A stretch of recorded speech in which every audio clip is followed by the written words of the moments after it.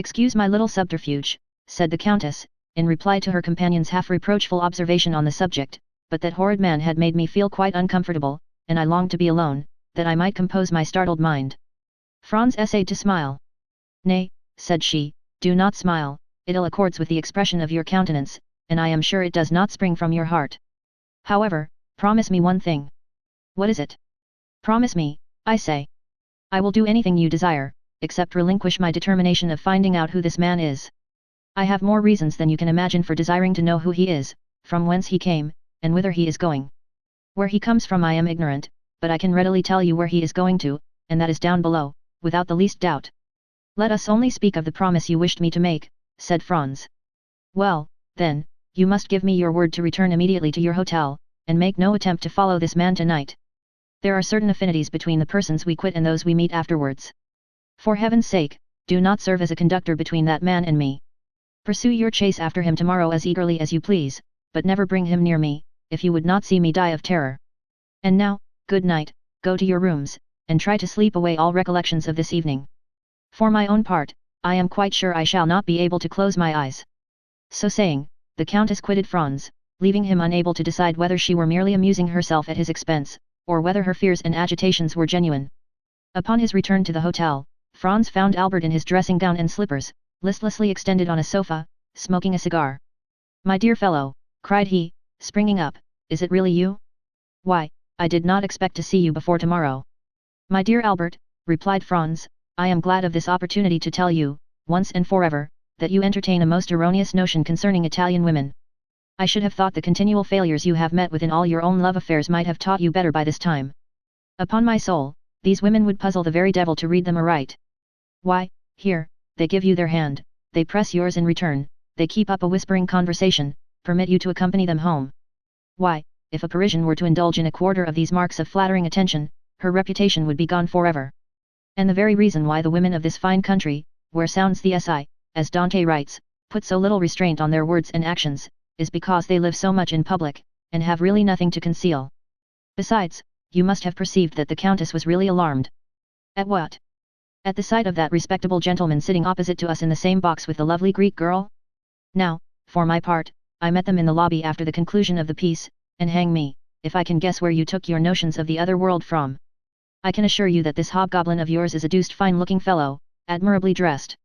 Indeed, I feel quite sure, from the cut of his clothes, they are made by a first-rate Paris tailor, probably Blin or Human.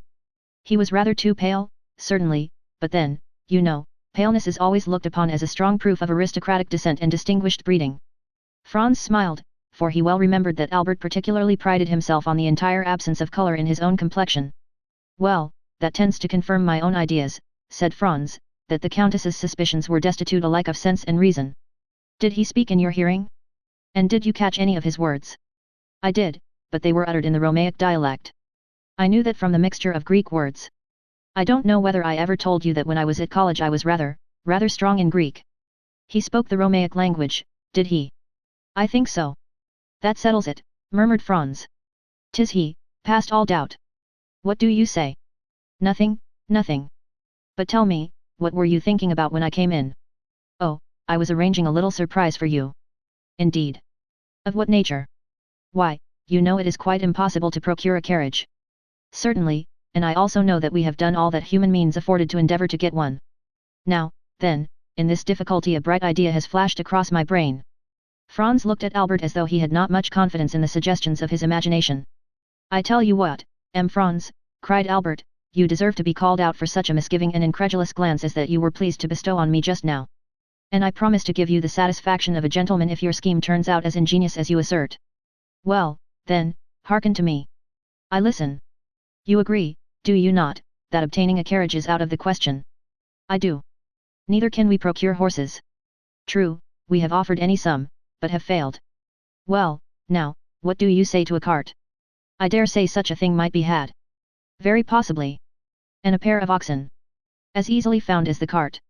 "Then you see, my good fellow, with the cart and a couple of oxen our business can be managed. The cart must be tastefully ornamented, and if you and I dress ourselves as Neapolitan reapers, we may get up a striking tableau, after the manner of that splendid picture by Leopold Robert. It would add greatly to the effect if the Countess would join us in the costume of a peasant from Puzzoli or Sorrento."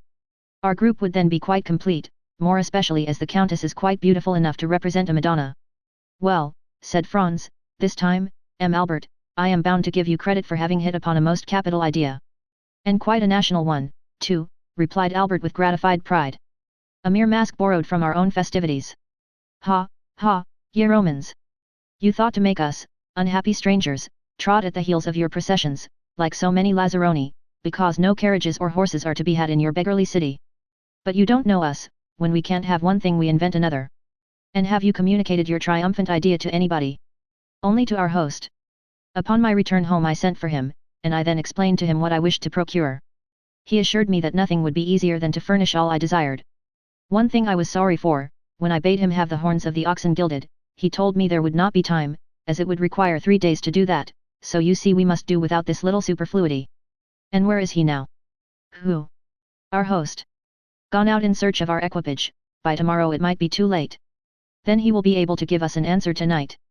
Oh, I expect him every minute. At this instant the door opened, and the head of Signor Pastrini appeared. Permesso, inquired he. Certainly, certainly, cried Franz. Come in, my host. Now, then, asked Albert eagerly, have you found the desired cart and oxen? Better than that, replied Signor Pastrini, with the air of a man perfectly well satisfied with himself. Take care, my worthy host, said Albert, better is a sure enemy to well.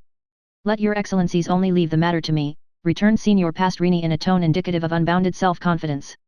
But what have you done? Asked Franz. Speak out, there's a worthy fellow. Your excellencies are aware, responded the landlord, swelling with importance, that the Count of Monte Cristo is living on the same floor with yourselves. I should think we did know it, exclaimed Albert, since it is owing to that circumstance that we are packed into these small rooms, like 2 poor students in the back streets of Paris. When, then, the Count of Monte Cristo, hearing of the dilemma in which you are placed, has sent to offer you seats in his carriage and 2 places at his windows in the Palazzo Rispoli. The friends looked at each other with unutterable surprise. But do you think, asked Albert, that we ought to accept such offers from a perfect stranger? What sort of person is this Count of Monte Cristo? Asked Franz of his host. A very great nobleman, but whether Maltese or Sicilian I cannot exactly say, but this I know, that he is noble as a Borghese and rich as a gold mine. It seems to me, said Franz, speaking in an undertone to Albert, that if this person merited the high panegyrics of our landlord, he would have conveyed his invitation through another channel, and not permitted it to be brought to us in this unceremonious way. He would have written, or... At this instant someone knocked at the door. Come in, said Franz. A servant, wearing a livery of considerable style and richness, appeared at the threshold, and, placing 2 cards in the landlord's hands, who forthwith presented them to the 2 young men, he said. Please to deliver these, from the Count of Monte Cristo to Vicomte Albert de Morcerf and M. Franz d'Épinay. The Count of Monte Cristo, continued the servant, begs these gentlemen's permission to wait upon them as their neighbor, and he will be honored by an intimation of what time they will please to receive him. Faith, Franz, whispered Albert, there is not much to find fault with here. Tell the Count, replied Franz, that we will do ourselves the pleasure of calling on him. The servant bowed and retired. That is what I call an elegant mode of attack, said Albert, you were quite correct in what you said, Signor Pastrini. The Count of Monte Cristo is unquestionably a man of first-rate breeding and knowledge of the world. Then you accept his offer, said the host. Of course we do, replied Albert.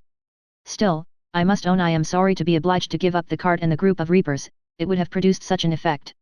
And were it not for the windows at the Palazzo Rispoli, by way of recompense for the loss of our beautiful scheme, I don't know but what I should have held on by my original plan. What say you, Franz? Oh, I agree with you, the windows in the Palazzo Rispoli alone decided me.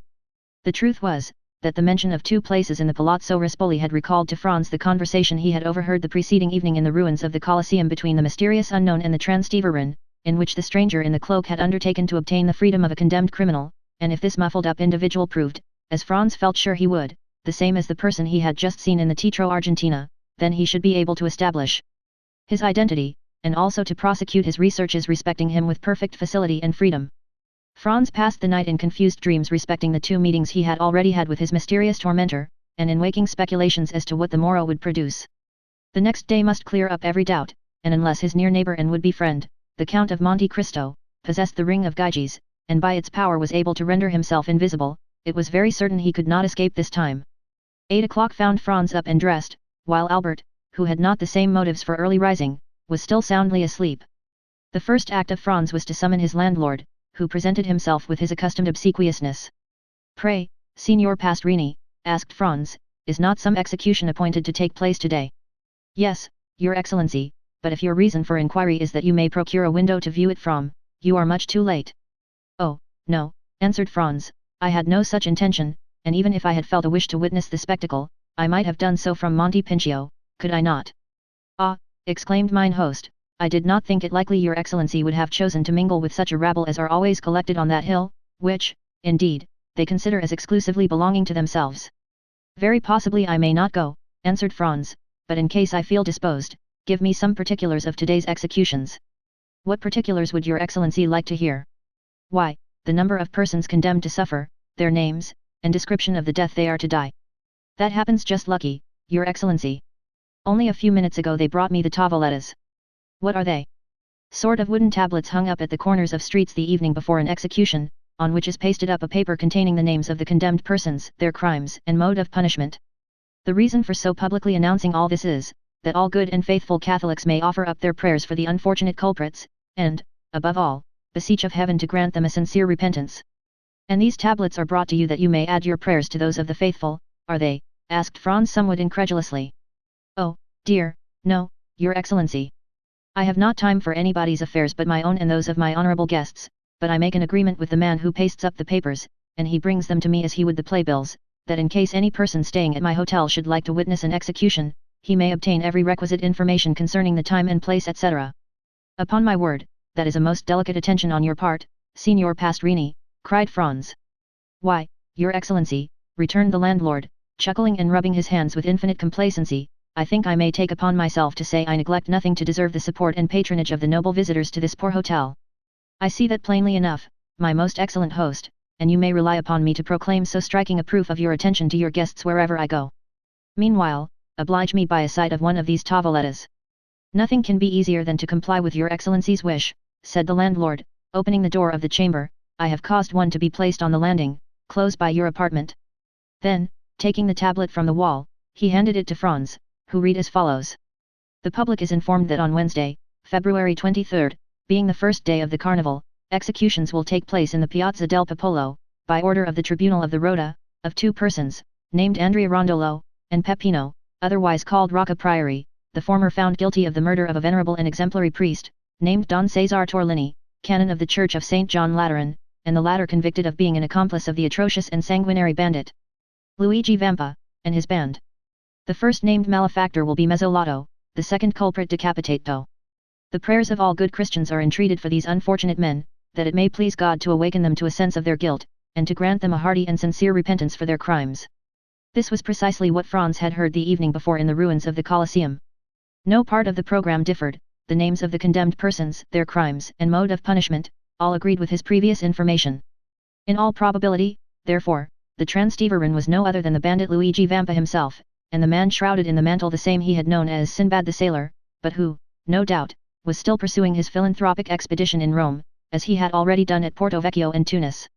Time was getting on, however, and Franz deemed it advisable to awaken Albert, but at the moment he prepared to proceed to his chamber, his friend entered the room in perfect costume for the day.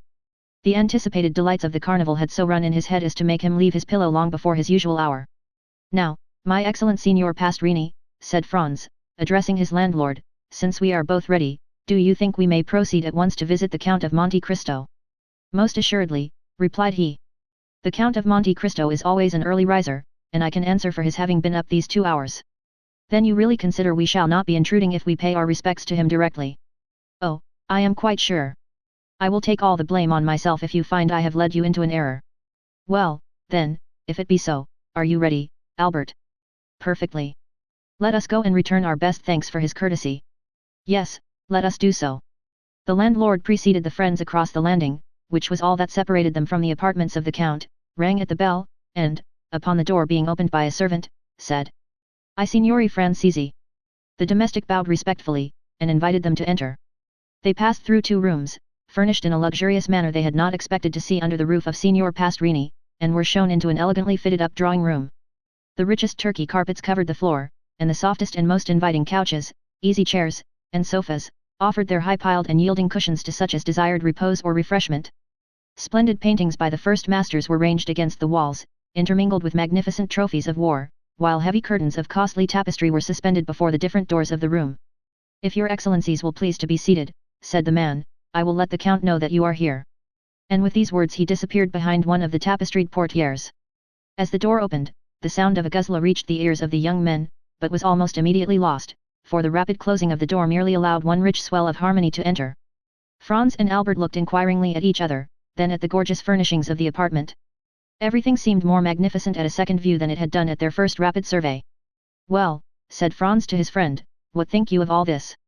"Why, upon my soul, my dear fellow, it strikes me that our elegant and attentive neighbor must either be some successful stock jobber who has speculated in the fall of the Spanish funds, or some prince traveling incognito." "Hush, hush," replied Franz, "we shall ascertain who and what he is. He comes." As Franz spoke, he heard the sound of a door turning on its hinges, and almost immediately afterwards the tapestry was drawn aside, and the owner of all these riches stood before the two young men. Albert instantly rose to meet him, but Franz remained, in a manner, spellbound on his chair, for in the person of him who had just entered he recognized not only the mysterious visitant to the Colosseum, and the occupant of the box at the Teatro Argentina, but also his extraordinary host of Monte Cristo. Chapter 35. La Mazzolata. "Gentlemen," said the Count of Monte Cristo as he entered, "I pray you excuse me for suffering my visit to be anticipated, but I feared to disturb you by presenting myself earlier at your apartments. Besides, you sent me word that you would come to me, and I have held myself at your disposal." "Franz and I have to thank you 1,000 times, Count," returned Albert, "you extricated us from a great dilemma, and we were on the point of inventing a very fantastic vehicle when your friendly invitation reached us." "Indeed," returned the Count, motioning the two young men to sit down. "It was the fault of that blockhead Pastrini, that I did not sooner assist you in your distress. He did not mention a syllable of your embarrassment to me, when he knows that, alone and isolated as I am, I seek every opportunity of making the acquaintance of my neighbors. As soon as I learned I could in any way assist you, I most eagerly seized the opportunity of offering my services." The two young men bowed. Franz had, as yet, found nothing to say. He had come to no determination, and as nothing in the Count's manner manifested the wish that he should recognize him, he did not know whether to make any allusion to the past, or wait until he had more proof. Besides, although sure it was he who had been in the box the previous evening, he could not be equally positive that this was the man he had seen at the Colosseum. He resolved, therefore, to let things take their course without making any direct overture to the Count. Moreover, he had this advantage: he was master of the Count's secret, while the Count had no hold on Franz, who had nothing to conceal. However, he resolved to lead the conversation to a subject which might possibly clear up his doubts. "Count," said he, "you have offered us places in your carriage, and at your windows in the Rispoli Palace. Can you tell us where we can obtain a sight of the Piazza del Popolo?" "Ah," said the Count negligently, looking attentively at Morcerf, "is there not something like an execution upon the Piazza del Popolo?" "Yes," returned Franz, finding that the Count was coming to the point he wished. "Stay, I think I told my steward yesterday to attend to this, perhaps I can render you this slight service also." He extended his hand, and rang the bell thrice. "Did you ever occupy yourself," said he to Franz, "with the employment of time and the means of simplifying the summoning your servants?" "I have. When I ring once, it is for my valet, twice, for my major domo, thrice, for my steward, thus I do not waste a minute or a word. Here he is." A man of about 45 or 50 entered, exactly resembling the smuggler who had introduced Franz into the cavern, but he did not appear to recognize him. It was evident he had his orders. "Monsieur Bertuccio," said the Count, "you have procured me windows looking on the Piazza del Popolo, as I ordered you yesterday." "Yes, Excellency," returned the steward, "but it was very late." "Did I not tell you I wished for one?" replied the Count, frowning. "And your Excellency has one, which was let to Prince Lobaniev, but I was obliged to pay 100. "That will do, Monsieur Bertuccio, spare these gentlemen all such domestic arrangements. You have the window, that is sufficient. Give orders to the coachman, and be in readiness on the stairs to conduct us to it." The steward bowed, and was about to quit the room. "Ah," continued the Count, "be good enough to ask Pastrini if he has received the tavoletta, and if he can send us an account of the execution."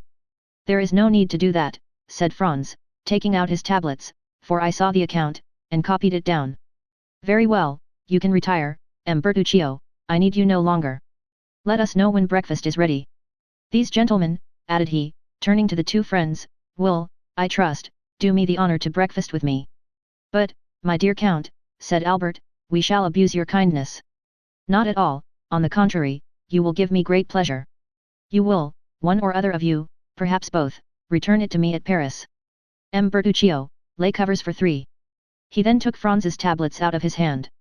We announce, he read, in the same tone with which he would have read a newspaper, that today, the 23rd of February, will be executed Andrea Rondolo, guilty of murder on the person of the respected and venerated Don Cesar Torlini, canon of the Church of St. John Lateran, and Peppino, called Rocca Priori, convicted of complicity with the detestable bandit Luigi Vampa, and the men of his band. The first will be mezzolato, the second decapitato. Yes, continued the Count, it was at first arranged in this way, but I think since yesterday some change has taken place in the order of the ceremony. Really? Said Franz. Yes, I passed the evening at the Cardinal Respigliosi's, and their mention was made of something like a pardon for one of the 2 men. For Andrea Rondolo? Asked Franz. No, replied the Count, carelessly, for the other. He glanced at the tablets as if to recall the name, for Peppino, called Rocca Priori. You are thus deprived of seeing a man guillotined, but the mazzolata still remains, which is a very curious punishment when seen for the first time, and even the second, while the other, as you must know, is very simple. The mandea never fails, never trembles, never strikes 30 times ineffectually, like the soldier who beheaded the Count of Chile, and to whose tender mercy Richelieu had doubtless recommended the sufferer. Ah, added the Count, in a contemptuous tone, do not tell me of European punishments, they are in the infancy, or rather the old age, of cruelty. Really, Count, replied Franz, one would think that you had studied the different tortures of all the nations of the world. There are, at least, few that I have not seen, said the Count coldly. And you took pleasure in beholding these dreadful spectacles. My first sentiment was horror, the second indifference, the third curiosity. Curiosity, that is a terrible word. Why so? In life, our greatest preoccupation is death, is it not then, curious to study the different ways by which the soul and body can part, and how, according to their different characters, temperaments, and even the different customs of their countries, different persons bear the transition from life to death, from existence to annihilation? As for myself, I can assure you of one thing, the more men you see die, the easier it becomes to die yourself, and in my opinion, death may be a torture, but it is not an expiation. I do not quite understand you, replied Franz, pray explain your meaning, for you excite my curiosity to the highest pitch. Listen, said the Count, and deep hatred mounted to his face, as the blood would to the face of any other. If a man had by unheard of and excruciating tortures destroyed your father, your mother, your betrothed, a being who, when torn from you, left a desolation, a wound that never closes, in your breast, do you think the reparation that society gives you is sufficient when it interposes the knife of the guillotine between the base of the occiput and the trapezial muscles of the murderer, and allows him who has caused us years of moral sufferings to escape with a few moments of physical pain? Yes, I know, said Franz, that human justice is insufficient to console us. She can give blood in return for blood, that is all, but you must demand from her only what it is in her power to grant. I will put another case to you, continued the Count, that where society, attacked by the death of a person, avenges death by death. But are there not 1,000 tortures by which a man may be made to suffer without society taking the least cognizance of them, or offering him even the insufficient means of vengeance, of which we have just spoken? Are there not crimes for which the impalement of the Turks, the augurs of the Persians, the stake and the brand of the Iroquois Indians, are inadequate tortures, and which are unpunished by society? Answer me, do not these crimes exist? Yes, answered Franz, and it is to punish them that dueling is tolerated. Ah, dueling, cried the Count, a pleasant manner, upon my soul, of arriving at your end when that end is vengeance. A man has carried off your mistress, a man has seduced your wife, a man has dishonored your daughter, he has rendered the whole life of one who had the right to expect from heaven that portion of happiness God has promised to every one of his creatures, an existence of misery and infamy, and you think you are avenged because you send a ball through the head, or pass a sword through the breast, of that man who has planted madness in your brain, and despair in your heart. And remember, moreover, that it is often he who comes off victorious from the strife, absolved of all crime in the eyes of the world. No, no, continued the Count, had I to avenge myself, it is not thus I would take revenge. Then you disapprove of dueling? You would not fight a duel? Asked Albert in his turn, astonished at this strange theory. Oh, yes, replied the Count, understand me, I would fight a duel for a trifle, for an insult, for a blow, and the more so that, thanks to my skill in all bodily exercises, and the indifference to danger I have gradually acquired, I should be almost certain to kill my man. Oh, I would fight for such a cause, but in return for a slow, profound, eternal torture, I would give back the same, were it possible, an eye for an eye, a tooth for a tooth, as the Orientalists say, our masters in everything, those favored creatures who have formed for themselves a life of dreams and a paradise of realities. But, said Franz to the Count, with this theory, which renders you at once judge and executioner of your own cause, it would be difficult to adopt a course that would forever prevent your falling under the power of the law. Hatred is blind, rage carries you away, and he who pours out vengeance runs the risk of tasting a bitter draught. Yes, if he be poor and inexperienced, not if he be rich and skillful. Besides, the worst that could happen to him would be the punishment of which we have already spoken, and which the philanthropic French Revolution has substituted for being torn to pieces by horses or broken on the wheel. What matters this punishment, as long as he is avenged? On my word, I almost regret that in all probability this miserable Peppino will not be beheaded, as you might have had an opportunity then of seeing how short a time the punishment lasts, and whether it is worth even mentioning. But, really this is a most singular conversation for the carnival. Gentlemen, how did it arise? Ah, I recollect, you asked for a place at my window. You shall have it, but let us first sit down to table, for here comes the servant to inform us that breakfast is ready. As he spoke, a servant opened one of the 4 doors of the apartment, saying, "Al suo commodo." The 2 young men arose and entered the breakfast room.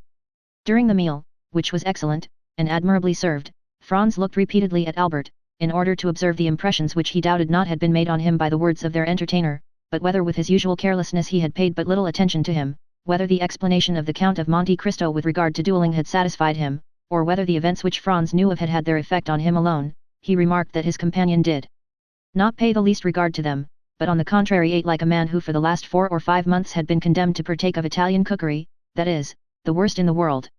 As for the Count, he just touched the dishes. He seemed to fulfill the duties of a host by sitting down with his guests, and awaited their departure to be served with some strange or more delicate food. This brought back to Franz, in spite of himself, the recollection of the terror with which the Count had inspired the Countess G, and her firm conviction that the man in the opposite box was a vampire.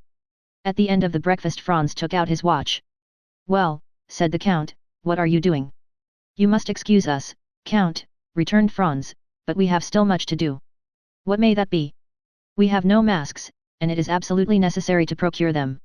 "Do not concern yourself about that. We have, I think, a private room in the Piazza del Popolo. I will have whatever costumes you choose brought to us, and you can dress there." "After the execution," cried Franz. "Before or after, whichever you please." "Opposite the scaffold." "The scaffold forms part of the fate."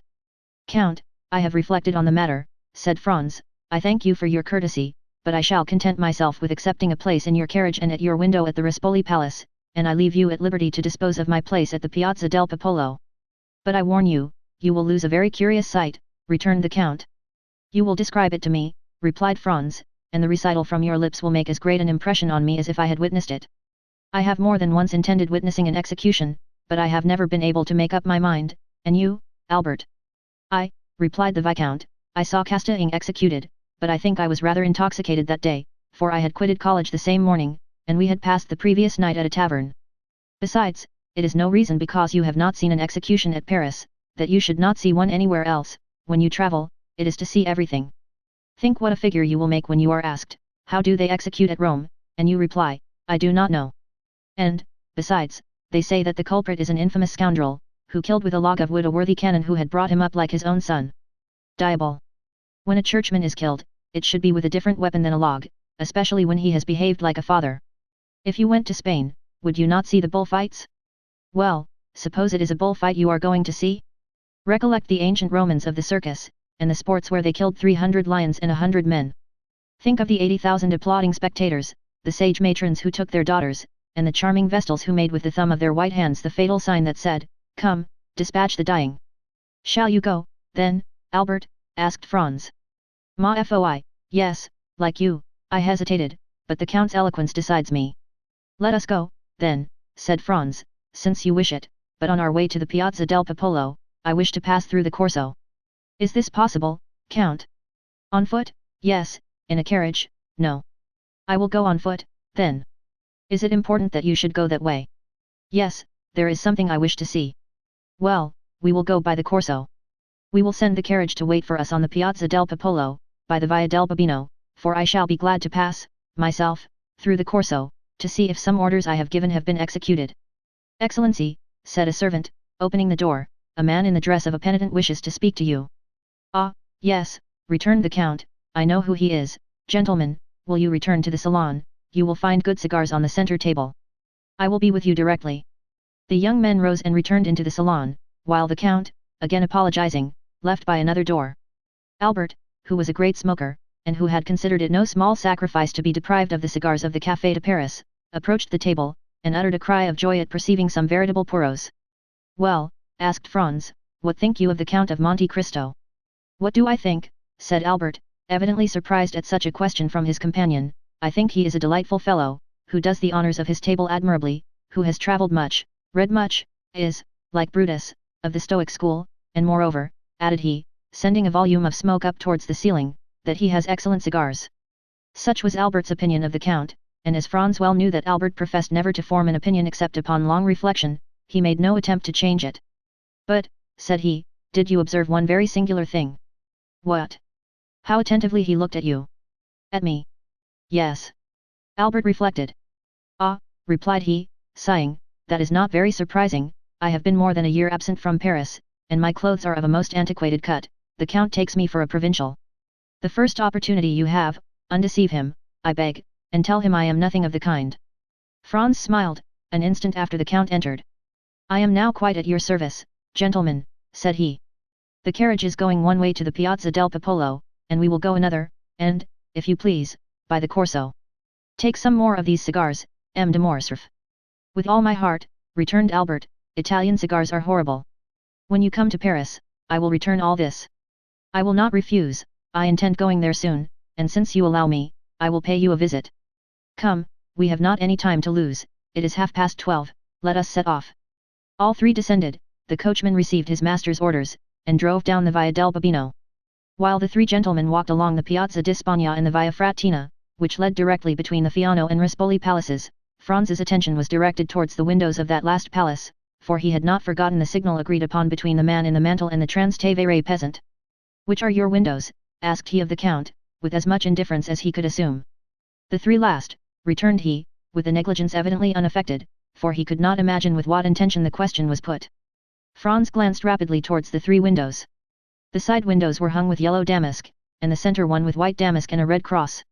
The man in the mantle had kept his promise to the Trastevere, and there could now be no doubt that he was the Count. The three windows were still untenanted.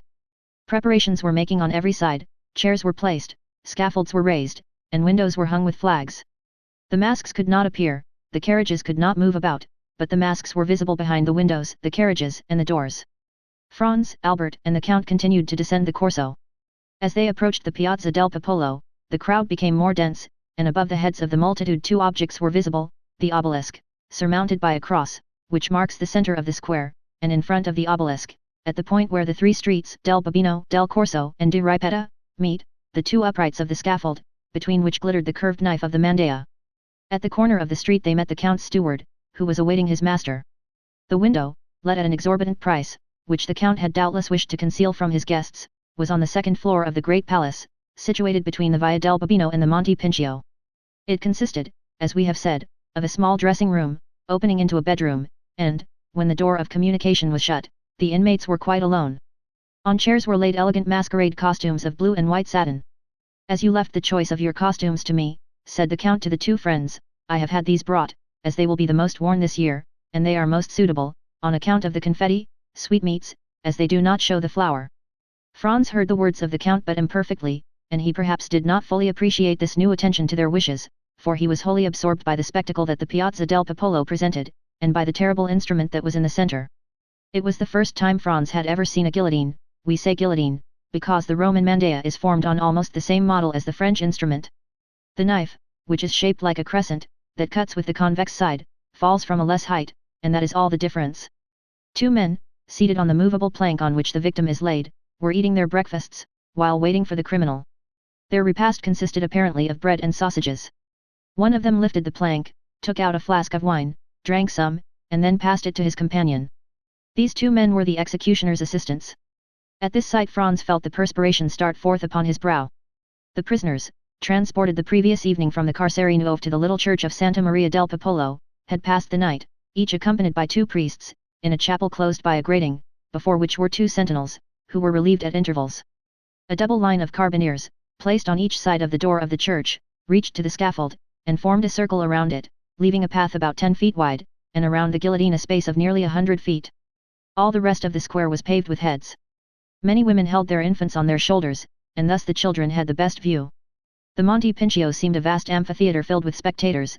The balconies of the two churches at the corner of the Via del Babino and the Via di Ripetta were crammed, the steps even seemed a party-colored sea, that was impelled towards the portico, every niche in the wall held its living statue. What the Count said was true, the most curious spectacle in life is that of death. And yet, instead of the silence and the solemnity demanded by the occasion, laughter and jests arose from the crowd. It was evident that the execution was, in the eyes of the people, only the commencement of the carnival. Suddenly the tumult ceased, as if by magic, and the doors of the church opened. A brotherhood of penitents, clothed from head to foot in robes of grey sackcloth, with holes for the eyes, and holding in their hands lighted tapers, appeared first. The chief marched at the head. Behind the penitents came a man of vast stature and proportions. He was naked, with the exception of cloth drawers at the left side of which hung a large knife in a sheath, and he bore on his right shoulder a heavy iron sledge-hammer. This man was the executioner. He had, moreover, sandals bound on his feet by cords. Behind the executioner came, in the order in which they were to die, first Peppino and then Andrea. Each was accompanied by 2 priests. Neither had his eyes bandaged. Peppino walked with a firm step, doubtless aware of what awaited him. Andrea was supported by 2 priests. Each of them, from time to time, kissed the crucifix a confessor held out to them. At this sight alone Franz felt his legs tremble under him. He looked at Albert, he was as white as his shirt, and mechanically cast away his cigar, although he had not half smoked it. The Count alone seemed unmoved, nay, more, a slight colour seemed striving to rise in his pale cheeks. His nostrils dilated like those of a wild beast that scents its prey, and his lips, half opened, disclosed his white teeth, small and sharp like those of a jackal. And yet his features wore an expression of smiling tenderness, such as Franz had never before witnessed in them. His black eyes especially were full of kindness and pity. However, the 2 culprits advanced, and as they approached their faces became visible. Peppino was a handsome young man of 4 or 25, bronzed by the sun. He carried his head erect, and seemed on the watch to see on which side his liberator would appear. Andrea was short and fat, his visage, marked with brutal cruelty, did not indicate age, he might be 30. In prison he had suffered his beard to grow, his head fell on his shoulder, his legs bent beneath him, and his movements were apparently automatic and unconscious. "I thought," said Franz to the Count, "that you told me there would be but 1 execution." "I told you true," replied he coldly. "And yet here are 2 culprits." "Yes, but only one of these 2 is about to die, the other has many years to live. If the pardon is to come, there is no time to lose." "And see, here it is," said the Count. At the moment when Peppino reached the foot of the mandea, a priest arrived in some haste, forced his way through the soldiers, and, advancing to the chief of the brotherhood, gave him a folded paper. The piercing eye of Peppino had noticed all. The chief took the paper, unfolded it, and, raising his hand, "Heaven be praised, and His Holiness also," said he in a loud voice, "here is a pardon for one of the prisoners." "A pardon," cried the people with one voice, "a pardon." At this cry Andrea raised his head. "Pardon for whom?" cried he. Peppino remained breathless. "A pardon for Peppino, called Rocca Priori," said the principal friar. And he passed the paper to the officer commanding the carbineers, who read and returned it to him. "For Peppino," cried Andrea, who seemed roused from the torpor in which he had been plunged. "Why for him and not for me? We ought to die together. I was promised he should die with me. You have no right to put me to death alone. I will not die alone, I will not." And he broke from the priest struggling and raving like a wild beast, and striving desperately to break the cords that bound his hands. The executioner made a sign, and his 2 assistants leaped from the scaffold and seized him. "What is going on?" asked Franz of the Count, for, as all the talk was in the Roman dialect, he had not perfectly understood it. "Do you not see," returned the Count, "that this human creature who is about to die is furious that his fellow sufferer does not perish with him, and, were he able, he would rather tear him to pieces with his teeth and nails than let him enjoy the life he himself is about to be deprived of." "Oh, man, race of crocodiles," cried the Count, extending his clenched hands towards the crowd, "how well do I recognize you there, and that at all times you are worthy of yourselves."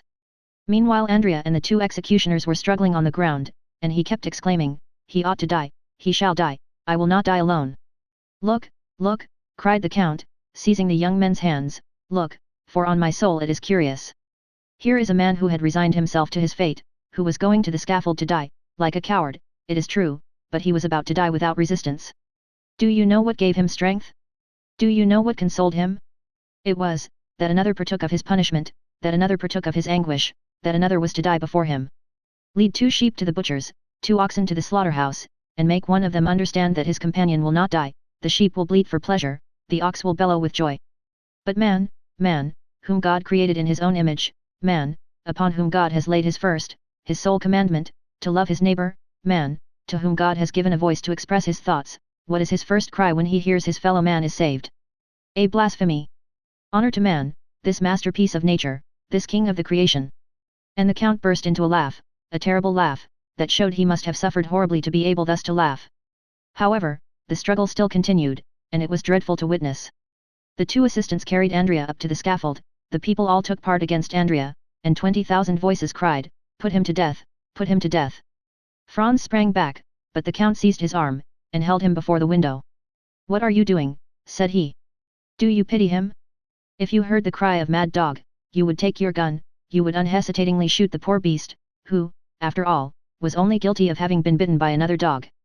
And yet you pity a man who, without being bitten by one of his race, has yet murdered his benefactor, and who, now unable to kill anyone, because his hands are bound, wishes to see his companion in captivity perish.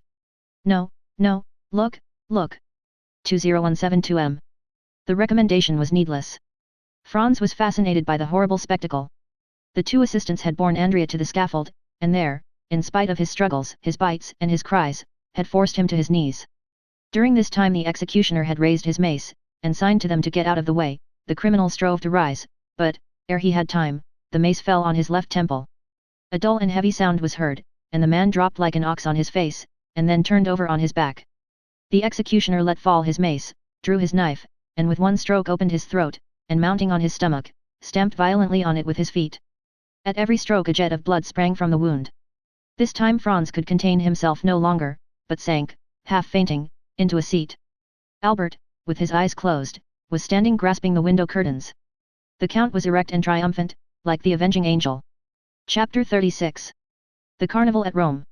When Franz recovered his senses, he saw Albert drinking a glass of water, of which, to judge from his pallor, he stood in great need, and the count, who was assuming his masquerade costume.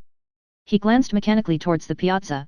The scene was wholly changed. Scaffold, executioners, victims, all had disappeared, only the people remained, full of noise and excitement.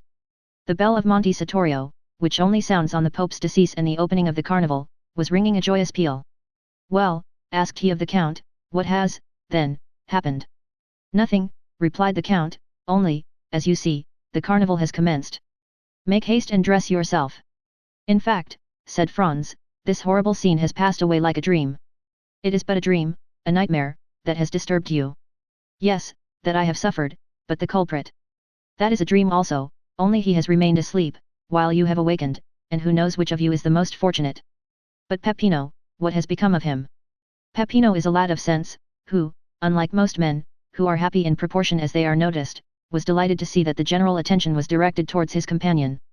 He profited by this distraction to slip away among the crowd, without even thanking the worthy priests who accompanied him. Decidedly man is an ungrateful and egotistical animal. But dress yourself, see, M. de Morcerf sets you the example." Albert was drawing on the satin pantaloon over his black trousers and varnished boots. "Well, Albert," said Franz, "do you feel much inclined to join the revels? Come, answer frankly."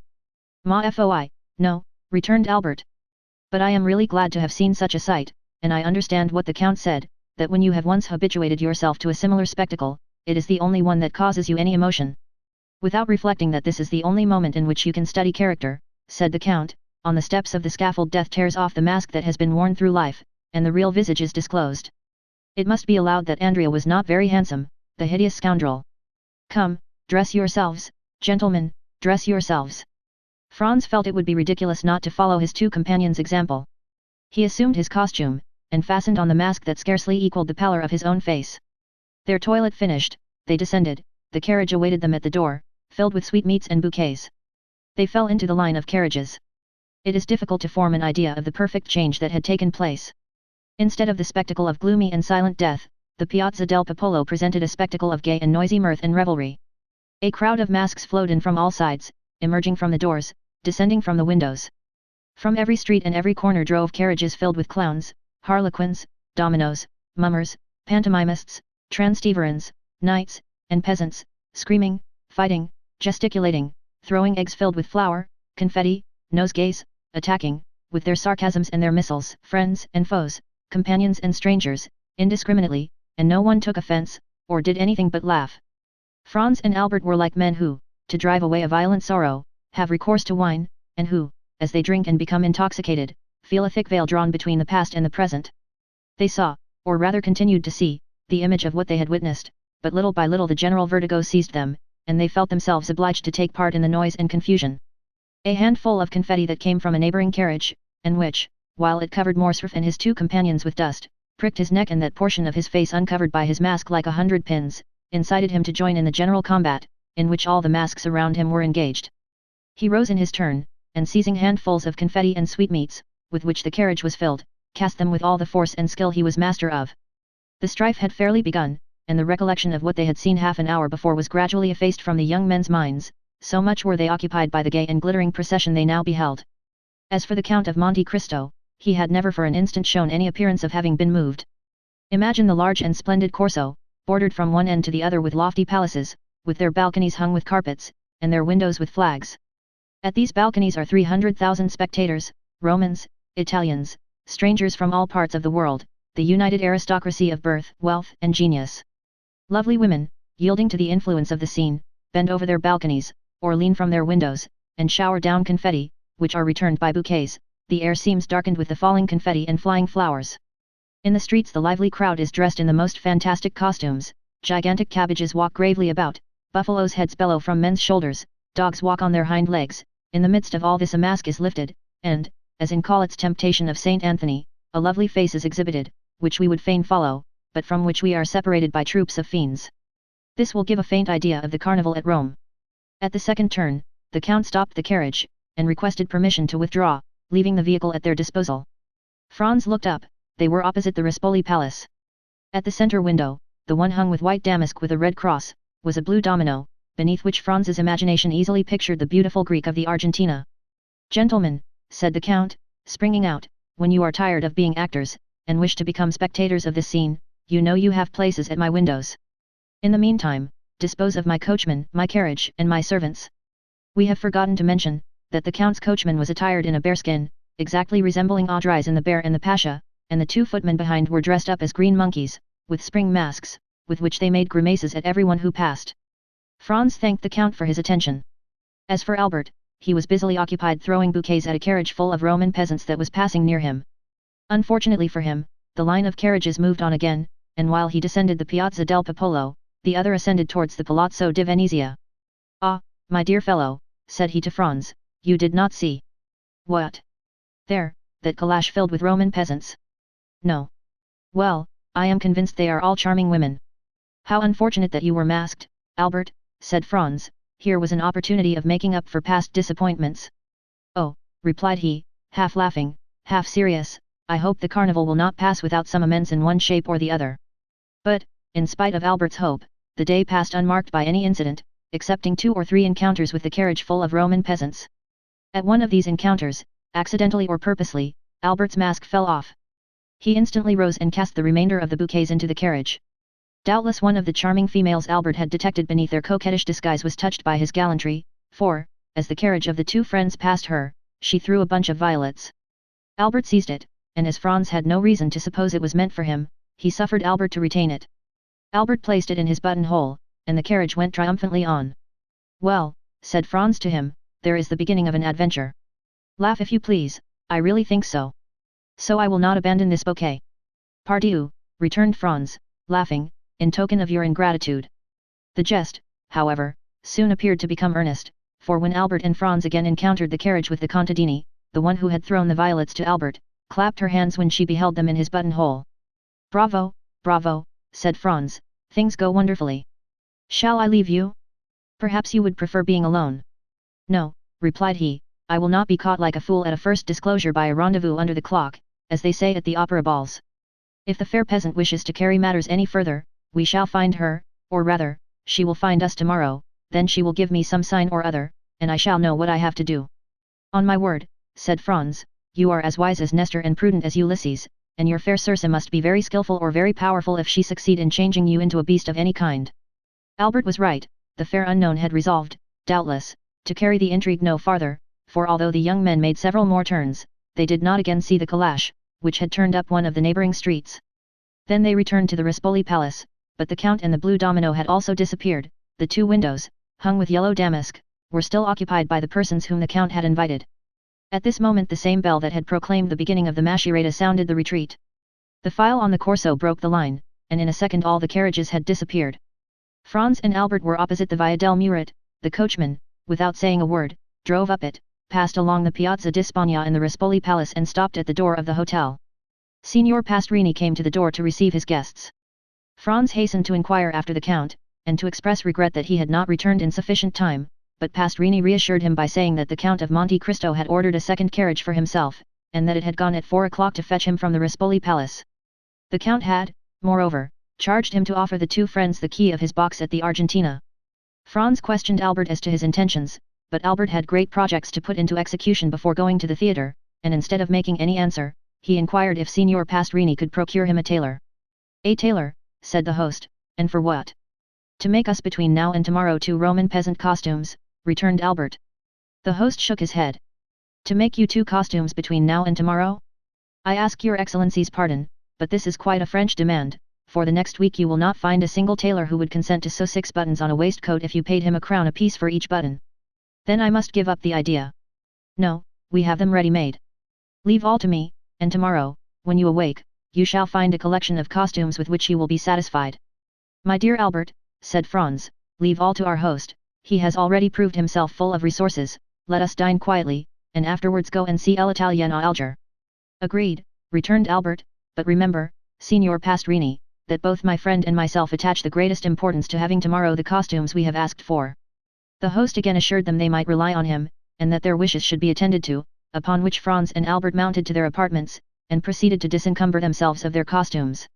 Albert, as he took off his dress, carefully preserved the bunch of violets. It was his token reserved for the morrow. The two friends sat down to table, but they could not refrain from remarking the difference between the Count of Monte Cristo's table and that of Signor Pastrini.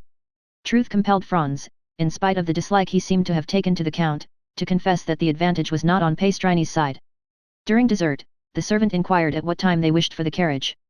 Albert and Franz looked at each other, fearing really to abuse the Count's kindness. The servant understood them. His Excellency the Count of Monte Cristo had, he said, given positive orders that the carriage was to remain at their lordships' orders all day, and they could therefore dispose of it without fear of indiscretion. They resolved to profit by the Count's courtesy, and ordered the horses to be harnessed, while they substituted evening dress for that which they had on, and which was somewhat the worse for the numerous combats they had sustained. This precaution taken, they went to the theatre, and installed themselves in the Count's box. During the first act, the Countess G. entered. Her first look was at the box where she had seen the Count the previous evening, so that she perceived Franz and Albert in the place of the very person concerning whom she had expressed so strange an opinion to Franz. Her opera glass was so fixedly directed towards them, that Franz saw it would be cruel not to satisfy her curiosity, and, availing himself of one of the privileges of the spectators of the Italian theatres, who use their boxes to hold receptions, the two friends went to pay their respects to the Countess. Scarcely had they entered, when she motioned to Franz to assume the seat of honor. Albert, in his turn, sat behind. "Well," said she, hardly giving Franz time to sit down, "it seems you have nothing better to do than to make the acquaintance of this new Lord Ruthven, and you are already the best friends in the world." "Without being so far advanced as that, my dear Countess," returned Franz, "I cannot deny that we have abused his good nature all day." "All day?" "Yes, this morning we breakfasted with him, we rode in his carriage all day, and now we have taken possession of his box." "You know him, then?" "Yes, and no." "How so?" "It is a long story." "Tell it to me." "It would frighten you too much." "So much the more reason." "At least wait until the story has a conclusion." "Very well, I prefer complete histories, but tell me how you made his acquaintance?" "Did anyone introduce you to him?" "No, it was he who introduced himself to us." "When?" "Last night, after we left you." "Through what medium?" "The very prosaic one of our landlord." "He is staying, then, at the Hotel de Londres with you?" "Not only in the same hotel, but on the same floor." "What is his name, for, of course, you know?" "The Count of Monte Cristo." "That is not a family name." "No, it is the name of the island he has purchased." "And he is a count?" "A Tuscan count." "Well, we must put up with that," said the Countess, who was herself from one of the oldest Venetian families. "What sort of a man is he?" "Ask the Vicomte de Morcerf." "You hear, M. de Morcerf, I am referred to you," said the Countess. "We should be very hard to please, madam," returned Albert, "did we not think him delightful. A friend of 10 years' standing could not have done more for us, or with a more perfect courtesy." "Come," observed the Countess, smiling, I see my vampire is only some millionaire, who has taken the appearance of Lara in order to avoid being confounded with M. de Rothschild, and you have seen her. Her. The beautiful Greek of yesterday. No, we heard, I think, the sound of her guzla, but she remained perfectly invisible. When you say invisible, interrupted Albert, it is only to keep up the mystery. For whom do you take the blue domino at the window with the white curtains? Where was this window with white hangings? Asked the Countess. At the Rispoli Palace. The Count had 3 windows at the Rispoli Palace. Yes. Did you pass through the Corso? Yes. Well, did you notice 2 windows hung with yellow damask, and one with white damask with a red cross? Those were the Count's windows. Why, he must be a nabob. Do you know what those 3 windows were worth? 200 or 300 Roman crowns. 2 or 3,000. The deuce. Does his island produce him such a revenue? It does not bring him a bajiko. Then why did he purchase it? For a whim. He is an original, then. In reality, observed Albert, he seemed to me somewhat eccentric. Were he at Paris, and a frequenter of the theatres, I should say he was a poor devil literally mad. This morning he made 2 or 3 exits worthy of Didier or Anthony. At this moment a fresh visitor entered, and, according to custom, Franz gave up his seat to him. This circumstance had, moreover, the effect of changing the conversation. An hour afterwards the 2 friends returned to their hotel. Signor Pastrini had already set about procuring their disguises for the morrow, and he assured them that they would be perfectly satisfied. The next morning, at 9 o'clock, he entered Franz's room, followed by a tailor, who had 8 or 10 Roman peasant costumes on his arm. They selected 2 exactly alike, and charged the tailor to sew on each of their hats about 20 yards of ribbon, and to procure them 2 of the long silk sashes of different colors with which the lower orders decorate themselves on fête days. Albert was impatient to see how he looked in his new dress, a jacket and breeches of blue velvet, silk stockings with clocks, shoes with buckles, and a silk waistcoat. This picturesque attire set him off to great advantage, and when he had bound the scarf around his waist, and when his hat, placed coquettishly on one side, let fall on his shoulder a stream of ribbons, Franz was forced to confess that costume has much to do with the physical superiority we accord to certain nations. The Turks used to be so picturesque with their long and flowing robes, but are they not now hideous with their blue frocks buttoned up to the chin, and their red caps, which make them look like a bottle of wine with a red seal? Franz complimented Albert, who looked at himself in the glass with an unequivocal smile of satisfaction. They were thus engaged when the Count of Monte Cristo entered. "Gentlemen," said he, "although a companion is agreeable, perfect freedom is sometimes still more agreeable. I come to say that today, and for the remainder of the carnival, I leave the carriage entirely at your disposal. The host will tell you I have 3 or 4 more, so that you will not inconvenience me in any way. Make use of it, I pray you, for your pleasure or your business." The young men wished to decline, but they could find no good reason for refusing an offer which was so agreeable to them. The Count of Monte Cristo remained a quarter of an hour with them, conversing on all subjects with the greatest ease. He was, as we have already said, perfectly well acquainted with the literature of all countries. A glance at the walls of his salon proved to Franz and Albert that he was a connoisseur of pictures. A few words he let fall showed them that he was no stranger to the sciences, and he seemed much occupied with chemistry. The 2 friends did not venture to return the Count the breakfast he had given them. It would have been too absurd to offer him in exchange for his excellent table the very inferior one of Signor Pastrini. They told him so frankly, and he received their excuses with the air of a man who appreciated their delicacy. Albert was charmed with the Count's manners, and he was only prevented from recognizing him for a perfect gentleman by reason of his varied knowledge. The permission to do what he liked with the carriage pleased him above all, for the fair peasants had appeared in a most elegant carriage the preceding evening, and Albert was not sorry to be upon an equal footing with them. At 1:30 they descended. The coachman and footman had put on their livery over their disguises, which gave them a more ridiculous appearance than ever, and which gained them the applause of Franz and Albert. Albert had fastened the faded bunch of violets to his buttonhole.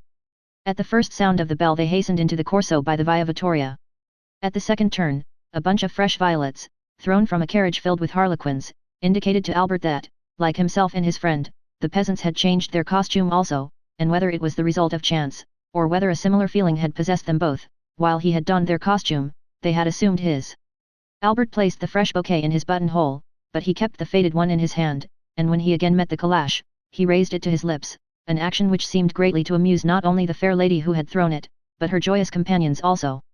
The day was as gay as the preceding one, perhaps even more animated and noisy. The Count appeared for an instant at his window, but when they again passed he had disappeared. It is almost needless to say that the flirtation between Albert and the fair peasant continued all day. In the evening, on his return, Franz found a letter from the embassy, informing him that he would have the honor of being received by His Holiness the next day. At each previous visit he had made to Rome, he had solicited and obtained the same favor, and incited as much by a religious feeling as by gratitude, he was unwilling to quit the capital of the Christian world without laying his respectful homage at the feet of one of St. Peter's successors who has set the rare example of all the virtues. He did not then think of the carnival, for in spite of his condescension and touching kindness, one cannot incline oneself without awe before the venerable and noble old man called Gregory XVI. On his return from the Vatican, Franz carefully avoided the Corso. He brought away with him a treasure of pious thoughts, to which the mad gaiety of the maskers would have been profanation. At 5 Albert entered overjoyed. The harlequin had reassumed her peasant's costume, and as she passed she raised her mask. She was charming. Franz congratulated Albert, who received his congratulations with the air of a man conscious that they are merited. He had recognized by certain unmistakable signs, that his fair incognita belonged to the aristocracy. He had made up his mind to write to her the next day. Franz remarked, while he gave these details, that Albert seemed to have something to ask of him, but that he was unwilling to ask it. He insisted upon it, declaring beforehand that he was willing to make any sacrifice the other wished. Albert let himself be pressed just as long as friendship required, and then avowed to Franz that he would do him a great favor by allowing him to occupy the carriage alone the next day. Albert attributed to Franz's absence the extreme kindness of the fair peasant in raising her mask. Franz was not sufficiently egotistical to stop Albert in the middle of an adventure that promised to prove so agreeable to his curiosity and so flattering to his vanity. He felt assured that the perfect indiscretion of his friend would duly inform him of all that happened, and as, during 3 years that he had travelled all over Italy, a similar piece of good fortune had never fallen to his share, Franz was by no means sorry to learn how to act on such an occasion. He therefore promised Albert that he would content himself the morrow with witnessing the carnival from the windows of the Rispoli Palace. The next morning he saw Albert pass and repass, holding an enormous bouquet, which he doubtless meant to make the bearer of his amorous epistle. This belief was changed into certainty when Franz saw the bouquet, conspicuous by a circle of white camellias, in the hand of a charming harlequin dressed in rose-colored satin. The evening was no longer joy, but delirium. Albert nothing doubted but that the fair unknown would reply in the same manner.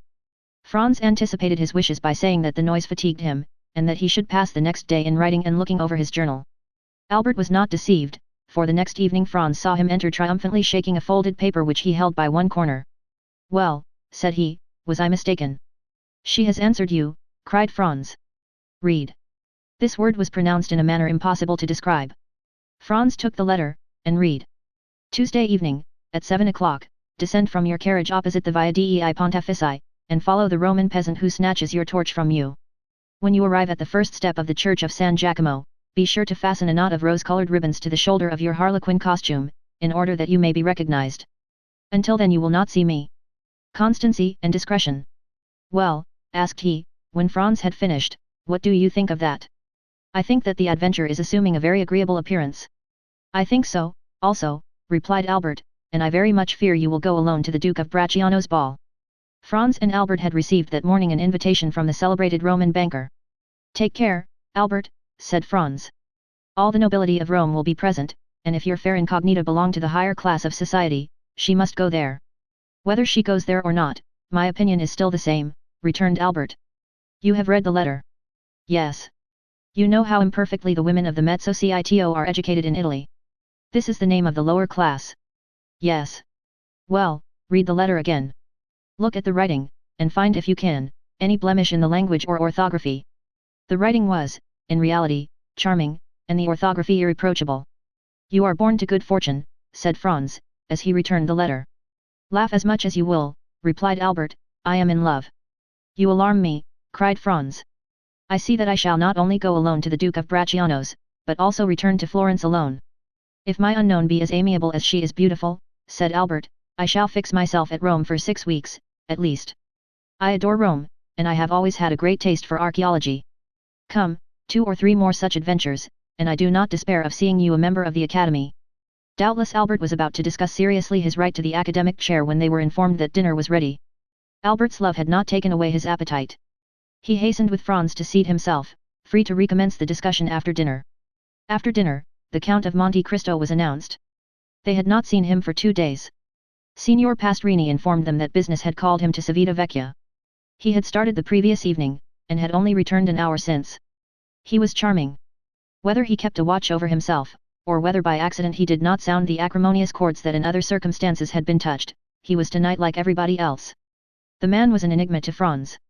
The Count must feel sure that Franz recognized him, and yet he had not let fall a single word indicating any previous acquaintance between them. On his side, however great Franz's desire was to allude to their former interview, the fear of being disagreeable to the man who had loaded him and his friend with kindness prevented him from mentioning it. The Count had learned that the two friends had sent to secure a box at the Argentina Theatre, and were told they were all let. In consequence, he brought them the key of his own, at least such was the apparent motive of his visit. Franz and Albert made some difficulty, alleging their fear of depriving him of it, but the Count replied that, as he was going to the Pali Theatre, the box at the Argentina Theatre would be lost if they did not profit by it. This assurance determined the two friends to accept it. Franz had by degrees become accustomed to the Count's pallor, which had so forcibly struck him at their first meeting. He could not refrain from admiring the severe beauty of his features, the only defect, or rather the principal quality of which was the pallor. Truly, a Byronic hero. Franz could not, we will not say see him, but even think of him without imagining his stern head upon Manfred's shoulders, or beneath Lara's helmet. His forehead was marked with the line that indicates the constant presence of bitter thoughts, he had the fiery eyes that seem to penetrate to the very soul, and the haughty and disdainful upper lip that gives to the words it utters a peculiar character that impresses them on the minds of those to whom they are addressed. The Count was no longer young. He was at least 40, and yet it was easy to understand that he was formed to rule the young men with whom he associated at present. And, to complete his resemblance with the fantastic heroes of the English poet, the Count seemed to have the power of fascination. Albert was constantly expatiating on their good fortune in meeting such a man. Franz was less enthusiastic, but the Count exercised over him also the ascendancy a strong mind always acquires over a mind less domineering.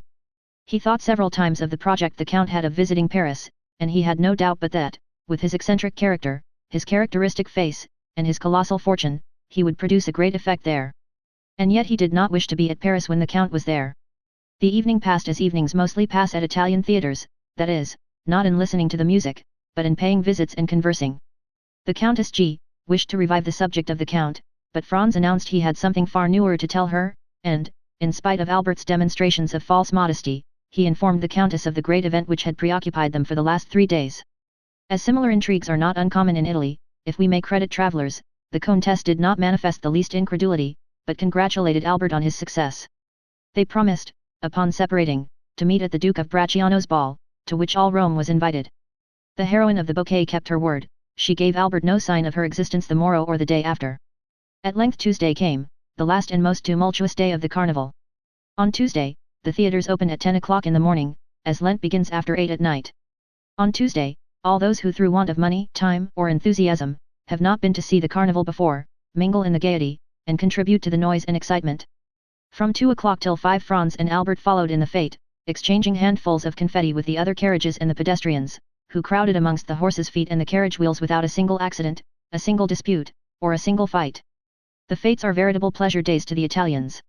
The author of this history, who has resided 5 or 6 years in Italy, does not recollect to have ever seen a ceremony interrupted by one of those events so common in other countries. Albert was triumphant in his harlequin costume. A knot of rose-colored ribbons fell from his shoulder almost to the ground. In order that there might be no confusion, Franz wore his peasant's costume. As the day advanced, the tumult became greater. There was not on the pavement, in the carriages, at the windows, a single tongue that was silent, a single arm that did not move.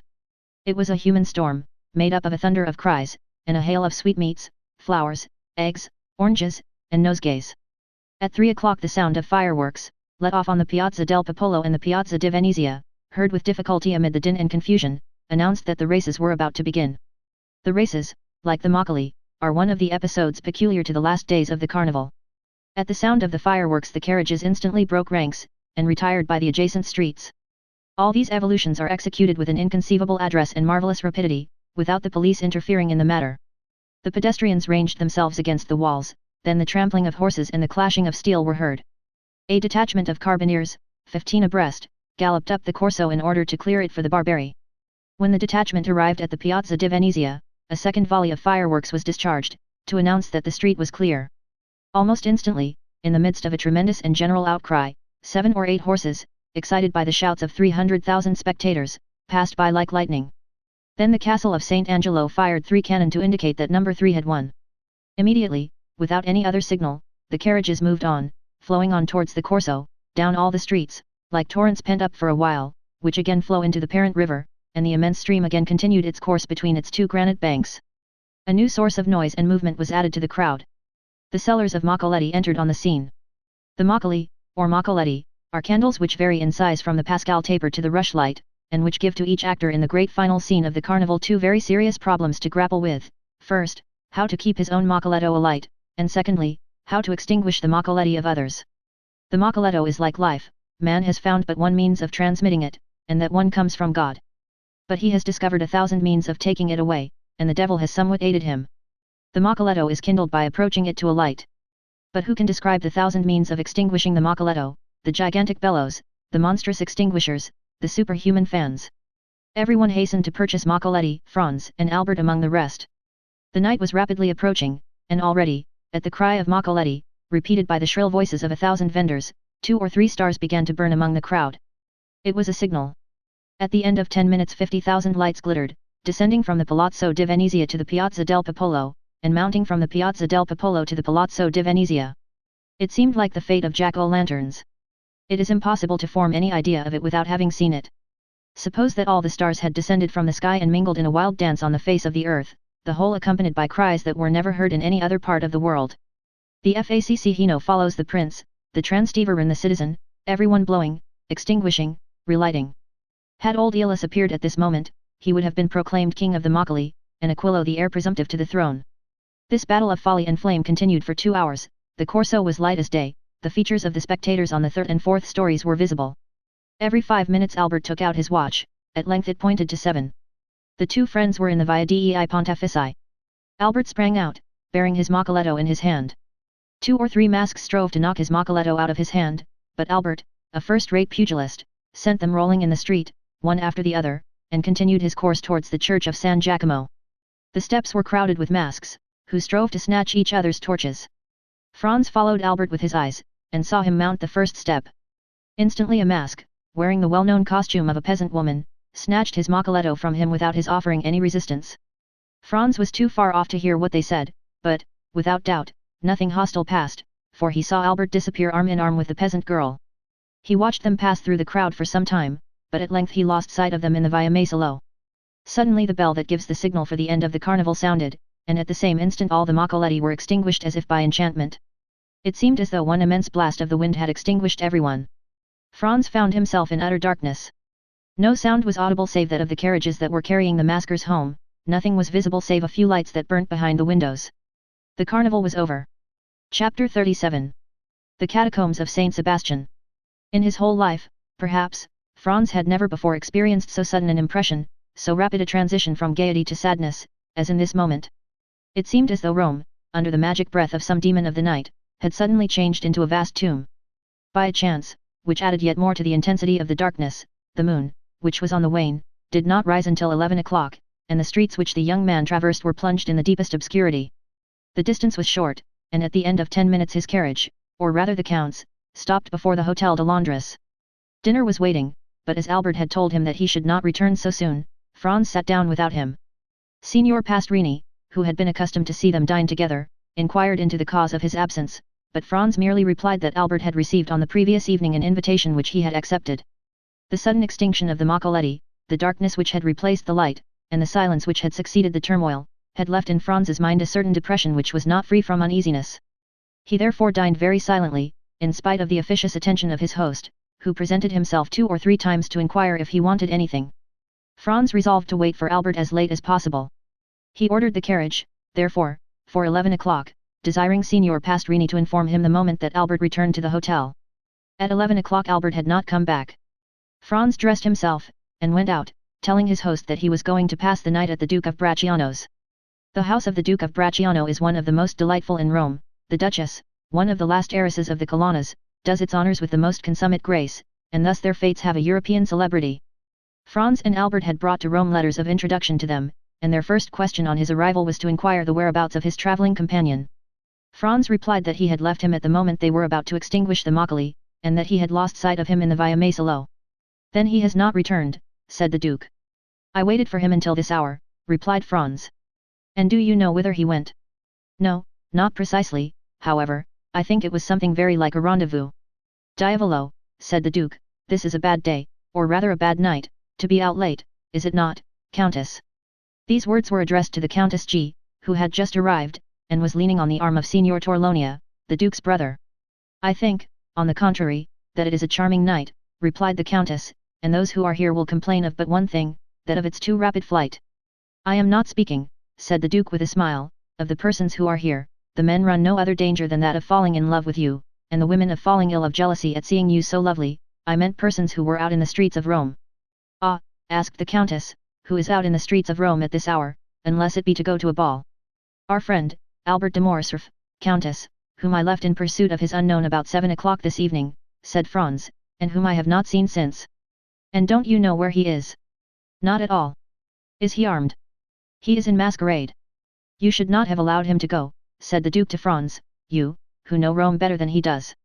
You might as well have tried to stop number 3 of the Barbary, who gained the prize in the race today, replied Franz, and then moreover, what could happen to him? Who can tell? The night is gloomy, and the Tiber is very near the Via Macello. Franz felt a shudder run through his veins at observing that the feeling of the Duke and the Countess was so much in unison with his own personal disquietude. I informed them at the hotel that I had the honor of passing the night here, Duke, said Franz, and desired them to come and inform me of his return. Ah, replied the Duke, here I think, is one of my servants who is seeking you. The Duke was not mistaken. When he saw Franz, the servant came up to him. Your Excellency, he said, the master of the Hotel de Londres has sent to let you know that a man is waiting for you with a letter from the Viscount of Morcerf. A letter from the Viscount, exclaimed Franz. Yes. And who is the man? I do not know. Why did he not bring it to me here? The messenger did not say. And where is the messenger? He went away directly he saw me enter the ballroom to find you. Oh, said the Countess to Franz, go with all speed, poor young man. Perhaps some accident has happened to him. I will hasten, replied Franz. Shall we see you again to give us any information? Inquired the Countess. Yes, if it is not any serious affair, otherwise I cannot answer as to what I may do myself. Be prudent, in any event, said the Countess. Oh, pray be assured of that. Franz took his hat and went away in haste. He had sent away his carriage with orders for it to fetch him at 2 o'clock. Fortunately the Palazzo Bracciano, which is on one side in the Corso, and on the other in the Square of the Holy Apostles, is hardly 10 minutes' walk from the Hotel de Londres. As he came near the hotel, Franz saw a man in the middle of the street. He had no doubt that it was the messenger from Albert. The man was wrapped up in a large cloak. He went up to him, but, to his extreme astonishment, the stranger first addressed him. What wants your Excellency of me? Inquired the man, retreating a step or two, as if to keep on his guard. Are not you the person who brought me a letter? Inquired Franz, from the Viscount of Morcerf. Your Excellency lodges at Pastrini's hotel. I do. Your Excellency is the travelling companion of the Viscount? I am. Your Excellency's name? Is the Baron Franz d'Epinay. Then it is to your Excellency that this letter is addressed. Is there any answer? Inquired Franz, taking the letter from him. Yes, your friend at least hopes so. Come upstairs with me, and I will give it to you. I prefer waiting here, said the messenger, with a smile. And why? Your Excellency will know when you have read the letter. Shall I find you here, then? Certainly. Franz entered the hotel. On the staircase he met Signor Pastrini. Well, said the landlord. Well, what? Responded Franz. You have seen the man who desired to speak with you from your friend, he asked of Franz. Yes, I have seen him, he replied, and he has handed this letter to me. Light the candles in my apartment, if you please.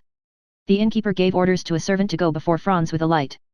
The young man had found Signor Pastrini looking very much alarmed, and this had only made him the more anxious to read Albert's letter, and so he went instantly towards the waxlight, and unfolded it. It was written and signed by Albert. Franz read it twice before he could comprehend what it contained. It was thus worded. My dear fellow. The moment you have received this, have the kindness to take the letter of credit from my pocket-book, which you will find in the square drawer of the secrétaire, add your own to it, if it be not sufficient. Run to Torlonia, draw from him instantly 4,000 piastres, and give them to the bearer. It is urgent that I should have this money without delay. I do not say more, relying on you as you may rely on me. Your friend. Albert de Morcerf. P.S. I now believe in Italian banditti. Below these lines were written, in a strange hand, the following in Italian. Se alla sei della mattina le 4.000 piastre non sono nel mie mani, alla 7 il Conte Alberto avrà cessato di vivere. Luigi Vampa. If by 6 in the morning the 4,000 piastres are not in my hands, by 7 o'clock the Count Albert will have ceased to live. This second signature explained everything to Franz, who now understood the objection of the messenger to coming up into the apartment. The street was safer for him. Albert, then, had fallen into the hands of the famous bandit chief, in whose existence he had for so long a time refused to believe. There was no time to lose.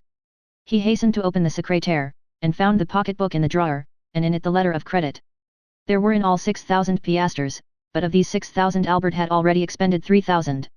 As to Franz, he had no letter of credit, as he lived at Florence, and had only come to Rome to pass 7 or 8 days. He had brought but 100 louis, and of these he had not more than 50 left.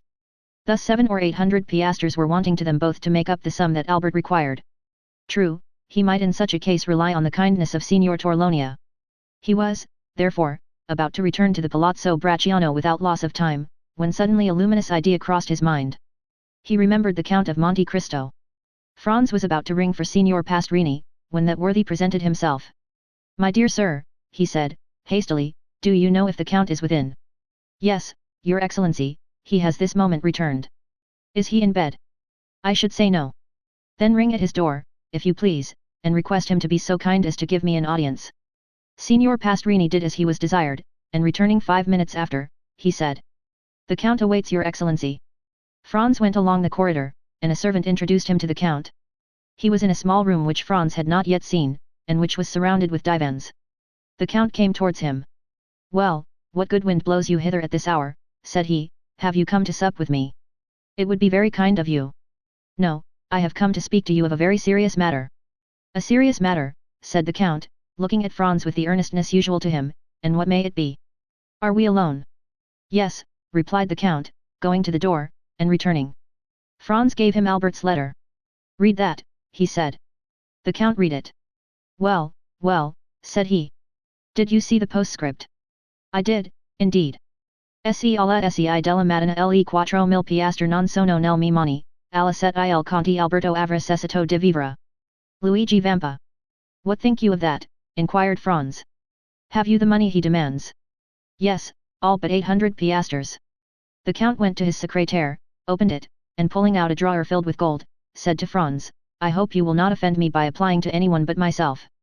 "You see, on the contrary, I come to you first and instantly," replied Franz. "And I thank you, have what you will," and he made a sign to Franz to take what he pleased. "Is it absolutely necessary, then, to send the money to Luigi Vampa?" asked the young man, looking fixedly in his turn at the Count. "Judge for yourself," replied he. "The postscript is explicit. I think that if you would take the trouble of reflecting, you could find a way of simplifying the negotiation," said Franz. "How so?" returned the Count, with surprise. "If we were to go together to Luigi Vampa, I am sure he would not refuse you Albert's freedom. What influence can I possibly have over a bandit? Have you not just rendered him a service that can never be forgotten?" "What is that?" "Have you not saved Peppino's life?" Well, said the Count, "who told you that?" "No matter, I know it." The Count knit his brows, and remained silent an instant. "And if I went to seek Vampa, would you accompany me? If my society would not be disagreeable?" "Be it so. It is a lovely night, and a walk without Rome will do us both good. Shall I take any arms?" "For what purpose? Any money?" "It is useless." "Where is the man who brought the letter?" "In the street. He awaits the answer." "Yes. I must learn where we are going. I will summon him hither." "It is useless, he would not come up." "To your apartments, perhaps, but he will not make any difficulty at entering mine." The Count went to the window of the apartment that looked onto the street, and whistled in a peculiar manner. The man in the mantle quitted the wall, and advanced into the middle of the street. "Salite," said the Count, in the same tone in which he would have given an order to his servant. The messenger obeyed without the least hesitation, but rather with alacrity, and, mounting the steps at a bound, entered the hotel. 5 seconds afterwards he was at the door of the room. "Ah, it is you, Peppino," said the Count. But Peppino, instead of answering, threw himself on his knees, seized the Count's hand, and covered it with kisses. "Ah," said the Count, "you have, then, not forgotten that I saved your life. That is strange, for it is a week ago." "No, Excellency, and never shall I forget it," returned Peppino, with an accent of profound gratitude. "Never? That is a long time, but it is something that you believe so. Rise and answer." Peppino glanced anxiously at Franz. "Oh, you may speak before His Excellency," said he is one of my friends. "You allow me to give you this title," continued the Count in French, "it is necessary to excite this man's confidence." "You can speak before me," said Franz, "I am a friend of the Count's." "Good," returned Peppino. "I am ready to answer any questions your Excellency may address to me. How did the Viscount Albert fall into Luigi's hands?" "Excellency, the Frenchman's carriage passed several times the one in which was Teresa." The chief's mistress. Yes. The Frenchman threw her a bouquet, Teresa returned it, all this with the consent of the chief, who was in the carriage. What? Cried Franz, was Luigi Vampa in the carriage with the Roman peasants? It was he who drove, disguised as the coachman, replied Peppino. Well, said the count. Well, then, the Frenchman took off his mask, Teresa, with the chief's consent, did the same. The Frenchman asked for a rendezvous, Teresa gave him one, only, instead of Teresa, it was Beppo who was on the steps of the church of San Giacomo. What? Exclaimed Franz, the peasant girl who snatched his mocoletto from him. Was a lad of 15, replied Peppino. But it was no disgrace to your friend to have been deceived, Beppo has taken in plenty of others. And Beppo led him outside the walls, said the count. Exactly so, a carriage was waiting at the end of the Via Masolo. Beppo got in, inviting the Frenchman to follow him, and he did not wait to be asked twice. He gallantly offered the right-hand seat to Beppo, and sat by him. Beppo told him he was going to take him to a villa a league from Rome, the Frenchman assured him he would follow him to the end of the world. The coachman went up the Via di Ripetta and the Porta San Paolo, and when they were 200 yards outside, as the Frenchman became somewhat too forward, Beppo put a brace of pistols to his head, the coachman pulled up and did the same. At the same time, 4 of the band, who were concealed on the banks of the Almo, surrounded the carriage. The Frenchman made some resistance, and nearly strangled Beppo, but he could not resist 5 armed men, and was forced to yield. They made him get out, walk along the banks of the river, and then brought him to Teresa and Luigi, who were waiting for him in the catacombs of Saint Sebastian. Well, said the count, turning towards Franz, it seems to me that this is a very likely story. What do you say to it? Why, that I should think it very amusing, replied Franz, if it had happened to anyone but poor Albert. And, in truth, if you had not found me here, said the count, it might have proved a gallant adventure which would have cost your friend dear, but now, be assured, his alarm will be the only serious consequence. And shall we go and find him? Inquired Franz. Oh, decidedly, sir. He is in a very picturesque place. Do you know the catacombs of Saint Sebastian? I was never in them, but I have often resolved to visit them. Well, here is an opportunity made to your hand, and it would be difficult to contrive a better. Have you a carriage? No. That is of no consequence, I always have one ready, day and night. Always ready? Yes. I am a very capricious being, and I should tell you that sometimes when I rise, or after my dinner, or in the middle of the night, I resolve on starting for some particular point, and away I go. The count rang, and a footman appeared. Order out the carriage, he said, and remove the pistols which are in the holsters. You need not awaken the coachman, Ali will drive. In a very short time the noise of wheels was heard, and the carriage stopped at the door. The count took out his watch. 12:30, he said. We might start at 5 o'clock and be in time, but the delay may cause your friend to pass an uneasy night, and therefore we had better go with all speed to extricate him from the hands of the infidels. Are you still resolved to accompany me? More determined than ever. Well, then, come along. Franz and the count went downstairs, accompanied by Peppino. At the door they found the carriage. Ali was on the box, in whom Franz recognized the dumb slave of the grotto of Monte Cristo. Franz and the count got into the carriage. Peppino placed himself beside Ali, and they set off at a rapid pace. Ali had received his instructions, and went down the Corso, crossed the Campo Vaccino, went up the Strada San Gregorio, and reached the gates of Saint Sebastian.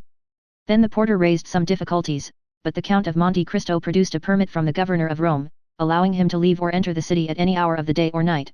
The portcullis was therefore raised, the porter had a louis for his trouble, and they went on their way. The road which the carriage now traversed was the ancient Appian Way, and bordered with tombs. From time to time, by the light of the moon, which began to rise, Franz imagined that he saw something like a sentinel appear at various points among the ruins, and suddenly retreat into the darkness on a signal from Peppino. A short time before they reached the baths of Caracalla the carriage stopped, Peppino opened the door, and the Count and Franz alighted. In 10 minutes, said the Count to his companion, we shall be there. He then took Peppino aside, gave him an order in a low voice, and Peppino went away, taking with him a torch, brought with him in the carriage. 5 minutes elapsed, during which Franz saw the shepherd going along a narrow path that led over the irregular and broken surface of the Campagna, and finally he disappeared in the midst of the tall red herbage, which seemed like the bristling mane of an enormous lion. Now, said the Count, let us follow him. Franz and the Count in their turn then advanced along the same path, which, at the distance of 100 paces, led them over a declivity to the bottom of a small valley. They then perceived 2 men conversing in the obscurity. Ought we to go on, asked Franz of the Count, or should we pause? Let us go on, Peppino will have warned the sentry of our coming. One of the 2 men was Peppino, and the other a bandit on the lookout. Franz and the Count advanced, and the bandit saluted them. Your Excellency, said Peppino, addressing the Count, if you will follow me, the opening of the catacombs is close at hand. Go on, then, replied the Count. They came to an opening behind a clump of bushes and in the midst of a pile of rocks, by which a man could scarcely pass. Peppino glided first into this crevice. After they got along a few paces the passage widened. Peppino passed, lighted his torch, and turned to see if they came after him. The Count first reached an open space and Franz followed him closely.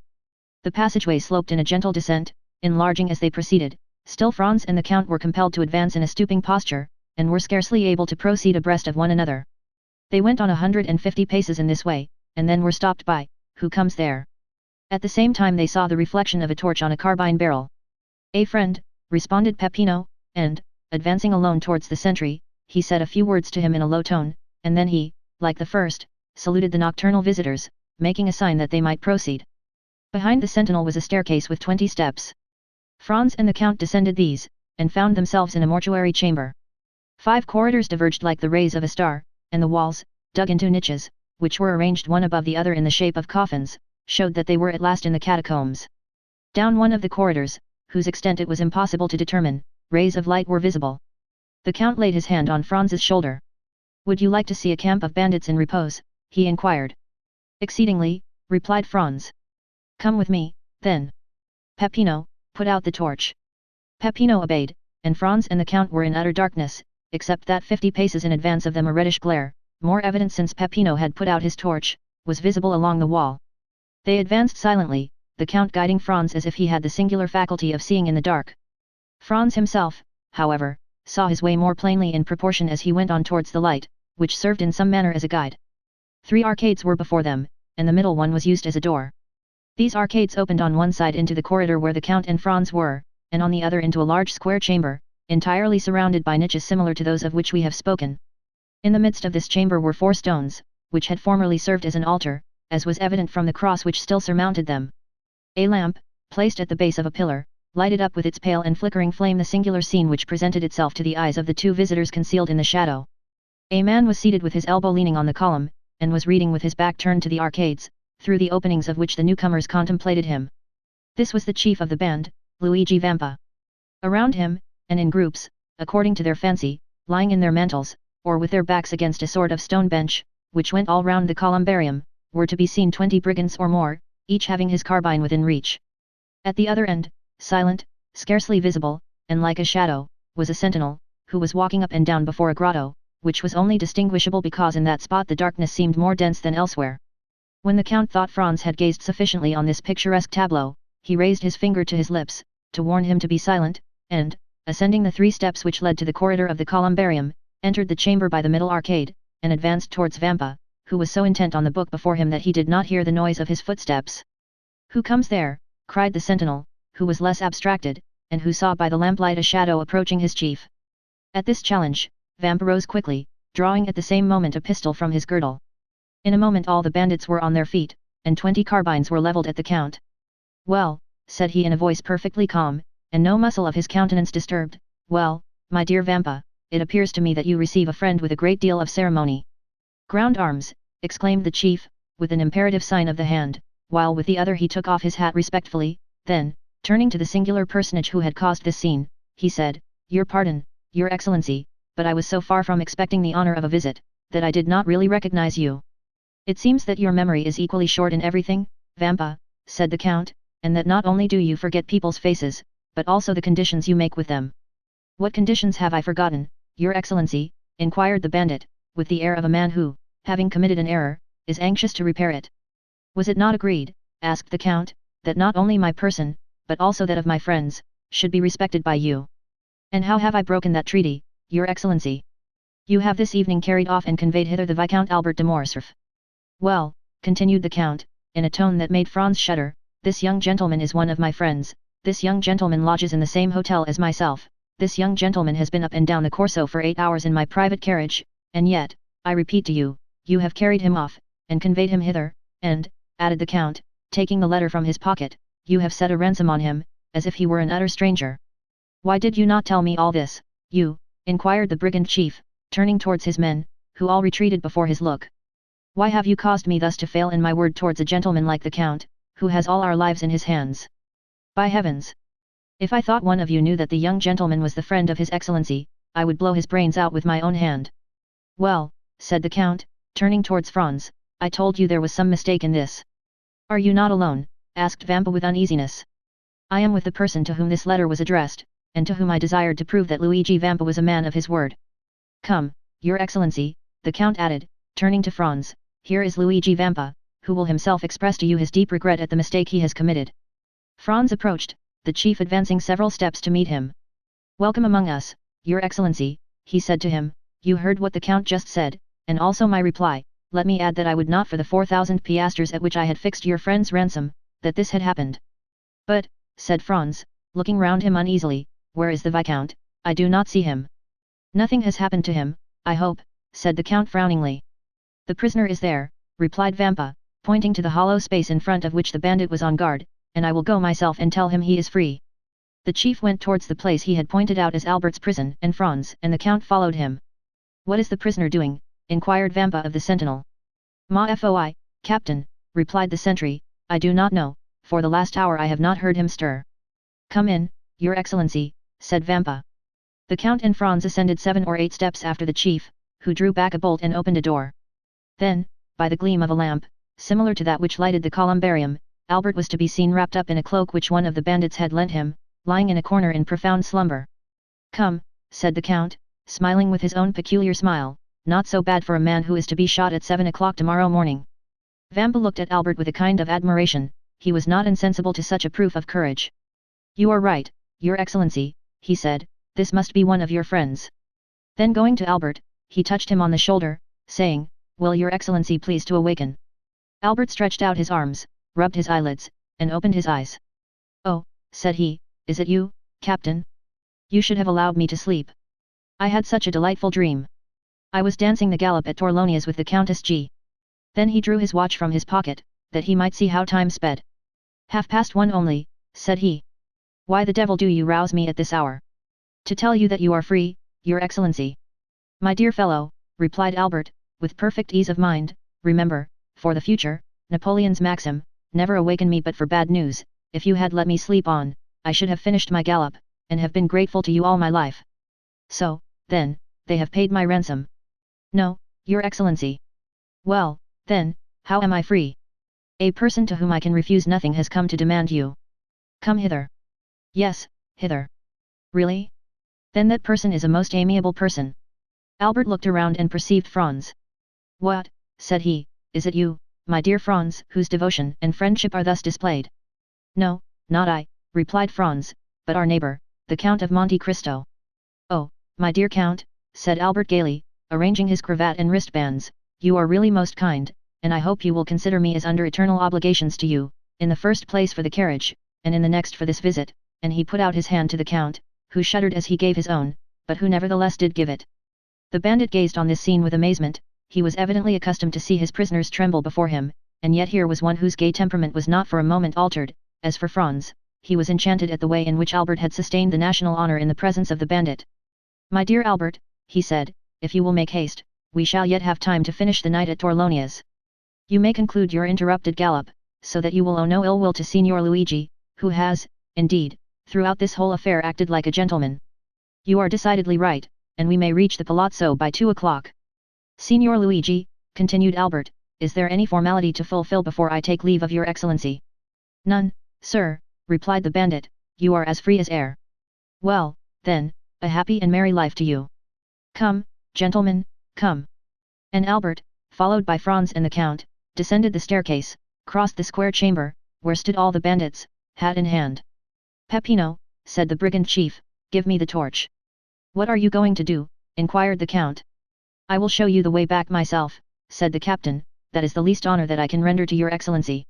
And taking the lighted torch from the hands of the herdsman, he preceded his guests, not as a servant who performs an act of civility, but like a king who precedes ambassadors. On reaching the door, he bowed.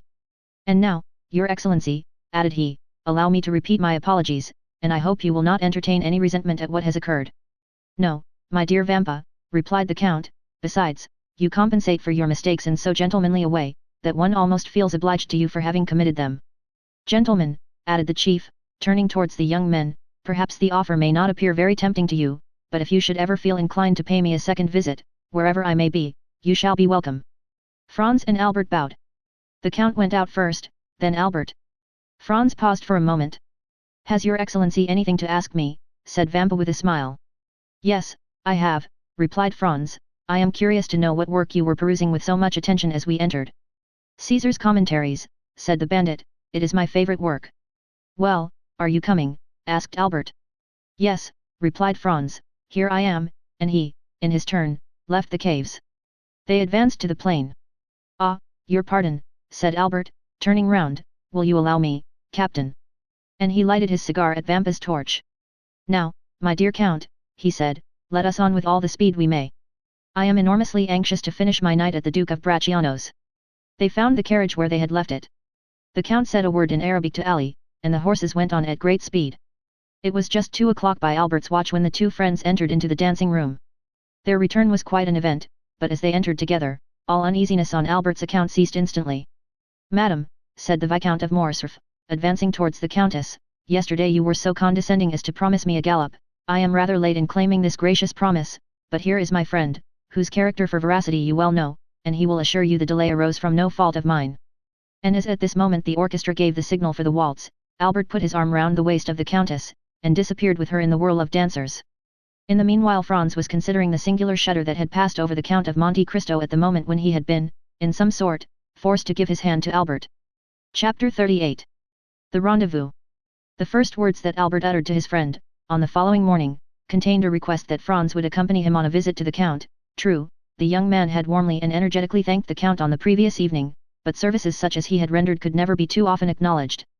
Franz, who seemed attracted by some invisible influence towards the Count, in which terror was strangely mingled, felt an extreme reluctance to permit his friend to be exposed alone to the singular fascination that this mysterious personage seemed to exercise over him, and therefore made no objection to Albert's request, but at once accompanied him to the desired spot, and, after a short delay, the Count joined them in the salon.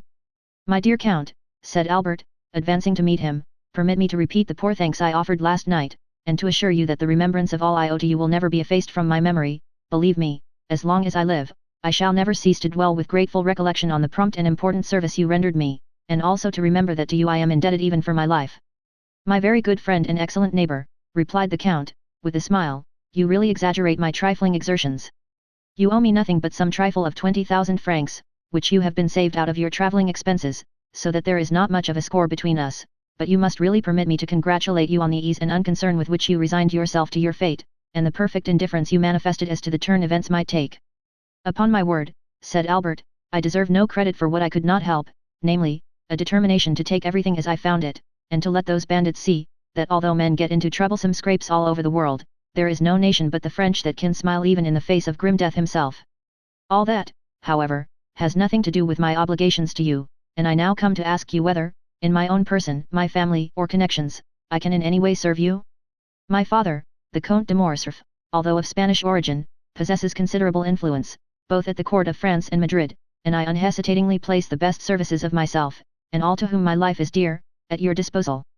Monsieur de Morcerf, replied the Count, your offer, far from surprising me, is precisely what I expected from you, and I accept it in the same spirit of hearty sincerity with which it is made. Nay, I will go still further, and say that I had previously made up my mind to ask a great favour at your hands. Oh, pray name it. I am wholly a stranger to Paris, it is a city I have never yet seen. Is it possible, exclaimed Albert, that you have reached your present age without visiting the finest capital in the world? I can scarcely credit it. Nevertheless, it is quite true. Still, I agree with you in thinking that my present ignorance of the first city in Europe is a reproach to me in every way, and calls for immediate correction, but, in all probability, I should have performed so important, so necessary a duty, as that of making myself acquainted with the wonders and beauties of your justly celebrated capital, had I known any person who would have introduced me into the fashionable world, but unfortunately I possessed no acquaintance there, and, of necessity, was compelled to abandon the idea. So distinguished an individual as yourself, cried Albert, could scarcely have required an introduction. You are most kind, but as regards myself, I can find no merit I possess, save that, as a millionaire, I might have become a partner in the speculations of M. Aguado and M. Rothschild, but as my motive in travelling to your capital would not have been for the pleasure of dabbling in stocks, I stayed away till some favourable chance should present itself of carrying my wish into execution. Your offer, however, smooths all difficulties, and I have only to ask you, my dear M. de Morcerf, these words were accompanied by a most peculiar smile, whether you undertake, upon my arrival in France, to open to me the doors of that fashionable world of which I know no more than a Huron or a native of Cochin China. Oh, that I do, and with infinite pleasure, answered Albert, and so much the more readily as a letter received this morning from my father summons me to Paris, in consequence of a treaty of marriage. My dear Franz, do not smile, I beg of you, with a family of high standing, and connected with the very cream of Parisian society. Connected by marriage, you mean, said Franz, laughingly. Well, never mind how it is, answered Albert, it comes to the same thing in the end. Perhaps by the time you return to Paris, I shall be quite a sober, staid father of a family. A most edifying representative I shall make of all the domestic virtues, don't you think so? But as regards your wish to visit our fine city, my dear Count, I can only say that you may command me and mine to any extent you please. Then it is settled, said the Count, and I give you my solemn assurance that I only waited an opportunity like the present to realize plans that I have long meditated. Franz did not doubt that these plans were the same concerning which the Count had dropped a few words in the grotto of Monte Cristo, and while the Count was speaking the young man watched him closely, hoping to read something of his purpose in his face, but his countenance was inscrutable especially when, as in the present case, it was veiled in a sphinx-like smile. But tell me now, Count, exclaimed Albert, delighted at the idea of having to chaperone so distinguished a person as Monte Cristo, tell me truly whether you are in earnest, or if this project of visiting Paris is merely one of the chimerical and uncertain air castles of which we make so many in the course of our lives, but which, like a house built on the sand, is liable to be blown over by the first puff of wind.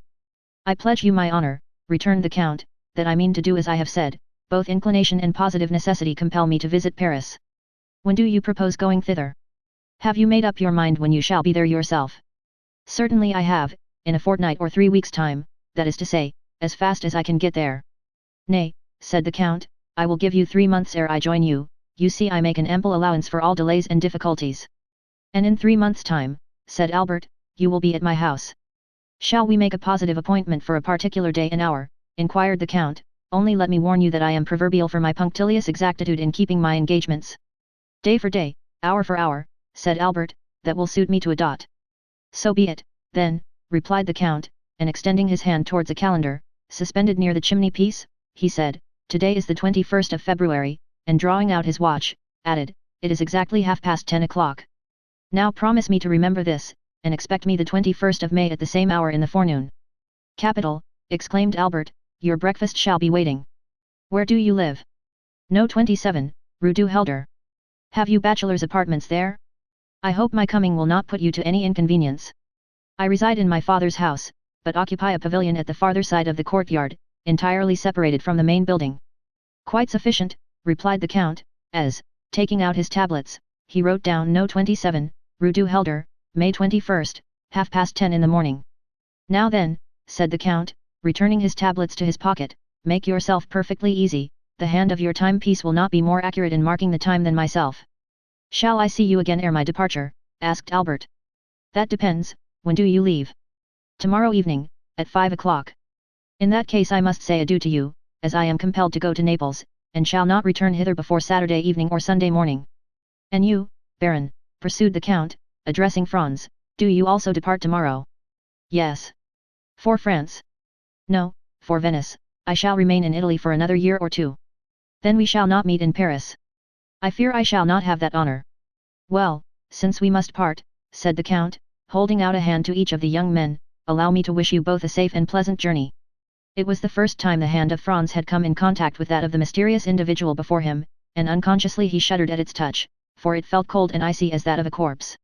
Let us understand each other, said Albert, it is agreed, is it not, that you are to be at number 27, in the Rue du Helder, on the 21st of May, at 10:30 in the morning, and your word of honor passed for your punctuality.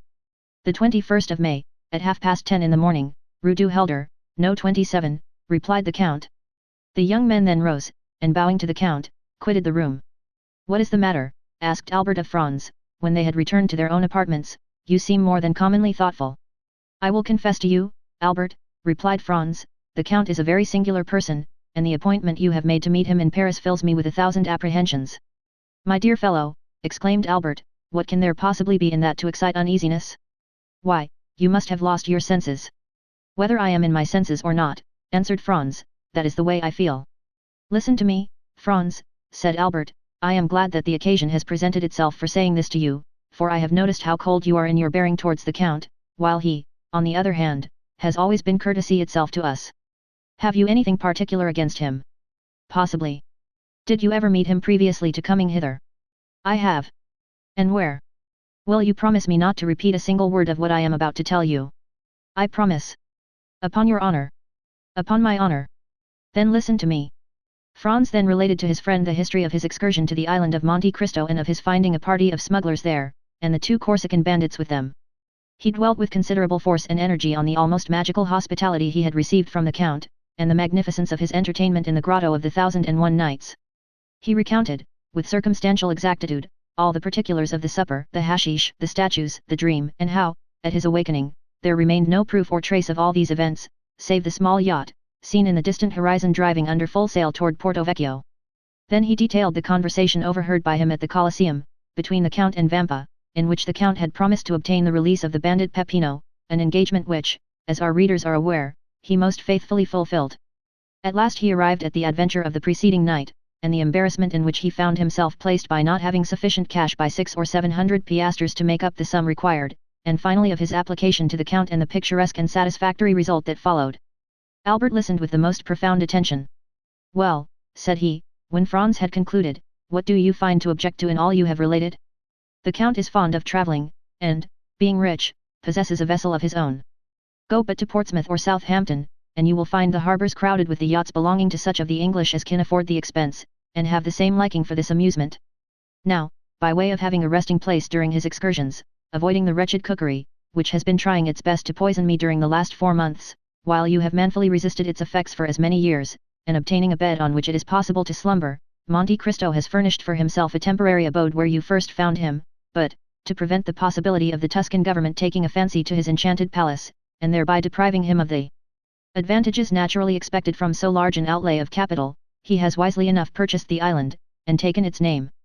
Just ask yourself, my good fellow, whether there are not many persons of our acquaintance who assume the names of lands and properties they never in their lives were masters of.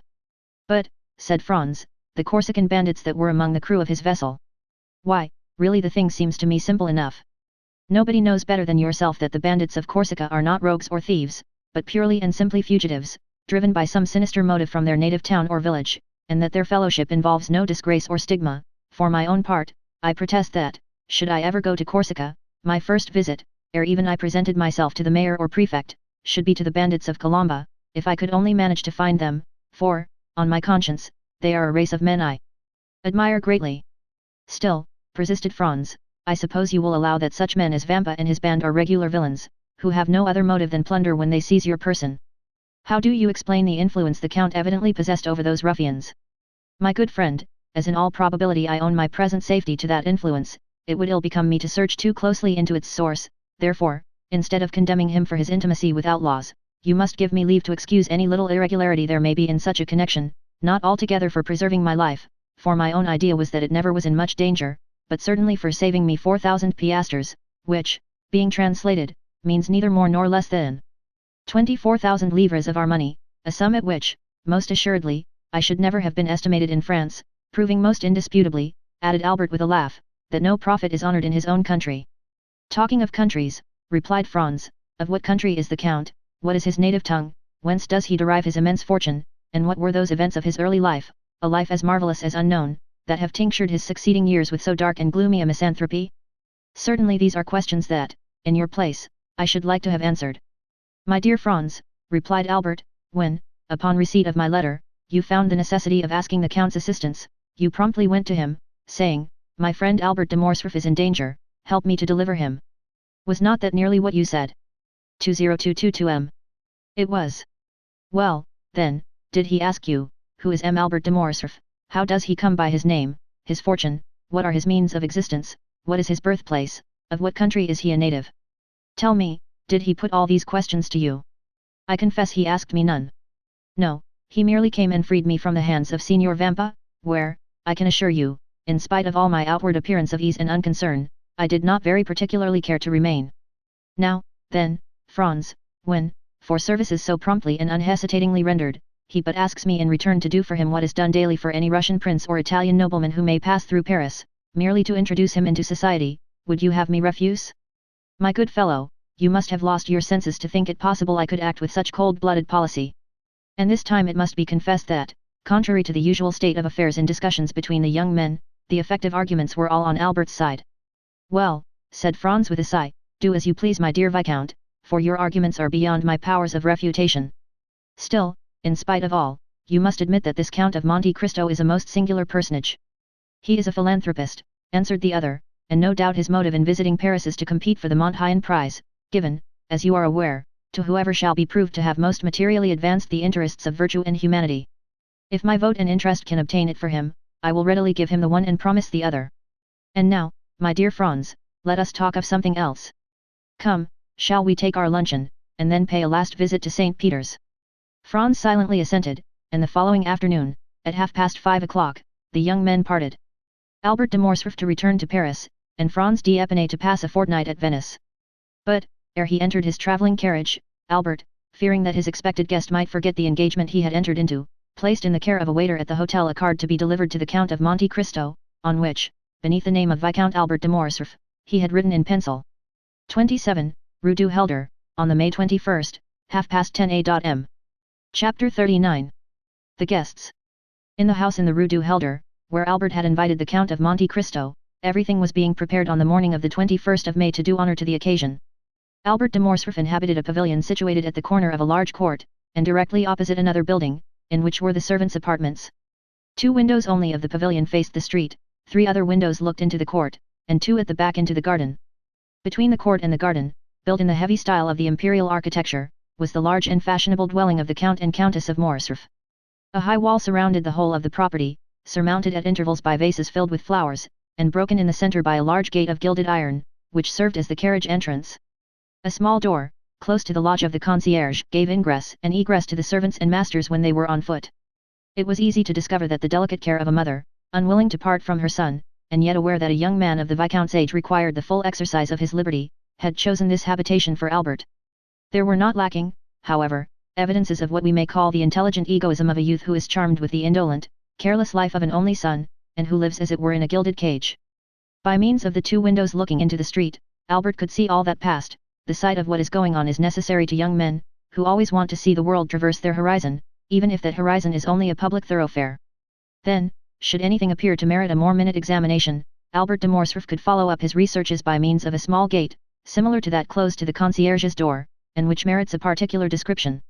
It was a little entrance that seemed never to have been opened since the house was built, so entirely was it covered with dust and dirt, but the well-oiled hinges and locks told quite another story. This door was a mockery to the concierge, from whose vigilance and jurisdiction it was free, and, like that famous portal in the Arabian Nights, opening at the sesame of Ali Baba, it was wont to swing backward at a cabalistic word or a concerted tap from without from the sweetest voices or whitest fingers in the world. At the end of a long corridor, with which the door communicated, and which formed the antechamber, was, on the right, Albert's breakfast room, looking into the court, and on the left the salon, looking into the garden. Shrubs and creeping plants covered the windows, and hid from the garden and court these 2 apartments, the only rooms into which, as they were on the ground floor, the prying eyes of the curious could penetrate. On the floor above were similar rooms, with the addition of a third, formed out of the antechamber. These 3 rooms were a salon, a boudoir, and a bedroom. The salon downstairs was only an Algerian divan, for the use of smokers. The boudoir upstairs communicated with the bedchamber by an invisible door on the staircase. It was evident that every precaution had been taken. Above this floor was a large atelier, which had been increased in size by pulling down the partitions, a pandemonium, in which the artist and the dandy strove for preeminence.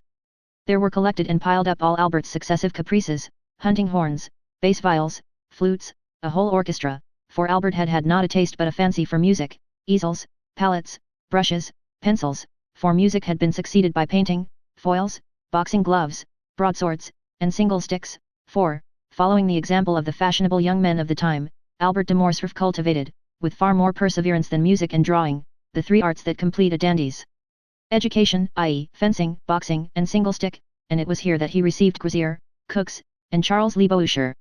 The rest of the furniture of this privileged apartment consisted of old cabinets, filled with Chinese porcelain and Japanese vases, Luca della Rabbia faiences, and Palissy platters, of old armchairs, in which perhaps had sat Henry IV. Or Sully, Louis XIII. Or Richelieu, for 2 of these armchairs, adorned with a carved shield, on which were engraved the fleur-de-lis of France on an azure field, evidently came from the Louvre, or, at least, some royal residence.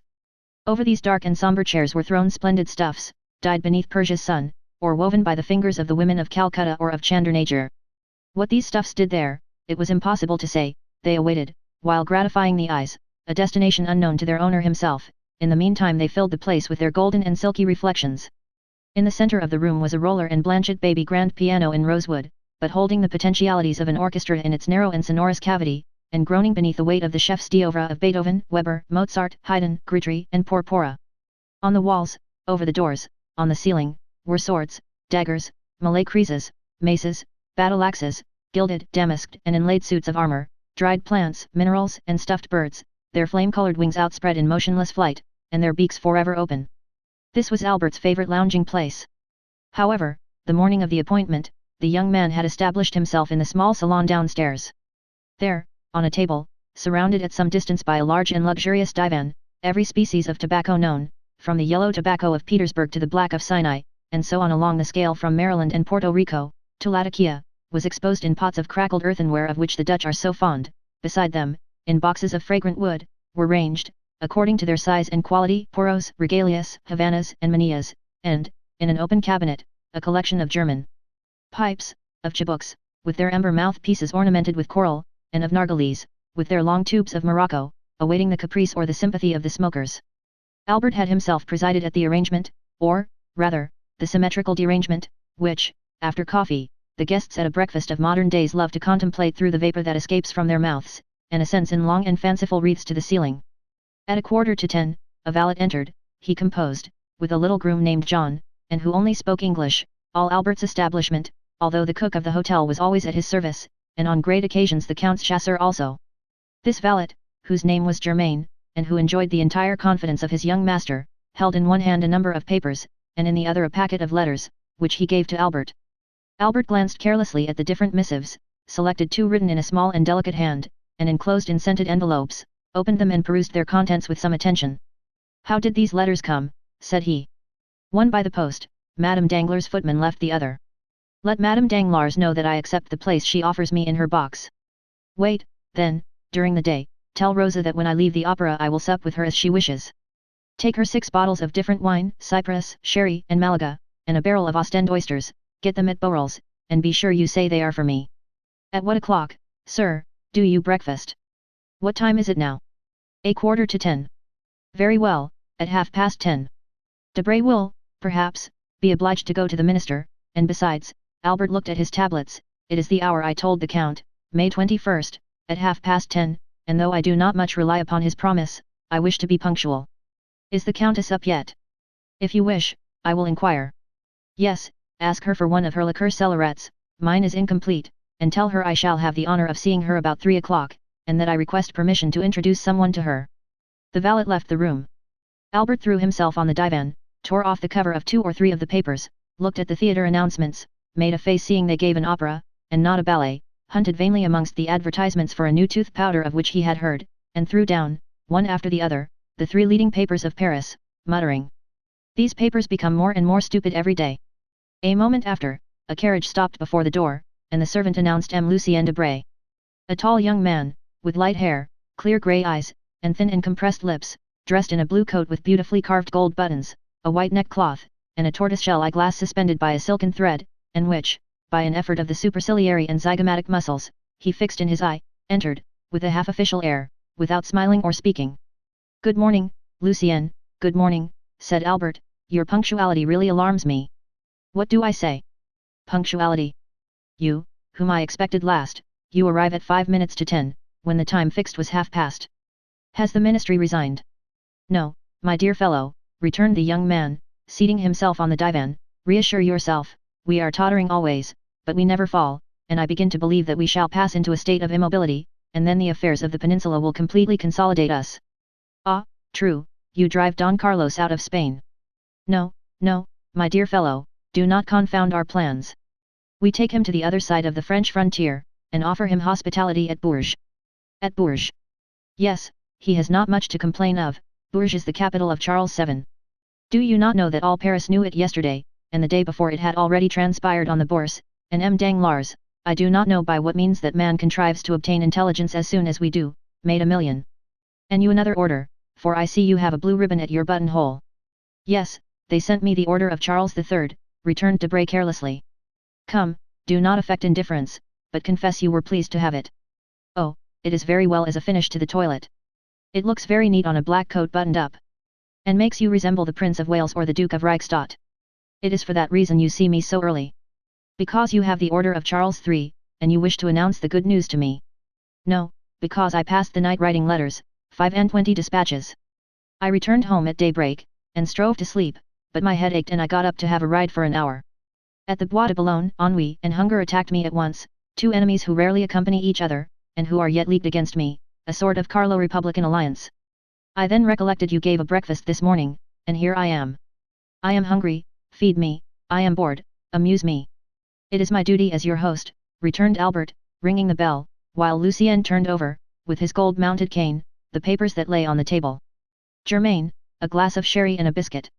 In the meantime, my dear Lucien, here are cigars, contraband, of course, try them, and persuade the minister to sell us such instead of poisoning us with cabbage leaves. Pest! I will do nothing of the kind, the moment they come from government you would find them execrable. Besides, that does not concern the home but the financial department. Address yourself to M. Human, section of the indirect contributions, Corridor A, No. 26. On my word, said Albert, you astonish me by the extent of your knowledge. Take a cigar. Really, my dear Albert, replied Lucien, lighting a manilla at a rose-colored taper that burnt in a beautifully enameled stand, how happy you are to have nothing to do. You do not know your own good fortune. And what would you do, my dear diplomatist, replied Morcerf, with a slight degree of irony in his voice, if you did nothing? What? Private secretary to a minister, plunged at once into European cabals and Parisian intrigues, having kings, and, better still, queens, to protect, parties to unite, elections to direct, making more use of your cabinet with your pen and your telegraph than Napoleon did of his battlefields with his sword and his victories, possessing 25,000 francs a year, besides your place, a horse, for which Chateau Renaud offered you 400 louis, and which you would not part with, a tailor who never disappoints you, with the opera, the jockey club, and other diversions. Can you not amuse yourself? Well, I will amuse you. How? By introducing to you a new acquaintance. A man or a woman? A man. I know so many men already. But you do not know this man. Where does he come from, the end of the world? Farther still, perhaps. The deuce. I hope he does not bring our breakfast with him. Oh, no, our breakfast comes from my father's kitchen. Are you hungry? Humiliating as such a confession is, I am. But I dined at M. de Villefort's, and lawyers always give you very bad dinners. You would think they felt some remorse, did you ever remark that? Ah, depreciate other persons' dinners, you ministers give such splendid ones. Yes, but we do not invite people of fashion. If we were not forced to entertain a parcel of country boobies because they think and vote with us, we should never dream of dining at home, I assure you. Well, take another glass of sherry and another biscuit. Willingly. Your Spanish wine is excellent. You see we were quite right to pacify that country. Yes, but Don Carlos. Well, Don Carlos will drink Bordeaux, and in 10 years we will marry his son to the little queen. You will then obtain the golden fleece, if you are still in the ministry. I think, Albert, you have adopted the system of feeding me on smoke this morning. Well, you must allow it is the best thing for the stomach, but I hear Beecham in the next room, you can dispute together, and that will pass away the time. About what? About the papers. My dear friend, said Lucien with an air of sovereign contempt, do I ever read the papers? Then you will dispute the more. M. Beecham, announced the servant. Come in, said Albert, rising and advancing to meet the young man. Here is Debray, who detests you without reading you, so he says. He is quite right, returned Beecham, for I criticize him without knowing what he does. Good day, Commander. Ah, you know that already, said the private secretary, smiling and shaking hands with him. Pardieu. And what do they say of it in the world? In which world? We have so many worlds in the year of grace 1838. In the entire political world, of which you are one of the leaders. They say that it is quite fair, and that sowing so much red, you ought to reap a little blue. Come, that is not bad, said Lucien. Why do you not join our party, my dear Beecham? With your talents you would make your fortune in 3 or 4 years. I only await one thing before following your advice, that is, a minister who will hold office for 6 months. My dear Albert, one word, for I must give poor Lucien a respite. Do we breakfast or dine? I must go to the chamber, for our life is not an idle one. You only breakfast, I await 2 persons, and the instant they arrive we shall sit down to table. Chapter 40. The breakfast. And what sort of persons do you expect to breakfast? Said Beecham. A gentleman, and a diplomatist. Then we shall have to wait 2 hours for the gentleman, and 3 for the diplomatist. I shall come back to dessert, keep me some strawberries, coffee, and cigars. I shall take a cutlet on my way to the chamber. Do not do anything of the sort, for were the gentleman a Montmorency, and the diplomatist a Metternich, we will breakfast at 11, in the meantime, follow Debray's example, and take a glass of sherry and a biscuit. Be it so, I will stay, I must do something to distract my thoughts. You are like Debray, and yet it seems to me that when the minister is out of spirits, the opposition ought to be joyous. Ah, you do not know with what I am threatened. I shall hear this morning that M. Danglars make a speech at the Chamber of Deputies, and at his wife's this evening I shall hear the tragedy of a peer of France. The devil take the constitutional government, and since we had our choice, as they say, at least, how could we choose that? I understand, you must lay in a stock of hilarity. Do not run down M. Danglars' speeches, said Debray, he votes for you, for he belongs to the opposition. Pardieu, that is exactly the worst of all. I am waiting until you send him to speak at the Luxembourg, to laugh at my ease.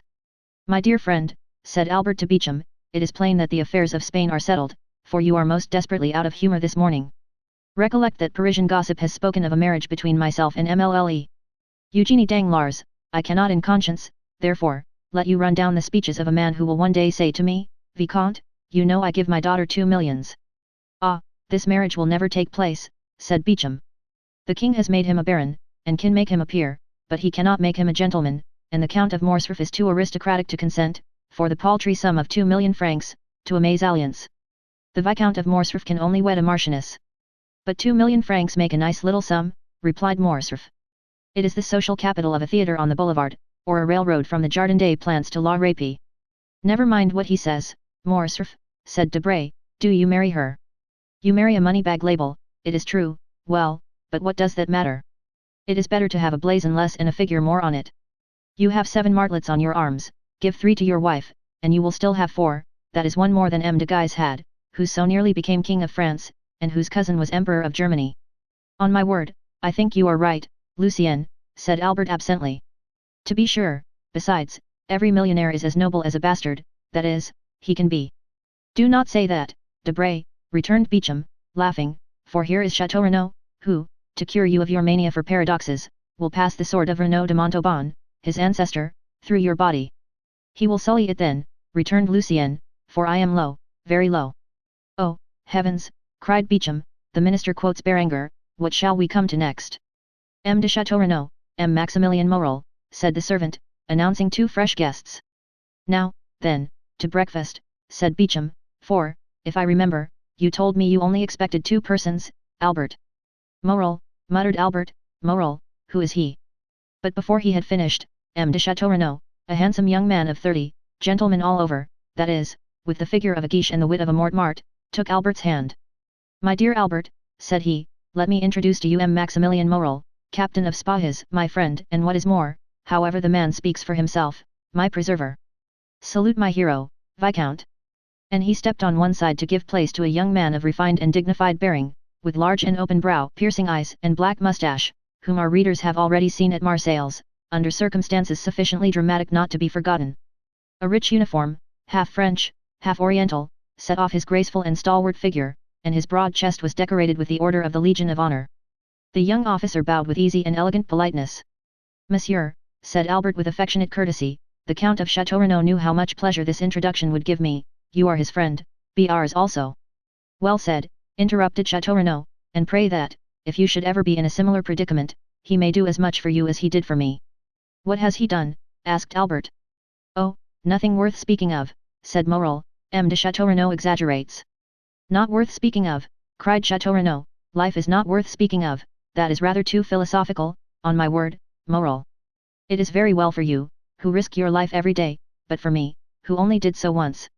We gather from all this, Baron, that Captain Morel saved your life. Exactly so. On what occasion? Asked Beecham. Beecham, my good fellow, you know I am starving, said Debray, do not set him off on some long story. Well, I do not prevent your sitting down to table, replied Beecham, Chateau Renaud can tell us while we eat our breakfast. Gentlemen, said Morcerf, it is only 10:15, and I expect someone else. Ah, true, a diplomatist, observed Debray. Diplomat or not, I don't know, I only know that he charged himself on my account with a mission, which he terminated so entirely to my satisfaction, that had I been king, I should have instantly created him knight of all my orders, even had I been able to offer him the golden fleece and the garter.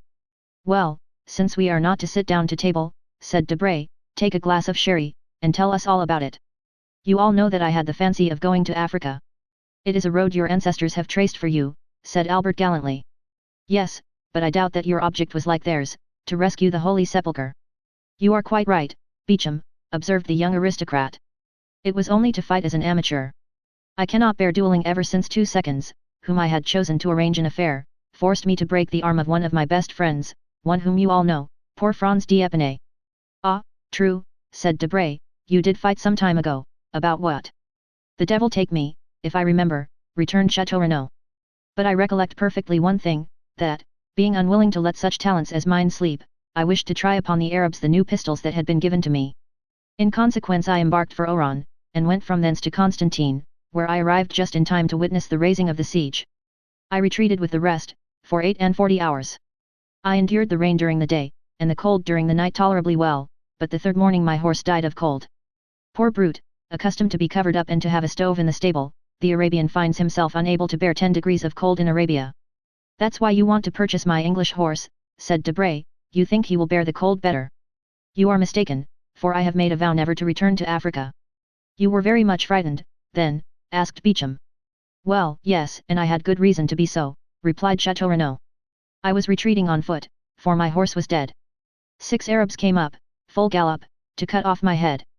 I shot 2 with my double-barreled gun, and 2 more with my pistols, but I was then disarmed, and 2 were still left, one seized me by the hair, that is why I now wear it so short, for no one knows what may happen, the other swung a yataghan, and I already felt the cold steel on my neck, when this gentleman whom you see here charged them, shot the one who held me by the hair, and cleft the skull of the other with his sabre. He had assigned himself the task of saving a man's life that day, chance caused that man to be myself. When I am rich I will order a statue of Chance from Clagman or Marrockheady. Yes, said Morel, smiling, it was the 5th of September, the anniversary of the day on which my father was miraculously preserved, therefore, as far as it lies in my power, I endeavour to celebrate it by some heroic action, interrupted Chateau Renaud. I was chosen. But that is not all, after rescuing me from the sword, he rescued me from the cold, not by sharing his cloak with me, like Saint Martin, but by giving me the whole, then from hunger by sharing with me, guess what? A Strasbourg pie, asked Beauchamp. No, his horse, of which we each of us ate a slice with a hearty appetite. It was very hard. The horse, said Morcerf, laughing. No, the sacrifice, returned Chateau Renaud, asked Debray if he would sacrifice his English steed for a stranger. Not for a stranger, said Debray, but for a friend I might, perhaps. I divined that you would become mine, Count, replied Morel, besides, as I had the honour to tell you, heroism or not, sacrifice or not, that day I owed an offering to bad fortune in recompense for the favours good fortune had on other days granted to us.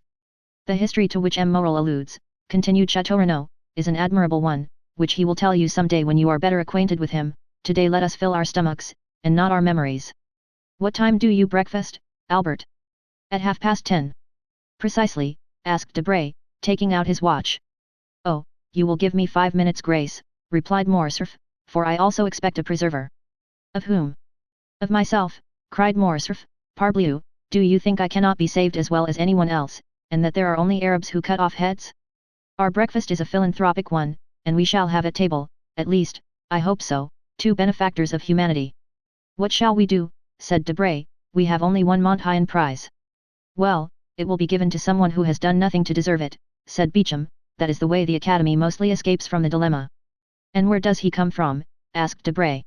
You have already answered the question once, but so vaguely that I venture to put it a second time.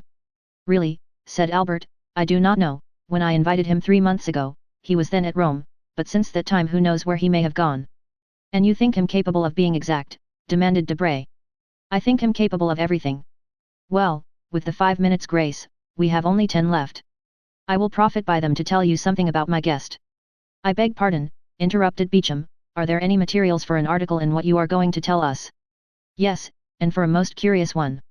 Go on, then, for I see I shall not get to the chamber this morning, and I must make up for it. I was at Rome during the last carnival.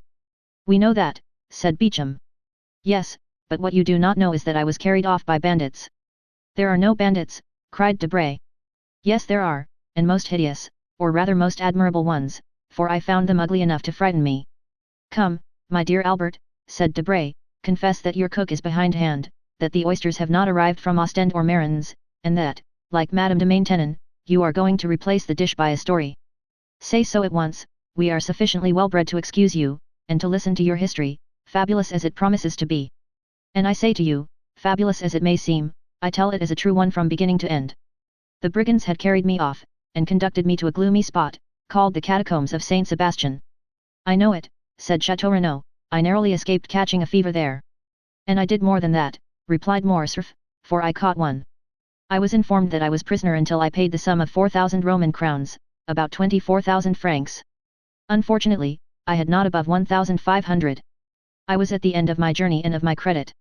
I wrote to Franz, and were he here he would confirm every word. I wrote then to Franz that if he did not come with the 4,000 crowns before 6, at 10 minutes past I should have gone to join the blessed saints and glorious martyrs in whose company I had the honor of being, and Signor Luigi Vampa, such was the name of the chief of these bandits, would have scrupulously kept his word. But Franz did come with the 4,000 crowns, said Chateau Renaud. A man whose name is Franz d'Epinay or Albert de Morcerf has not much difficulty in procuring them. No, he arrived accompanied simply by the guest I am going to present to you. Ah, this gentleman is a Hercules killing Cacus, a Perseus freeing Andromeda. No, he is a man about my own size. Armed to the teeth. He had not even a knitting needle. But he paid your ransom. He said 2 words to the chief and I was free. And they apologized to him for having carried you off, said Beecham. Just so. Why, he is a second Ariosto. No, his name is the Count of Monte Cristo.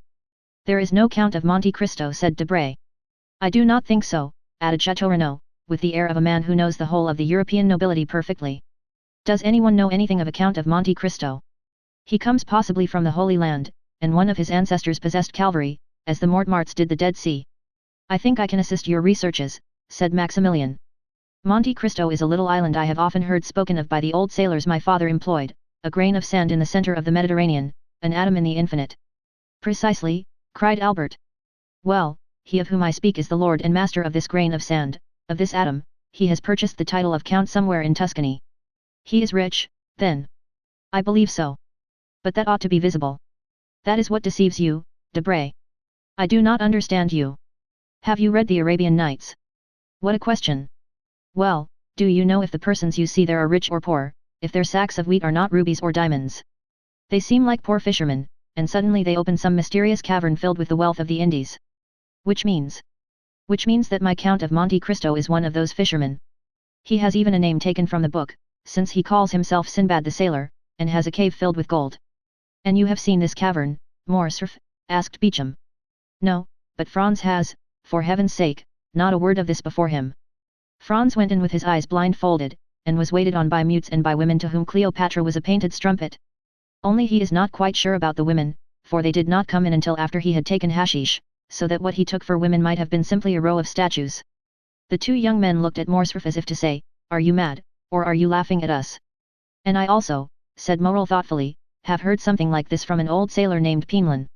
Ah, cried Albert, it is very lucky that M. Morel comes to aid me. You are vexed, are you not, that he thus gives a clue to the labyrinth? My dear Albert, said Debray, what you tell us is so extraordinary. Ah, because your ambassadors and your consuls do not tell you of them, they have no time. They are too much taken up with interfering in the affairs of their countrymen who travel.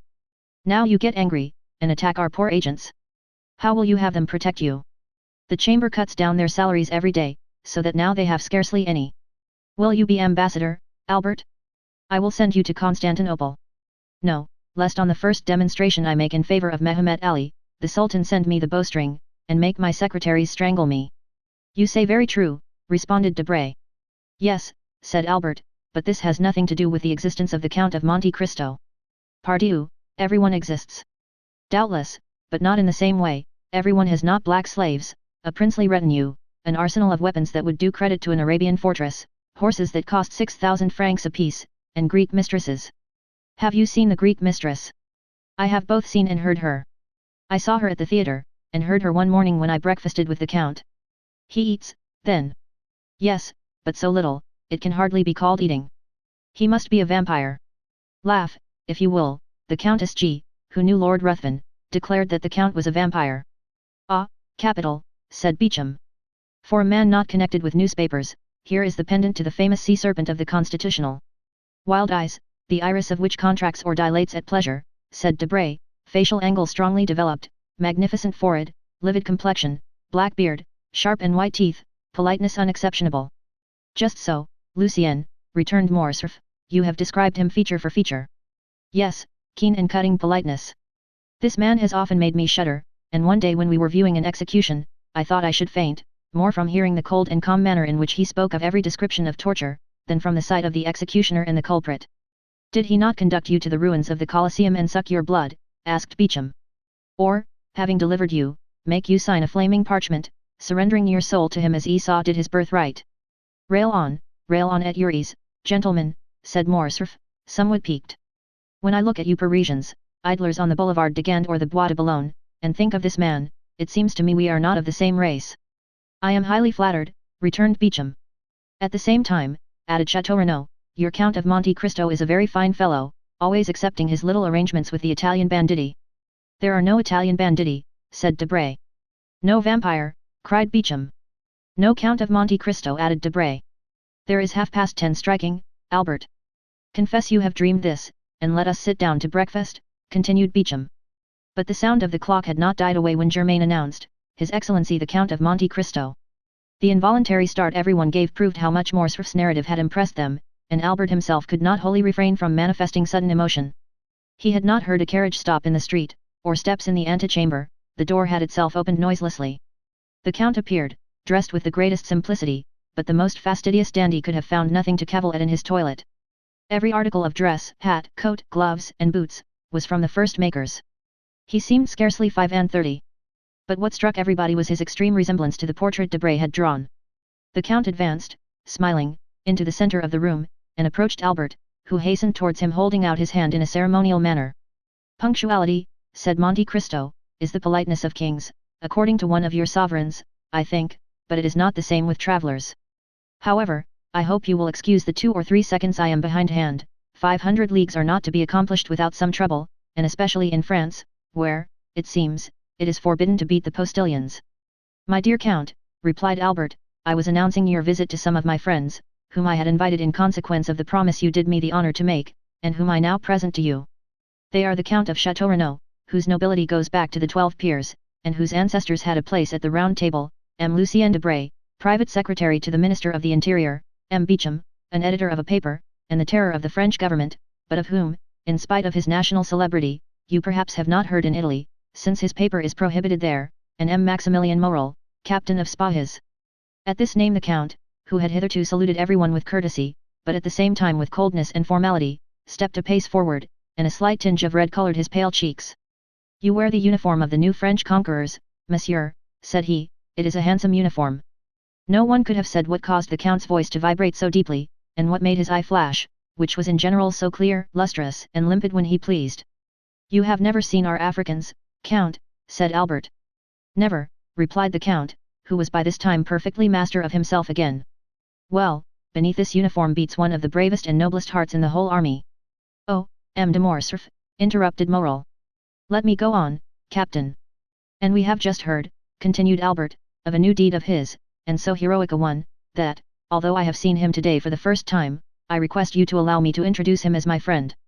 At these words it was still possible to observe in Monte Cristo the concentrated look, changing colour, and slight trembling of the eyelid that show emotion. Ah, you have a noble heart, said the Count, so much the better. This exclamation, which corresponded to the Count's own thought rather than to what Albert was saying, surprised everybody, and especially Morel, who looked at Monte Cristo with wonder. But, at the same time, the intonation was so soft that, however strange the speech might seem, it was impossible to be offended at it. Why should he doubt it, said Beauchamp to Chateau Renaud. In reality, replied the latter, who, with his aristocratic glance and his knowledge of the world, had penetrated at once all that was penetrable in Monte Cristo, Albert has not deceived us, for the Count is a most singular being. What say you, Morel? Ma foi, he has an open look about him that pleases me, in spite of the singular remark he has made about me. Gentlemen, said Albert, Germain informs me that breakfast is ready. My dear Count, allow me to show you the way. They passed silently into the breakfast room, and everyone took his place. Gentlemen, said the Count, seating himself, permit me to make a confession which must form my excuse for any improprieties I may commit. I am a stranger, and a stranger to such a degree, that this is the first time I have ever been at Paris. The French way of living is utterly unknown to me, and up to the present time I have followed the Eastern customs, which are entirely in contrast to the Parisian. I beg you, therefore, to excuse if you find anything in me too Turkish, too Italian, or too Arabian. Now, then, let us breakfast. With what an air he says all this, muttered Beauchamp, decidedly he is a great man. A great man in his own country, added Debray. A great man in every country, M. Debray, said Chateau Renaud. The Count was, it may be remembered, a most temperate guest. Albert remarked this, expressing his fears lest, at the outset, the Parisian mode of life should displease the traveller in the most essential point. My dear Count, said he, I fear one thing, and that is, that the fare of the Rue du Helder is not so much to your taste as that of the Piazza d'Espagna. I ought to have consulted you on the point, and have had some dishes prepared expressly. Did you know me better, returned the Count, smiling, you would not give one thought of such a thing for a traveller like myself, who has successively lived on macaroni at Naples, polenta at Milan, olla podrida at Valencia, polo at Constantinople, curry in India, and swallows' nests in China. I eat everywhere, and of everything, only I eat but little, and today, that you reproach me with my want of appetite, is my day of appetite, for I have not eaten since yesterday morning. What, cried all the guests, you have not eaten for 24 hours? No, replied the Count, I was forced to go out of my road to obtain some information near Nîmes, so that I was somewhat late, and therefore I did not choose to stop. And you ate in your carriage? Asked Morcerf. No, I slept, as I generally do when I am weary without having the courage to amuse myself, or when I am hungry without feeling inclined to eat. But you can sleep when you please, monsieur, said Morel. Yes. You have a recipe for it. An infallible one. That would be invaluable to us in Africa, who have not always any food to eat, and rarely anything to drink. Yes, said Monte Cristo, but, unfortunately, a recipe excellent for a man like myself would be very dangerous applied to an army, which might not awake when it was needed. May we inquire what is this recipe? Asked Debray. Oh, yes, returned Monte Cristo, I make no secret of it. It is a mixture of excellent opium, which I fetched myself from Canton in order to have it pure, and the best hashish which grows in the east, that is, between the Tigris and the Euphrates. These two ingredients are mixed in equal proportions, and formed into pills. 10 minutes after one is taken, the effect is produced. Ask Baron Franz d'Épinay, I think he tasted them one day. Yes, replied Morcerf, he said something about it to me. But, said Beauchamp, who, as became a journalist, was very incredulous, you always carry this drug about you. Always. Would it be an indiscretion to ask to see those precious pills, continued Beauchamp, hoping to take him at a disadvantage. No, monsieur, returned the Count, and he drew from his pocket a marvellous casket, formed out of a single emerald and closed by a golden lid which unscrewed and gave passage to a small greenish-coloured pellet about the size of a pea. This ball had an acrid and penetrating odour. There were 4 or 5 more in the emerald, which would contain about a dozen. The casket passed around the table, but it was more to examine the admirable emerald than to see the pills that it passed from hand to hand. And is it your cook who prepares these pills? Asked Beauchamp. Oh, no, monsieur, replied Monte Cristo, I do not thus betray my enjoyments to the vulgar. I am a tolerable chemist, and prepare my pills myself. This is a magnificent emerald, and the largest I have ever seen, said Chateau Renaud, although my mother has some remarkable family jewels. I had 3 similar ones, returned Monte Cristo. I gave one to the Sultan, who mounted it in his sabre, another to our Holy Father the Pope, who had it set in his tiara, opposite to one nearly as large, though not so fine, given by the Emperor Napoleon to his predecessor, Pius VII. I kept the third for myself, and I had it hollowed out, which reduced its value, but rendered it more commodious for the purpose I intended. Everyone looked at Monte Cristo with astonishment, he spoke with so much simplicity that it was evident he spoke the truth, or that he was mad. However, the sight of the emerald made them naturally incline to the former belief. And what did these 2 sovereigns give you in exchange for these magnificent presents? Asked Debray. The Sultan, the liberty of a woman, replied the Count, the Pope, the life of a man, so that once in my life I have been as powerful as if heaven had brought me into the world on the steps of a throne. And it was Peppino you saved, was it not? Cried Morcerf, it was for him that you obtained pardon. Perhaps, returned the Count, smiling. My dear Count, you have no idea what pleasure it gives me to hear you speak thus, said Morcerf. I had announced you beforehand to my friends as an enchanter of the Arabian Nights, a wizard of the Middle Ages, but the Parisians are so subtle in paradoxes that they mistake for caprices of the imagination the most incontestable truths, when these truths do not form a part of their daily existence. For example, here is Debray who reads, and Beecham who prints, every day, a member of the Jockey Club has been stopped and robbed on the boulevard, 4 persons have been assassinated in the Rue Saint-Denis or the Faubourg Saint-Germain, 10, 15, or 20 thieves have been arrested in a café on the Boulevard du Temple, or in the Thermes de Julien, and yet these same men deny the existence of the bandits in the Maremma, the Campagna di Romana, or the Pontine Marshes. Tell them yourself that I was taken by bandits, and that without your generous intercession I should now have been sleeping in the catacombs of Saint Sebastian, instead of receiving them in my humble abode in the Rue du Helder. Ah, said Monte Cristo, you promised me never to mention that circumstance. It was not I who made that promise, cried Morcerf, it must have been someone else whom you have rescued in the same manner, and whom you have forgotten. Pray speak of it, for I shall not only, I trust, relate the little I do know, but also a great deal I do not know. It seems to me, returned the Count, smiling, that you played a sufficiently important part to know as well as myself what happened. Well, you promise me, if I tell all I know, to relate, in your turn, all that I do not know. That is but fair, replied Monte Cristo. Well, said Morcerf, for 3 days I believed myself the object of the attentions of a mask, whom I took for a descendant of Tullia or Poppaea, while I was simply the object of the attentions of a contadina, and I say contadina to avoid saying peasant girl. What I know is, that, like a fool, a greater fool than he of whom I spoke just now, I mistook for this peasant girl a young bandit of 15 or 16, with a beardless chin and slim waist, and who, just as I was about to imprint a chaste salute on his lips, placed a pistol to my head, and, aided by 7 or 8 others, led, or rather dragged me, to the catacombs of Saint Sebastian, where I found a highly educated brigand chief perusing Caesar's commentaries, and who deigned to leave off reading to inform me, that unless the next morning, before 6 o'clock, 4,000 piastres were paid into his account at his banker's, at 6:15 I should have ceased to exist. The letter is still to be seen, for it is in Franz d'Epinay's possession, signed by me, and with a postscript of M. Luigi Vampa. This is all I know, but I know not, Count, how you contrived to inspire so much respect in the bandits of Rome who ordinarily have so little respect for anything. I assure you, Franz and I were lost in admiration. Nothing more simple, returned the Count. I had known the famous Vampa for more than 10 years. When he was quite a child, and only a shepherd, I gave him a few gold pieces for showing me my way, and he, in order to repay me, gave me a poniard, the hilt of which he had carved with his own hand, and which you may have seen in my collection of arms. In after years, whether he had forgotten this interchange of presents, which ought to have cemented our friendship, or whether he did not recollect me, he sought to take me, but, on the contrary, it was I who captured him and a dozen of his band.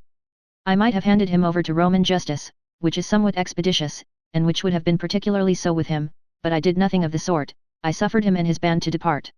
With the condition that they should sin no more, said Beecham, laughing. I see they kept their promise.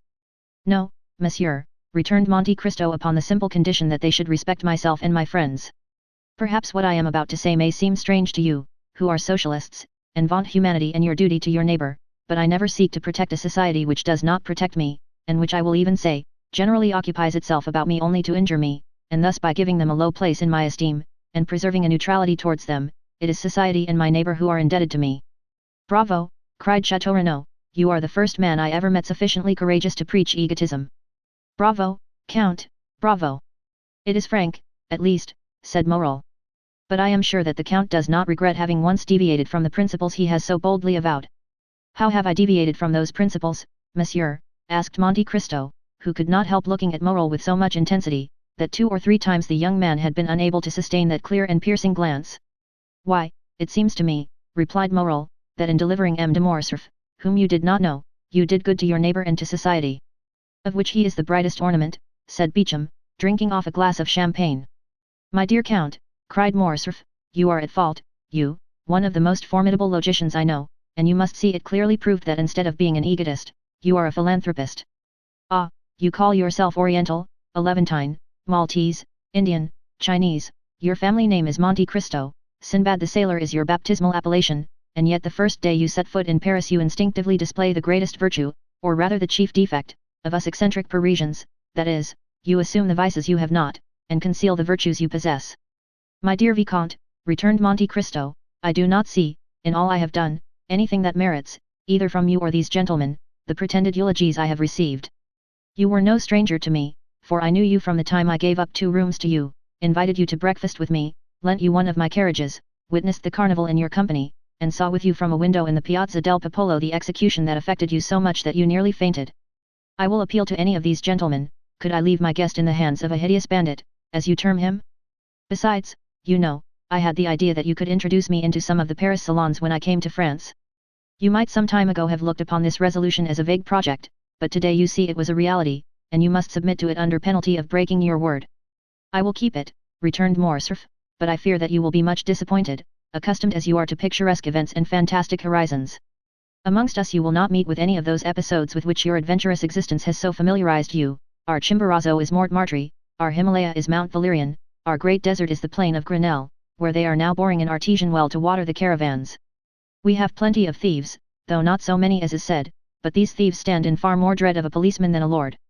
France is so prosaic, and Paris so civilized a city, that you will not find in its 85 departments, I say 85, because I do not include Corsica, you will not find, then, in these 85 departments a single hill on which there is not a telegraph, or a grotto in which the commissary of police has not put up a gas lamp.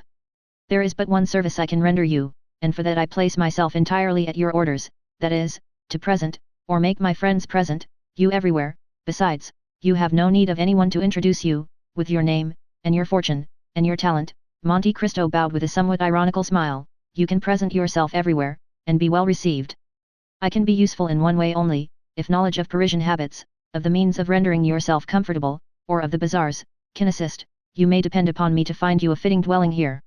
I do not dare offer to share my apartments with you, as I shared yours at Rome, I, who do not profess egotism, but am yet egotist par excellence, for, except myself, these rooms would not hold a shadow more, unless that shadow were feminine. Ah, said the Count, that is a most conjugal reservation. I recollect that at Rome you said something of a projected marriage. May I congratulate you? The affair is still in projection. And he who says in projection, means already decided, said Debray.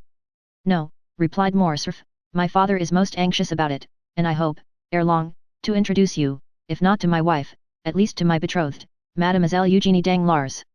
Eugénie Danglars, said Monte Cristo, tell me, is not her father Baron Danglars?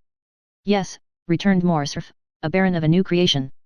What matter, said Monte Cristo, if he has rendered the state services which merit this distinction? Enormous ones, answered Beauchamp.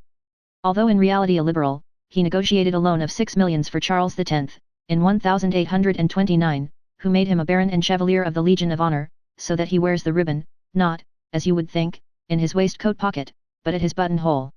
Ah, interrupted Morcerf, laughing, Beauchamp, keep that for the corsair or the chivalry, but spare my future father-in-law before me. Then, turning to Monte Cristo, you just now spoke his name as if you knew the baron. I do not know him, returned Monte Cristo, but I shall probably soon make his acquaintance, for I have a credit opened with him by the house of Richard and Blount, of London, Arstein and Escles of Vienna, and Thomson and French at Rome. As he pronounced the two last names, the Count glanced at Maximilien Morrel. If the stranger expected to produce an effect on Morrel, he was not mistaken. Maximilien started as if he had been electrified. Thomson and French, said he, do you know this house, monsieur? They are my bankers in the capital of the Christian world, returned the Count quietly. Can my influence with them be of any service to you? Oh, Count, you could assist me perhaps in researches which have been, up to the present, fruitless. This house, in past years, did ours a great service, and has, I know not for what reason, always denied having rendered us this service. I shall be at your orders, said Monte Cristo bowing. But, continued Morcerf, à propos of Danglars, we have strangely wandered from the subject. We were speaking of a suitable habitation for the Count of Monte Cristo. Come, gentlemen, let us all propose some place. Where shall we lodge this new guest in our great capital? Faubourg Saint-Germain, said Chateau Renaud. The Count will find there a charming hotel, with a court and garden. Bah! Chateau Renaud, returned Debray, you only know your dull and gloomy Faubourg Saint-Germain. Do not pay any attention to him, Count, live in the Chaussée d'Antin, that's the real centre of Paris. Boulevard de l'Opéra, said Beauchamp, the second floor, a house with a balcony. The Count will have his cushions of silver cloth brought there, and as he smokes his chibouque, see all Paris pass before him. You have no idea, then, Morrel, asked Chateau Renaud, you do not propose anything. Oh, yes, returned the young man, smiling, on the contrary, I have one. But I expected the Count would be tempted by one of the brilliant proposals made him, yet as he has not replied to any of them, I will venture to offer him a suite of apartments in a charming hotel, in the Pompadour style, that my sister has inhabited for a year, in the Rue Meslay. You have a sister? Asked the count. Yes, monsieur, a most excellent sister. Married. Nearly 9 years. Happy? Asked the count again. As happy as it is permitted to a human creature to be, replied Maximilian. She married the man she loved, who remained faithful to us in our fallen fortunes, Emmanuel Herbaut. Monte Cristo smiled imperceptibly. I live there during my leave of absence, continued Maximilian, and I shall be, together with my brother-in-law Emmanuel, at the disposition of the count, whenever he thinks fit to honor us. 1 minute, cried Albert, without giving Monte Cristo the time to reply. Take care, you are going to immure a traveller, Sinbad the sailor, a man who comes to see Paris, you are going to make a patriarch of him. Oh, no, said Morel, my sister is 25, my brother-in-law is 30, they are gay, young, and happy. Besides, the count will be in his own house, and only see them when he thinks fit to do so. Thanks, monsieur, said Monte Cristo, I shall content myself with being presented to your sister and her husband, if you will do me the honor to introduce me, but I cannot accept the offer of any one of these gentlemen, since my habitation is already prepared. What? Cried Morcerf, you are, then, going to a hotel, that will be very dull for you. Was I so badly lodged at Rome? Said Monte Cristo smiling. Parbleu, at Rome you spent 50,000 piastres in furnishing your apartments, but I presume that you are not disposed to spend a similar sum every day. It is not that which deterred me, replied Monte Cristo, but as I determined to have a house to myself, I sent on my valet de chambre, and he ought by this time to have bought the house and furnished it. But you have, then, a valet de chambre who knows Paris, said Beauchamp. It is the first time he has ever been in Paris. He is black, and cannot speak, returned Monte Cristo. It is Ali, cried Albert, in the midst of the general surprise. Yes, Ali himself, my Nubian mute, whom you saw, I think, at Rome. Certainly, said Morcerf, I recollect him perfectly. But how could you charge a Nubian to purchase a house, and a mute to furnish it? He will do everything wrong. Undeceive yourself, monsieur, replied Monte Cristo, I am quite sure, that, on the contrary, he will choose everything as I wish. He knows my tastes, my caprices, my wants. He has been here a week, with the instinct of a hound, hunting by himself. He will arrange everything for me. He knew, that I should arrive today at 10 o'clock, he was waiting for me at 9 at the Barrière de Fontainebleau. He gave me this paper, it contains the number of my new abode, read it yourself, and Monte Cristo passed a paper to Albert. Ah, that is really original, said Beauchamp. And very princely, added Chateau Renaud. What, do you not know your house? Asked Debray. No, said Monte Cristo, I told you I did not wish to be behind my time, I dressed myself in the carriage, and descended at the Viscount's door. The young men looked at each other, they did not know if it was a comedy Monte Cristo was playing, but every word he uttered had such an air of simplicity, that it was impossible to suppose what he said was false, besides, why should he tell a falsehood?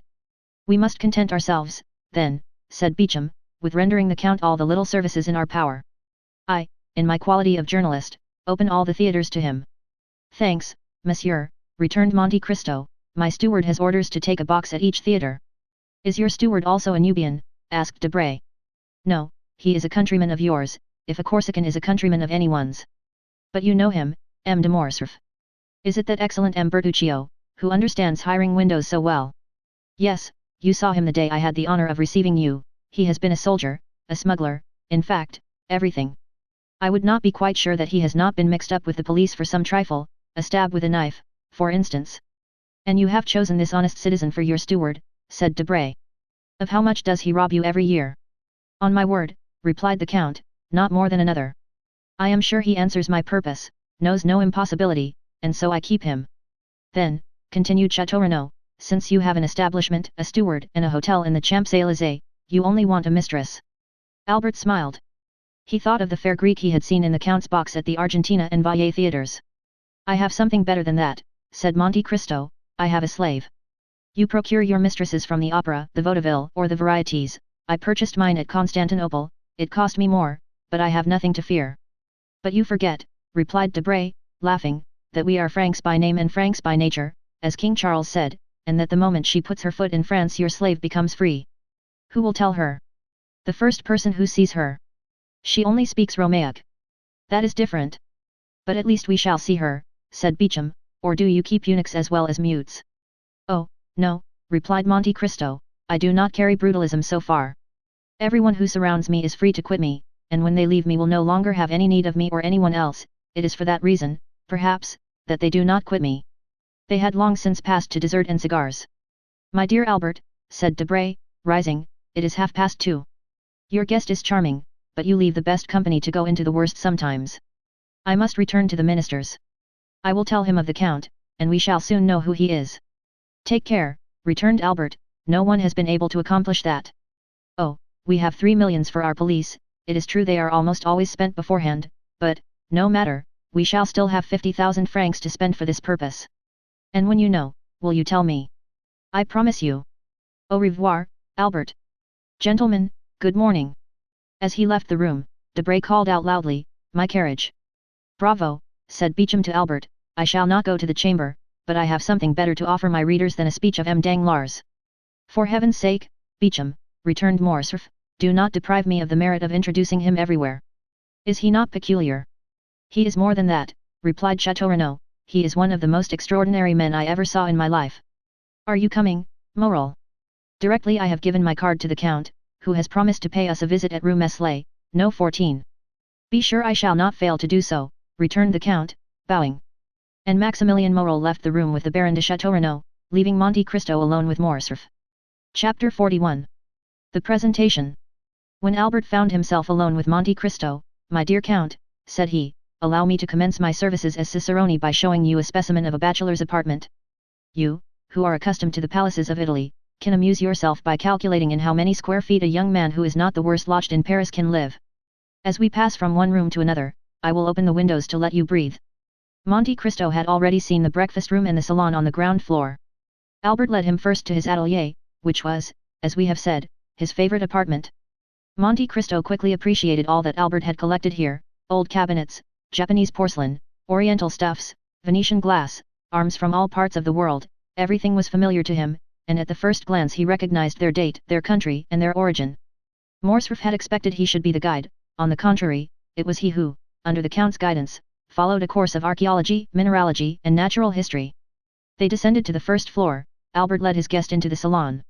The salon was filled with the works of modern artists. There were landscapes by Dupré, with their long reeds and tall trees, their lowing oxen and marvelous skies; Delacroix's Arabian cavaliers, with their long white burnouses, their shining belts, their damasked arms, their horses, who tore each other with their teeth while their riders contended fiercely with their maces; aquarelles of Boulanger, representing Notre Dame de Paris with that vigor that makes the artist the rival of the poet.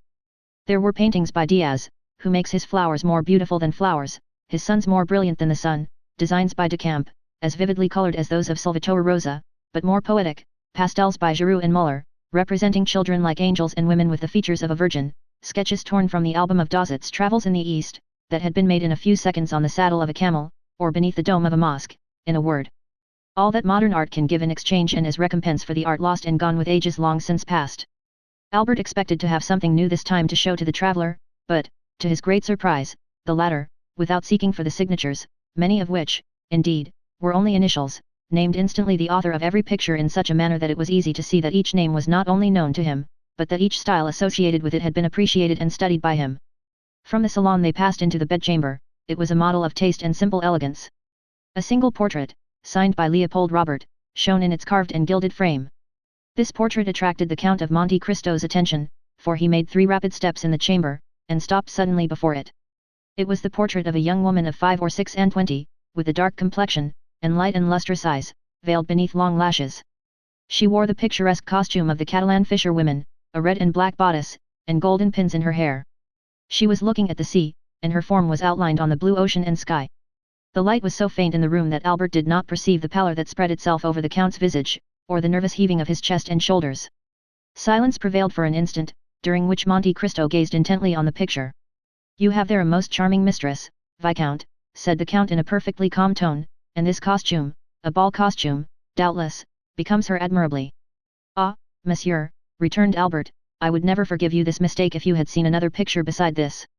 You do not know my mother, she it is whom you see here. She had her portrait painted thus 6 or 8 years ago.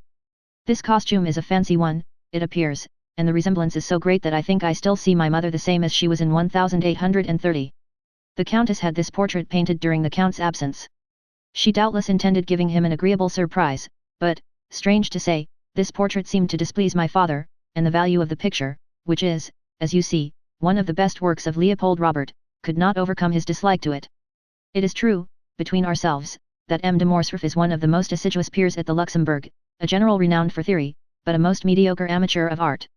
It is different with my mother, who paints exceedingly well, and who, unwilling to part with so valuable a picture, gave it to me to put here, where it would be less likely to displease M. de Morcerf, whose portrait, by Gros, I will also show you. Excuse my talking of family matters, but as I shall have the honor of introducing you to the Count, I tell you this to prevent you making any allusions to this picture.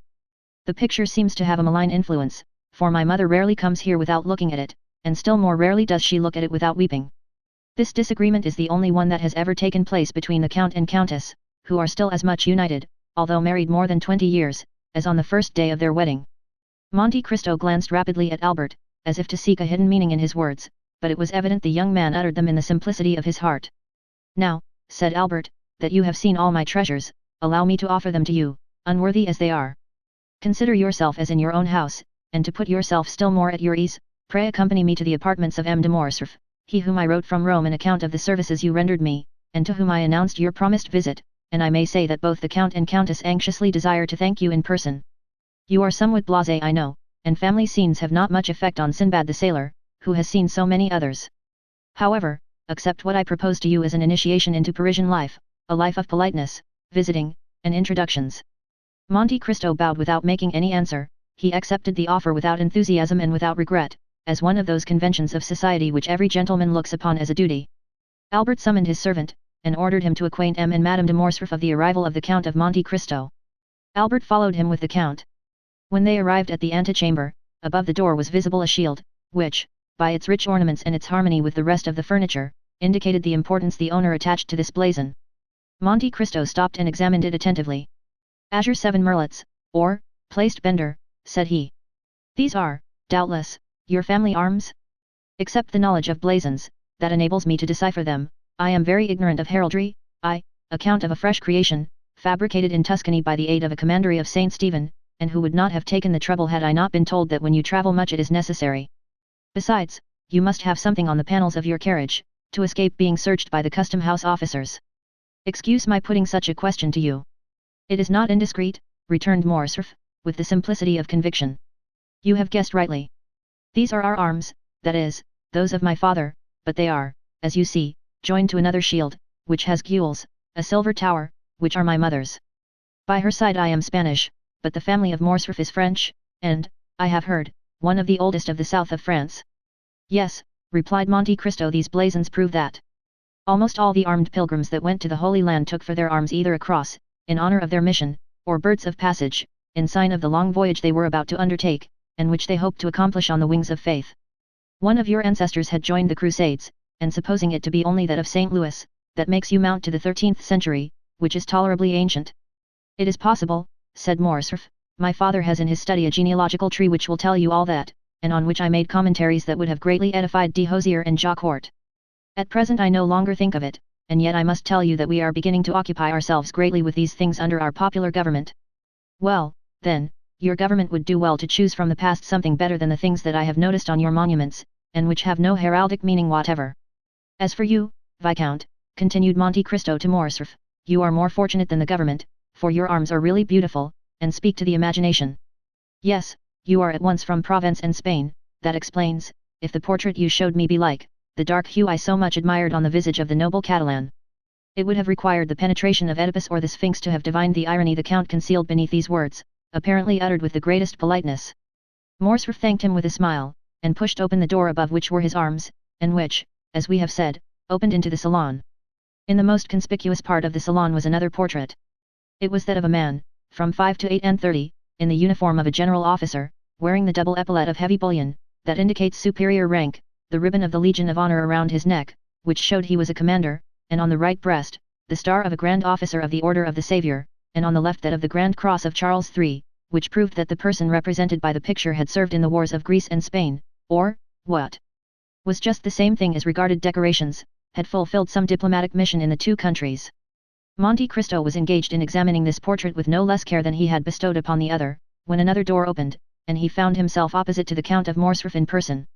He was a man of 40 to 45 years, but he seemed at least 50, and his black moustache and eyebrows contrasted strangely with his almost white hair, which was cut short, in the military fashion. He was dressed in plain clothes, and wore at his buttonhole the ribbons of the different orders to which he belonged. He entered with a tolerably dignified step, and some little haste. Monte Cristo saw him advance towards him without making a single step. It seemed as if his feet were rooted to the ground, and his eyes on the Count of Morcerf.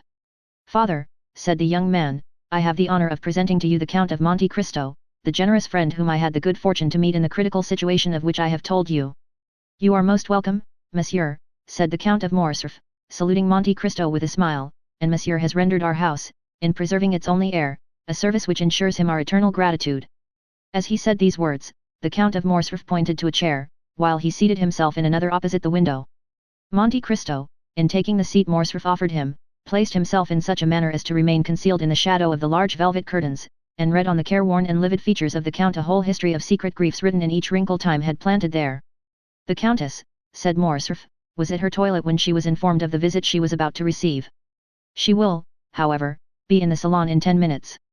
"It is a great honor to me," returned Monte Cristo, "to be thus, on the first day of my arrival in Paris, brought in contact with a man whose merit equals his reputation, and to whom fortune has for once been equitable, but has she not still on the plains of Mytigia, or in the mountains of Atlas, a marshal's staff to offer you?"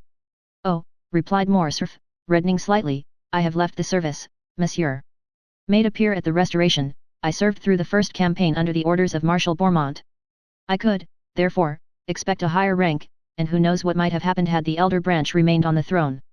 But the Revolution of July was, it seems, sufficiently glorious to allow itself to be ungrateful, and it was so for all services that did not date from the imperial period.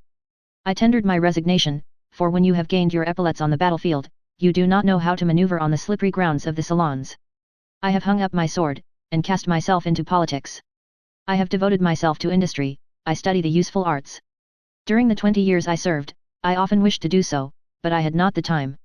These are the ideas that render your nation superior to any other," returned Monte Cristo. "A gentleman of high birth, possessor of an ample fortune, you have consented to gain your promotion as an obscure soldier, step by step, this is uncommon, then become general, peer of France, commander of the Legion of Honor, you consent to again commence a second apprenticeship, without any other hope or any other desire than that of one day becoming useful to your fellow creatures. This, indeed, is praiseworthy, nay, more, it is sublime." Albert looked on and listened with astonishment. He was not used to see Monte Cristo give vent to such bursts of enthusiasm. "Alas," continued the stranger, doubtless to dispel the slight cloud that covered Morcerf's brow, "we do not act thus in Italy, we grow according to our race and our species, and we pursue the same lines, and often the same uselessness, all our lives."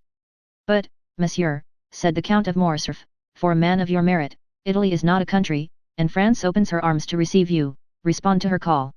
France will not, perhaps, be always ungrateful. She treats her children ill, but she always welcomes strangers." "Ah, father," said Albert with a smile, "it is evident you do not know the Count of Monte Cristo. He despises all honors, and contents himself with those written on his passport." "That is the most just remark," replied the stranger, "I ever heard made concerning myself." "You have been free to choose your career," observed the Count of Morcerf, with a sigh, "and you have chosen the path strewed with flowers." "Precisely, monsieur," replied Monte Cristo with one of those smiles that a painter could never represent or a physiologist analyze. "If I did not fear to fatigue you," said the general, evidently charmed with the Count's manners, "I would have taken you to the chamber. There is a debate very curious to those who are strangers to our modern senators. I shall be most grateful, monsieur, if you will, at some future time, renew your offer, but I have been flattered with the hope of being introduced to the Countess, and I will therefore wait." "Ah, here is my mother," cried the Viscount. Monte Cristo turned round hastily, and saw Madame de Morcerf at the entrance of the salon, at the door opposite to that by which her husband had entered, pale and motionless. When Monte Cristo turned round, she let fall her arm, which for some unknown reason had been resting on the gilded doorpost. She had been there some moments, and had heard the last words of the visitor. The latter rose and bowed to the Countess, who inclined herself without speaking. "Ah, good heavens, madam," said the Count, "are you ill, or is it the heat of the room that affects you?" "Are you ill, mother?" cried the Viscount, springing towards her. She thanked them both with a smile. "No," returned she, "but I feel some emotion on seeing, for the first time, the man without whose intervention we should have been in tears and desolation. Monsieur," continued the Countess, advancing with the majesty of a queen, "I owe to you the life of my son, and for this I bless you. Now, I thank you for the pleasure you give me in thus affording me the opportunity of thanking you as I have blessed you, from the bottom of my heart." The Count bowed again, but lower than before. He was even paler than Mercedes. "Madam," said he, the Count and yourself recompense too generously a simple action. To save a man, to spare a father's feelings, or a mother's sensibility, is not to do a good action, but a simple deed of humanity.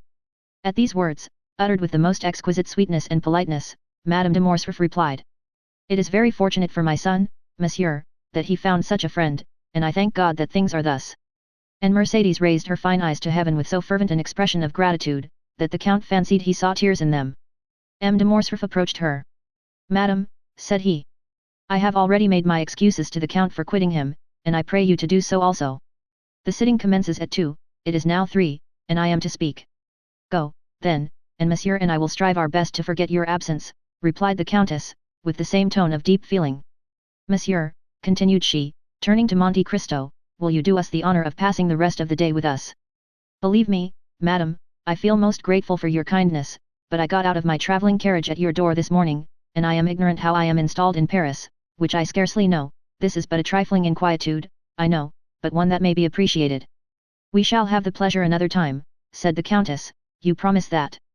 Monte Cristo inclined himself without answering, but the gesture might pass for assent. I will not detain you, monsieur, continued the Countess, I would not have our gratitude become indiscreet or importunate. My dear Count, said Albert, I will endeavour to return your politeness at Rome, and place my coupe at your disposal until your own be ready. 1,000 thanks for your kindness, Viscount, returned the Count of Monte Cristo, but I suppose that M. Bertuccio has suitably employed the 4 hours and a half I have given him, and that I shall find a carriage of some sort ready at the door. Albert was used to the Count's manner of proceeding, he knew that, like Nero, he was in search of the impossible, and nothing astonished him, but wishing to judge with his own eyes how far the Count's orders had been executed, he accompanied him to the door of the house. Monte Cristo was not deceived. As soon as he appeared in the Count of Morcerf's antechamber, a footman, the same who at Rome had brought the Count's card to the 2 young men, and announced his visit, sprang into the vestibule, and when he arrived at the door the illustrious traveller found his carriage awaiting him. It was a coupe of collars building, and with horses and harness for which Drake had, to the knowledge of all the lions of Paris, refused on the previous day 700 guineas. Monsieur, said the Count to Albert, I do not ask you to accompany me to my house, as I can only show you a habitation fitted up in a hurry, and I have, as you know, a reputation to keep up as regards not being taken by surprise. Give me, therefore, 1 more day before I invite you, I shall then be certain not to fail in my hospitality. If you ask me for a day, Count, I know what to anticipate, it will not be a house I shall see, but a palace. You have decidedly some genius at your control. Ma foi, spread that idea, replied the Count of Monte Cristo, putting his foot on the velvet-lined steps of his splendid carriage, and that will be worth something to me among the ladies. As he spoke, he sprang into the vehicle, the door was closed, but not so rapidly that Monte Cristo failed to perceive the almost imperceptible movement which stirred the curtains of the apartment in which he had left Madame de Morcerf. When Albert returned to his mother, he found her in the boudoir reclining in a large velvet armchair, the whole room so obscure that only the shining spangle, fastened here and there to the drapery, and the angles of the gilded frames of the pictures, showed with some degree of brightness in the gloom. Albert could not see the face of the Countess, as it was covered with a thin veil she had put on her head, and which fell over her features in misty folds, but it seemed to him as though her voice had altered. He could distinguish amid the perfumes of the roses and heliotropes in the flower stands the sharp and fragrant odor of volatile salts, and he noticed in one of the chased cups on the mantelpiece the Countess's smelling bottle, taken from its shagreen case, and exclaimed in a tone of uneasiness, as he entered. My dear mother, have you been ill during my absence? No, no, Albert, but you know these roses, tuberoses and orange flowers throw out at first, before one is used to them, such violent perfumes. Then, my dear mother, said Albert, putting his hand to the bell, they must be taken into the antechamber. You are really ill, and just now were so pale as you came into the room. Was I pale, Albert? Yes, a pallor that suits you admirably, mother, but which did not the less alarm my father and myself. Did your father speak of it? Inquired Mercedes eagerly. No, madam, but do you not remember that he spoke of the fact to you? Yes, I do remember, replied the Countess. A servant entered, summoned by Albert's ring of the bell. Take these flowers into the anteroom or dressing room, said the Viscount, they make the Countess ill. The footman obeyed his orders. A long pause ensued, which lasted until all the flowers were removed. What is this name of Monte Cristo? Inquired the Countess, when the servant had taken away the last vase of flowers, is it a family name, or the name of the estate, or a simple title? I believe, mother, it is merely a title. The Count purchased an island in the Tuscan archipelago, and, as he told you today, has founded a commandery. You know the same thing was done for Saint Stephen of Florence, Saint George Constantinian of Parma, and even for the Order of Malta. Except this, he has no pretension to nobility, and calls himself a chance count, although the general opinion at Rome is that the count is a man of very high distinction. His manners are admirable, said the countess, at least, as far as I could judge in the few minutes he remained here. They are perfect, mother, so perfect, that they surpass by far all I have known in the leading aristocracy of the three proudest nobilities of Europe, the English, the Spanish, and the German. The countess paused a moment, then, after a slight hesitation, she resumed. You have seen, my dear Albert, I ask the question as a mother, you have seen M. de Monte Cristo in his house, you are quick-sighted, have much knowledge of the world, more tact than is usual at your age, do you think the count is really what he appears to be? What does he appear to be? Why, you have just said, a man of high distinction. I told you, my dear mother, he was esteemed such.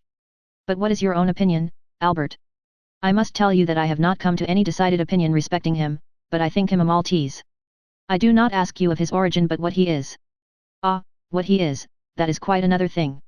I have seen so many remarkable things in him, that if you would have me really say what I think, I shall reply that I really do look upon him as one of Byron's heroes, whom misery has marked with a fatal brand, some Manfred, some Lara, some Werner, one of those wrecks, as it were, of some ancient family, who, disinherited of their patrimony, have achieved one by the force of their adventurous genius, which has placed them above the laws of society. You say. I say that Monte Cristo is an island in the midst of the Mediterranean, without inhabitants or garrison, the resort of smugglers of all nations, and pirates of every flag. Who knows whether or not these industrious worthies do not pay to their feudal lord some dues for his protection? That is possible, said the countess, reflecting. Never mind, continued the young man, smuggler or not, you must agree, mother dear, as you have seen him, that the Count of Monte Cristo is a remarkable man, who will have the greatest success in the salons of Paris.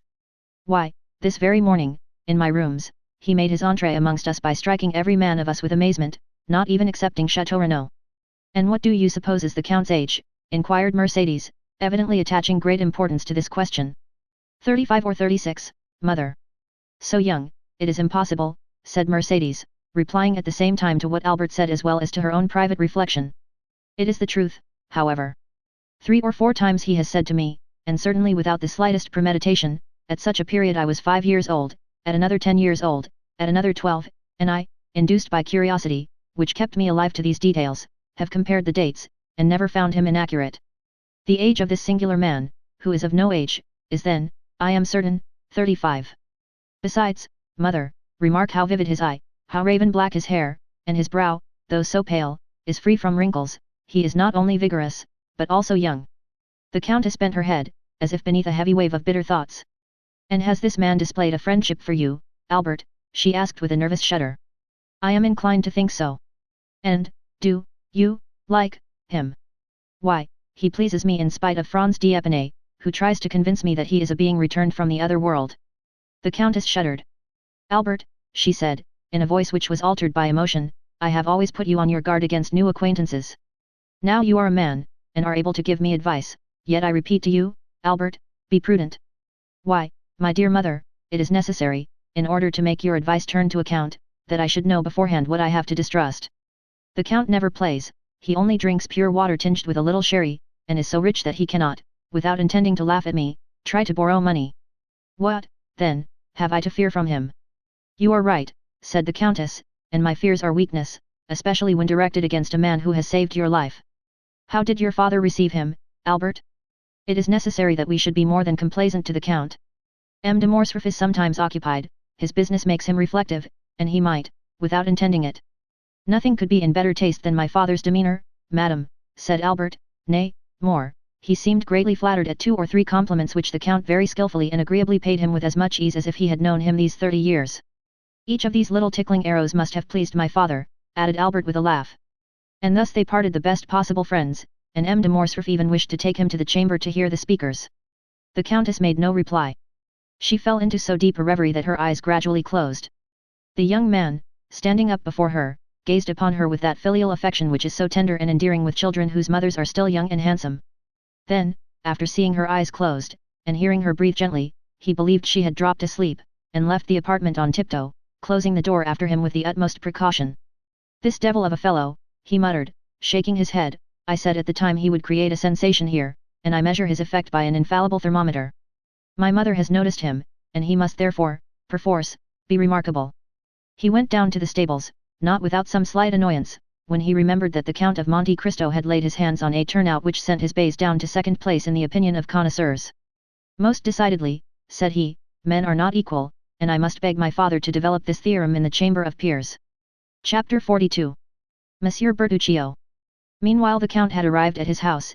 It had taken him 6 minutes to perform the distance, but these 6 minutes were sufficient to induce 20 young men who knew the price of the equipage they had been unable to purchase themselves, to put their horses in a gallop in order to see the rich foreigner who could afford to give 20,000 francs apiece for his horses. The house Ali had chosen, and which was to serve as a town residence to Monte Cristo, was situated on the right hand as you ascend the Champs-Élysées. A thick clump of trees and shrubs rose in the center, and masked a portion of the front. Around this shrubbery 2 alleys, like 2 arms, extended right and left, and formed a carriage drive from the iron gates to a double portico, on every step of which stood a porcelain vase, filled with flowers. This house, isolated from the rest, had, besides the main entrance, another in the Rue de Ponthieu. Even before the coachman had hailed the concierge, the massy gates rolled on their hinges. They had seen the Count coming, and at Paris, as everywhere else, he was served with the rapidity of lightning. The coachman entered and traversed the half-circle without slackening his speed, and the gates were closed ere the wheels had ceased to sound on the gravel. The carriage stopped at the left side of the portico. 2 men presented themselves at the carriage window. The one was Ali, who, smiling with an expression of the most sincere joy, seemed amply repaid by a mere look from Monte Cristo.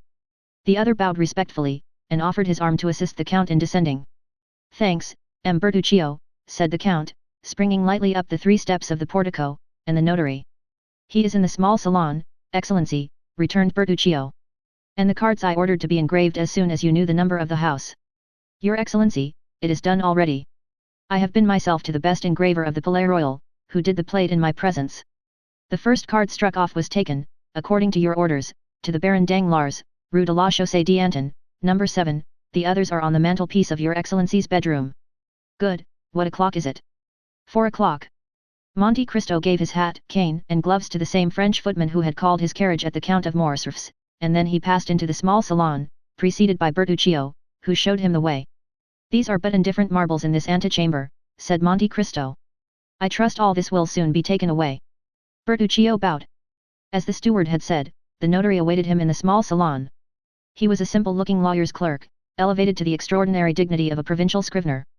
"You are the notary empowered to sell the country house that I wish to purchase, monsieur?" asked Monte Cristo. "Yes, Count," returned the notary. "Is the deed of sale ready?" "Yes, Count." "Have you brought it?" "Here it is." "Very well, and where is this house that I purchase?" asked the Count carelessly, addressing himself half to Bertuccio, half to the notary. The steward made a gesture that signified, "I do not know." The notary looked at the Count with astonishment. "What," said he, "does not the Count know where the house he purchases is situated?" "No," returned the Count. "The Count does not know. How should I know? I have arrived from Cadiz this morning. I have never before been at Paris, and it is the first time I have ever even set my foot in France." "Ah, that is different, the house you purchase is at Auteuil." At these words Bertuccio turned pale. "And where is Auteuil?" asked the Count. "Close by here, monsieur," replied the notary, "a little beyond Passy, a charming situation, in the heart of the Bois de Boulogne." "So near as that," said the Count, "but that is not in the country. What made you choose a house at the gates of Paris, M. Bertuccio?" "I," cried the steward with a strange expression. "His Excellency did not charge me to purchase this house. If His Excellency will recollect, if he will think."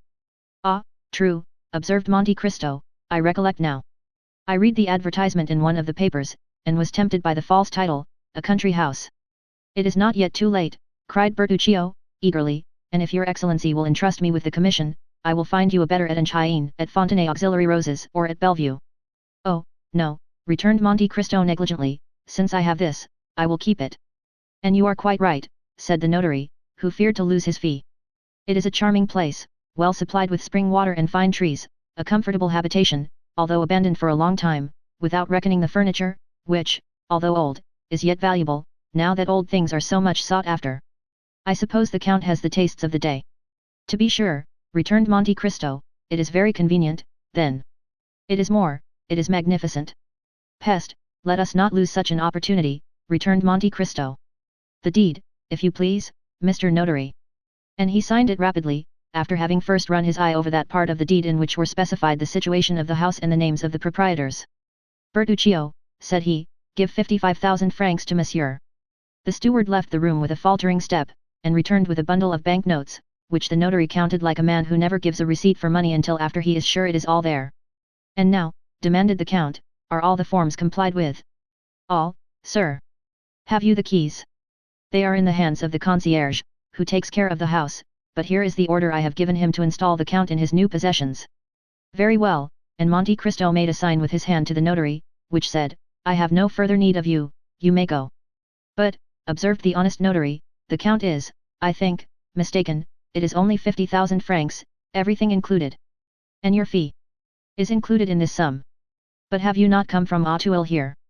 "Yes, certainly." "Well, then, it is but fair that you should be paid for your loss of time and trouble," said the count, and he made a gesture of polite dismissal. The notary left the room backwards, and bowing down to the ground, it was the first time he had ever met a similar client. "See this gentleman out," said the count to Bertuccio. And the steward followed the notary out of the room.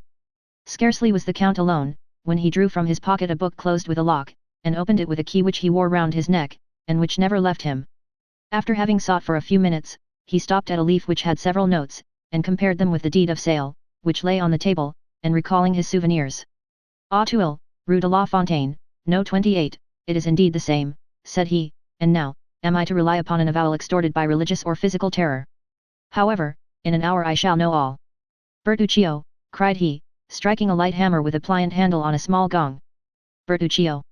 The steward appeared at the door. "Monsieur Bertuccio," said the count, "did you never tell me that you had travelled in France?" "In some parts of France, yes, Excellency." "You know the environs of Paris, then?" "No, Excellency, no," returned the steward, with the sort of nervous trembling, which Monte Cristo, a connoisseur in all emotions, rightly attributed to great disquietude. "It is unfortunate," returned he, "that you have never visited the environs, for I wish to see my new property this evening, and had you gone with me, you could have given me some useful information." "To Auteuil," cried Bertuccio, whose copper complexion became livid, "I go to Auteuil." "Well, what is there surprising in that? When I live at Auteuil, you must come there, as you belong to my service." Bertuccio hung down his head before the imperious look of his master, and remained motionless, without making any answer. "Why, what has happened to you? Are you going to make me ring a second time for the carriage?" asked Monte Cristo, in the same tone that Louis XIV pronounced the famous, "I have been almost obliged to wait." Bertuccio made but one bound to the antechamber, and cried in a hoarse voice, "His Excellency's horses!" Monte Cristo wrote 2 or 3 notes, and, as he sealed the last, the steward appeared. "Your Excellency's carriage is at the door," said he. "Well, take your hat and gloves," returned Monte Cristo. "Am I to accompany you, Your Excellency?" cried Bertuccio. "Certainly, you must give the orders, for I intend residing at the house." It was unexampled for a servant of the count's to dare to dispute an order of his, so the steward, without saying a word, followed his master, who got into the carriage, and signed to him to follow, which he did, taking his place respectfully on the front seat. Chapter 43. The house at Auteuil. Monte Cristo noticed, as they descended the staircase, that Bertuccio signed himself in the Corsican manner, that is, had formed the sign of the cross in the air with his thumb, and as he seated himself in the carriage, muttered a short prayer. Anyone but a man of exhaustless thirst for knowledge would have had pity on seeing the steward's extraordinary repugnance for the count's projected drive without the walls, but the count was too curious to let Bertuccio off from this little journey. In 20 minutes they were at Auteuil. The steward's emotion had continued to augment as they entered the village. Bertuccio, crouched in the corner of the carriage, began to examine with a feverish anxiety every house they passed. "Tell them to stop at Rue de la Fontaine, No. 28, said the count, fixing his eyes on the steward, to whom he gave this order. Bertuccio's forehead was covered with perspiration, however, he obeyed, and, leaning out of the window, he cried to the coachman, "Rue de la Fontaine, No. 28. Number 28 was situated at the extremity of the village. During the drive night had set in, and darkness gave the surroundings the artificial appearance of a scene on the stage. The carriage stopped, the footman sprang off the box and opened the door. "Well," said the count, "you do not get out, M. Bertuccio, you are going to stay in the carriage, then? What are you thinking of this evening?" Bertuccio sprang out, and offered his shoulder to the count, who, this time, leaned upon it as he descended the 3 steps of the carriage. "Knock," said the count, "and announce me." Bertuccio knocked, the door opened, and the concierge appeared. "What is it?" asked he. "It is your new master, my good fellow," said the footman. And he held out to the concierge the notary's order. "The house is sold, then," demanded the concierge, "and this gentleman is coming to live here?" "Yes, my friend," returned the Count, and I will endeavour to give you no cause to regret your old master.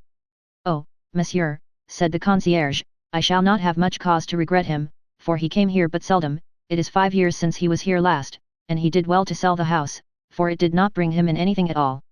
What was the name of your old master? Said Monte Cristo. The Marquis of Saint Méran. Ah, I am sure he has not sold the house for what he gave for it. The Marquis of Saint Méran, returned the Count. The name is not unknown to me, the Marquis of Saint Méran, and he appeared to meditate. An old gentleman, continued the concierge, a staunch follower of the Bourbons. He had an only daughter, who married M. de Villefort, who had been the king's attorney at Nîmes, and afterwards at Versailles. Monte Cristo glanced at Bertuccio, who became whiter than the wall against which he leaned to prevent himself from falling. And is not this daughter dead? Demanded Monte Cristo. I fancy I have heard so. Yes, monsieur, 21 years ago, and since then we have not seen the poor Marquis 3 times. Thanks, said Monte Cristo, judging from the steward's utter prostration that he could not stretch the cord further without danger of breaking it. Give me a light. Shall I accompany you, monsieur? No, it is unnecessary, Bertuccio will show me a light. And Monte Cristo accompanied these words by the gift of 2 gold pieces, which produced a torrent of thanks and blessings from the concierge. Ah, monsieur, said he, after having vainly searched on the mantelpiece and the shelves, I have not got any candles. Take one of the carriage lamps, Bertuccio, said the Count, and show me the apartments. The steward obeyed in silence, but it was easy to see, from the manner in which the hand that held the light trembled, how much it cost him to obey. They went over a tolerably large ground floor. A first floor consisted of a salon, a bathroom, and 2 bedrooms. Near one of the bedrooms they came to a winding staircase that led down to the garden. Ah, here is a private staircase, said the Count, that is convenient. Light me, M. Bertuccio, and go first, we will see where it leads to. Monsieur, replied Bertuccio, it leads to the garden. And, pray, how do you know that?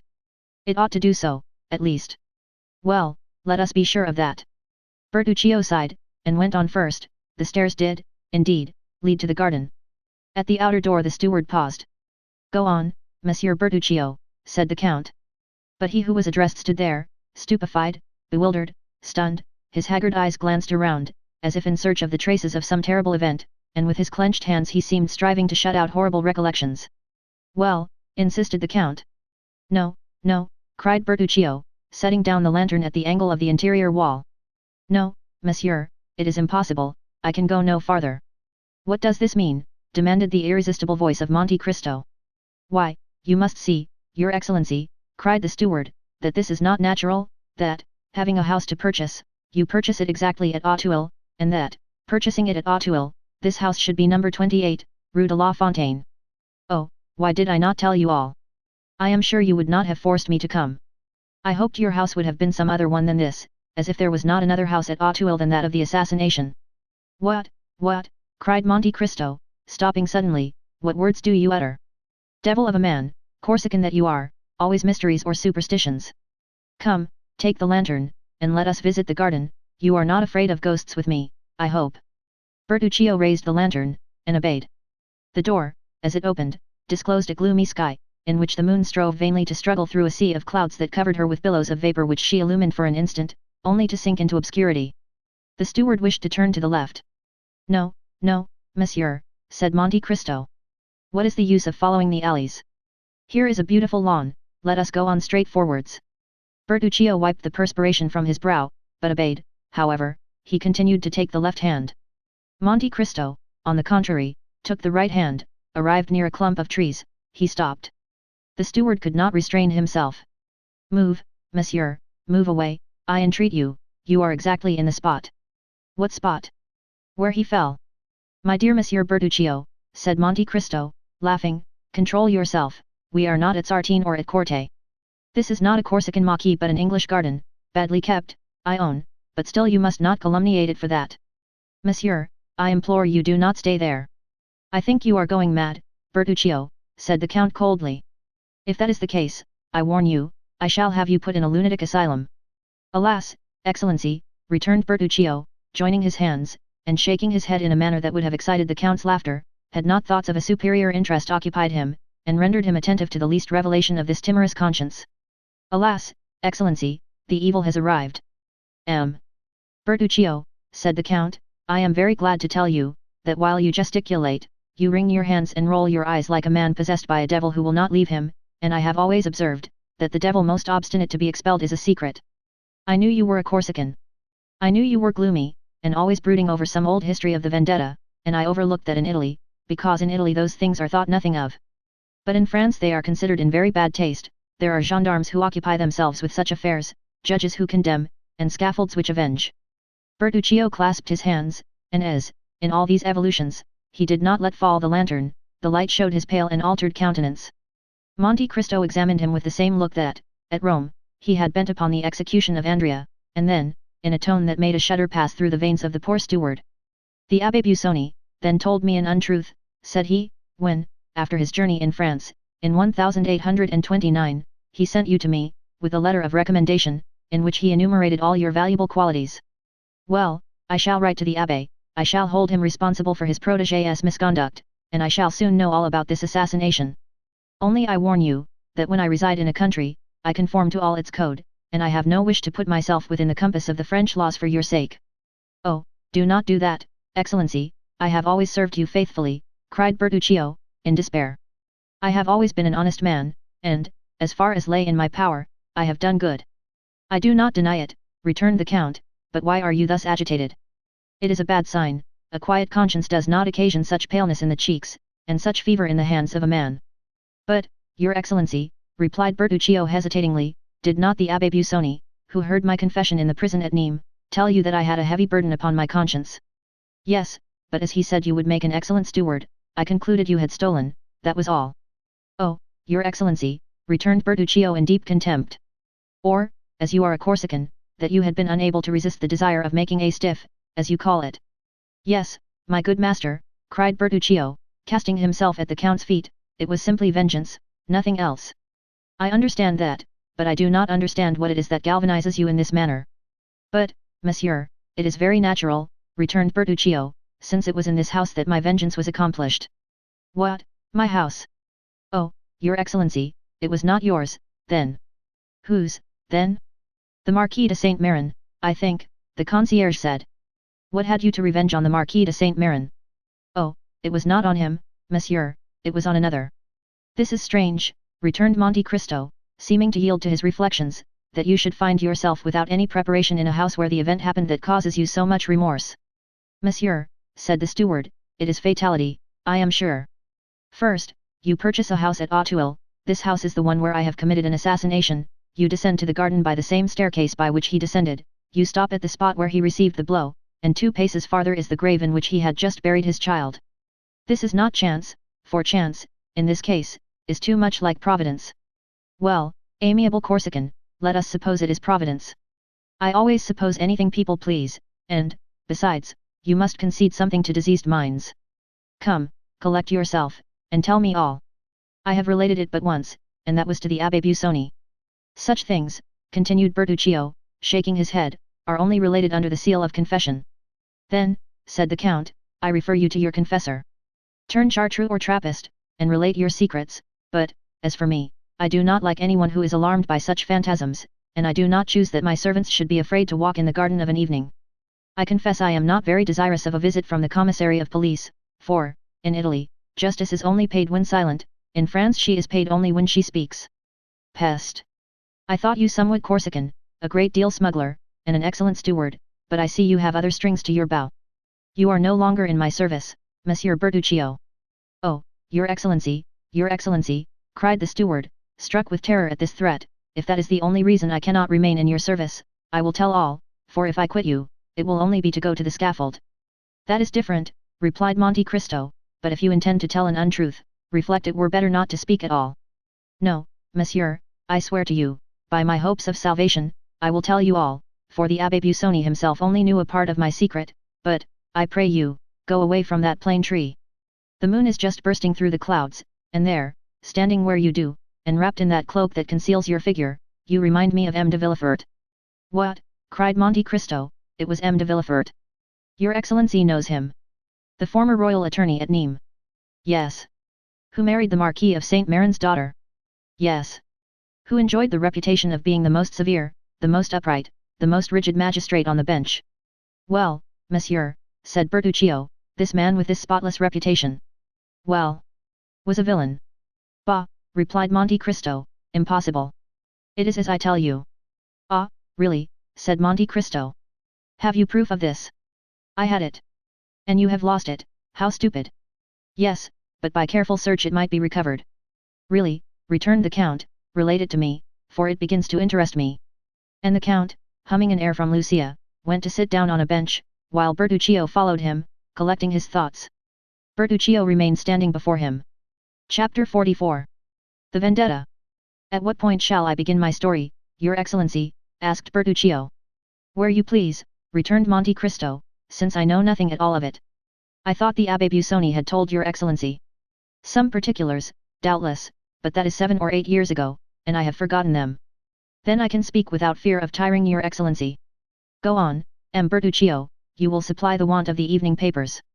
The story begins in 1815. Ah, said Monte Cristo, 1815 is not yesterday. No, monsieur, and yet I recollect all things as clearly as if they had happened but then. I had a brother, an elder brother, who was in the service of the Emperor. He had become lieutenant in a regiment composed entirely of Corsicans. This brother was my only friend, we became orphans, I at 5, he at 18. He brought me up as if I had been his son, and in 1814 he married. When the Emperor returned from the island of Elba, my brother instantly joined the army, was slightly wounded at Waterloo, and retired with the army beyond the Loire. But that is the history of the 100 Days, M. Bertuccio, said the Count, unless I am mistaken, it has been already written. Excuse me, Excellency, but these details are necessary, and you promise to be patient. Go on, I will keep my word. One day we received a letter. I should tell you that we lived in the little village of Rogliano, at the extremity of Cap Corse. This letter was from my brother. He told us that the army was disbanded, and that he should return by Châteauroux, Clermont-Ferrand, Le Puy, and Nîmes, and, if I had any money, he prayed me to leave it for him at Nîmes, with an innkeeper with whom I had dealings. In the smuggling line, said Monte Cristo. Your Excellency? Everyone must live. Certainly, go on. I loved my brother tenderly, as I told Your Excellency, and I resolved not to send the money, but to take it to him myself. I possessed 1,000 francs. I left 500 with Assunta, my sister-in-law, and with the other 500 I set off for Nîmes.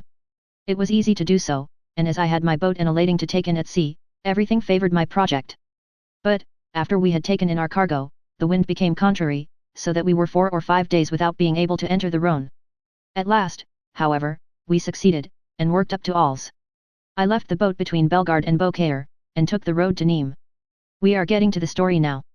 Yes, Your Excellency, excuse me, but, as you will see, I only tell you what is absolutely necessary.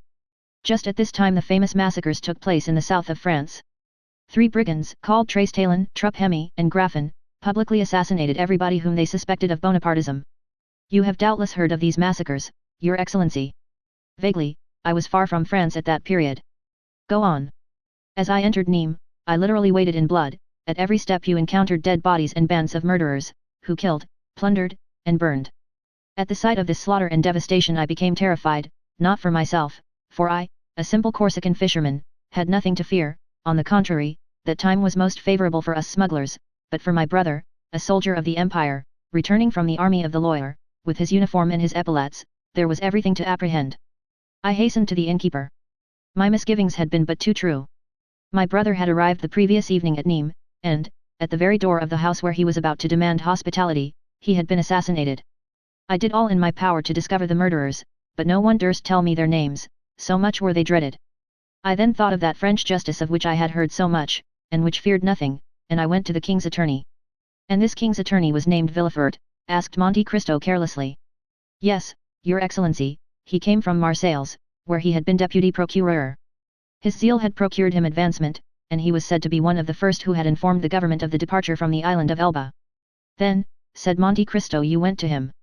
Monsieur, I said, my brother was assassinated yesterday in the streets of Nîmes, I know not by whom, but it is your duty to find out. You are the representative of justice here, and it is for justice to avenge those she has been unable to protect. Who was your brother? Asked he. A lieutenant in the Corsican battalion. A soldier of the usurper, then. A soldier of the French army. Well, replied he has smitten with the sword, and he has perished by the sword. You are mistaken, monsieur, I replied, he has perished by the poniard. What do you want me to do? Asked the magistrate. I have already told you, avenge him. On whom? On his murderers. How should I know who they are? Order them to be sought for. Why, your brother has been involved in a quarrel, and killed in a duel. All these old soldiers commit excesses which were tolerated in the time of the emperor, but which are not suffered now, for the people here do not like soldiers of such disorderly conduct. Monsieur, I replied, it is not for myself that I entreat your interference, I should grieve for him or avenge him, but my poor brother had a wife, and were anything to happen to me, the poor creature would perish from want, for my brother's pay alone kept her. Pray, try and obtain a small government pension for her. Every revolution has its catastrophes, returned M. de Villefort, your brother has been the victim of this. It is a misfortune, and government owes nothing to his family. If we are to judge by all the vengeance that the followers of the usurper exercised on the partisans of the king, when, in their turn, they were in power, your brother would be today, in all probability, condemned to death. What has happened is quite natural, and in conformity with the law of reprisals. What, cried I, do you, a magistrate, speak thus to me? All these Corsicans are mad, on my honor, replied M. de Villefort, they fancy that their countryman is still emperor. You have mistaken the time, you should have told me this 2 months ago, it is too late now. Go now, at once, or I shall have you put out. I looked at him an instant to see if there was anything to hope from further entreaty. But he was a man of stone. I approached him, and said in a low voice, well, since you know the Corsicans so well, you know that they always keep their word. You think that it was a good deed to kill my brother, who was a Bonapartist, because you are a royalist. Well, I, who am a Bonapartist also, declare one thing to you, which is, that I will kill you. From this moment I declare the vendetta against you, so protect yourself as well as you can, for the next time we meet your last hour has come. And before he had recovered from his surprise, I opened the door and left the room. Well, well, said Monte Cristo, such an innocent-looking person as you are to do those things, M. Bertuccio, and to a king's attorney at that. But did he know what was meant by the terrible word vendetta? He knew so well, that from that moment he shut himself in his house, and never went out unattended, seeking me high and low. Fortunately, I was so well concealed that he could not find me. Then he became alarmed, and dared not stay any longer at Nîmes, so he solicited a change of residence, and, as he was in reality very influential, he was nominated to Versailles. But, as you know, a Corsican who has sworn to avenge himself cares not for distance, so his carriage, fast as it went, was never above half a day's journey before me, who followed him on foot. The most important thing was, not to kill him only, for I had an opportunity of doing so 100 times, but to kill him without being discovered, at least, without being arrested. I no longer belonged to myself, for I had my sister-in-law to protect and provide for. For 3 months I watched M. de Villefort, for 3 months he took not a step out of doors without my following him. At length I discovered that he went mysteriously to Auteuil. I followed him thither, and I saw him enter the house where we now are, only, instead of entering by the great door that looks into the street, he came on horseback, or in his carriage, left the one or the other at the little inn, and entered by the gate you see there. Monte Cristo made a sign with his head to show that he could discern in the darkness the door to which Bertuccio alluded. As I had nothing more to do at Versailles, I went to Auteuil, and gained all the information I could. If I wished to surprise him, it was evident this was the spot to lie in wait for him. The house belonged, as the concierge informed your excellency, to M. de Saint-Méran, Villefort's father-in-law. M. de Saint-Méran lived at Marseilles, so that this country house was useless to him, and it was reported to be let to a young widow, known only by the name of the Baroness. One evening, as I was looking over the wall, I saw a young and handsome woman who was walking alone in that garden, which was not overlooked by any windows, and I guessed that she was awaiting M. de Villefort. When she was sufficiently near for me to distinguish her features, I saw she was from 18 to 19, tall and very fair. As she had a loose muslin dress on and as nothing concealed her figure, I saw she would ere long become a mother. A few moments after, the little door was opened and a man entered. The young woman hastened to meet him. They threw themselves into each other's arms, embraced tenderly, and returned together to the house. The man was M. de Villefort. I fully believed that when he went out in the night he would be forced to traverse the whole of the garden alone. And, asked the count, did you ever know the name of this woman? No, Excellency, returned Bertuccio, you will see that I had no time to learn it. Go on. That evening, continued Bertuccio, I could have killed the procureur, but as I was not sufficiently acquainted with the neighborhood, I was fearful of not killing him on the spot, and that if his cries were overheard I might be taken, so I put it off until the next occasion, and in order that nothing should escape me, I took a chamber looking into the street bordered by the wall of the garden. 3 days after, about 7 o'clock in the evening, I saw a servant on horseback leave the house at full gallop, and take the road to Sèvres. I concluded that he was going to Versailles, and I was not deceived. 3 hours later, the man returned covered with dust, his errand was performed, and 2 minutes after, another man on foot, muffled in a mantle, opened the little door of the garden, which he closed after him. I descended rapidly. Although I had not seen Villefort's face, I recognized him by the beating of my heart. I crossed the street, and stopped at a post placed at the angle of the wall, and by means of which I had once before looked into the garden. This time I did not content myself with looking, but I took my knife out of my pocket, felt that the point was sharp, and sprang over the wall. My first care was to run to the door. He had left the key in it, taking the simple precaution of turning it twice in the lock. Nothing, then, preventing my escape by this means, I examined the grounds. The garden was long and narrow, a stretch of smooth turf extended down the middle, and at the corners were clumps of trees with thick and massy foliage, that made a background for the shrubs and flowers. In order to go from the door to the house, or from the house to the door, M. de Villefort would be obliged to pass by one of these clumps of trees. It was the end of September, the wind blew violently. The faint glimpses of the pale moon, hidden momentarily by masses of dark clouds that were sweeping across the sky, whitened the gravel walks that led to the house, but were unable to pierce the obscurity of the thick shrubberies, in which a man could conceal himself without any fear of discovery. I hid myself in the one nearest to the path Villefort must take, and scarcely was I there when, amidst the gusts of wind, I fancied I heard groans, but you know, or rather you do not know, your excellency, that he who is about to commit an assassination fancies that he hears low cries perpetually ringing in his ears. 2 hours passed thus, during which I imagined I heard moans repeatedly. Midnight struck. As the last stroke died away, I saw a faint light shine through the windows of the private staircase by which we have just descended. The door opened, and the man in the mantle reappeared. The terrible moment had come, but I had so long been prepared for it that my heart did not fail in the least. I drew my knife from my pocket again, opened it, and made ready to strike.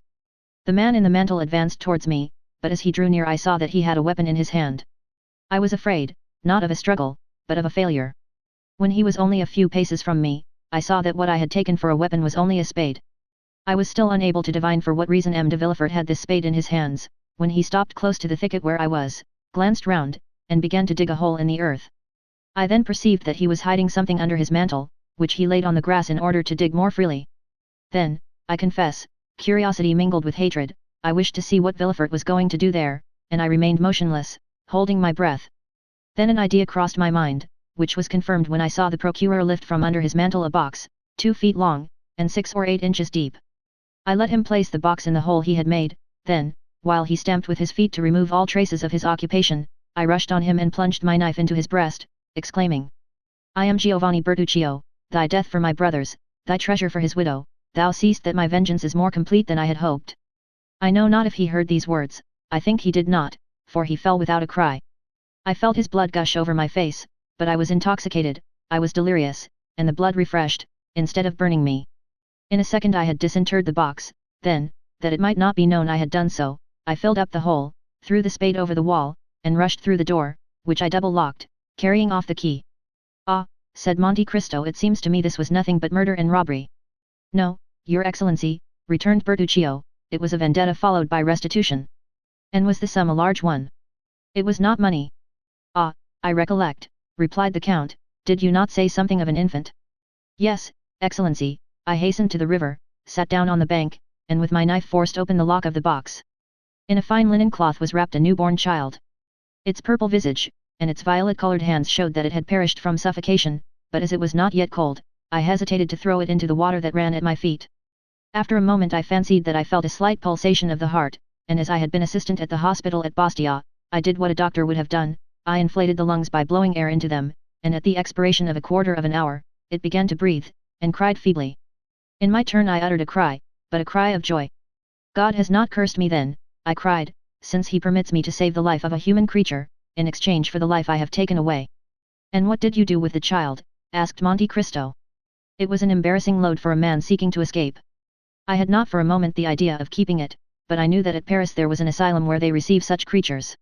As I passed the city gates I declared that I had found the child on the road, and I inquired where the asylum was. The box confirmed my statement, the linen proved that the infant belonged to wealthy parents, the blood with which I was covered might have proceeded from the child as well as from anyone else. No objection was raised, but they pointed out the asylum, which was situated at the upper end of the Rue d'Enfer, and after having taken the precaution of cutting the linen in 2 pieces, so that one of the 2 letters which marked it was on the piece wrapped around the child, while the other remained in my possession, I rang the bell, and fled with all speed. A fortnight after I was at Rogliano, and I said to Assunta, "Console thyself, sister, Israel is dead, but he is avenged." She demanded what I meant, and when I had told her all, "Giovanni," said she, "you should have brought this child with you, we would have replaced the parents it has lost, have called it Benedetto, and then, in consequence of this good action, God would have blessed us." In reply I gave her the half of the linen I had kept in order to reclaim him if we became rich. "What letters were marked on the linen?" said Monte Cristo. "An H and an N, surmounted by a baron's coronet." "By heaven, M. Bertuccio, you make use of heraldic terms. Where did you study heraldry?" "In your service, Excellency, where everything is learned." "Go on, I am curious to know two things." "What are they, your Excellency?" "What became of this little boy, for I think you told me it was a boy, M. Bertuccio." "No, Excellency, I do not recollect telling you that." "I thought you did, I must have been mistaken." "No, you were not, for it was in reality a little boy." "But your Excellency wished to know two things, what was the second?" "The second was the crime of which you were accused when you asked for a confessor, and the Abbé Busoni came to visit you at your request in the prison at Nîmes." "The story will be very long, Excellency." "What matter, you know I take but little sleep, and I do not suppose you are very much inclined for it either." Bertuccio bowed, and resumed his story. "Partly to drown the recollections of the past that haunted me, partly to supply the wants of the poor widow, I eagerly returned to my trade of smuggler, which had become more easy since that relaxation of the laws which always follows a revolution. The southern districts were ill watched in particular, in consequence of the disturbances that were perpetually breaking out in Avignon, Nîmes, or Uzes. We profited by this respite on the part of the government to make friends everywhere. Since my brother's assassination in the streets of Nîmes, I had never entered the town. The result was that the innkeeper with whom we were connected, seeing that we would no longer come to him, was forced to come to us, and had established a branch to his inn, on the road from Bellegarde to Beaucaire, at the sign of the Pont du Gard. We had thus, at Aigues Mortes, Martigues, or Book, a dozen places where we left our goods, and where, in case of necessity, we concealed ourselves from the gendarmes and custom house officers. Smuggling is a profitable trade, when a certain degree of vigor and intelligence is employed. As for myself, brought up in the mountains, I had a double motive for fearing the gendarmes and custom house officers, as my appearance before the judges would cause an inquiry, and an inquiry always looks back into the past. And in my past life they might find something far more grave than the selling of smuggled cigars, or barrels of brandy without a permit. So, preferring death to capture, I accomplished the most astonishing deeds, and which, more than once, showed me that the too great care we take of our bodies is the only obstacle to the success of those projects which require rapid decision, and vigorous and determined execution. In reality, when you have once devoted your life to your enterprises, you are no longer the equal of other men, or, rather, other men are no longer your equals, and whosoever has taken this resolution, feels his strength and resources doubled. Philosophy, M. Bertuccio, interrupted the Count, you have done a little of everything in your life. Oh, Excellency! No, no, but philosophy at 10:30 at night is somewhat late, yet I have no other observation to make, for what you say is correct, which is more than can be said for all philosophy. My journeys became more and more extensive and more productive. Assunta took care of all, and our little fortune increased. One day as I was setting off on an expedition, "Go," said she, "at your return I will give you a surprise." I questioned her, but in vain, she would tell me nothing, and I departed. Our expedition lasted nearly 6 weeks. We had been to Lucca to take in oil, to Leghorn for English cottons, and we ran our cargo without opposition, and returned home full of joy. When I entered the house, the first thing I beheld in the middle of Assunta's chamber was a cradle that might be called sumptuous compared with the rest of the furniture, and in it a baby 7 or 8 months old. I uttered a cry of joy. The only moments of sadness I had known since the assassination of the procureur were caused by the recollection that I had abandoned this child. For the assassination itself I had never felt any remorse. Poor Assunta had guessed all.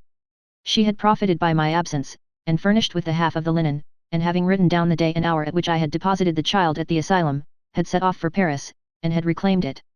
No objection was raised, and the infant was given up to her. Ah, I confess, Your Excellency, when I saw this poor creature sleeping peacefully in its cradle, I felt my eyes filled with tears. Ah, Assunta, cried I, you are an excellent woman, and heaven will bless you. This, said Monte Cristo, is less correct than your philosophy, it is only faith. Alas, your Excellency is right, replied Bertuccio, and God made this infant the instrument of our punishment. Never did a perverse nature declare itself more prematurely, and yet it was not owing to any fault in his bringing up. He was a most lovely child, with large blue eyes, of that deep color that harmonizes so well with the blonde complexion, only his hair, which was too light, gave his face a most singular expression, and added to the vivacity of his look, and the malice of his smile. Unfortunately, there is a proverb which says that red is either altogether good or altogether bad. The proverb was but too correct as regarded Benedetto, and even in his infancy he manifested the worst disposition. It is true that the indulgence of his foster mother encouraged him. This child, for whom my poor sister would go to the town, 5 or 6 leagues off, to purchase the earliest fruits and the most tempting sweetmeats, preferred to Palma grapes or Genoese preserves, the chestnuts stolen from a neighbor's orchard, or the dried apples in his loft, when he could eat as well of the nuts and apples that grew in my garden. One day, when Benedetto was about 5 or 6, our neighbor Wasilio, who, according to the custom of the country, never locked up his purse or his valuables, for, as your excellency knows, there are no thieves in Corsica, complained that he had lost a louis out of his purse. We thought he must have made a mistake in counting his money, but he persisted in the accuracy of his statement.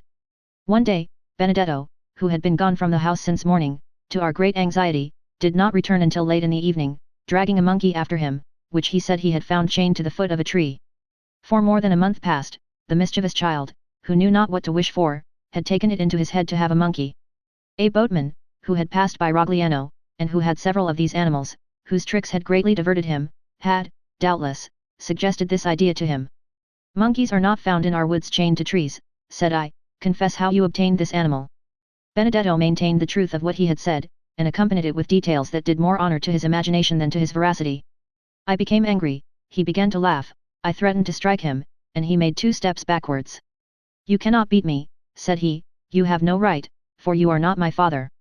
We never knew who had revealed this fatal secret, which we had so carefully concealed from him. However, it was this answer, in which the child's whole character revealed itself, that almost terrified me, and my arm fell without touching him. The boy triumphed, and this victory rendered him so audacious, that all the money of Assunta, whose affection for him seemed to increase as he became more unworthy of it, was spent in caprices she knew not how to contend against, and follies she had not the courage to prevent. When I was at Rogliano everything went on properly, but no sooner was my back turned than Benedetto became master, and everything went ill. When he was only 11, he chose his companions from among the young men of 18 or 20, the worst characters in Bastia, or, indeed, in Corsica, and they had already, for some mischievous pranks, been several times threatened with a prosecution.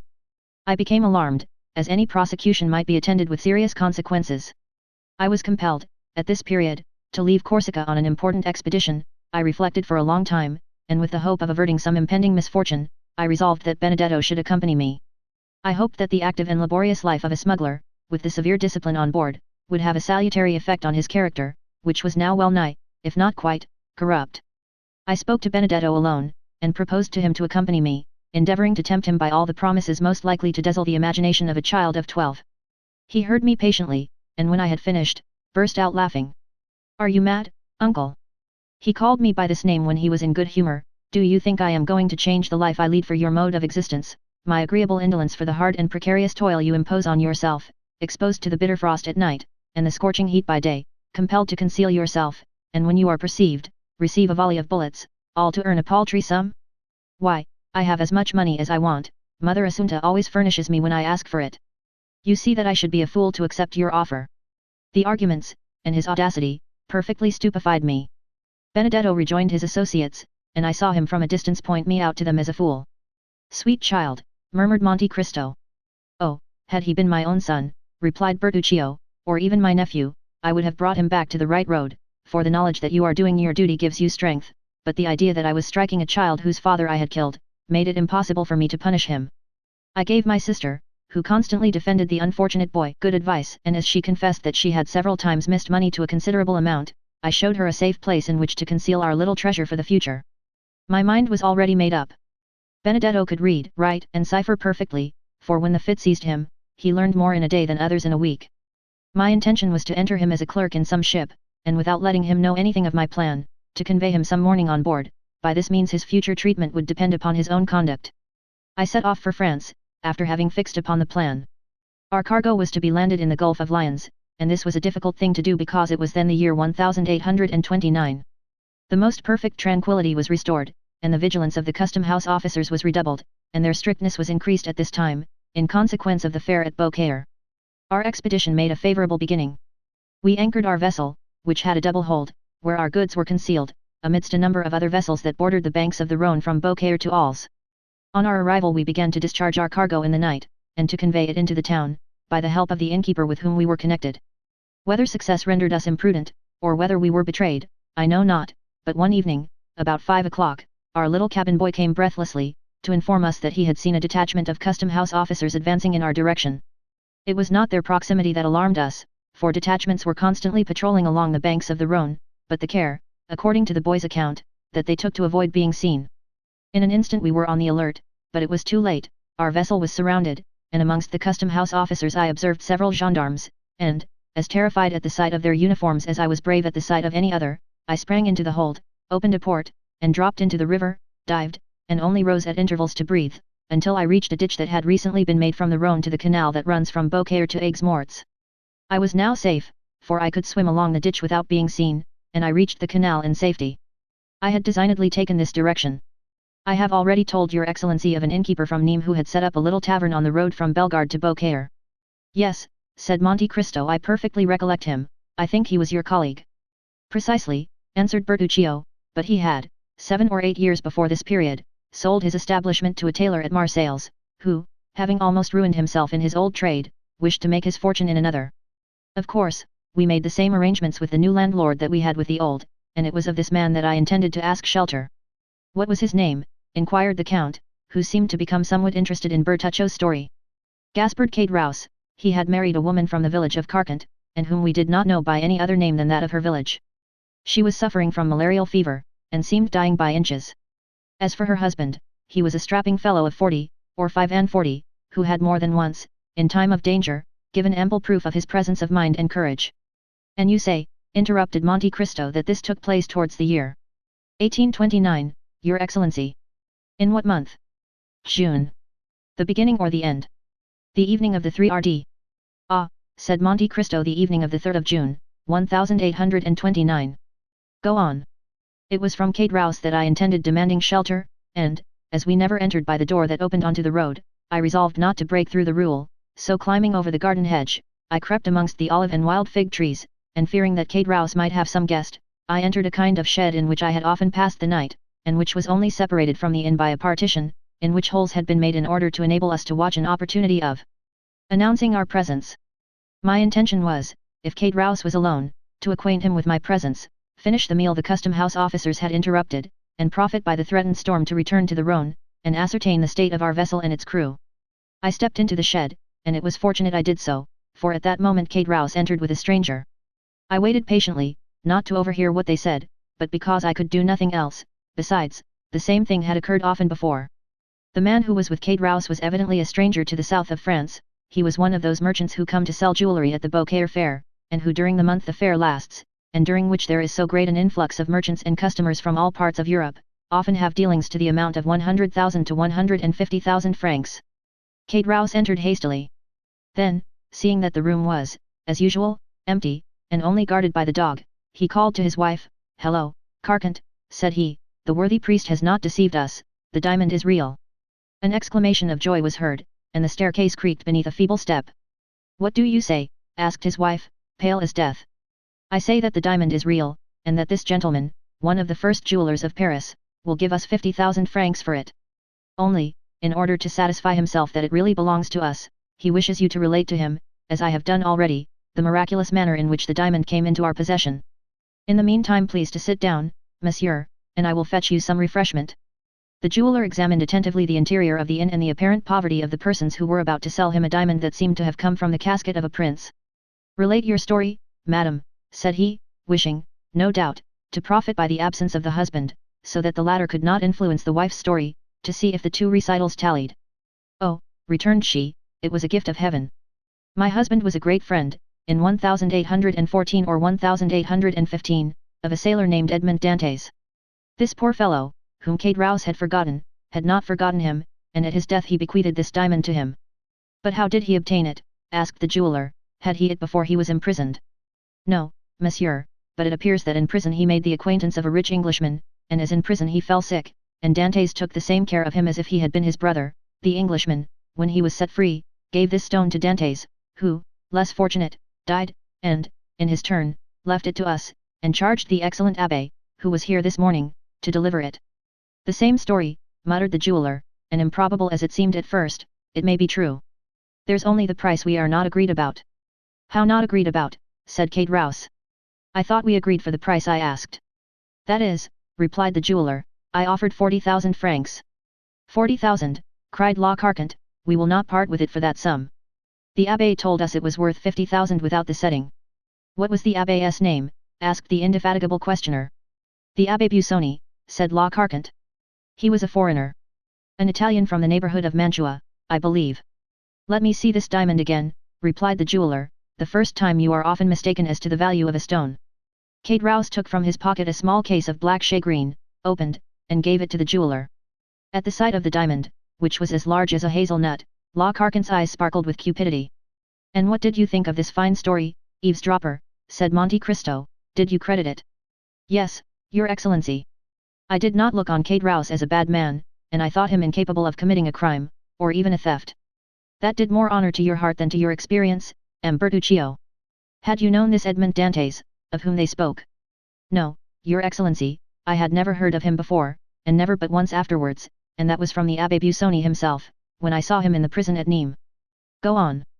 The jeweler took the ring, and drawing from his pocket a pair of steel pliers and a small set of copper scales, he took the stone out of its setting, and weighed it carefully. I will give you 45,000, said he, but not a sou more. Besides, as that is the exact value of the stone, I brought just that sum with me. Oh, that's no matter, replied Kate Rouse, I will go back with you to fetch the other 5,000 francs. No, returned the jeweler, giving back the diamond and the ring to Kate Rouse, no, it is worth no more, and I am sorry I offered so much, for the stone has a flaw in it, which I had not seen. However, I will not go back on my word, and I will give 45,000. At least, replace the diamond in the ring, said La Carcant sharply. Ah, true, replied the jeweler, and he reset the stone. No matter, observed Kate Rouse, replacing the box in his pocket, someone else will purchase it. Yes, continued the jeweler, but someone else will not be so easy as I am, or content himself with the same story. It is not natural that a man like you should possess such a diamond. He will inform against you. You will have to find the Abbé Busoni, and abbés who give diamonds worth 2,000 louis are rare. The law would seize it, and put you in prison. If at the end of 3 or 4 months you are set at liberty, the ring will be lost, or a false stone, worth 3 francs, will be given you, instead of a diamond worth 50,000 or perhaps 55,000 francs, from which you must allow that one runs considerable risk in purchasing. Kate Rouse and his wife looked eagerly at each other. No, said Kate Rouse, we are not rich enough to lose 5,000 francs. As you please, my dear sir, said the jeweler, I had, however, as you see, brought you the money in bright coin. And he drew from his pocket a handful of gold, and held it sparkling before the dazzled eyes of the innkeeper, and in the other hand he held a packet of banknotes. There was evidently a severe struggle in the mind of Kate Rouse. It was plain that the small shagreen case, which he turned over and over in his hand, did not seem to him commensurate in value to the enormous sum which fascinated his gaze. He turned towards his wife. What do you think of this? He asked in a low voice. Let him have it, she said. If he returns to Beaucaire without the diamond, he will inform against us, and, as he says, who knows if we shall ever again see the Abbé Busoni, in all probability we shall never see him. Well, then, so I will, said Kate Rouse, so you may have the diamond for 45,000 francs. But my wife wants a gold chain, and I want a pair of silver buckles. The jeweler drew from his pocket a long flat box, which contained several samples of the articles demanded. Here, he said, I am very straightforward in my dealings, take your choice. The woman selected a gold chain worth about 5 louis, and the husband a pair of buckles, worth perhaps 15 francs. I hope you will not complain now, said the jeweler. The abbé told me it was worth 50,000 francs, muttered Kate Rouse. Come, give it to me. What a strange fellow you are, said the jeweler, taking the diamond from his hand. I give you 45,000 francs, that is, 2,500 livres of income, a fortune such as I wish I had myself, and you are not satisfied. And the 45,000 francs, inquired Kate Rouse in a hoarse voice, where are they? Come, let us see them. Here they are, replied the jeweler, and he counted out upon the table 15,000 francs in gold, and 30,000 francs in banknotes. Wait whilst I light the lamp, said La Carcant, it is growing dark, and there may be some mistake. In fact, night had come on during this conversation, and with night the storm which had been threatening for the last half hour. The thunder growled in the distance, but it was apparently not heard by the jeweler, Kate Rouse, or La Carcant, absorbed as they were all three with the demon of gain. I myself felt a strange kind of fascination at the sight of all this gold and all these banknotes. It seemed to me that I was in a dream, and, as it always happens in a dream, I felt myself riveted to the spot. Kate Rouse counted and again counted the gold and the notes, then handed them to his wife, who counted and counted them again in her turn. During this time, the jeweler made the diamond play and sparkle in the lamplight, and the gem threw out jets of light which made him unmindful of those which, precursors of the storm, began to play in at the windows. "Well," inquired the jeweler, "is the cash all right?" "Yes," said Kate Rouse. "Give me the pocketbook, La Carcant, and find a bag somewhere." La Carcant went to a cupboard, and returned with an old leathern pocketbook and a bag. From the former she took some greasy letters, and put in their place the bank notes, and from the bag took 2 or 3 crowns of 6 livres each, which, in all probability, formed the entire fortune of the miserable couple. "There," said Kate Rouse, "and now, although you have wronged us of perhaps 10,000 francs, will you have your supper with us? I invite you with good will." "Thank you," replied the jeweler, "it must be getting late, and I must return to Beaucaire, my wife will be getting uneasy." He drew out his watch, and exclaimed, "Morbleu, nearly 9 o'clock, why, I shall not get back to Beaucaire before midnight. Good night, my friends. If the Abbé Busoni should by any accident return, think of me." "In another week you will have left Beaucaire," remarked Kate Rouse, "for the fair ends in a few days." "True, but that makes no difference. Write to me at Paris, to M. Jonas, in the Palais Royal, Arcade Pierre, number 45. I will make the journey on purpose to see him, if it is worthwhile." At this moment there was a tremendous clap of thunder, accompanied by a flash of lightning so vivid, that it quite eclipsed the light of the lamp. "See here," exclaimed Kate Rouse. "You cannot think of going out in such weather as this." "Oh, I am not afraid of thunder," said the jeweler. "And then there are robbers," said La Carcant. "The road is never very safe during fair time." "Oh, as to the robbers," said Jonas, "here is something for them," and he drew from his pocket a pair of small pistols, loaded to the muzzle.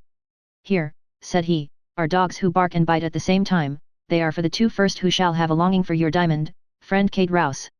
Kate Rouse and his wife again interchanged a meaning look. It seemed as though they were both inspired at the same time with some horrible thought. "Well, then, a good journey to you," said Kate Rouse. "Thanks," replied the jeweler. He then took his cane, which he had placed against an old cupboard, and went out. At the moment when he opened the door, such a gust of wind came in that the lamp was nearly extinguished. "Oh," said he, "this is very nice weather, and 2 leagues to go in such a storm."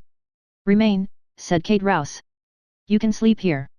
"Yes, do stay," added La Carcant in a tremulous voice, "we will take every care of you." "No, I must sleep at Beaucaire. So, once more, good night." Kate Rouse followed him slowly to the threshold. "I can see neither heaven nor earth," said the jeweler, who was outside the door. "Do I turn to the right, or to the left hand?" "To the right," said Kate Rouse. "You cannot go wrong, the road is bordered by trees on both sides." "Good, all right," said a voice almost lost in the distance. "Close the door," said La Carcant, "I do not like open doors when it thunders." "Particularly when there is money in the house," answered Kate Rouse, double locking the door. He came into the room, went to the cupboard, took out the bag and pocketbook, and both began, for the 3rd time, to count their gold and bank notes. I never saw such an expression of cupidity as the flickering lamp revealed in those 2 countenances. The woman, especially, was hideous, her usual feverish tremulousness was intensified, her countenance had become livid, and her eyes resembled burning coals. "Why," she inquired in a hoarse voice, "did you invite him to sleep here tonight?" "Why," said Kate Rouse with a shudder, "why, that he might not have the trouble of returning to Beaucaire." "Ah," responded the woman, with an expression impossible to describe, "I thought it was for something else." "Woman, woman, why do you have such ideas?" cried Kate Rouse, "or, if you have them, why don't you keep them to yourself?" "Well," said La Carcant, after a moment's pause, "you are not a man." "What do you mean?" added Kate Rouse. "If you had been a man, you would not have let him go from here." "Woman. Or else he should not have reached Beaucaire." "Woman. The road takes a turn, he is obliged to follow it, while alongside of the canal there is a shorter road." "Woman, you offend the good God." "There, listen." And at this moment there was a tremendous peal of thunder, while the livid lightning illumined the room, and the thunder, rolling away in the distance, seemed to withdraw unwillingly from the cursed abode. "Mercy," said Kate Rouse, crossing himself. 20312 At the same moment, and in the midst of the terrifying silence which usually follows a clap of thunder, they heard a knocking at the door. Kate Rouse and his wife started and looked aghast at each other. "Who's there?" cried Kate Rouse, rising, and drawing up in a heap the gold and notes scattered over the table, and which he covered with his 2 hands. "It is I," shouted a voice. "And who are you?" Pardieu. "Jonas, the jeweler." "Well, and you said I offended the good God," said La Carcant with a horrid smile. "Why, the good God sends him back again." Kate Rouse sank pale and breathless into his chair. La Carcant, on the contrary, rose, and going with a firm step towards the door, opened it, saying, as she did so, "Come in, dear M. Jonas." "Ma foi," said the jeweler, drenched with rain, "I am not destined to return to Beaucaire tonight.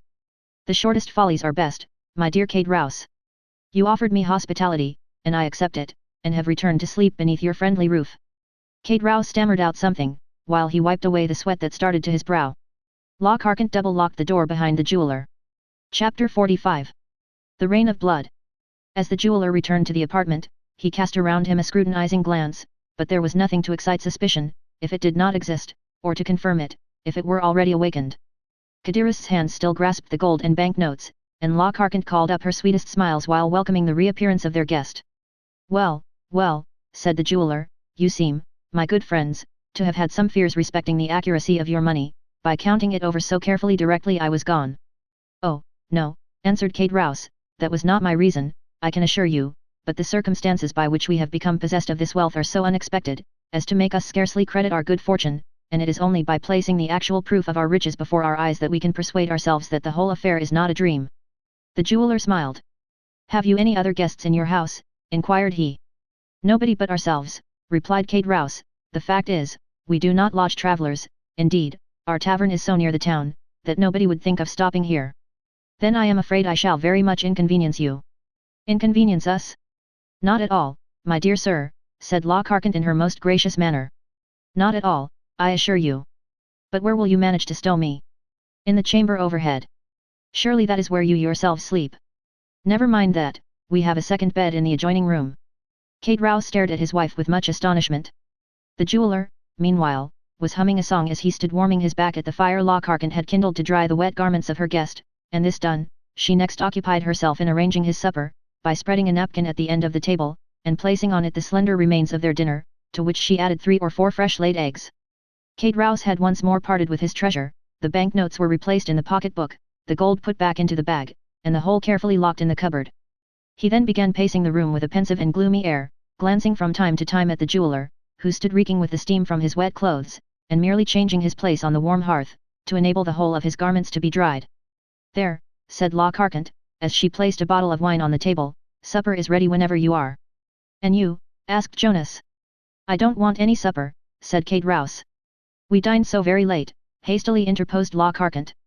"Then it seems I am to eat alone," remarked the jeweler. "Oh, we shall have the pleasure of waiting upon you," answered Lockhart, with an eager attention she was not accustomed to manifest even to guests who paid for what they took. From time to time Kate Rouse darted on his wife keen, searching glances, but rapid as the lightning flash. The storm still continued. There," said Lockhart, "do you hear that? Upon my word, you did well to come back." "Nevertheless," replied the jeweler, "if by the time I have finished my supper the tempest has it all abated, I shall make another start." "It's the Mistral," said Kate Rouse, "and it will be sure to last till tomorrow morning." He sighed heavily. "Well," said the jeweler, as he placed himself at table, "all I can say is, so much the worse for those who are abroad." "Yes," chimed in Lockhart, "they will have a wretched night of it." The jeweler began eating his supper, and the woman, who was ordinarily so querulous and indifferent to all who approached her, was suddenly transformed into the most smiling and attentive hostess. Had the unhappy man on whom she lavished her assiduities been previously acquainted with her, so sudden an alteration might well have excited suspicion in his mind, or at least have greatly astonished him. Kate Rouse, meanwhile, continued to pace the room in gloomy silence, sedulously avoiding the sight of his guest, but as soon as the stranger had completed his repast, the agitated innkeeper went eagerly to the door and opened it. "I believe the storm is over," said he. But as if to contradict his statement, at that instant a violent clap of thunder seemed to shake the house to its very foundation, while a sudden gust of wind, mingled with rain, extinguished the lamp he held in his hand. Trembling and awestruck, Kate Rouse hastily shut the door and returned to his guest, while Lockhart lighted a candle by the smouldering ashes that glimmered on the hearth. "You must be tired," said she to the jeweler, "I have spread a pair of white sheets on your bed, go up when you are ready, and sleep well." Jonas stayed for a while to see whether the storm seemed to abate in its fury, but a brief space of time sufficed to assure him that, instead of diminishing, the violence of the rain and thunder momentarily increased. Resigning himself, therefore, to what seemed inevitable, he bade his host good night, and mounted the stairs. He passed over my head and I heard the flooring creak beneath his footsteps. The quick, eager glance of Lockhart followed him as he ascended, while Kate Rouse, on the contrary, turned his back, and seemed most anxiously to avoid even glancing at him. All these circumstances did not strike me as painfully at the time as they have since done. In fact, all that had happened, with the exception of the story of the diamond, which certainly did wear an air of improbability, appeared natural enough, and called for neither apprehension nor mistrust, but, worn out as I was with fatigue, and fully purposing to proceed onwards directly the tempest abated, I determined to obtain a few hours' sleep. Overhead I could accurately distinguish every movement of the jeweller, who, after making the best arrangements in his power for passing a comfortable night, threw himself on his bed, and I could hear it creak and groan beneath his weight. Insensibly my eyelids grew heavy, deep sleep stole over me, and having no suspicion of anything wrong, I sought not to shake it off. I looked into the kitchen once more and saw Kate Rouse sitting by the side of a long table upon one of the low wooden stools which in country places are frequently used instead of chairs. His back was turned towards me, so that I could not see the expression of his countenance, neither should I have been able to do so had he been placed differently, as his head was buried between his two hands. Lockhart continued to gaze on him for some time, then shrugging her shoulders, she took her seat immediately opposite to him. At this moment the expiring embers threw up a fresh flame from the kindling of a piece of wood that lay near, and a bright light flashed over the room. Lockhart still kept her eyes fixed on her husband, but as he made no sign of changing his position, she extended her hard, bony hand, and touched him on the forehead. Kate Rouse shuddered.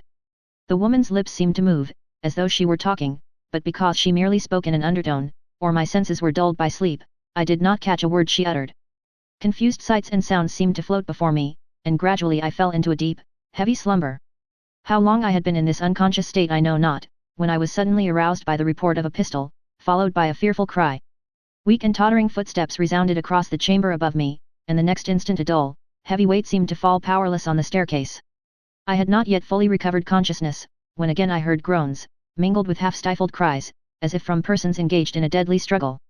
A cry more prolonged than the others and ending in a series of groans effectually roused me from my drowsy lethargy. Hastily raising myself on one arm, I looked around, but all was dark, and it seemed to me as if the rain must have penetrated through the flooring of the room above, for some kind of moisture appeared to fall, drop by drop, upon my forehead, and when I passed my hand across my brow, I felt that it was wet and clammy. To the fearful noises that had awakened me had succeeded the most perfect silence, unbroken, save by the footsteps of a man walking about in the chamber above. The staircase creaked, he descended into the room below, approached the fire and lit a candle. The man was Kate Rouse, he was pale and his shirt was all bloody. Having obtained the light, he hurried upstairs again, and once more I heard his rapid and uneasy footsteps. A moment later he came down again, holding in his hand the small shagreen case, which he opened, to assure himself it contained the diamond, seemed to hesitate as to which pocket he should put it in, then, as if dissatisfied with the security of either pocket, he deposited it in his red handkerchief, which he carefully rolled round his head. After this he took from his cupboard the banknotes and gold he had put there, thrust the one into the pocket of his trousers, and the other into that of his waistcoat, hastily tied up a small bundle of linen, and rushing towards the door, disappeared in the darkness of the night. Then all became clear and manifest to me, and I reproached myself with what had happened, as though I myself had done the guilty deed. I fancied that I still heard faint moans, and imagining that the unfortunate jeweller might not be quite dead, I determined to go to his relief, by way of atoning in some slight degree, not for the crime I had committed, but for that which I had not endeavoured to prevent. For this purpose I applied all the strength I possessed to force an entrance from the cramped spot in which I lay to the adjoining room. The poorly fastened boards which alone divided me from it yielded to my efforts, and I found myself in the house. Hastily snatching up the lighted candle, I hurried to the staircase. About midway a body was lying quite across the stairs. It was that of Lockhart. The pistol I had heard had doubtless been fired at her. The shot had frightfully lacerated her throat, leaving 2 gaping wounds from which, as well as the mouth, the blood was pouring in floods. She was stone dead. I strode past her, and ascended to the sleeping chamber, which presented an appearance of the wildest disorder. The furniture had been knocked over in the deadly struggle that had taken place there, and the sheets, to which the unfortunate jeweller had doubtless clung, were dragged across the room. The murdered man lay on the floor, his head leaning against the wall, and about him was a pool of blood which poured forth from 3 large wounds in his breast. There was a 4th gash, in which a long table knife was plunged up to the handle. I stumbled over some object, I stooped to examine, it was the second pistol, which had not gone off, probably from the powder being wet. I approached the jeweller, who was not quite dead, and at the sound of my footsteps and the creaking of the floor, he opened his eyes, fixed them on me with an anxious and inquiring gaze, moved his lips as though trying to speak, then, overcome by the effort, fell back and expired. This appalling sight almost bereft me of my senses, and finding that I could no longer be of service to anyone in the house, my only desire was to fly. I rushed towards the staircase, clutching my hair, and uttering a groan of horror. Upon reaching the room below, I found 5 or 6 custom house officers, and 2 or 3 gendarmes, all heavily armed. They threw themselves upon me. I made no resistance, I was no longer master of my senses. When I strove to speak, a few inarticulate sounds alone escaped my lips. As I noticed the significant manner in which the whole party pointed to my blood-stained garments, I involuntarily surveyed myself, and then I discovered that the thick warm drops that had so bedewed me as I lay beneath the staircase must have been the blood of La Carcant. I pointed to the spot where I had concealed myself. "What does he mean?" asked a gendarme. One of the officers went to the place I directed. "He means," replied the man upon his return, "that he got in that way, and he showed the hole I had made when I broke through. Then I saw that they took me for the assassin. I recovered force and energy enough to free myself from the hands of those who held me, while I managed to stammer forth. I did not do it. Indeed I did not." A couple of gendarmes held the muzzles of their carbines against my breast. "Stir but a step," said they, "and you are a dead man." "Why should you threaten me with death?" cried I, "when I have already declared my innocence?" "Tush, tush," cried the men, "keep your innocent stories to tell to the judge at Nîmes. Meanwhile, come along with us, and the best advice we can give you is to do so unresistingly." Alas, resistance was far from my thoughts. I was utterly overpowered by surprise and terror, and without a word I suffered myself to be handcuffed and tied to a horse's tail, and thus they took me to Nîmes. I had been tracked by a customs officer, who had lost sight of me near the tavern. Feeling certain that I intended to pass the night there, he had returned to summon his comrades, who just arrived in time to hear the report of the pistol, and to take me in the midst of such circumstantial proofs of my guilt as rendered all hopes of proving my innocence utterly futile. One only chance was left me, that of beseeching the magistrate before whom I was taken to cause every inquiry to be made for the Abbé Busoni, who had stopped at the inn of the Pont du Gard on that morning. If Kate Rouse had invented the story relative to the diamond, and there existed no such person as the Abbé Busoni, then, indeed, I was lost past redemption, or, at least, my life hung upon the feeble chance of Kate Rouse himself being apprehended and confessing the whole truth. 2 months passed away in hopeless expectation on my part, while I must do the magistrate the justice to say that he used every means to obtain information of the person I declared could exculpate me if he would. Kate Rouse still evaded all pursuit, and I had resigned myself to what seemed my inevitable fate.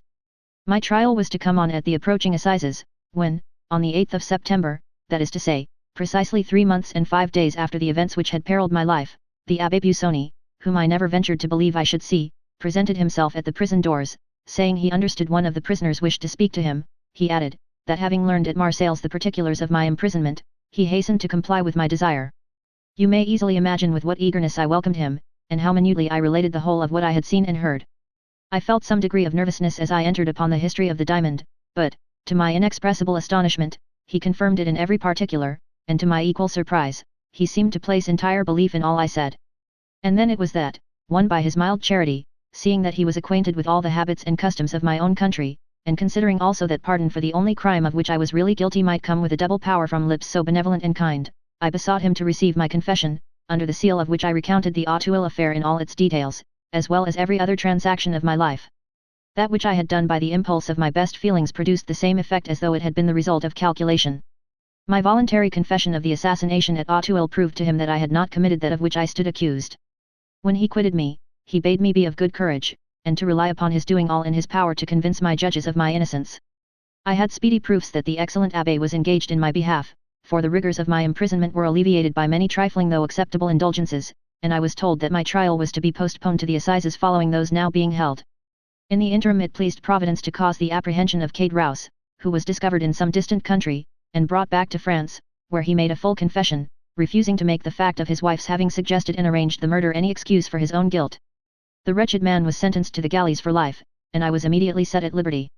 And then it was, I presume, said Monte Cristo, that you came to me as the bearer of a letter from the Abbé Busoni. It was, Your Excellency. The benevolent Abbé took an evident interest in all that concerned me.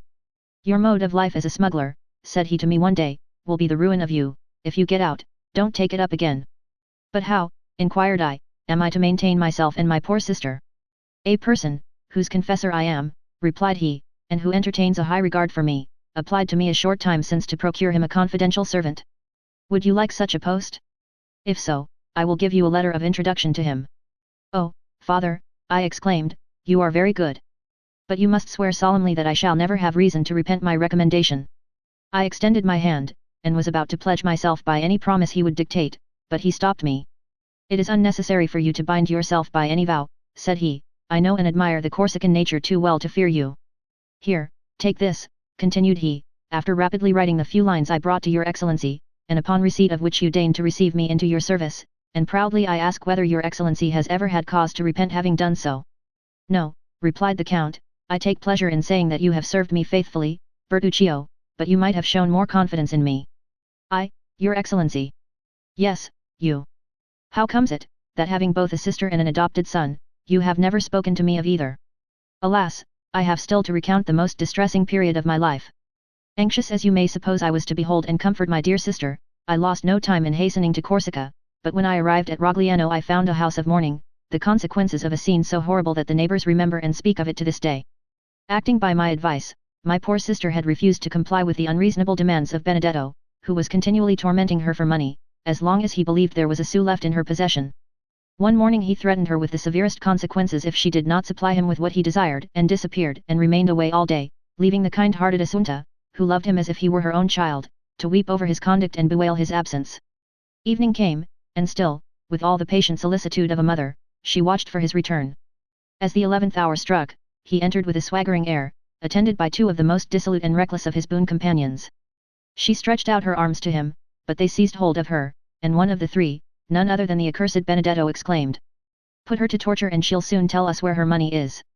It unfortunately happened that our neighbor, Wasilio, was at Bastia, leaving no person in his house but his wife. No human creature beside could hear or see anything that took place within our dwelling. Two held poor Assunta, who, unable to conceive that any harm was intended to her, smiled in the face of those who were soon to become her executioners. The third proceeded to barricade the doors and windows, then returned, and the three united in stifling the cries of terror incited by the sight of these preparations, and then dragged Assunta feet foremost towards the brazier, expecting to wring from her an avowal of where her supposed treasure was secreted. In the struggle her clothes caught fire, and they were obliged to let go their hold in order to preserve themselves from sharing the same fate. Covered with flames, Assunta rushed wildly to the door, but it was fastened. She flew to the windows, but they were also secured. Then the neighbors heard frightful shrieks. It was Assunta calling for help. The cries died away in groans, and next morning, as soon as Wasilio's wife could muster up courage to venture abroad, she caused the door of our dwelling to be opened by the public authorities. When Assunta, although dreadfully burnt, was found still breathing, every drawer and closet in the house had been forced open, and the money stolen. Benedetto never again appeared at Rogliano, neither have I since that day either seen or heard anything concerning him. It was subsequently to these dreadful events that I waited on your excellency, to whom it would have been folly to have mentioned Benedetto, since all trace of him seemed entirely lost, or of my sister, since she was dead. And in what light did you view the occurrence? Inquired Monte Cristo. As a punishment for the crime I had committed, answered Bertuccio. Oh, those Villeforts are an accursed race. Truly they are, murmured the count in a lugubrious tone.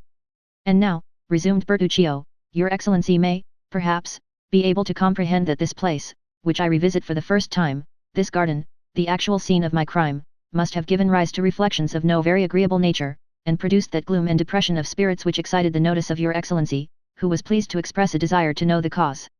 At this instant a shudder passes over me as I reflect that possibly I am now standing on the very grave in which lies M. de Villefort, by whose hand the ground was dug to receive the corpse of his child.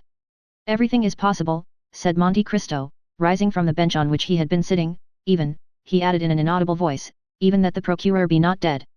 The Abbé Busoni did right to send you to me, he went on in his ordinary tone, and you have done well in relating to me the whole of your history, as it will prevent my forming any erroneous opinions concerning you in future.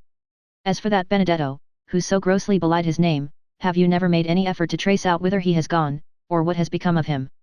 No, far from wishing to learn whither he has betaken himself, I should shun the possibility of meeting him as I would a wild beast. Thank God, I have never heard his name mentioned by any person, and I hope and believe he is dead. Do not think so, Bertuccio, replied the count, for the wicked are not so easily disposed of, for God seems to have them under his special watchcare to make of them instruments of his vengeance. So be it, responded Bertuccio, all I ask of heaven is that I may never see him again. And now, your excellency, he added, bowing his head, you know everything, you are my judge on earth, as the Almighty is in heaven, have you for me no words of consolation? My good friend, I can only repeat the words addressed to you by the Abbé Busoni. Villefort merited punishment for what he had done to you, and, perhaps, to others. Benedetto, if still living, will become the instrument of divine retribution in some way or other, and then be duly punished in his turn. As far as you yourself are concerned, I see but one point in which you are really guilty. Ask yourself, wherefore, after rescuing the infant from its living grave, you did not restore it to its mother? There was the crime, Bertuccio, that was where you became really culpable.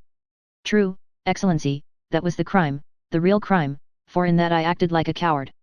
My first duty, directly I had succeeded in recalling the babe to life, was to restore it to its mother, but, in order to do so, I must have made close and careful inquiry, which would, in all probability, have led to my own apprehension, and I clung to life, partly on my sister's account, and partly from that feeling of pride inborn in our hearts of desiring to come off untouched and victorious in the execution of our vengeance. Perhaps, too, the natural and instinctive love of life made me wish to avoid endangering my own. And then, again, I am not as brave and courageous as was my poor brother. Bertuccio hid his face in his hands as he uttered these words, while Monte Cristo fixed on him a look of inscrutable meaning. After a brief silence, rendered still more solemn by the time and place, the Count said, in a tone of melancholy wholly unlike his usual manner. In order to bring this conversation to a fitting termination, the last we shall ever hold upon this subject, I will repeat to you some words I have heard from the lips of the Abbé Busoni. For all evils there are two remedies, time and silence. And now leave me, Monsieur Bertuccio, to walk alone here in the garden.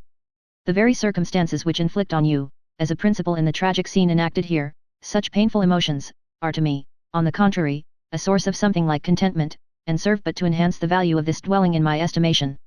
The chief beauty of trees consists in the deep shadow of their umbrageous boughs, while fancy pictures a moving multitude of shapes and forms flitting and passing beneath that shade. Here I have a garden laid out in such a way as to afford the fullest scope for the imagination, and furnished with thickly grown trees, beneath whose leafy screen a visionary like myself may conjure up phantoms at will. This to me, who expected but to find a blank enclosure surrounded by a straight wall, is, I assure you, a most agreeable surprise. I have no fear of ghosts, and I have never heard it said that so much harm had been done by the dead during 6,000 years as is wrought by the living in a single day. Retire within, Bertuccio, and tranquilize your mind. Should your confessor be less indulgent to you in your dying moments than you found the Abbé Busoni, send for me, if I am still on earth, and I will soothe your ears with words that shall effectually calm and soothe your parting soul ere it goes forth to traverse the ocean called eternity. Bertuccio bowed respectfully, and turned away, sighing heavily. Monte Cristo, left alone, took 3 or 4 steps onwards, and murmured. Here, beneath this plane tree, must have been where the infant's grave was dug. There is the little door opening into the garden. At this corner is the private staircase communicating with the sleeping apartment.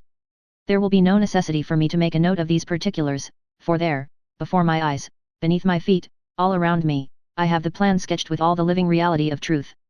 After making the tour of the garden a second time, the Count re-entered his carriage, while Bertuccio, who perceived the thoughtful expression of his master's features, took his seat beside the driver without uttering a word. The carriage proceeded rapidly towards Paris. That same evening, upon reaching his abode in the Champs-Élysées, the Count of Monte Cristo went over the whole building with the air of one long acquainted with each nook or corner. Nor, although preceding the party, did he once mistake one door for another, or commit the smallest error when choosing any particular corridor or staircase to conduct him to a place or suite of rooms he desired to visit. Ali was his principal attendant during this nocturnal survey. Having given various orders to Bertuccio relative to the improvements and alterations he desired to make in the house, the Count, drawing out his watch, said to the attentive Nubian. It is 11:30 o'clock, Haydée will soon be here. Have the French attendants been summoned to await her coming? Ali extended his hands towards the apartments destined for the fair Greek, which were so effectually concealed by means of a tapestried entrance, that it would have puzzled the most curious to have divined their existence. Ali, having pointed to the apartments, held up 3 fingers of his right hand, and then, placing it beneath his head, shut his eyes, and feigned to sleep. I understand, said Monte Cristo, well acquainted with Ali's pantomime, you mean to tell me that 3 female attendants await their new mistress in her sleeping chamber. Ali, with considerable animation, made a sign in the affirmative. Madame will be tired tonight, continued Monte Cristo, and will, no doubt, wish to rest. Desire the French attendants not to weary her with questions, but merely to pay their respectful duty and retire. You will also see that the Greek servants hold no communication with those of this country. He bowed. Just at that moment voices were heard hailing the concierge. The gate opened, a carriage rolled down the avenue, and stopped at the steps.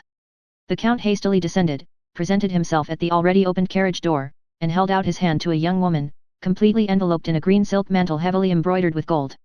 She raised the hand extended towards her to her lips, and kissed it with a mixture of love and respect. Some few words passed between them in that sonorous language in which Homer makes his gods converse. The young woman spoke with an expression of deep tenderness, while the Count replied with an air of gentle gravity. Preceded by Ali, who carried a rose-colored flambeau in his hand, the young lady, who was no other than the lovely Greek who had been Monte Cristo's companion in Italy, was conducted to her apartments, while the Count retired to the pavilion reserved for himself. In another hour every light in the house was extinguished, and it might have been thought that all its inmates slept. Chapter 46. Unlimited Credit. About 2 o'clock the following day a calash, drawn by a pair of magnificent English horses, stopped at the door of Monte Cristo, and a person, dressed in a blue coat, with buttons of a similar color, a white waistcoat, over which was displayed a massive gold chain, brown trousers, and a quantity of black hair descending so low over his eyebrows as to leave it doubtful whether it were not artificial, so little did its jetty glossiness assimilate with the deep wrinkles stamped on his features. A person, in a word, who, although evidently past 50, desired to be taken for not more than 40, bent forwards from the carriage door, on the panels of which were emblazoned the armorial bearings of a baron, and directed his groom to inquire at the porter's lodge whether the Count of Monte Cristo resided there, and if he were within. While waiting, the occupant of the carriage surveyed the house, the garden as far as he could distinguish it, and the livery of servants who passed to and fro, with an attention so close as to be somewhat impertinent. His glance was keen but showed cunning rather than intelligence, his lips were straight, and so thin that, as they closed, they were drawn in over the teeth, his cheekbones were broad and projecting, a never-failing proof of audacity and craftiness, while the flatness of his forehead, and the enlargement of the back of his skull, which rose much higher than his large and coarsely shaped ears, combined to form a physiognomy anything but prepossessing, save in the eyes of such as considered that the owner of so splendid an equipage must needs be all that was admirable and enviable, more especially when they gazed on the enormous diamond that glittered in his shirt, and the red ribbon that depended from his buttonhole. The groom, in obedience to his orders, tapped at the window of the porter's lodge, saying, "Pray, does not the Count of Monte Cristo live here?" "His Excellency does reside here," replied the concierge, "but," added he, glancing an inquiring look at Ali. Ali returned a sign in the negative. "But what?" asked the groom. "His Excellency does not receive visitors today." "Then here is my master's card, the Baron Danglars. You will take it to the Count, and say that, although in haste to attend the chamber, my master came out of his way to have the honor of calling upon him." "I never speak to His Excellency," replied the concierge, "the valet de chambre will carry your message." The groom returned to the carriage. "Well?" asked Danglars. The man, somewhat crestfallen by the rebuke he had received, repeated what the concierge had said. "Bless me," murmured Baron Danglars, "this must surely be a prince instead of a count by their styling him Excellency, and only venturing to address him by the medium of his valet de chambre. However, it does not signify, he has a letter of credit on me, so I must see him when he requires his money." Then, throwing himself back in his carriage, Danglars called out to his coachman, in a voice that might be heard across the road, to the Chamber of Deputies. Apprised in time of the visit paid him, Monte Cristo had, from behind the blinds of his pavilion, as minutely observed the Baron, by means of an excellent lorgnette, as Danglars himself had scrutinized the house, garden, and servants. "That fellow has a decidedly bad countenance," said the Count in a tone of disgust, as he shut up his glass into its ivory case. "How comes it that all do not retreat in aversion at sight of that flat, receding, serpent-like forehead, round, vulture-shaped head, and sharp-hooked nose, like the beak of a buzzard?" "Ali," cried he, striking at the same time on the brazen gong. Ali appeared. "Summon Bertuccio," said the Count. Almost immediately Bertuccio entered the apartment. "Did your Excellency desire to see me?" inquired he. "I did," replied the Count. "You no doubt observed the horses standing a few minutes since at the door." "Certainly, your Excellency. I noticed them for their remarkable beauty." "Then how comes it," said Monte Cristo with a frown, "that, when I desired you to purchase for me the finest pair of horses to be found in Paris, there is another pair, fully as fine as mine, not in my stables?"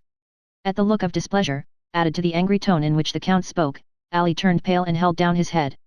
"It is not your fault, my good Ali," said the Count in the Arabic language, and with a gentleness none would have thought him capable of showing, either in voice or face, "it is not your fault.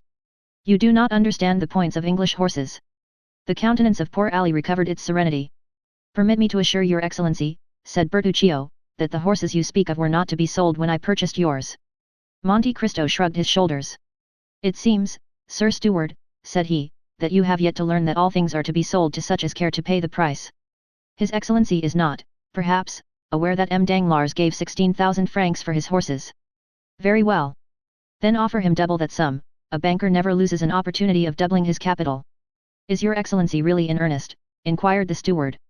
Monte Cristo regarded the person who durst presume to doubt his words with the look of one equally surprised and displeased. "I have to pay a visit this evening," replied he.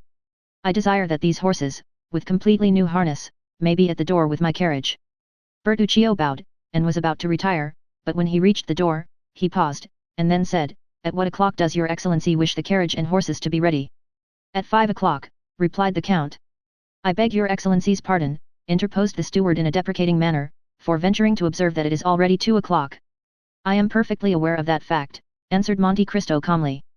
Then, turning towards Ali, he said, let all the horses in my stables be led before the windows of your young lady, that she may select those she prefers for her carriage. Request her also to oblige me by saying whether it is her pleasure to dine with me, if so, let dinner be served in her apartments. Now, leave me, and desire my valet de chambre to come hither. Scarcely had Ali disappeared when the valet entered the chamber. Monsieur Baptistin, said the Count, you have been in my service 1 year, the time I generally give myself to judge of the merits or demerits of those about me. You suit me very well. Baptistin bowed low. It only remains for me to know whether I also suit you. Oh, your Excellency, exclaimed Baptistin eagerly. Listen, if you please, till I have finished speaking, replied Monte Cristo. You receive 1,500 francs per annum for your services here, more than many a brave subaltern, who continually risks his life for his country, obtains. You live in a manner far superior to many clerks who work 10 times harder than you do for their money. Then, though yourself a servant, you have other servants to wait upon you, take care of your clothes, and see that your linen is duly prepared for you. Again, you make a profit upon each article you purchase for my toilet, amounting in the course of a year to a sum equaling your wages. Nay, indeed, your Excellency. I am not condemning you for this, Monsieur Baptistin, but let your profits end here. It would be long indeed ere you would find so lucrative a post as that you have now the good fortune to fill. I neither ill-use nor ill-treat my servants by word or action. An error I readily forgive, but wilful negligence or forgetfulness, never. My commands are ordinarily short, clear, and precise, and I would rather be obliged to repeat my words twice, or even 3 times, than they should be misunderstood. I am rich enough to know whatever I desire to know, and I can promise you I am not wanting in curiosity.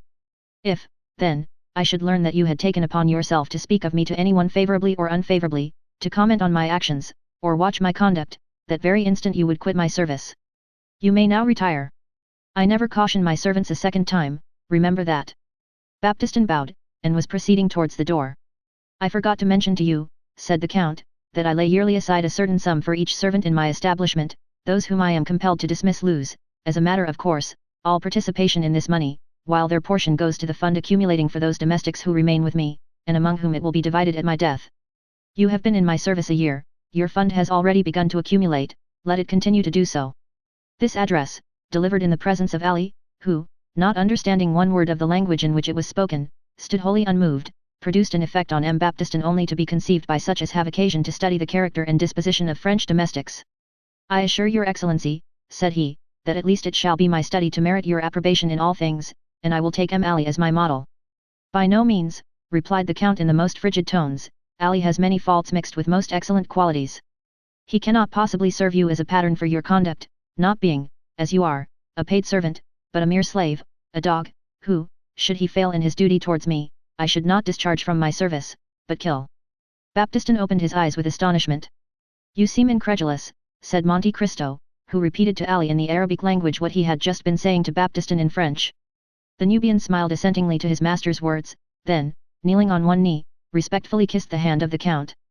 This corroboration of the lesson he had just received put the finishing stroke to the wonder and stupefaction of M. Baptistin.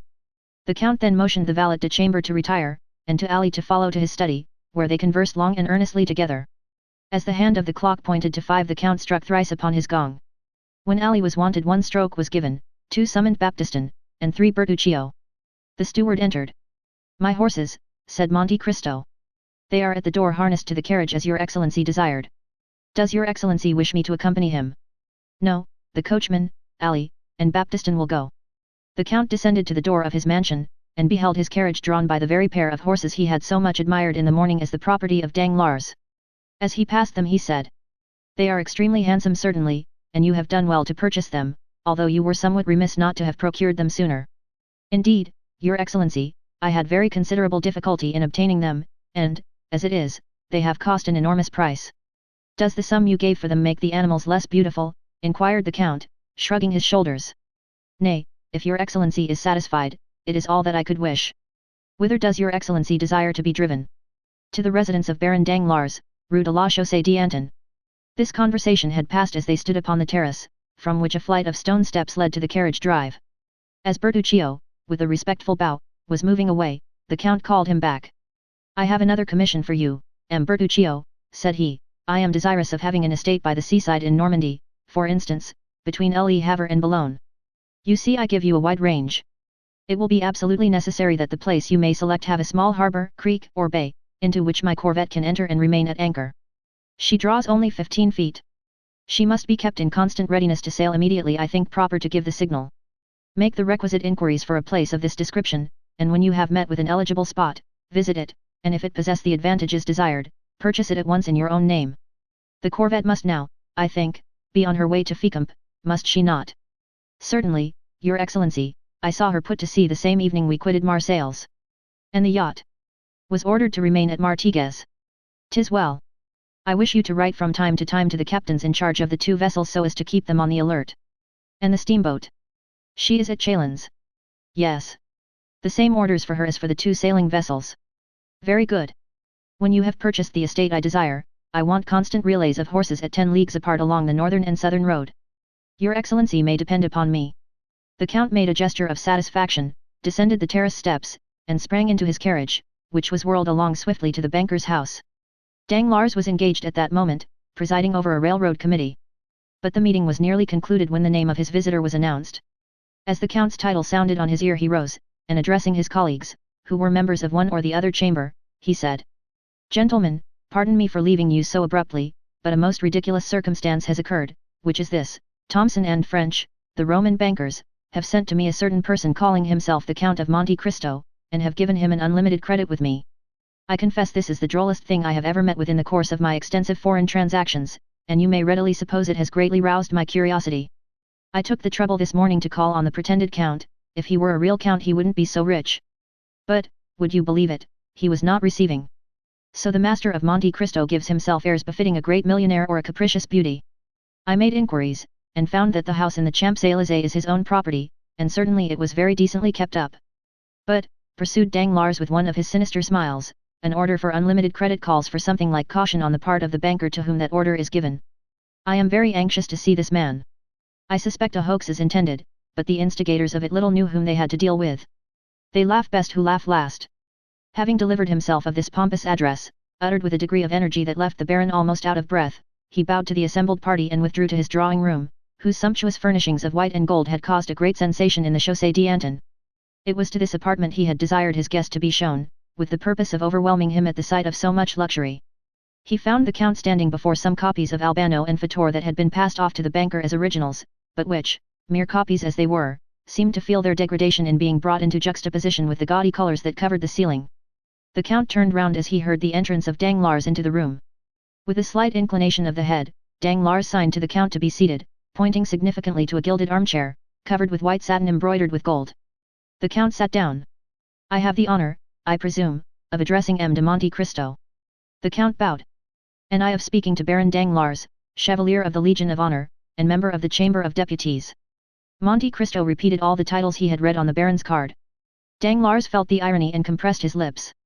"You will, I trust, excuse me, monsieur, for not calling you by your title when I first addressed you," he said, "but you are aware that we are living under a popular form of government, and that I am myself a representative of the liberties of the people." "So much so," replied Monte Cristo, "that while you call yourself Baron you are not willing to call anybody else Count." "Upon my word, monsieur," said Danglars with affected carelessness, "I attach no sort of value to such empty distinctions, but the fact is, I was made Baron, and also Chevalier of the Legion of Honour, in return for services rendered, but you have discarded your titles after the example set you by Messrs de Montmorency and Lafayette? That was a noble example to follow, monsieur." "Why," replied Danglars, "not entirely so, with the servants, you understand. I see, to your domestics you are my lord, the journalists style you monsieur, while your constituents call you citizen. These are distinctions very suitable under a constitutional government.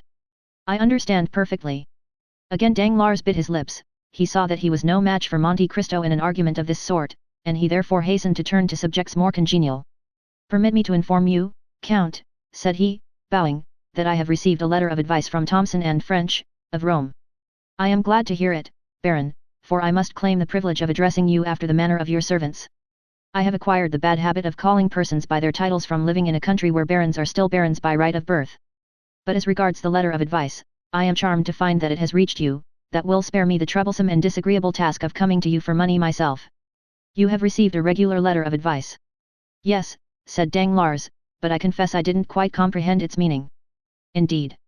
And for that reason I did myself the honor of calling upon you, in order to beg for an explanation. Go on, monsieur. Here I am, ready to give you any explanation you desire. Why, said Danglars, in the letter, I believe I have it about me. Here he felt in his breast pocket. Yes, here it is.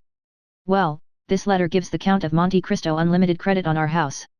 Well, Baron, what is there difficult to understand about that? Merely the term unlimited, nothing else, certainly. Is not that word known in France? The people who wrote are Anglo-Germans, you know. Oh, as for the composition of the letter, there is nothing to be said, but as regards the competency of the document, I certainly have doubts. Is it possible, asked the Count, assuming all air and tone of the utmost simplicity and candor. Is it possible that Thomson and French are not looked upon as safe and solvent bankers? Pray tell me what you think, Baron, for I feel uneasy, I can assure you, having some considerable property in their hands. Thomson and French are perfectly solvent, replied Danglars, with an almost mocking smile, but the word unlimited, in financial affairs, is so extremely vague. Is, in fact, unlimited, said Monte Cristo. Precisely what I was about to say, cried Danglars. Now what is vague is doubtful, and it was a wise man who said, when in doubt, keep out. Meaning to say, rejoined Monte Cristo, that however Thomson and French may be inclined to commit acts of imprudence and folly, the Baron Danglars is not disposed to follow their example. Not at all. Plainly enough, Messrs. Thomson and French set no bounds to their engagements while those of M. Danglars have their limits. He is a wise man, according to his own showing. Monsieur, replied the banker, drawing himself up with a haughty air, the extent of my resources has never yet been questioned. It seems, then, reserved for me, said Monte Cristo coldly, to be the first to do so. By what right, sir? By right of the objections you have raised, and the explanations you have demanded, which certainly must have some motive. Once more Danglars bit his lips. It was the second time he had been worsted, and this time on his own ground. His forced politeness sat awkwardly upon him, and approached almost to impertinence. Monte Cristo on the contrary, preserved a graceful suavity of demeanour, aided by a certain degree of simplicity he could assume at pleasure, and thus possessed the advantage. Well, sir, resumed Danglars, after a brief silence, I will endeavour to make myself understood, by requesting you to inform me for what sum you propose to draw upon me. Why, truly, replied Monte Cristo, determined not to lose an inch of the ground he had gained, my reason for desiring an unlimited credit was precisely because I did not know how much money I might need. The banker thought the time had come for him to take the upper hand. So throwing himself back in his armchair, he said, with an arrogant and purse-proud air, let me beg of you not to hesitate in naming your wishes, you will then be convinced that the resources of the house of Danglars, however limited, are still equal to meeting the largest demands, and were you even to require 1,000,000. I beg your pardon, interposed Monte Cristo. I said 1,000,000, replied Danglars, with the confidence of ignorance. But could I do with 1,000,000, retorted the Count. My dear sir, if a trifle like that could suffice me, I should never have given myself the trouble of opening an account. A million? Excuse my smiling when you speak of a sum I am in the habit of carrying in my pocketbook or dressing case. And with these words Monte Cristo took from his pocket a small case containing his visiting cards, and drew forth 2 orders on the treasury for 500,000 francs each, payable at sight to the bearer. A man like Danglars was wholly inaccessible to any gentler method of correction. The effect of the present revelation was stunning, he trembled and was on the verge of apoplexy. The pupils of his eyes, as he gazed at Monte Cristo, dilated horribly. Come, come, said Monte Cristo, confess honestly that you have not perfect confidence in Thomson and French. I understand, and foreseeing that such might be the case, I took, in spite of my ignorance of affairs, certain precautions. See, here are 2 similar letters to that you have yourself received, one from the house of Arstein and Escles of Vienna, to Baron Rothschild, the other drawn by Baring of London, upon M. Lafitte. Now, sir, you have but to say the word, and I will spare you all uneasiness by presenting my letter of credit to one or other of these 2 firms. The blow had struck home, and Danglars was entirely vanquished. With a trembling hand he took the 2 letters from the Count, who held them carelessly between finger and thumb, and proceeded to scrutinize the signatures, with a minuteness that the Count might have regarded as insulting, had it not suited his present purpose to mislead the banker. Oh, sir, said Danglars, after he had convinced himself of the authenticity of the documents he held, and rising as if to salute the power of gold personified in the man before him, 3 letters of unlimited credit. I can be no longer mistrustful, but you must pardon me, my dear Count, for confessing to some degree of astonishment. Nay, answered Monte Cristo, with the most gentlemanly air, 'tis not for such trifling sums as these that your banking house is to be incommoded. Then, you can let me have some money, can you not? Whatever you say, my dear Count, I am at your orders. Why, replied Monte Cristo, since we mutually understand each other, for such I presume is the case. Danglars bowed assentingly. You are quite sure that not a lurking doubt or suspicion lingers in your mind? Oh, my dear Count, exclaimed Danglars, I never for an instant entertained such a feeling towards you. No, you merely wish to be convinced, nothing more, but now that we have come to so clear an understanding, and that all distrust and suspicion are laid at rest, we may as well fix a sum as the probable expenditure of the first year. Suppose we say 6 millions to 6 millions, gasped Danglars, so be it. Then, if I should require more, continued Monte Cristo in a careless manner, why, of course, I should draw upon you, but my present intention is not to remain in France more than a year, and during that period I scarcely think I shall exceed the sum I mentioned. However, we shall see. Be kind enough, then, to send me 500,000 francs tomorrow. I shall be at home till midday, or if not, I will leave a receipt with my steward. The money you desire shall be at your house by 10 o'clock tomorrow morning, my dear Count, replied Danglars. How would you like to have it, in gold, silver, or notes? Half in gold, and the other half in bank notes, if you please, said the Count, rising from his seat. I must confess to you, Count, said Danglars, that I have hitherto imagined myself acquainted with the degree of all the great fortunes of Europe, and still wealth such as yours has been wholly unknown to me.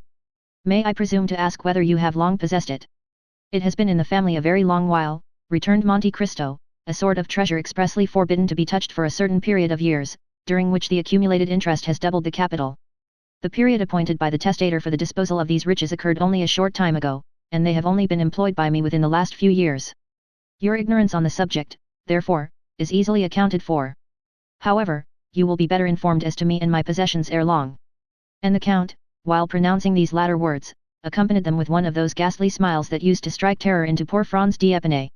With your tastes, and means of gratifying them, continued Danglars, you will exhibit a splendor that must effectually put us poor miserable millionaires quite in the shade.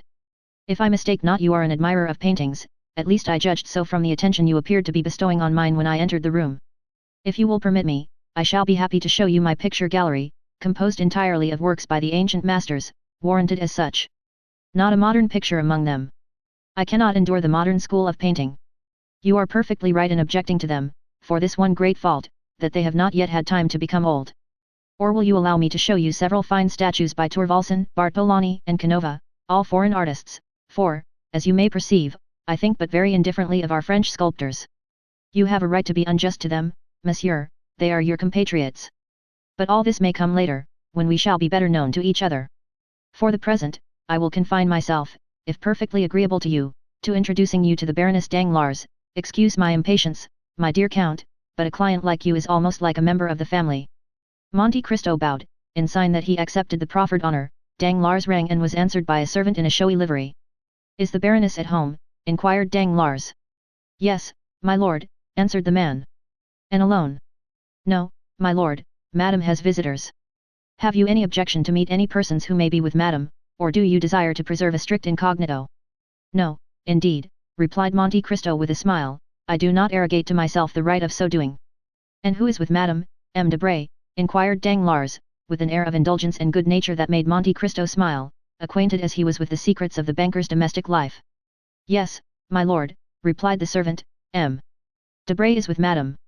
Danglars nodded his head, then, turning to Monte Cristo, said, M. Lucien Debray is an old friend of ours, and private secretary to the Minister of the Interior.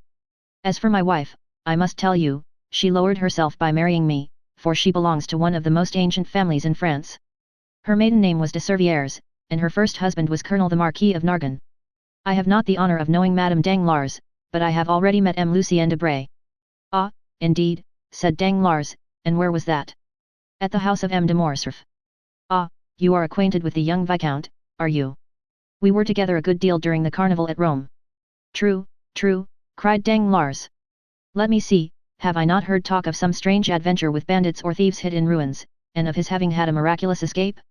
I forget how, but I know he used to amuse my wife and daughter by telling them about it after his return from Italy. Her ladyship is waiting to receive you, gentlemen, said the servant, who had gone to inquire the pleasure of his mistress. With your permission, said Danglars, bowing, I will precede you, to show you the way. By all means, replied Monte Cristo, I follow you. Chapter 47. The Dappled Greys. The Baron, followed by the Count, traversed a long series of apartments, in which the prevailing characteristics were heavy magnificence and the gaudiness of ostentatious wealth, until he reached the boudoir of Madame Danglars, a small octagonal-shaped room, hung with pink satin, covered with white Indian muslin. The chairs were of ancient workmanship and materials, over the doors were painted sketches of shepherds and shepherdesses, after the style and manner of Boucher, and at each side pretty medallions in crayons, harmonizing well with the furnishings of this charming apartment, the only one throughout the great mansion in which any distinctive taste prevailed. The truth was, it had been entirely overlooked in the plan arranged and followed out by M. Danglars and his architect, who had been selected to aid the Baron in the great work of improvement solely because he was the most fashionable and celebrated decorator of the day. The decorations of the boudoir had then been left entirely to Madame Danglars and Lucienne Debray. M. Danglars, however, while possessing a great admiration for the antique, as it was understood during the time of the Directory, entertained the most sovereign contempt for the simple elegance of his wife's favourite sitting room, where, by the way, he was never permitted to intrude, unless, indeed, he excused his own appearance by ushering in some more agreeable visitor than himself, and even then he had rather the air and manner of a person who was himself introduced, than that of being the presenter of another, his reception being cordial or frigid, in proportion as the person who accompanied him chanced to please or displease the Baroness. Madame Danglars, who, although past the first bloom of youth, was still strikingly handsome, was now seated at the piano, a most elaborate piece of cabinet and inlaid work, while Lucienne Debray, standing before a small work table, was turning over the pages of an album. Lucienne had found time, preparatory to the Count's arrival, to relate many particulars respecting him to Madame Danglars. It will be remembered that Monte Cristo had made a lively impression on the minds of all the party assembled at the breakfast given by Albert de Morcerf, and although Debray was not in the habit of yielding to such feelings, he had never been able to shake off the powerful influence excited in his mind by the impressive look and manner of the Count. Consequently the description given by Lucienne to the Baroness bore the highly coloured tinge of his own heated imagination. Already excited by the wonderful stories related of the Count by de Morcerf, it is no wonder that Madame Danglars eagerly listened to, and fully credited, all the additional circumstances detailed by Debray. This posing at the piano and over the album was only a little ruse adopted by way of precaution. A most gracious welcome and unusual smile were bestowed on M. Danglars. The Count, in return for his gentlemanly bow, received a formal though graceful courtesy, while Lucienne exchanged with the Count a sort of distant recognition, and with Danglars a free and easy nod. "Baroness," said Danglars, "give me leave to present to you the Count of Monte Cristo, who has been most warmly recommended to me by my correspondents at Rome. I need but mention one fact to make all the ladies in Paris court his notice, and that is, that he has come to take up his abode in Paris for a year, during which brief period he proposes to spend 6 millions of money. That means balls, dinners, and lawn parties without end, in all of which I trust the Count will remember us, as he may depend upon it we shall him, in our own humble entertainments." In spite of the gross flattery and coarseness of this address, Madame Danglars could not forbear gazing with considerable interest on a man capable of expending 6 millions in 12 months, and who had selected Paris for the scene of his princely extravagance. "And when did you arrive here?" inquired she. "Yesterday morning, madam." "Coming, as usual, I presume, from the extreme end of the globe?" "Pardon me, at least, such I have heard is your custom." "Nay, madam. This time I have merely come from Cadiz." "You have selected a most unfavourable moment for your first visit. Paris is a horrible place in summer. Balls, parties, and fêtes are over, the Italian opera is in London, the French opera everywhere except in Paris. As for the Théâtre Français, you know, of course, that it is nowhere. The only amusements left us are the indifferent races at the Champ de Mars and Satory. Do you propose entering any horses at either of these races, Count?" "I shall do whatever they do at Paris, madam, if I have the good fortune to find someone who will initiate me into the prevalent ideas of amusement." "Are you fond of horses, Count?" "I have passed a considerable part of my life in the East, madam, and you are doubtless aware that the Orientals value only 2 things, the fine breeding of their horses and the beauty of their women." "Nay, Count," said the Baroness, "it would have been somewhat more gallant to have placed the ladies first. You see, madam, how rightly I spoke when I said I required a preceptor to guide me in all my sayings and doings here." At this instant the favourite attendant of Madame Danglars entered the boudoir. Approaching her mistress, she spoke some words in an undertone. Madame Danglars turned very pale, then exclaimed, "I cannot believe it, the thing is impossible." "I assure you, madam," replied the woman, "it is as I have said." Turning impatiently towards her husband, Madame Danglars demanded, "Is this true?" "Is what true, madam?" inquired Danglars, visibly agitated. "What my maid tells me." "But what does she tell you?" "That when my coachman was about to harness the horses to my carriage, he discovered that they had been removed from the stables without his knowledge." "I desire to know what is the meaning of this." "Be kind enough, madam, to listen to me," said Danglars. "Oh, yes, I will listen, monsieur, for I am most curious to hear what explanation you will give." These two gentlemen shall decide between us, but, first, I will state the case to them. Gentlemen, continued the Baroness, among the 10 horses in the stables of Baron Danglars, are 2 that belong exclusively to me, a pair of the handsomest and most spirited creatures to be found in Paris. But to you, at least, M. Debray, I need not give a further description, because to you my beautiful pair of dappled greys were well known. Well, I had promised Madame de Villefort the loan of my carriage to drive tomorrow to the Bois, but when my coachman goes to fetch the greys from the stables they are gone, positively gone. No doubt M. Danglars has sacrificed them to the selfish consideration of gaining some thousands of paltry francs. Oh, what a detestable crew they are, these mercenary speculators. Madam, replied Danglars, the horses were not sufficiently quiet for you, they were scarcely 4 years old, and they made me extremely uneasy on your account. Nonsense, retorted the Baroness, you could not have entertained any alarm on the subject, because you are perfectly well aware that I have had for a month in my service the very best coachman in Paris. But, perhaps, you have disposed of the coachman as well as the horses. My dear love, pray do not say any more about them, and I promise you another pair exactly like them in appearance, only more quiet and steady. The Baroness shrugged her shoulders with an air of ineffable contempt, while her husband, affecting not to observe this unconjugal gesture, turned towards Monte Cristo and said, Upon my word, Count, I am quite sorry not to have met you sooner. You are setting up an establishment, of course. Why, yes, replied the Count. I should have liked to have made you the offer of these horses. I have almost given them away, as it is, but, as I before said, I was anxious to get rid of them upon any terms. They were only fit for a young man. I am much obliged by your kind intentions towards me, said Monte Cristo, but this morning I purchased a very excellent pair of carriage horses, and I do not think they were dear. There they are. Come, M. Debray, you are a connoisseur, I believe, let me have your opinion upon them. As Debray walked towards the window, Danglars approached his wife. I could not tell you before others, said he in a low tone, the reason of my parting with the horses, but a most enormous price was offered me this morning for them. Some madman or fool, bent upon ruining himself as fast as he can, actually sent his steward to me to purchase them at any cost, and the fact is, I have gained 16,000 francs by the sale of them. Come, don't look so angry, and you shall have 4,000 francs of the money to do what you like with, and Eugenie shall have 2,000. There, what do you think now of the affair?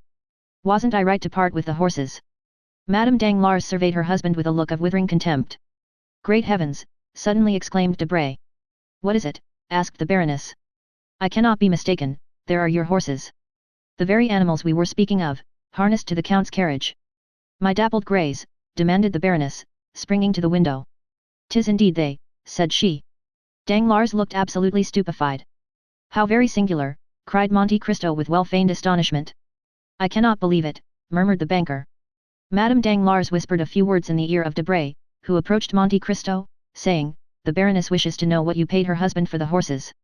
I scarcely know, replied the Count, it was a little surprise prepared for me by my steward, and cost me, well, somewhere about 30,000 francs. Debray conveyed the Count's reply to the Baroness. Poor Danglars looked so crestfallen and discomfited that Monte Cristo assumed a pitying air towards him. See, said the Count, how very ungrateful women are. Your kind attention, in providing for the safety of the Baroness by disposing of the horses, does not seem to have made the least impression on her. But so it is, a woman will often, from mere wilfulness, prefer that which is dangerous to that which is safe. Therefore, in my opinion, my dear Baron, the best and easiest way is to leave them to their fancies, and allow them to act as they please, and then, if any mischief follows, why, at least, they have no one to blame but themselves. Danglars made no reply, he was occupied in anticipations of the coming scene between himself and the Baroness, whose frowning brow, like that of Olympic Jove, predicted a storm. Debray, who perceived the gathering clouds, and felt no desire to witness the explosion of Madame Danglars' rage, suddenly recollected an appointment, which compelled him to take his leave, while Monte Cristo, unwilling by prolonging his stay to destroy the advantages he hoped to obtain, made a farewell bow and departed, leaving Danglars to endure the angry reproaches of his wife. Excellent, murmured Monte Cristo to himself, as he came away. All has gone according to my wishes. The domestic peace of this family is henceforth in my hands. Now, then, to play another master stroke, by which I shall gain the heart of both husband and wife, delightful. Still, added he, amid all this, I have not yet been presented to Mademoiselle Eugenie Danglars, whose acquaintance I should have been glad to make. But, he went on with his peculiar smile, I am here in Paris, and have plenty of time before me, by and by will do for that. With these reflections he entered his carriage and returned home. 2 hours afterwards, Madame Danglars received a most flattering epistle from the Count, in which he entreated her to receive back her favorite dappled greys, protesting that he could not endure the idea of making his entry into the Parisian world of fashion with the knowledge that his splendid equipage had been obtained at the price of a lovely woman's regrets. The horses were sent back wearing the same harness she had seen on them in the morning, only, by the Count's orders, in the center of each rosette that adorned either side of their heads, had been fastened a large diamond. To Danglars Monte Cristo also wrote, requesting him to excuse the whimsical gift of a capricious millionaire, and to beg the Baroness to pardon the Eastern fashion adopted in the return of the horses. During the evening, Monte Cristo quitted Paris for Auteuil, accompanied by Ali. The following day, about 3 o'clock, a single blow struck on the gong summoned Ali to the presence of the Count. Ali, observed his master, as the Nubian entered the chamber, you have frequently explained to me how more than commonly skillful you are in throwing the lasso, have you not? Ali drew himself up proudly, and then returned a sign in the affirmative. I thought I did not mistake. With your lasso you could stop an ox. Again Ali repeated his affirmative gesture. Or a tiger. Ali bowed his head in token of assent. A lion even. Ali sprung forwards, imitating the action of one throwing the lasso, then of a strangled lion. I understand, said Monte Cristo, you wish to tell me you have hunted the lion. Ali smiled with triumphant pride as he signified that he had indeed both chased and captured many lions. But do you believe you could arrest the progress of 2 horses rushing forwards with ungovernable fury? The Nubian smiled. It is well, said Monte Cristo. Then listen to me. Ere long a carriage will dash past here, drawn by the pair of dappled grey horses you saw me with yesterday. Now, at the risk of your own life, you must manage to stop those horses before my door. Ali descended to the street, and marked a straight line on the pavement immediately at the entrance of the house, and then pointed out the line he had traced to the Count, who was watching him.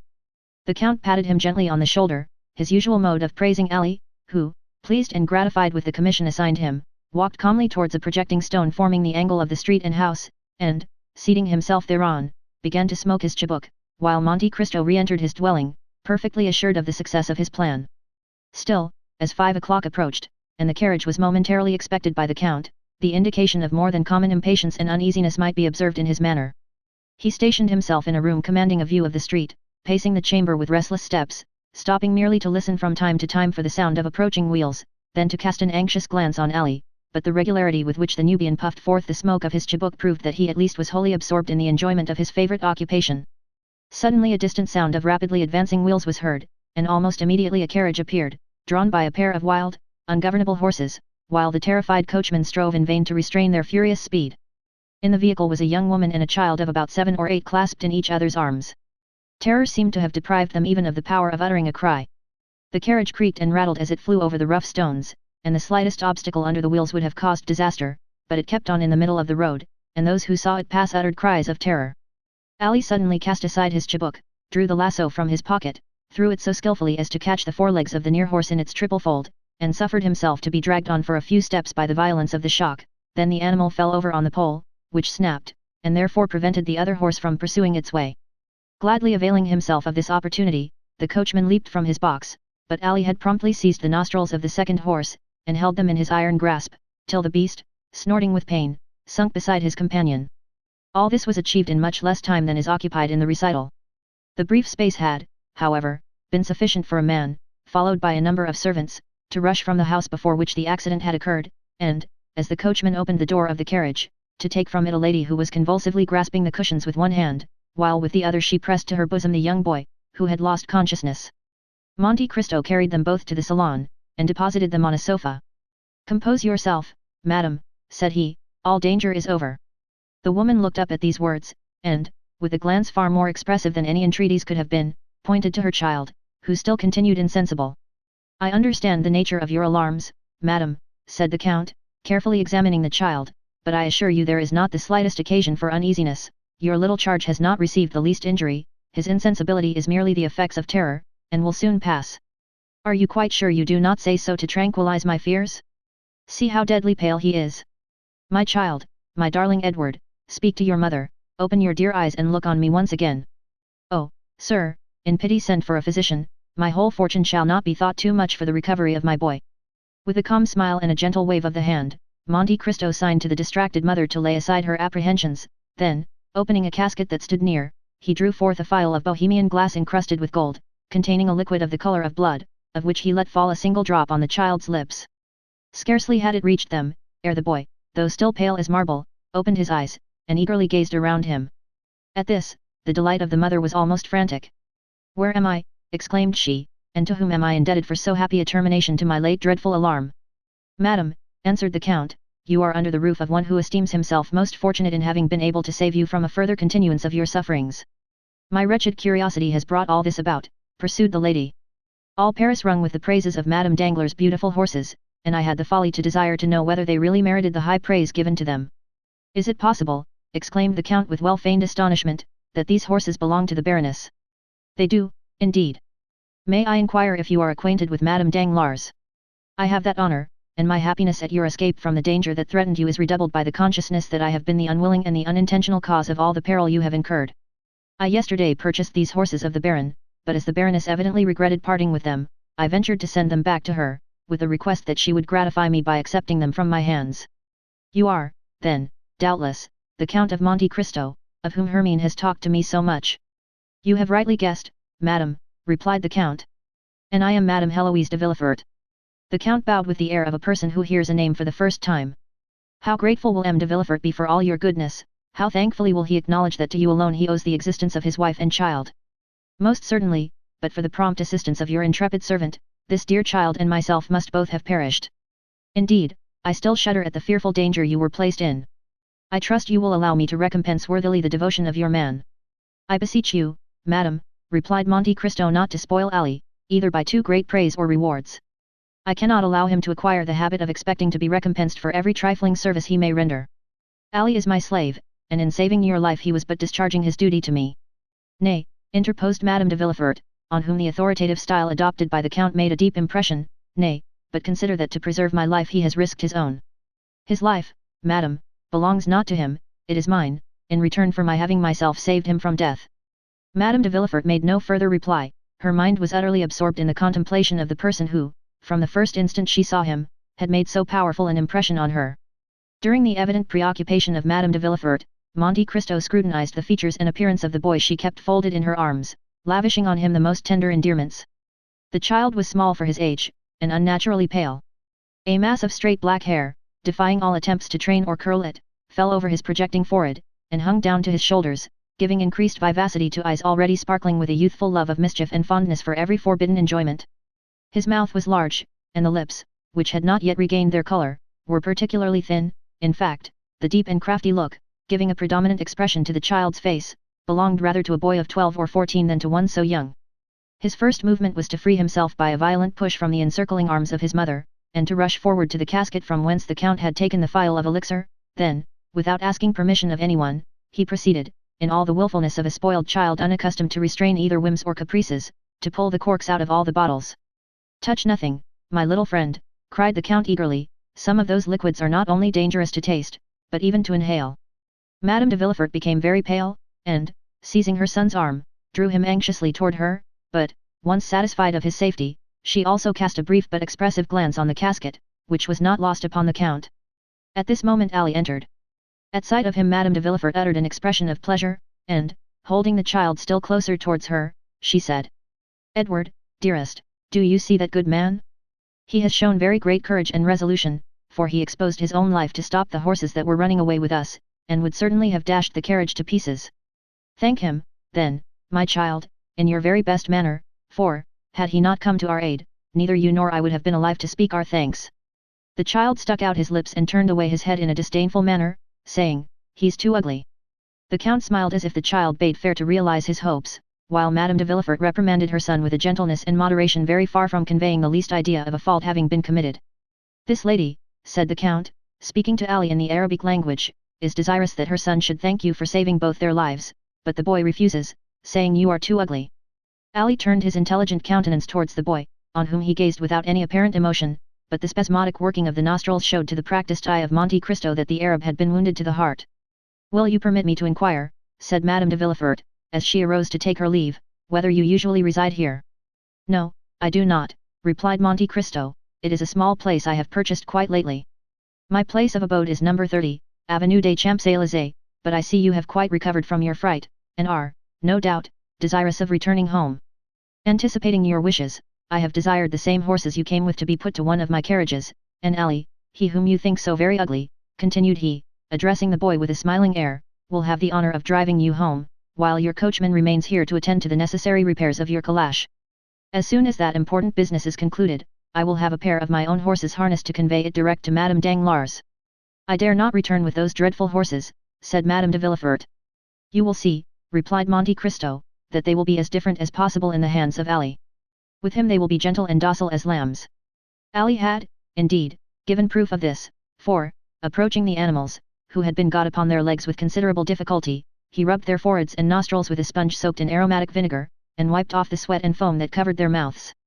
Then, commencing a loud whistling noise, he rubbed them well all over their bodies for several minutes. Then, undisturbed by the noisy crowd collected round the broken carriage, Ali quietly harnessed the pacified animals to the Count's chariot, took the reins in his hands, and mounted the box, when to the utter astonishment of those who had witnessed the ungovernable spirit and maddened speed of the same horses, he was actually compelled to apply his whip in no very gentle manner before he could induce them to start, and even then all that could be obtained from the celebrated dappled greys, now changed into a couple of dull, sluggish, stupid brutes, was a slow, pottering pace, kept up with so much difficulty that Madame de Villefort was more than 2 hours returning to her residence in the Faubourg Saint-Honoré. Scarcely had the first congratulations upon her marvellous escape been gone through when she wrote the following letter to Madame Danglars. "Dear Hermine, I have just had a wonderful escape from the most imminent danger, and I owe my safety to the very Count of Monte Cristo we were talking about yesterday, but whom I little expected to see today. I remember how unmercifully I laughed at what I considered your eulogistic and exaggerated praises of him, but I have now ample cause to admit that your enthusiastic description of this wonderful man fell far short of his merits. Your horses got as far as Ranelagh, when they darted forward like mad things, and galloped away at so fearful a rate, that there seemed no other prospect for myself and my poor Edward but that of being dashed to pieces against the first object that impeded their progress, when a strange-looking man, an Arab, a Negro, or a Nubian, at least a black of some nation or other, at a signal from the Count, whose domestic he is, suddenly seized and stopped the infuriated animals, even at the risk of being trampled to death himself, and certainly he must have had a most wonderful escape. The Count then hastened to us, and took us into his house, where he speedily recalled my poor Edward to life. He sent us home in his own carriage. Yours will be returned to you tomorrow. You will find your horses in bad condition. From the results of this accident, they seem thoroughly stupefied, as if sulky and vexed at having been conquered by man. The Count, however, has commissioned me to assure you that 2 or 3 days' rest, with plenty of barley for their sole food during that time, will bring them back to as fine, that is as terrifying, a condition as they were in yesterday. Adieu. I cannot return you many thanks for the drive of yesterday, but, after all, I ought not to blame you for the misconduct of your horses, more especially as it procured me the pleasure of an introduction to the Count of Monte Cristo, and certainly that illustrious personage, apart from the millions he is said to be so very anxious to dispose of, seemed to me one of those curiously interesting problems I, for one, delight in solving at any risk, even if it were to necessitate another drive to the Bois behind your horses." Edward endured the accident with miraculous courage. He did not utter a single cry, but fell lifeless into my arms, nor did a tear fall from his eyes after it was over. I doubt not you will consider these praises the result of blind maternal affection, but there is a soul of iron in that delicate, fragile body. Valentine sends many affectionate remembrances to your dear Eugenie. I embrace you with all my heart. Heloise de Villefort. P.S. Do pray contrive some means for me to meet the Count of Monte Cristo at your house. I must and will see him again. I have just made M. de Villefort promise to call on him, and I hope the visit will be returned. That night the adventure at Auteuil was talked of everywhere. Albert related it to his mother, Chateau Renaud recounted it at the Jockey Club, and Debray detailed it at length in the salons of the minister. Even Beauchamp accorded 20 lines in his journal to the relation of the Count's courage and gallantry, thereby celebrating him as the greatest hero of the day in the eyes of all the feminine members of the aristocracy. Vast was the crowd of visitors and inquiring friends who left their names at the residence of Madame de Villefort, with the design of renewing their visit at the right moment, of hearing from her lips all the interesting circumstances of this most romantic adventure. As for M. de Villefort, he fulfilled the predictions of Heloise to the letter, donned his dress suit, drew on a pair of white gloves, ordered the servants to attend the carriage dressed in their full livery, and drove that same night to number 30 in the Avenue des Champs-Élysées. Volume 3. Chapter 48. Ideology. If the Count of Monte Cristo had been for a long time familiar with the ways of Parisian society, he would have appreciated better the significance of the step which M. de Villefort had taken. Standing well at court, whether the king regnant was of the older or younger branch, whether the government was doctrinaire liberal, or conservative, looked upon by all as a man of talent, since those who have never experienced a political check are generally so regarded, hated by many, but warmly supported by others, without being really liked by anybody. M. de Villefort held a high position in the magistracy, and maintained his eminence like a harlot or a mole. His drawing-room, under the regenerating influence of a young wife and a daughter by his first marriage, scarcely 18, was still one of the well-regulated Paris salons where the worship of traditional customs and the observance of rigid etiquette were carefully maintained. A freezing politeness, a strict fidelity to government principles, a profound contempt for theories and theorists, a deep-seated hatred of ideality, these were the elements of private and public life displayed by M. de Villefort. M. de Villefort was not only a magistrate, he was almost a diplomatist. His relations with the former court, of which he always spoke with dignity and respect, made him respected by the new one, and he knew so many things, that not only was he always carefully considered, but sometimes consulted. Perhaps this would not have been so had it been possible to get rid of M. de Villefort, but, like the feudal barons who rebelled against their sovereign, he dwelt in an impregnable fortress. This fortress was his post as king's attorney, all the advantages of which he exploited with marvelous skill, and which he would not have resigned but to be made deputy, and thus to replace neutrality by opposition. Ordinarily M. de Villefort made and returned very few visits. His wife visited for him, and this was the received thing in the world, where the weighty and multifarious occupations of the magistrate were accepted as an excuse for what was really only calculated pride, a manifestation of professed superiority, in fact, the application of the axiom, pretend to think well of yourself, and the world will think well of you, an axiom 100 times more useful in society nowadays than that of the Greeks, know thyself, a knowledge for which, in our days, we have substituted the less difficult and more advantageous science of knowing others. To his friends M. de Villefort was a powerful protector, to his enemies, he was a silent, but bitter opponent, for those who were neither the one nor the other, he was a statue of the law-made man. He had a haughty bearing, a look either steady and impenetrable or insolently piercing and inquisitorial. 4 successive revolutions had built and cemented the pedestal upon which his fortune was based. M. de Villefort had the reputation of being the least curious and the least wearisome man in France. He gave a ball every year, at which he appeared for a quarter of an hour only, that is to say, 45 minutes less than the king is visible at his balls. He was never seen at the theatres, at concerts, or in any place of public resort. Occasionally, but seldom, he played at whist, and then care was taken to select partners worthy of him. Sometimes they were ambassadors, sometimes archbishops, or sometimes a prince, or a president, or some dowager duchess. Such was the man whose carriage had just now stopped before the Count of Monte Cristo's door. The valet de chambre announced M. de Villefort at the moment when the Count, leaning over a large table, was tracing on a map the route from St. Petersburg to China. The procureur entered with the same grave and measured step he would have employed in entering a court of justice. He was the same man, or rather the development of the same man, whom we have heretofore seen as assistant attorney at Marseilles. Nature, according to her way, had made no deviation in the path he had marked out for himself. From being slender he had now become meagre, once pale, he was now yellow, his deep-set eyes were hollow, and the gold spectacles shielding his eyes seemed to be an integral portion of his face. He dressed entirely in black, with the exception of his white tie, and his funeral appearance was only mitigated by the slight line of red ribbon which passed almost imperceptibly through his buttonhole, and appeared like a streak of blood traced with a delicate brush. Although master of himself, Monte Cristo scrutinized with irrepressible curiosity the magistrate whose salute he returned, and who, distrustful by habit, and especially incredulous as to social prodigies, was much more despised to look upon the noble stranger, as Monte Cristo was already called, as an adventurer in search of new fields, or an escaped criminal, rather than as a prince of the Holy See, or a sultan of the 1001 Nights. Sir, said Villefort, in the squeaky tone assumed by magistrates in their oratorical periods, and of which they cannot, or will not, divest themselves in society, sir, the signal service which you yesterday rendered to my wife and son has made it a duty for me to offer you my thanks. I have come, therefore, to discharge this duty, and to express to you my overwhelming gratitude.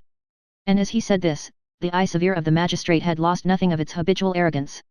He spoke in a voice of the Procureur General, with the rigid inflexibility of neck and shoulders which caused his flatterers to say, as we have before observed, that he was the living statue of the law. Monsieur, replied the Count, with a chilling air, I am very happy to have been the means of preserving a son to his mother, for they say that the sentiment of maternity is the most holy of all, and the good fortune which occurred to me, Monsieur, might have enabled you to dispense with a duty which, in its discharge, confers an undoubtedly great honor, for I am aware that M. de Villefort is not usually lavish of the favour which he now bestows on me, a favour which, however estimable, is unequal to the satisfaction which I have in my own consciousness. Villefort, astonished at this reply, which he by no means expected, started like a soldier who feels the blow levelled at him over the armour he wears, and a curl of his disdainful lip indicated that from that moment he noted in the tablets of his brain that the Count of Monte Cristo was by no means a highly bred gentleman. He glanced around, in order to seize on something on which the conversation might turn, and seemed to fall easily on a topic. He saw the map which Monte Cristo had been examining when he entered, and said, You seem geographically engaged, sir? It is a rich study for you, who, as I learn, have seen as many lands as are delineated on this map. Yes, sir, replied the Count, I have sought to make of the human race, taken in the mass, what you practice every day on individuals, a physiological study. I have believed it was much easier to descend from the whole to a part than to ascend from a part to the whole. It is an algebraic axiom, which makes us proceed from a known to an unknown quantity, and not from an unknown to a known. But sit down, sir, I beg of you. Monte Cristo pointed to a chair, which the procureur was obliged to take the trouble to move forwards himself, while the count merely fell back into his own, on which he had been kneeling when M. Villefort entered.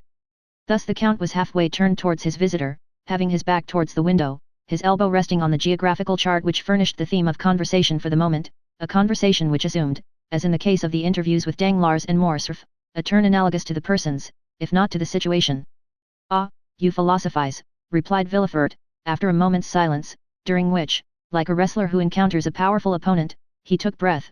"Well, sir, really, if, like you, I had nothing else to do, I should seek a more amusing occupation." "Why, in truth, sir," was Monte Cristo's reply, "man is but an ugly caterpillar for him who studies him through a solar microscope, but you said, I think, that I had nothing else to do. Now, really, let me ask, sir, do you believe you have anything to do? Or to speak in plain terms, do you really think that what you do deserves being called anything?" Villefort's astonishment redoubled at this second thrust so forcibly made by his strange adversary.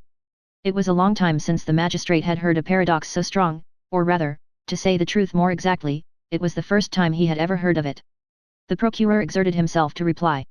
"Sir," he responded, "you are a stranger, and I believe you say yourself that a portion of your life has been spent in Oriental countries, so you are not aware how human justice, so expeditious in barbarous countries, takes with us a prudent and well-studied course." "Oh, yes, yes, I do, sir, it is the petit claudo of the ancients. I know all that, for it is with the justice of all countries especially that I have occupied myself, it is with the criminal procedure of all nations that I have compared natural justice, and I must say, sir, that it is the law of primitive nations, that is, the law of retaliation, that I have most frequently found to be according to the law of God. If this law were adopted, sir," said the procureur, "it would greatly simplify our legal codes, and in that case the magistrates would not, as you just observed, have much to do." "It may, perhaps, come to this in time," observed Monte Cristo. "You know that human inventions march from the complex to the simple, and simplicity is always perfection. In the meanwhile," continued the magistrate, "our codes are in full force, with all their contradictory enactments derived from Gallic customs, Roman laws, and Frank usages, the knowledge of all which, you will agree, is not to be acquired without extended labor. It needs tedious study to acquire this knowledge, and, when acquired, a strong power of brain to retain it." "I agree with you entirely, sir, but all that even you know with respect to the French code, I know, not only in reference to that code, but as regards the codes of all nations. The English, Turkish, Japanese, Hindu laws, are as familiar to me as the French laws, and thus I was right, when I said to you, that relatively, you know that everything is relative, sir, that relatively to what I have done, you have very little to do, but that relatively to all I have learned, you have yet a great deal to learn." "But with what motive have you learned all this?" inquired Villefort, in astonishment. Monte Cristo smiled. "Really, sir," he observed, "I see that in spite of the reputation which you have acquired as a superior man, you look at everything from the material and vulgar view of society, beginning with man, and ending with man, that is to say, in the most restricted, most narrow view which it is possible for human understanding to embrace." "Pray, sir, explain yourself," said Villefort, more and more astonished. "I really do not understand you perfectly. I say, sir, that with the eyes fixed on the social organization of nations, you see only the springs of the machine, and lose sight of the sublime workman who makes them act. I say that you do not recognize before you and around you any but those office holders whose commissions have been signed by a minister or king, and that the men whom God has put above those office holders, ministers, and kings, by giving them a mission to follow out, instead of a post to fill, I say that they escape your narrow, limited field of observation. It is thus that human weakness fails, from its debilitated and imperfect organs. Tobias took the angel who restored him to light for an ordinary young man. The nations took Attila, who was doomed to destroy them, for a conqueror similar to other conquerors, and it was necessary for both to reveal their missions, that they might be known and acknowledged. One was compelled to say, I am the angel of the Lord, and the other, I am the hammer of God, in order that the divine essence in both might be revealed. Then, said Villefort, more and more amazed, and really supposing he was speaking to a mystic or a madman, you consider yourself as one of those extraordinary beings whom you have mentioned. And why not? Said Monte Cristo coldly. Your pardon, sir, replied Villefort, quite astounded, but you will excuse me if, when I presented myself to you, I was unaware that I should meet with a person whose knowledge and understanding so far surpass the usual knowledge and understanding of men. It is not usual with us corrupted wretches of civilization to find gentlemen like yourself, possessors, as you are, of immense fortune, at least, so it is said, and I beg you to observe that I do not inquire, I merely repeat, it is not usual, I say, for such privileged and wealthy beings to waste their time in speculations on the state of society, in philosophical reveries, intended at best to console those whom fate has disinherited from the goods of this world. Really, sir, retorted the Count, have you attained the eminent situation in which you are, without having admitted, or even without having met with exceptions, and do you never use your eyes, which must have acquired so much finesse and certainty, to divine, at a glance, the kind of man by whom you are confronted? Should not a magistrate be not merely the best administrator of the law, but the most crafty expounder of the chicanery of his profession, a steel probe to search hearts, a touchstone to try the gold which in each soul is mingled with more or less of alloy? Sir, said Villefort, upon my word, you overcome me. I really never heard a person speak as you do. Because you remain eternally encircled in a round of general conditions, and have never dared to raise your wings into those upper spheres which God has peopled with invisible or exceptional beings. And you allow then, sir, that spheres exist, and that these marked and invisible beings mingle amongst us. Why should they not? Can you see the air you breathe, and yet without which you could not for a moment exist? Then we do not see those beings to whom you allude. Yes, we do, you see them whenever God pleases to allow them to assume a material form. You touch them, come in contact with them, speak to them, and they reply to you. Ah, said Villefort, smiling, I confess I should like to be warned when one of these beings is in contact with me. You have been served as you desire, monsieur, for you were warned just now, and I now again warn you. Then you yourself are one of these marked beings. Yes, monsieur, I believe so, for until now, no man has found himself in a position similar to mine. The dominions of kings are limited either by mountains or rivers, or a change of manners, or an alteration of language. My kingdom is bounded only by the world, for I am not an Italian, or a Frenchman, or a Hindu, or an American, or a Spaniard, I am a cosmopolite. No country can say it saw my birth. God alone knows what country will see me die. I adopt all customs, speak all languages. You believe me to be a Frenchman, for I speak French with the same facility and purity as yourself. Well, Ali, my Nubian, believes me to be an Arab, Bertuccio, my steward, takes me for a Roman, Haiti, my slave, thinks me a Greek. You may, therefore, comprehend, that being of no country, asking no protection from any government, acknowledging no man as my brother, not one of the scruples that arrest the powerful, or the obstacles which paralyze the weak, paralyzes or arrests me.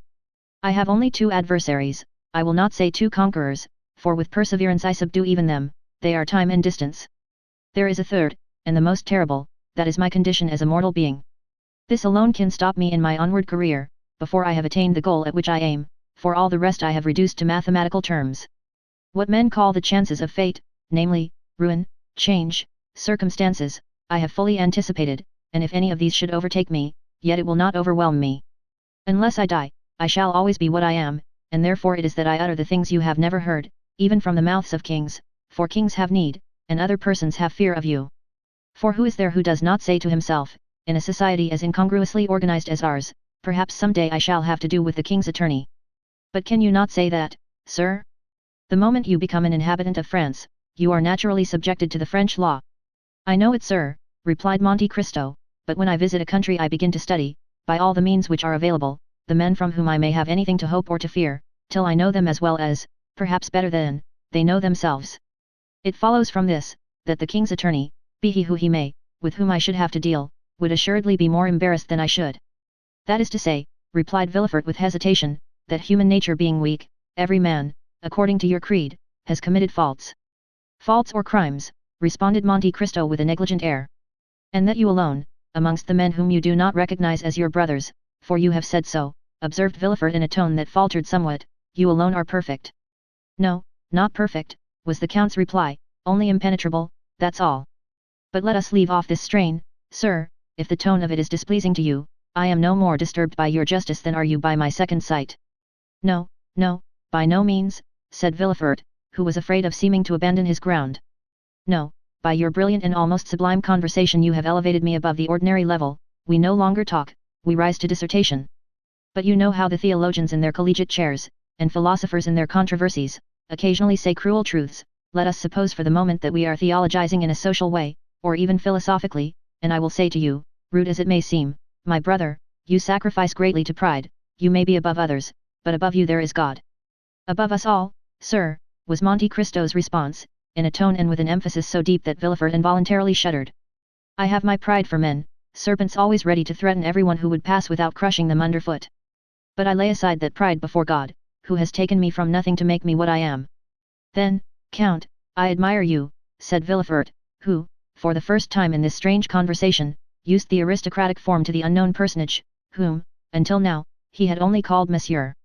Yes, and I say to you, if you are really strong, really superior, really pious or impenetrable, which you were right in saying amounts to the same thing, then be proud, sir, for that is the characteristic of predominance.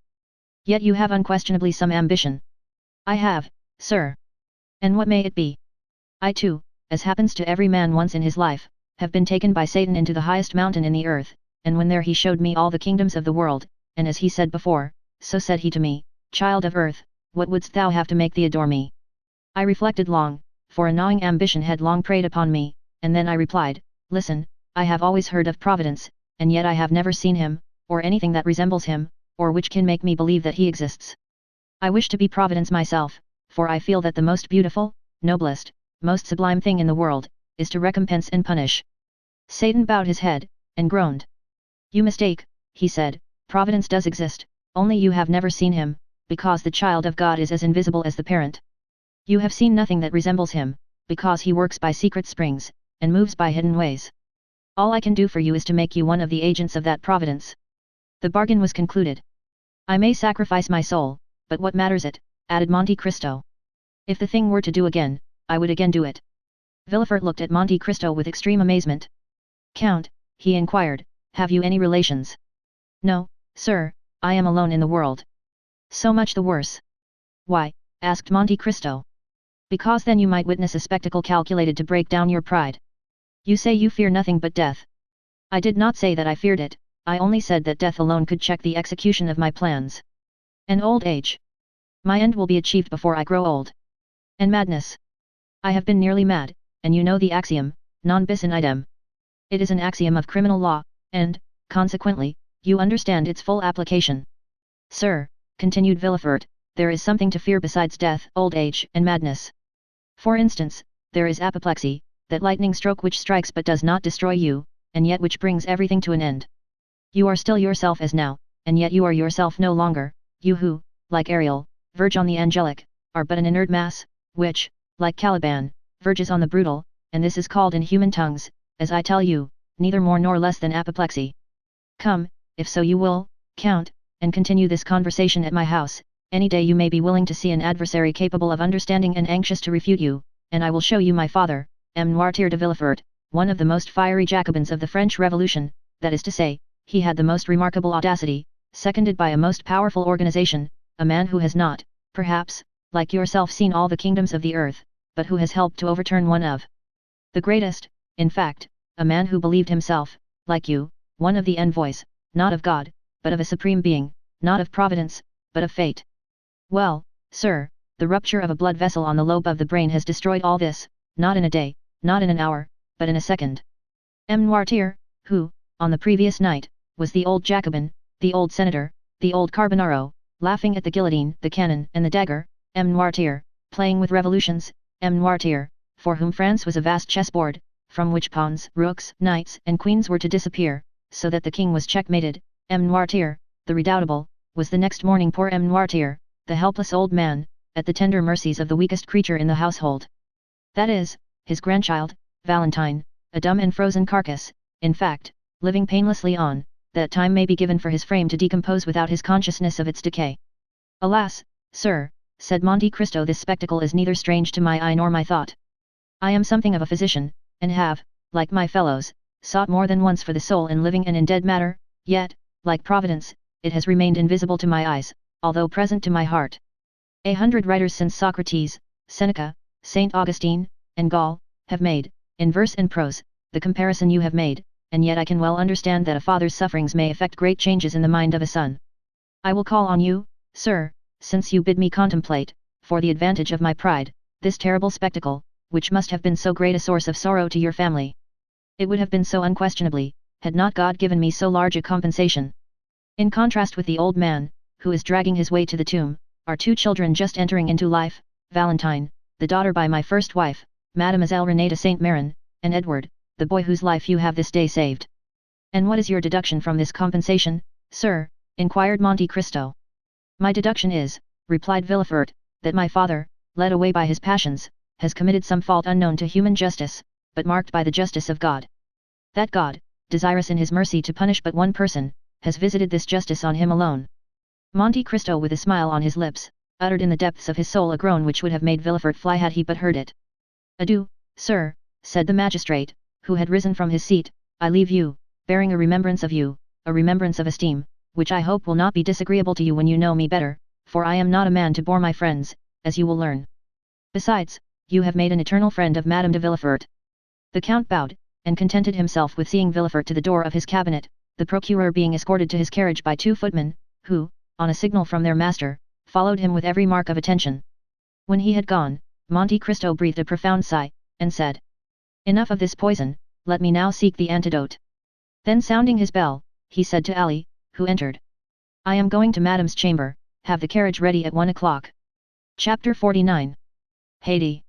It will be recollected that the new, or rather old, acquaintances of the Count of Monte Cristo, residing in the Rue Meslay, were no other than Maximilian, Julie, and Emmanuel. The very anticipations of delight to be enjoyed in his forthcoming visits, the bright, pure gleam of heavenly happiness it diffused over the almost deadly warfare in which he had voluntarily engaged, illumined his whole countenance with a look of ineffable joy and calmness, as, immediately after Villefort's departure, his thoughts flew back to the cheering prospect before him, of tasting, at least, a brief respite from the fierce and stormy passions of his mind. Even Ali, who had hastened to obey the Count's summons, went forth from his master's presence in charmed amazement at the unusual animation and pleasure depicted on features ordinarily so stern and cold, while, as though dreading to put to flight the agreeable ideas hovering over his patron's meditations, whatever they were, the faithful Nubian walked on tiptoe towards the door, holding his breath, lest its faintest sound should dissipate his master's happy reverie. It was noon, and Monte Cristo had set apart 1 hour to be passed in the apartments of Haydée, as though his oppressed spirit could not all at once admit the feeling of pure and unmixed joy, but required a gradual succession of calm and gentle emotions to prepare his mind to receive full and perfect happiness, in the same manner as ordinary natures demand to be inured by degrees to the reception of strong or violent sensations. The young Greek, as we have already said, occupied apartments wholly unconnected with those of the Count. The rooms had been fitted up in strict accordance with Oriental ideas, the floors were covered with the richest carpets Turkey could produce, the walls hung with brocaded silk of the most magnificent designs and texture, while around each chamber luxurious divans were placed, with piles of soft and yielding cushions, that needed only to be arranged at the pleasure or convenience of such as sought repose. Haydée had 3 French maids, and one who was a Greek. The first 3 remained constantly in a small waiting room, ready to obey the summons of a small golden bell, or to receive the orders of the Romaic slave, who knew just enough French to be able to transmit her mistress's wishes to the 3 other waiting women. The latter had received most peremptory instructions from Monte Cristo to treat Haydée with all the deference they would observe to a queen. The young girl herself generally passed her time in the chamber at the farther end of her apartments. This was a sort of boudoir, circular, and lighted only from the roof, which consisted of rose-colored glass. Haydée was reclining upon soft downy cushions, covered with blue satin spotted with silver. Her head, supported by one of her exquisitely molded arms, rested on the divan immediately behind her, while the other was employed in adjusting to her lips the coral tube of a rich narghileh, through whose flexible pipe she drew the smoke fragrant by its passage through perfumed water. Her attitude, though perfectly natural for an Eastern woman would, in a European, have been deemed too full of coquettish straining after effect. Her dress, which was that of the women of Epirus, consisted of a pair of white satin trousers, embroidered with pink roses, displaying feet so exquisitely formed and so delicately fair, that they might well have been taken for Parian marble, had not the eye been undeceived by their movements as they constantly shifted in and out of a pair of little slippers with upturned toes, beautifully ornamented with gold and pearls. She wore a blue and white striped vest, with long open sleeves, trimmed with silver loops and buttons of pearls, and a sort of bodice, which, closing only from the center to the waist, exhibited the whole of the ivory throat and upper part of the bosom. It was fastened with 3 magnificent diamond clasps. The junction of the bodice and drawers was entirely concealed by one of the many-colored scarves, whose brilliant hues and rich silken fringe have rendered them so precious in the eyes of Parisian belles. Tilted on one side of her head she had a small cap of gold-colored silk, embroidered with pearls, while on the other a purple rose mingled its glowing colors with the luxuriant masses of her hair, of which the blackness was so intense that it was tinged with blue. The extreme beauty of the countenance, that shone forth in loveliness that mocked the vain attempts of dress to augment it, was peculiarly and purely Grecian. There were the large, dark, melting eyes, the finely formed nose, the coral lips, and pearly teeth, that belonged to her race and country. And, to complete the whole, Haiti was in the very springtide and fullness of youthful charms. She had not yet numbered more than 19 or 20 summers. Monte Cristo summoned the Greek attendant, and bade her inquire whether it would be agreeable to her mistress to receive his visit. Haiti's only reply was to direct her servant by a sign to withdraw the tapestried curtain that hung before the door of her boudoir, the framework of the opening thus made serving as a sort of border to the graceful tableau presented by the young girl's picturesque attitude and appearance. As Monte Cristo approached, she leaned upon the elbow of the arm that held the narghileh, and extending to him her other hand, said, with a smile of captivating sweetness, in the sonorous language spoken by the women of Athens and Sparta. Why demand permission ere you enter? Are you no longer my master, or have I ceased to be your slave? Monte Cristo returned her smile. Haiti, said he, you well know. Why do you address me so coldly, so distantly, asked the young Greek. Have I by any means displeased you? Oh, if so, punish me as you will, but do not speak to me in tones and manners so formal and constrained. Haiti, replied the Count, you know that you are now in France, and are free. Free to do what? Asked the young girl. Free to leave me. Leave you? Why should I leave you? That is not for me to say, but we are now about to mix in society, to visit and be visited. I don't wish to see anybody but you. And should you see one whom you could prefer, I would not be so unjust. I have never seen anyone I preferred to you, and I have never loved anyone but you and my father. My poor child, replied Monte Cristo, that is merely because your father and myself are the only men who have ever talked to you. I don't want anybody else to talk to me. My father said I was his joy, you style me your love, and both of you have called me my child. Do you remember your father, Haiti? The young Greek smiled. He is here, and here, said she, touching her eyes and her heart. And where am I? Inquired Monte Cristo laughingly. You, cried she, with tones of thrilling tenderness, you are everywhere. Monte Cristo took the delicate hand of the young girl in his, and was about to raise it to his lips, when the simple child of nature hastily withdrew it, and presented her cheek. You now understand, Haiti, said the Count, that from this moment you are absolutely free, that here you exercise unlimited sway, and are at liberty to lay aside or continue the costume of your country, as it may suit your inclination.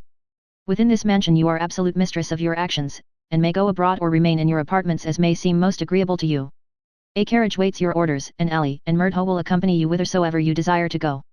There is but one favor I would entreat of you. Speak. Guard carefully the secret of your birth. Make no allusion to the past, nor upon any occasion be induced to pronounce the names of your illustrious father or ill-fated mother. I have already told you, my lord, that I shall see no one. It is possible, Haiti, that so perfect a seclusion, though conformable with the habits and customs of the East, may not be practicable in Paris. Endeavor, then, to accustom yourself to our manner of living in these northern climes as you did to those of Rome, Florence, Milan, and Madrid. It may be useful to you one of these days, whether you remain here or return to the East. The young girl raised her tearful eyes towards Monte Cristo as she said with touching earnestness, whether we return to the East, you mean to say, my lord, do you not? My child, returned Monte Cristo, you know full well that whenever we part, it will be no fault or wish of mine, the tree forsakes not the flower falls from the tree. My lord, replied Haiti, I never will leave you, for I am sure I could not exist without you. My poor girl, in 10 years I shall be old, and you will be still young. My father had a long white beard, but I loved him, he was 60 years old, but to me he was handsomer than all the fine youths I saw. Then tell me, Haiti, do you believe you shall be able to accustom yourself to our present mode of life? Shall I see you every day? Then what do you fear, my lord? You might find it dull. No, my lord. In the morning, I shall rejoice in the prospect of your coming, and in the evening dwell with delight on the happiness I have enjoyed in your presence. Then too, when alone, I can call forth mighty pictures of the past, see vast horizons bounded only by the towering mountains of Pindus and Olympus. Oh, believe me, that when three great passions, such as sorrow, love, and gratitude fill the heart, ennui can find no place. You are a worthy daughter of Epirus, Haiti, and your charming and poetical ideas prove well your descent from that race of goddesses who claim your country as their birthplace. Depend on my care to see that your youth is not blighted, or suffered to pass away in ungenial solitude, and of this be well assured, that if you love me as a father, I love you as a child. You are wrong, my lord. The love I have for you is very different from the love I had for my father. My father died, but I did not die. If you were to die, I should die too. The Count, with a smile of profound tenderness, extended his hand, and she carried it to her lips. Monte Cristo, thus attuned to the interview he proposed to hold with Morel and his family, departed, murmuring as he went these lines of Pindar: youth is a flower of which love is the fruit, happy is he who, after having watched its silent growth, is permitted to gather and call it his own. The carriage was prepared according to orders, and stepping lightly into it, the Count drove off at his usual rapid pace. Chapter 50. The Morel Family. In a very few minutes the Count reached number 7 in the Rue Meslay. The house was of white stone, and in a small court before it were 2 small beds full of beautiful flowers. In the concierge that opened the gate the Count recognized Cockles, but as he had but one eye, and that eye had become somewhat dim in the course of 9 years, Cockles did not recognize the Count. The carriages that drove up to the door were compelled to turn, to avoid a fountain that played in a basin of rock-work, an ornament that had excited the jealousy of the whole quarter, and had gained for the place the appellation of the Little Versailles. It is needless to add that there were gold and silver fish in the basin. The house, with kitchens and cellars below, had above the ground floor 2 stories and attics. The whole of the property, consisting of an immense workshop, 2 pavilions at the bottom of the garden, and the garden itself, had been purchased by Emmanuel, who had seen at a glance that he could make of it a profitable speculation. He had reserved the house and half the garden, and building a wall between the garden and the workshops, had let them upon lease with the pavilions at the bottom of the garden.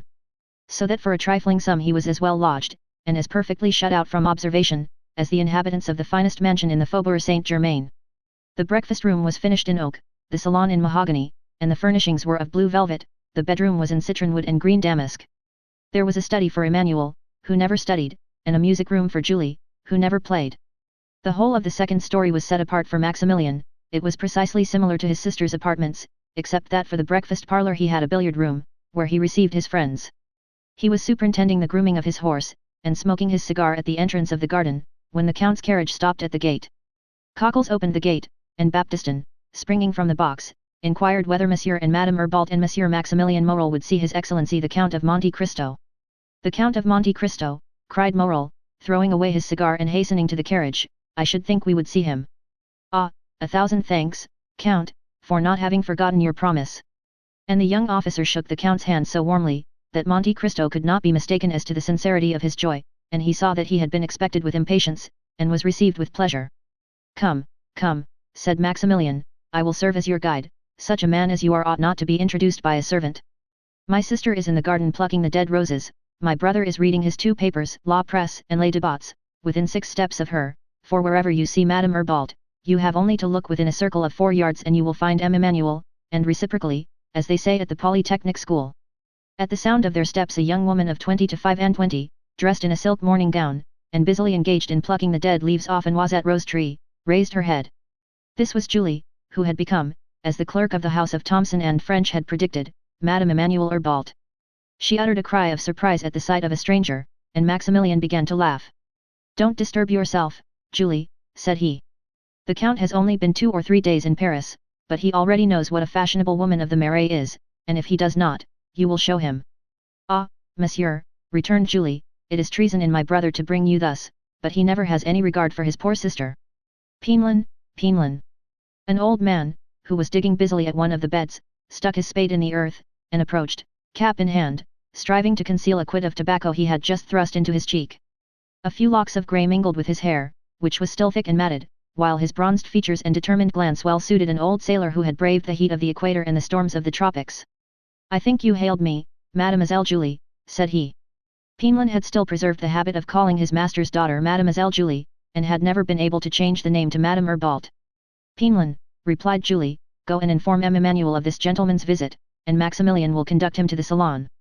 Then, turning to Monte Cristo, I hope you will permit me to leave you for a few minutes, continued she, and without awaiting any reply, disappeared behind a clump of trees, and escaped to the house by a lateral alley.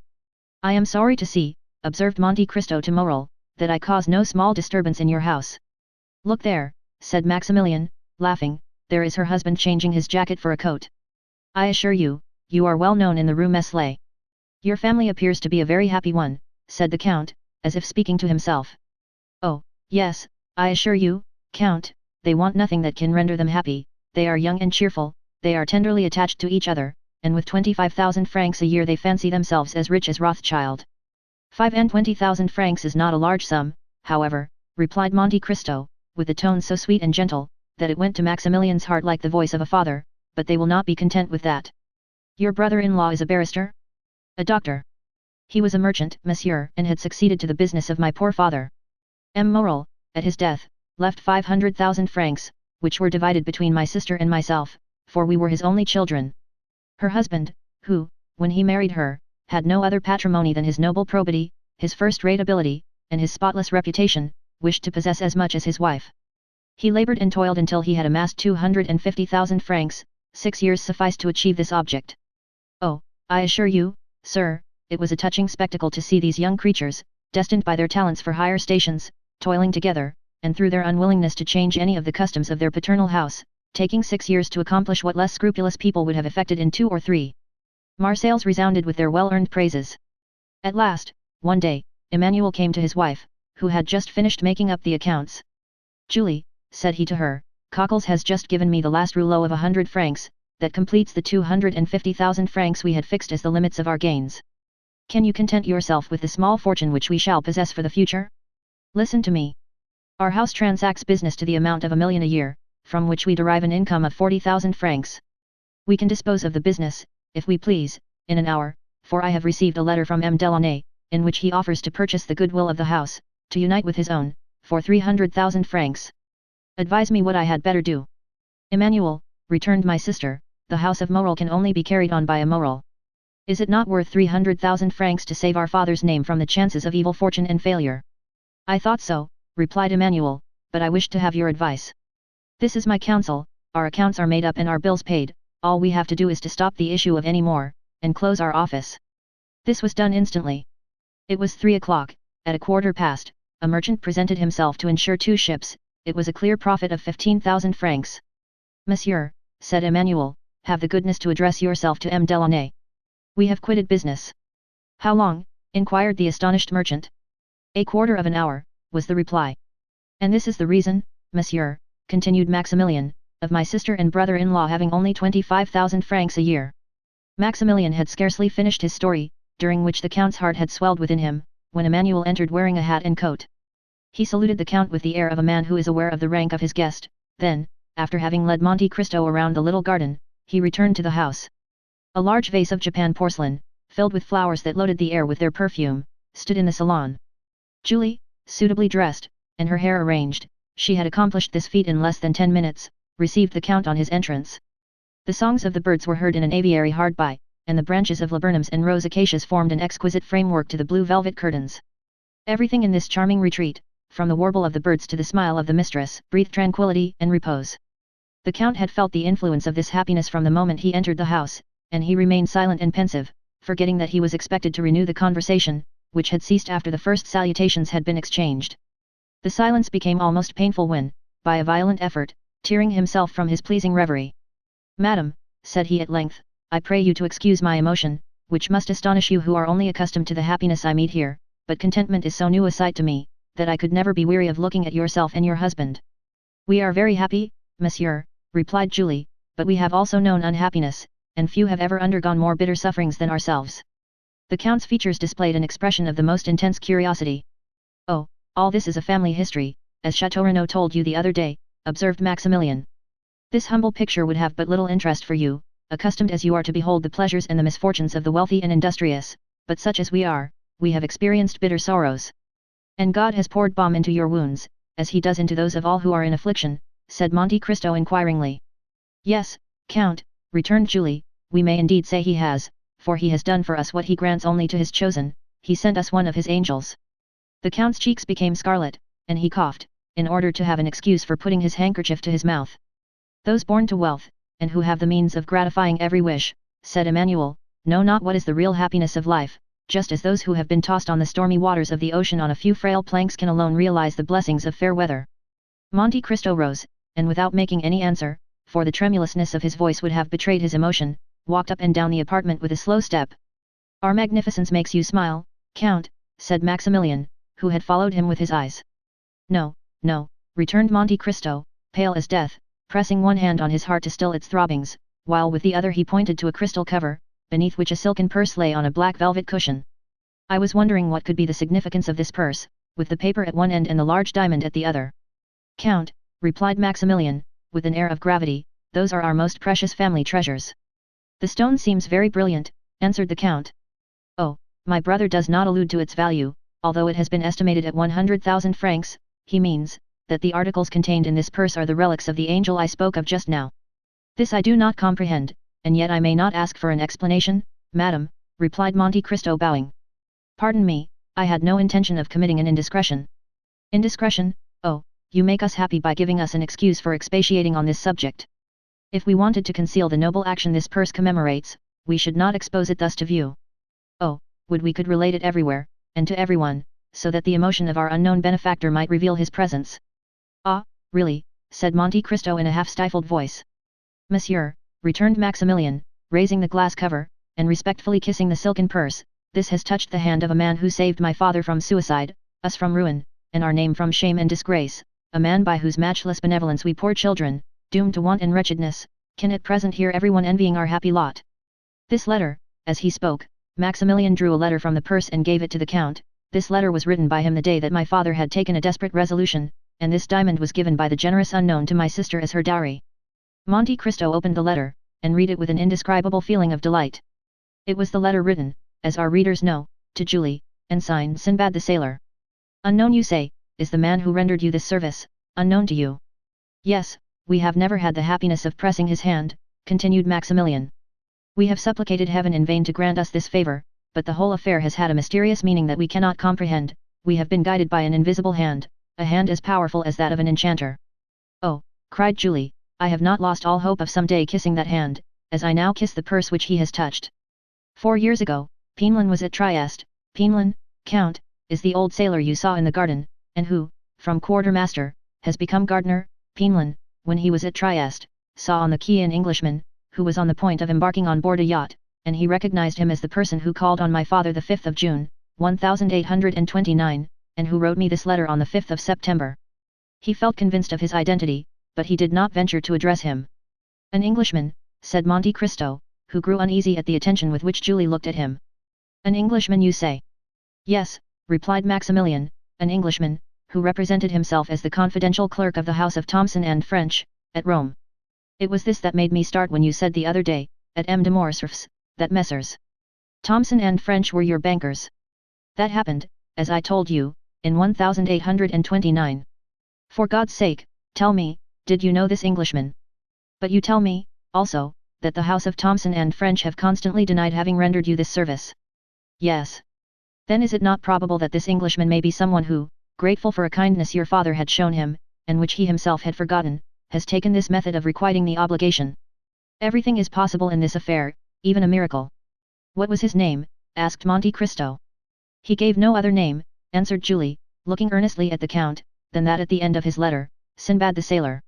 Which is evidently not his real name, but a fictitious one. Then, noticing that Julie was struck with the sound of his voice. Tell me, continued he, was he not about my height, perhaps a little taller, with his chin imprisoned, as it were, in a high cravat, his coat closely buttoned up, and constantly taking out his pencil? Oh, do you then know him? Cried Julie, whose eyes sparkled with joy. No, returned Monte Cristo, I only guessed.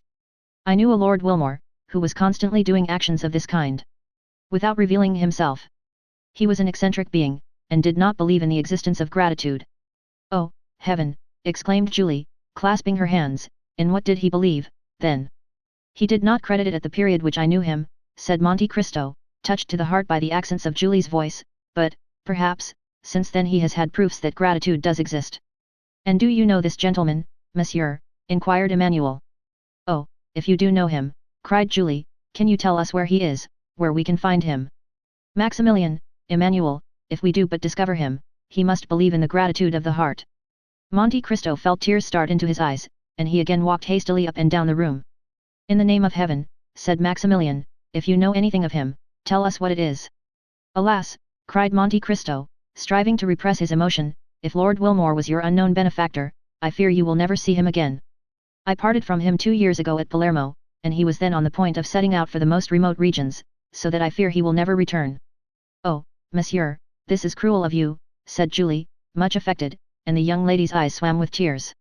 Madam, replied Monte Cristo gravely, and gazing earnestly on the 2 liquid pearls that trickled down Julie's cheeks, had Lord Wilmore seen what I now see, he would become attached to life, for the tears you shed would reconcile him to mankind, and he held out his hand to Julie, who gave him hers, carried away by the look and accent of the Count. But, continued she, Lord Wilmore had a family or friends, he must have known someone, can we not? Oh, it is useless to inquire, returned the Count, perhaps, after all, he was not the man you seek for.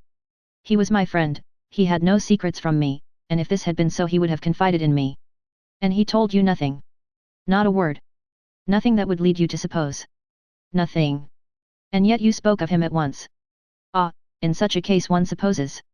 Sister, sister, said Maximilian, coming to the Count's aid, Monsieur is quite right. Recollect what our excellent fathers so often told us, it was no Englishman that thus saved us. Monte Cristo started. What did your father tell you, M. Morel? Said he eagerly. My father thought that this action had been miraculously performed, he believed that a benefactor had arisen from the grave to save us. Oh, it was a touching superstition, monsieur, and although I did not myself believe it, I would not for the world have destroyed my father's faith. How often did he muse over it and pronounce the name of a dear friend, a friend lost to him forever, and on his deathbed, when the near approach of eternity seemed to have illumined his mind with supernatural light, this thought, which had until then been but a doubt, became a conviction, and his last words were, Maximilian, it was Edmond Dantes. At these words the Count's paleness, which had for some time been increasing, became alarming, he could not speak, he looked at his watch like a man who has forgotten the hour, said a few hurried words to Madame Herbault, and pressing the hands of Emmanuel and Maximilian, Madame, said he, I trust you will allow me to visit you occasionally, I value your friendship, and feel grateful to you for your welcome, for this is the first time for many years that I have thus yielded to my feelings. And he hastily quitted the apartment. This Count of Monte Cristo is a strange man, said Emmanuel. Yes, answered Maximilian, but I feel sure he has an excellent heart, and that he likes us. His voice went to my heart, observed Julie, and 2 or 3 times I fancied that I had heard it before. Chapter 51. Pyramus and Thisbe.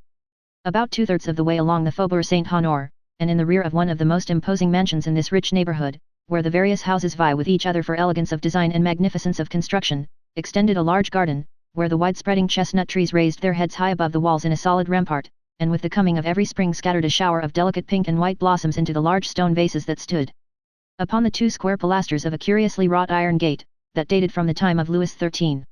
This noble entrance, however, in spite of its striking appearance and the graceful effect of the geraniums planted in the 2 vases, as they waved their variegated leaves in the wind and charmed the eye with their scarlet bloom, had fallen into utter disuse.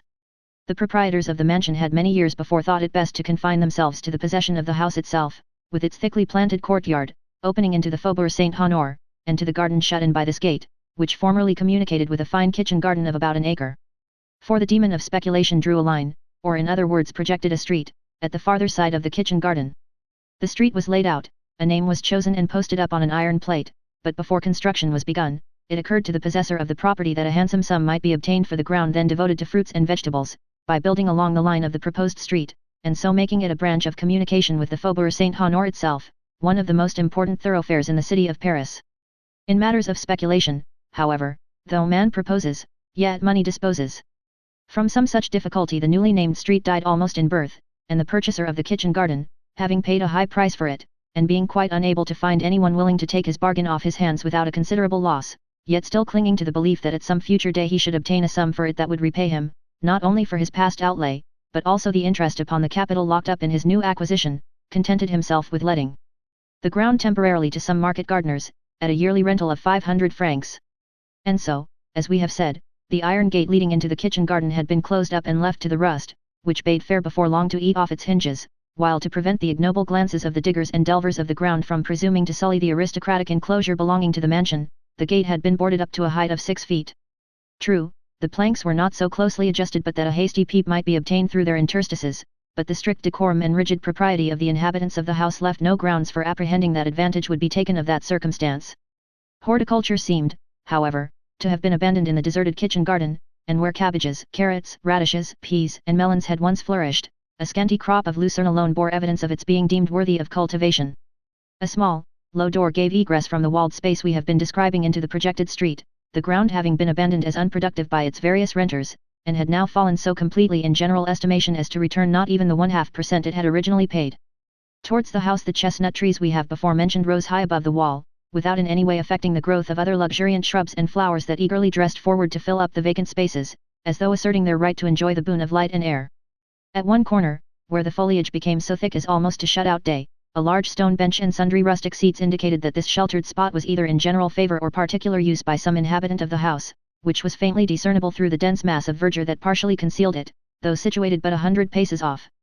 Whoever had selected this retired portion of the grounds as the boundary of a walk, or as a place for meditation, was abundantly justified in the choice by the absence of all glare, the cool, refreshing shade, the screen it afforded from the scorching rays of the sun, that found no entrance there even during the burning days of hottest summer, the incessant and melodious warbling of birds, and the entire removal from either the noise of the street or the bustle of the mansion.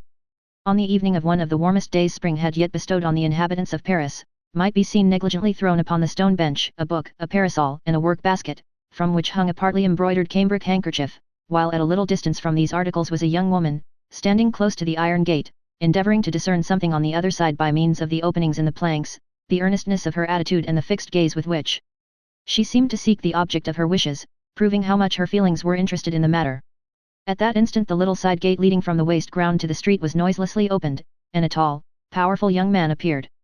He was dressed in a common grey blouse and velvet cap, but his carefully arranged hair, beard, and moustache, all of the richest and glossiest black, ill-accorded with his plebeian attire. After casting a rapid glance around him, in order to assure himself that he was unobserved, he entered by the small gate, and, carefully closing and securing it after him, proceeded with a hurried step towards the barrier. At the sight of him she expected, though probably not in such a costume, the young woman started in terror, and was about to make a hasty retreat. But the eye of love had already seen, even through the narrow chinks of the wooden palisades, the movement of the white robe, and observed the fluttering of the blue sash. Pressing his lips close to the planks, he exclaimed, "Don't be alarmed, Valentine, it is I." Again the timid girl found courage to return to the gate, saying, as she did so, "And why do you come so late today? It is almost dinner time, and I had to use no little diplomacy to get rid of my watchful stepmother, my too devoted maid, and my troublesome brother, who is always teasing me about coming to work at my embroidery, which I am in a fair way never to get done. So pray excuse yourself as well as you can for having made me wait, and, after that, tell me why I see you in a dress so singular that at first I did not recognize you." "Dearest Valentine," said the young man, "the difference between our respective stations makes me fear to offend you by speaking of my love, but yet I cannot find myself in your presence without longing to pour forth my soul, and tell you how fondly I adore you. If it be but to carry away with me the recollection of such sweet moments, I could even thank you for chiding me, for it leaves me a gleam of hope, that if you did not expect me, and that indeed would be worse than vanity to suppose, at least I was in your thoughts. You asked me the cause of my being late, and why I come disguised. I will candidly explain the reason of both, and I trust to your goodness to pardon me. I have chosen a trade." "A trade? Oh, Maximilian, how can you jest at a time when we have such deep cause for uneasiness? Heaven keep me from jesting with that which is far dearer to me than life itself. But listen to me, Valentine, and I will tell you all about it. I became weary of ranging fields and scaling walls, and seriously alarmed at the idea suggested by you, that if caught hovering about here your father would very likely have me sent to prison as a thief. That would compromise the honor of the French army, to say nothing of the fact that the continual presence of a captain of spies in a place where no warlike projects could be supposed to account for it might well create surprise, so I have become a gardener, and, consequently, adopted the costume of my calling." "What excessive nonsense you talk, Maximilian." "Nonsense? Pray do not call what I consider the wisest action of my life by such a name. Consider, by becoming a gardener I effectually screen our meetings from all suspicion or danger. I beseech of you, Maximilian, to cease trifling, and tell me what you really mean." "Simply, that having ascertained that the piece of ground on which I stand was to let, I made application for it, was readily accepted by the proprietor, and am now master of this fine crop of lucerne. Think of that, Valentine. There is nothing now to prevent my building myself a little hut on my plantation, and residing not 20 yards from you. Only imagine what happiness that would afford me. I can scarcely contain myself at the bare idea. Such felicity seems above all price, as a thing impossible and unattainable. But would you believe that I purchase all this delight, joy, and happiness, for which I would cheerfully have surrendered 10 years of my life, at the small cost of 500 francs per annum, paid quarterly? Henceforth we have nothing to fear. I am on my own ground, and have an undoubted right to place a ladder against the wall, and to look over when I please, without having any apprehensions of being taken off by the police as a suspicious character. I may also enjoy the precious privilege of assuring you of my fond, faithful, and unalterable affection, whenever you visit your favorite bower, unless, indeed, it offends your pride to listen to professions of love from the lips of a poor working man, clad in a blouse and cap." A faint cry of mingled pleasure and surprise escaped from the lips of Valentine, who almost instantly said, in a saddened tone, as though some envious cloud darkened the joy which illumined her heart, "Alas, no, Maximilian, this must not be, for many reasons. We should presume too much on our own strength, and, like others, perhaps, be led astray by our blind confidence in each other's prudence. How can you for an instant entertain so unworthy a thought, dear Valentine? Have I not, from the first blessed hour of our acquaintance, schooled all my words and actions to your sentiments and ideas? And you have, I am sure, the fullest confidence in my honor. When you spoke to me of experiencing a vague and indefinite sense of coming danger, I placed myself blindly and devotedly at your service, asking no other reward than the pleasure of being useful to you, and have I ever since, by word or look, given you cause of regret for having selected me from the numbers that would willingly have sacrificed their lives for you? You told me, my dear Valentine, that you were engaged to M. d'Épinay, and that your father was resolved upon completing the match, and that from his will there was no appeal, as M. de Villefort was never known to change a determination once formed. I kept in the background, as you wished, and waited, not for the decision of your heart or my own, but hoping that Providence would graciously interpose in our behalf, and order events in our favor. But what cared I for delays or difficulties, Valentine, as long as you confessed that you loved me, and took pity on me? If you will only repeat that avowal now and then, I can endure anything. Ah, Maximilian, that is the very thing that makes you so bold, and which renders me at once so happy and unhappy, that I frequently ask myself whether it is better for me to endure the harshness of my stepmother, and her blind preference for her own child, or to be, as I now am, insensible to any pleasure save such as I find in these meetings, so fraught with danger to both. I will not admit that word, returned the young man, it is at once cruel and unjust. Is it possible to find a more submissive slave than myself? You have permitted me to converse with you from time to time, Valentine, but forbidden my ever following you in your walks or elsewhere, have I not obeyed? And since I found means to enter this enclosure to exchange a few words with you through this gate, to be close to you without really seeing you, have I ever asked so much as to touch the hem of your gown or tried to pass this barrier which is but a trifle to one of my youth and strength? Never has a complaint or a murmur escaped me. I have been bound by my promises as rigidly as any knight of olden times. Come, come, dearest Valentine, confess that what I say is true, lest I be tempted to call you unjust. It is true, said Valentine, as she passed the end of her slender fingers through a small opening in the planks, and permitted Maximilian to press his lips to them, and you are a true and faithful friend, but still you acted from motives of self-interest, my dear Maximilian, for you well knew that from the moment in which you had manifested an opposite spirit all would have been ended between us. You promised to bestow on me the friendly affection of a brother. For I have no friend but yourself upon earth, who am neglected and forgotten by my father, harassed and persecuted by my stepmother, and left to the sole companionship of a paralyzed and speechless old man, whose withered hand can no longer press mine, and who can speak to me with the eye alone, although there still lingers in his heart the warmest tenderness for his poor grandchild. Oh, how bitter a fate is mine, to serve either as a victim or an enemy to all who are stronger than myself, while my only friend and supporter is a living corpse. Indeed, Maximilian, I am very miserable, and if you love me it must be out of pity. Valentine, replied the young man, deeply affected, I will not say you are all I love in the world, for I dearly prize my sister and brother-in-law, but my affection for them is calm and tranquil, in no manner resembling what I feel for you. When I think of you my heart beats fast, the blood burns in my veins, and I can hardly breathe, but I solemnly promise you to restrain all this ardor, this fervor and intensity of feeling, until you yourself shall require me to render them available in serving or assisting you. M. Franz is not expected to return home for a year to come, I am told. In that time many favorable and unforeseen chances may befriend us. Let us, then, hope for the best, hope is so sweet a comforter. Meanwhile, Valentine, while reproaching me with selfishness, think a little what you have been to me, the beautiful but cold resemblance of a marble Venus. What promise of future reward have you made me for all the submission and obedience I have evinced? None whatever. What granted me? Scarcely more. You tell me of M. Franz d'Épinay, your betrothed lover, and you shrink from the idea of being his wife, but tell me, Valentine, is there no other sorrow in your heart? You see me devoted to you, body and soul, my life and each warm drop that circles round my heart are consecrated to your service, you know full well that my existence is bound up in yours, that were I to lose you I would not outlive the hour of such crushing misery, yet you speak with calmness of the prospect of your being the wife of another.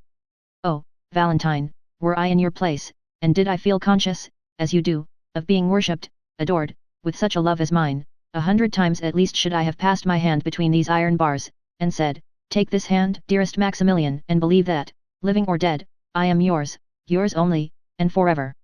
The poor girl made no reply, but her lover could plainly hear her sobs and tears. A rapid change took place in the young man's feelings. Dearest Valentine, exclaimed he, forgive me if I have offended you, and forget the words I spoke if they have unwittingly caused you pain. No, Maximilian, I am not offended, answered she, but do you not see what a poor, helpless being I am, almost a stranger and an outcast in my father's house, where even he is seldom seen, whose will has been thwarted, and spirits broken, from the age of 10 years, beneath the iron rod so sternly held over me, oppressed, mortified, and persecuted, day by day, hour by hour, minute by minute, no person has cared for, even observed my sufferings, nor have I ever breathed one word on the subject. Save to yourself. Outwardly and in the eyes of the world, I am surrounded by kindness and affection, but the reverse is the case. The general remark is, oh, it cannot be expected that one of so stern a character as M. Villefort could lavish the tenderness some fathers do on their daughters. What though she has lost her own mother at a tender age, she has had the happiness to find a second mother in Madame de Villefort. The world, however, is mistaken. My father abandons me from utter indifference, while my stepmother detests me with a hatred so much the more terrible because it is veiled beneath a continual smile.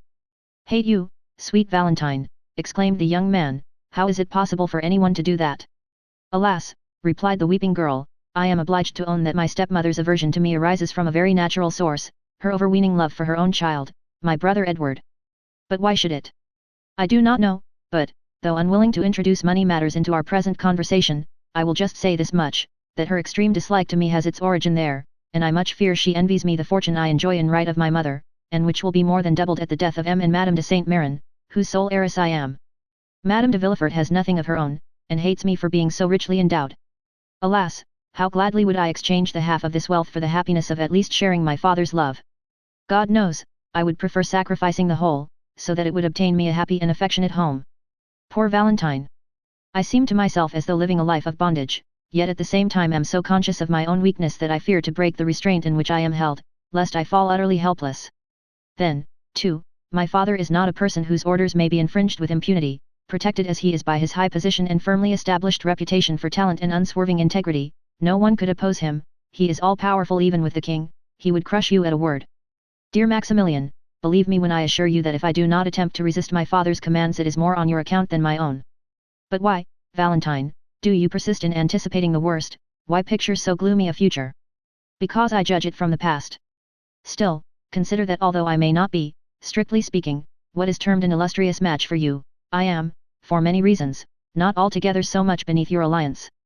The days when such distinctions were so nicely weighed and considered no longer exist in France, and the first families of the monarchy have intermarried with those of the empire. The aristocracy of the lands has allied itself with the nobility of the canon. Now I belong to this last named class, and certainly my prospects of military preferment are most encouraging as well as certain. My fortune, though small, is free and unfettered, and the memory of my late father is respected in our country, Valentine, as that of the most upright and honorable merchant of the city. I say our country, because you were born not far from Marseilles. Don't speak of Marseilles, I beg of you, Maximilian, that one word brings back my mother to my recollection, my angel mother, who died too soon for myself and all who knew her, but who, after watching over her child during the brief period allotted to her in this world, now, I fondly hope, watches from her home in heaven. Oh, if my mother were still living, there would be nothing to fear, Maximilian, for I would tell her that I loved you, and she would protect us. I fear, Valentine, replied the lover, that were she living I should never have had the happiness of knowing you, you would then have been too happy to have stooped from your grandeur to bestow a thought on me. Now it is you who are unjust, Maximilian, cried Valentine, but there is one thing I wish to know. And what is that? Inquired the young man, perceiving that Valentine hesitated. Tell me truly, Maximilian, whether in former days, when our fathers dwelt at Marseilles, there was ever any misunderstanding between them. Not that I am aware of, replied the young man, unless, indeed, any ill feeling might have arisen from their being of opposite parties. Your father was, as you know, a zealous partisan of the Bourbons, while mine was wholly devoted to the emperor. There could not possibly be any other difference between them. But why do you ask? I will tell you, replied the young girl, for it is but right you should know. Well, on the day when your appointment as an officer of the Legion of Honor was announced in the papers, we were all sitting with my grandfather, M. Noirtier. M. Danglars was there also. You recollect M. Danglars, do you not, Maximilian, the banker, whose horses ran away with my stepmother and little brother, and very nearly killed them? While the rest of the company were discussing the approaching marriage of Mademoiselle Danglars, I was reading the paper to my grandfather, but when I came to the paragraph about you, although I had done nothing else but read it over to myself all the morning, you know you had told me all about it the previous evening, I felt so happy, and yet so nervous, at the idea of speaking your name aloud, and before so many people, that I really think I should have passed it over, but for the fear that my doing so might create suspicions as to the cause of my silence, so I summoned up all my courage, and read it as firmly and as steadily as I could. Dear Valentine.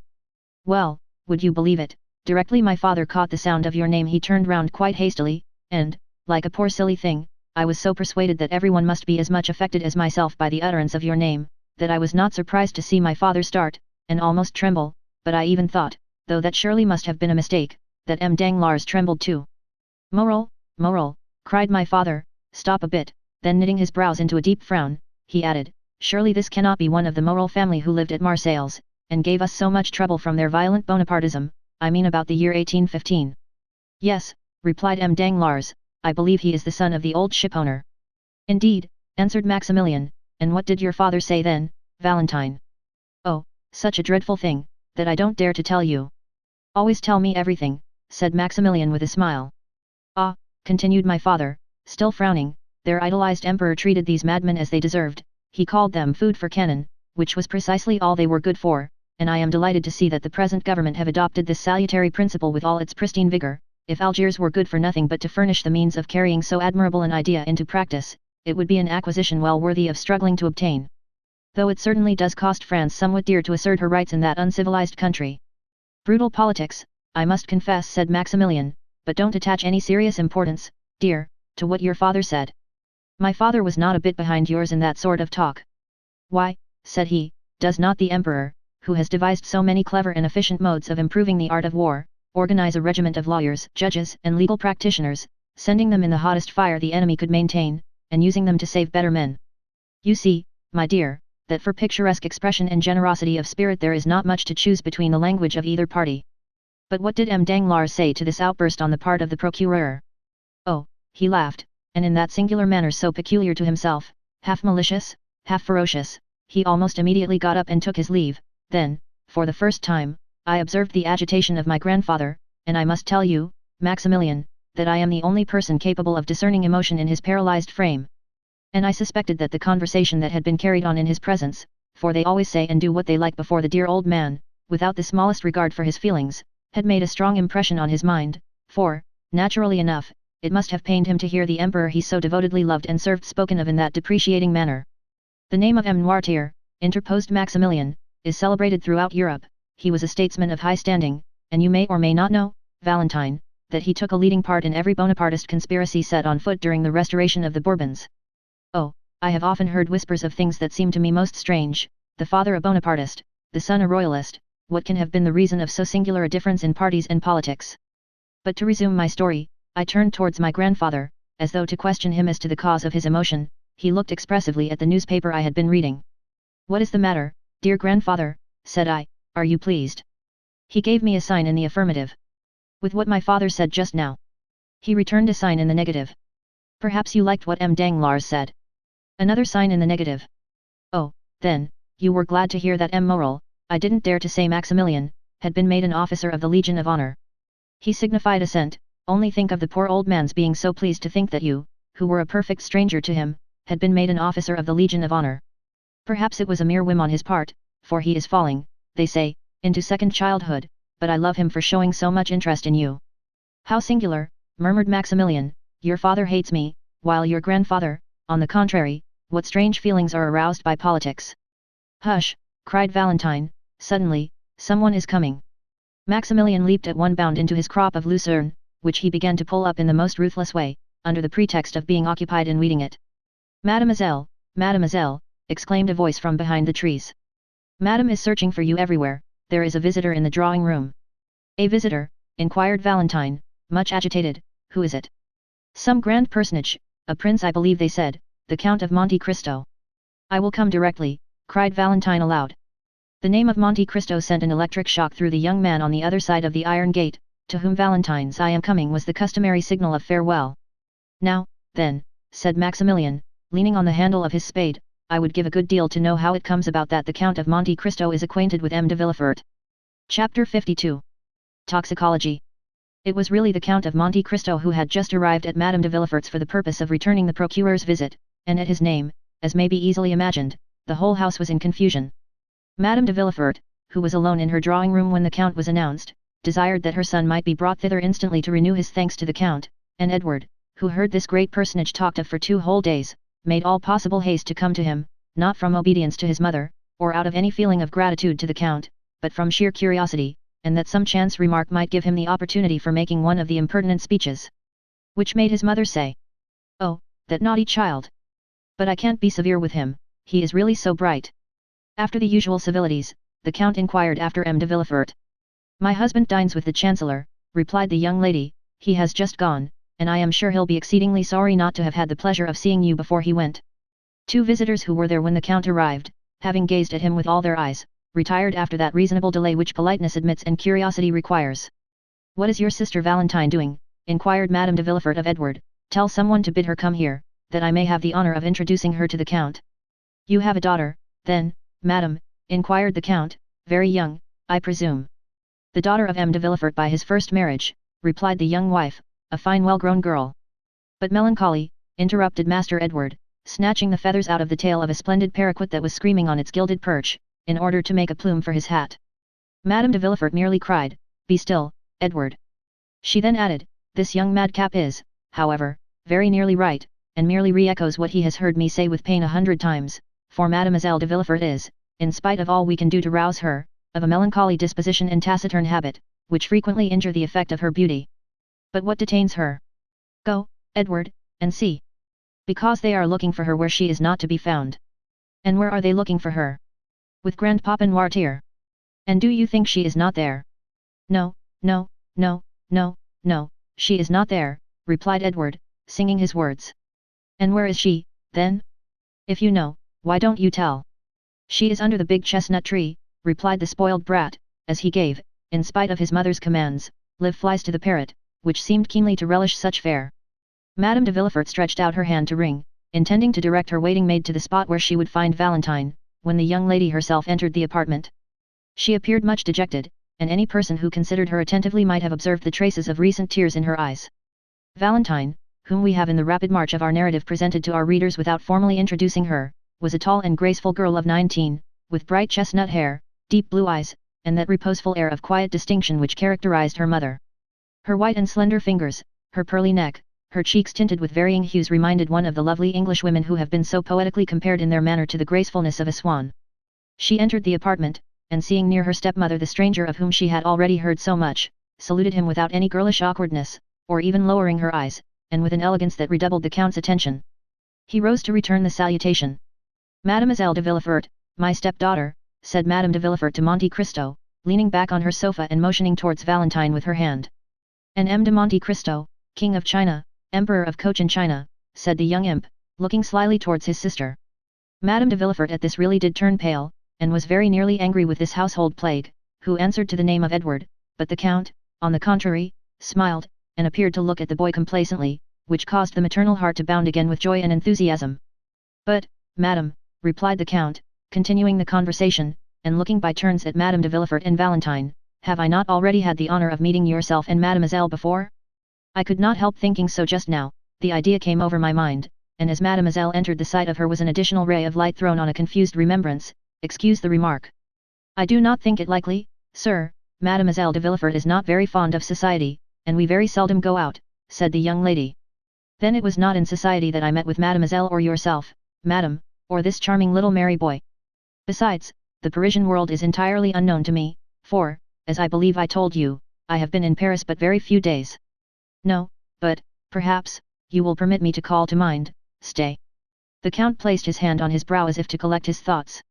No, it was somewhere, away from here, it was, I do not know, but it appears that this recollection is connected with a lovely sky and some religious fate. Mademoiselle was holding flowers in her hand, the interesting boy was chasing a beautiful peacock in a garden, and you, madam, were under the trellis of some arbor. Pray come to my aid, madam, do not these circumstances appeal to your memory? No, indeed, replied Madame de Villefort, and yet it appears to me, sir, that if I had met you anywhere, the recollection of you must have been imprinted on my memory. Perhaps the Count saw us in Italy, said Valentine timidly. Yes, in Italy, it was in Italy most probably, replied Monte Cristo. You have travelled then in Italy, mademoiselle? Yes, madam, and I were there 2 years ago. The doctors, anxious for my lungs, had prescribed the air of Naples. We went by Bologna, Perugia, and Rome. Ah, yes, true, mademoiselle, exclaimed Monte Cristo as if this simple explanation was sufficient to revive the recollection he sought. It was at Perugia on Corpus Christi Day, in the garden of the Hotel des Postes, when chance brought us together, you, Madame de Villefort, and her son. I now remember having had the honor of meeting you. I perfectly well remember Perugia, sir, and the Hotel des Postes, and the festival of which you speak, said Madame de Villefort, but in vain do I tax my memory, of whose treachery I am ashamed, for I really do not recall to mind that I ever had the pleasure of seeing you before. It is strange, but neither do I recollect meeting with you, observed Valentine, raising her beautiful eyes to the Count. But I remember it perfectly, interposed the darling Edward. I will assist your memory, madam, continued the Count. The day had been burning hot, you were waiting for horses, which were delayed in consequence of the festival. Mademoiselle was walking in the shade of the garden, and your son disappeared in pursuit of the peacock. And I caught it, mamma, don't you remember, interposed Edward, and I pulled 3 such beautiful feathers out of his tail. You, madam, remained under the arbor, do you not remember, that while you were seated on a stone bench, and while, as I told you, Mademoiselle de Villefort and your young son were absent, you conversed for a considerable time with somebody? Yes, in truth, yes, answered the young lady, turning very red, I do remember conversing with a person wrapped in a long woolen mantle, he was a medical man, I think. Precisely so, madam, this man was myself. For a fortnight I had been at that hotel, during which period I had cured my valet de chambre of a fever, and my landlord of the jaundice, so that I really acquired a reputation as a skillful physician.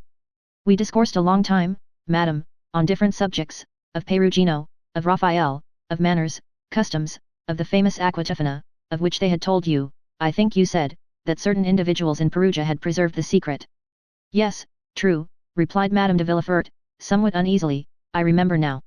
I do not recollect now all the various subjects of which we discoursed, madam, continued the Count with perfect calmness, but I perfectly remember that, falling into the error which others had entertained respecting me, you consulted me as to the health of Mademoiselle de Villefort.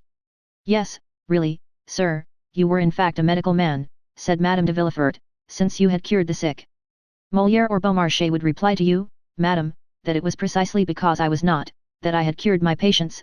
For myself, I am content to say to you that I have studied chemistry and the natural sciences somewhat deeply, but still only as an amateur, you understand. At this moment the clock struck 6. It is 6 o'clock, said Madame de Villefort, evidently agitated. Valentine, will you not go and see if your grandpapa will have his dinner? Valentine rose, and saluting the Count, left the apartment without speaking. Oh, madam, said the Count, when Valentine had left the room, was it on my account that you sent Mademoiselle de Villefort away? By no means, replied the young lady quickly, but this is the hour when we usually give M. Noirtier the unwelcome meal that sustains his pitiful existence. You are aware, sir, of the deplorable condition of my husband's father. Yes, madam, M. de Villefort spoke of it to me, a paralysis, I think. Alas, yes, the poor old gentleman is entirely helpless, the mind alone is still active in this human machine, and that is faint and flickering, like the light of a lamp about to expire.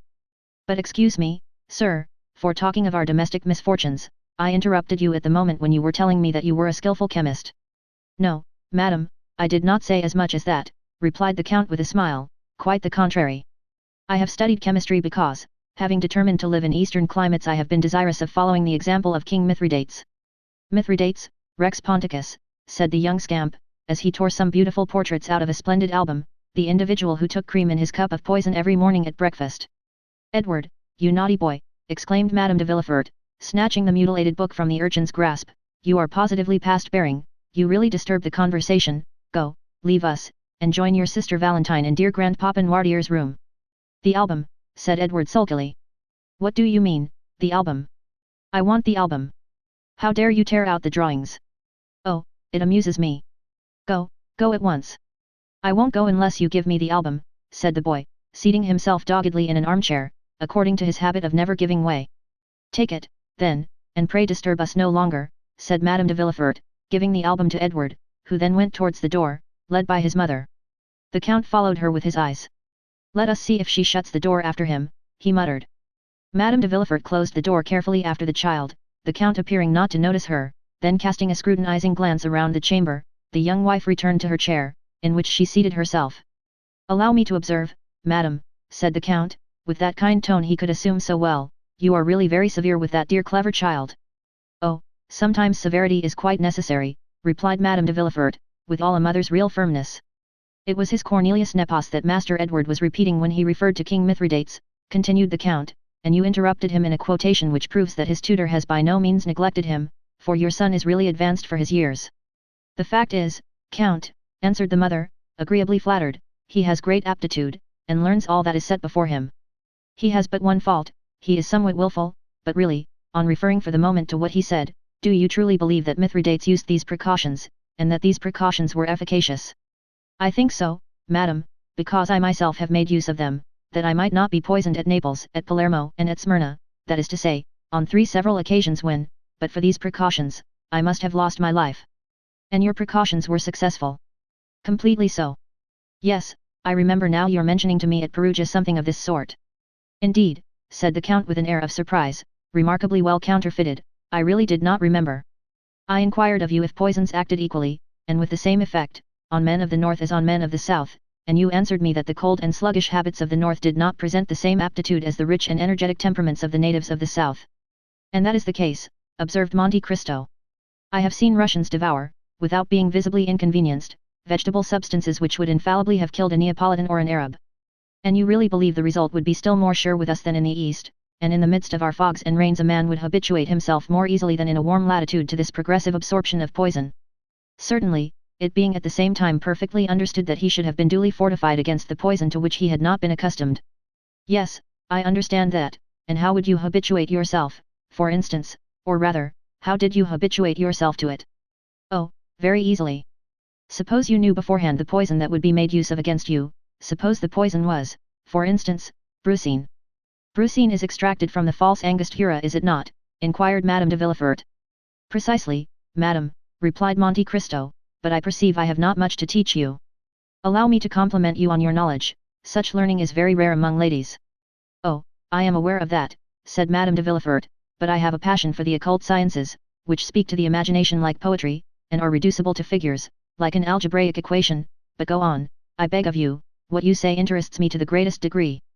Well, replied Monte Cristo, suppose, then, that this poison was brucine, and you were to take a milligram the first day, 2 milligrams the second day, and so on.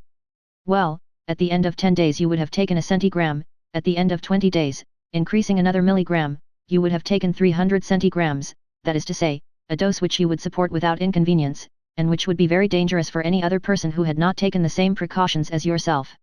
Well, then, at the end of a month, when drinking water from the same carafe, you would kill the person who drank with you, without your perceiving, otherwise than from slight inconvenience, that there was any poisonous substance mingled with this water. Do you know any other counterpoisons? I do not. I have often read, and read again, the history of Mithridates, said Madame de Villefort in a tone of reflection, and had always considered it a fable. No, madam, contrary to most history, it is true, but what you tell me, madam, what you inquire of me, is not the result of a chance query, for 2 years ago you asked me the same questions, and said then, that for a very long time this history of Mithridates had occupied your mind. True, sir. The 2 favorite studies of my youth were botany and mineralogy, and subsequently, when I learned that the use of simples frequently explained the whole history of a people, and the entire life of individuals in the East, as flowers betoken and symbolize a love affair, I have regretted that I was not a man, that I might have been a Flamel, a Fontana, or a Cabanis. And the more, madam, said Monte Cristo, as the Orientals do not confine themselves, as did Mithridates, to make a cuirass of his poisons, but they also made them a dagger. Science becomes, in their hands, not only a defensive weapon, but still more frequently an offensive one, the one serves against all their physical sufferings, the other against all their enemies. With opium, belladonna, brucicea, snakewood, and the cherry laurel, they put to sleep all who stand in their way. There is not one of those women, Egyptian, Turkish, or Greek, whom here you call good women, who do not know how, by means of chemistry, to stupefy a doctor, and in psychology to amaze a confessor. Really, said Madame de Villefort, whose eyes sparkled with strange fire at this conversation. Oh, yes, indeed, madam, continued Monte Cristo, the secret dramas of the East begin with a love philtre and end with a death potion, begin with paradise and end with hell. There are as many elixirs of every kind as there are caprices and peculiarities in the physical and moral nature of humanity, and I will say further, the art of these chemists is capable with the utmost precision to accommodate and proportion the remedy and the bane to yearnings for love or desires for vengeance.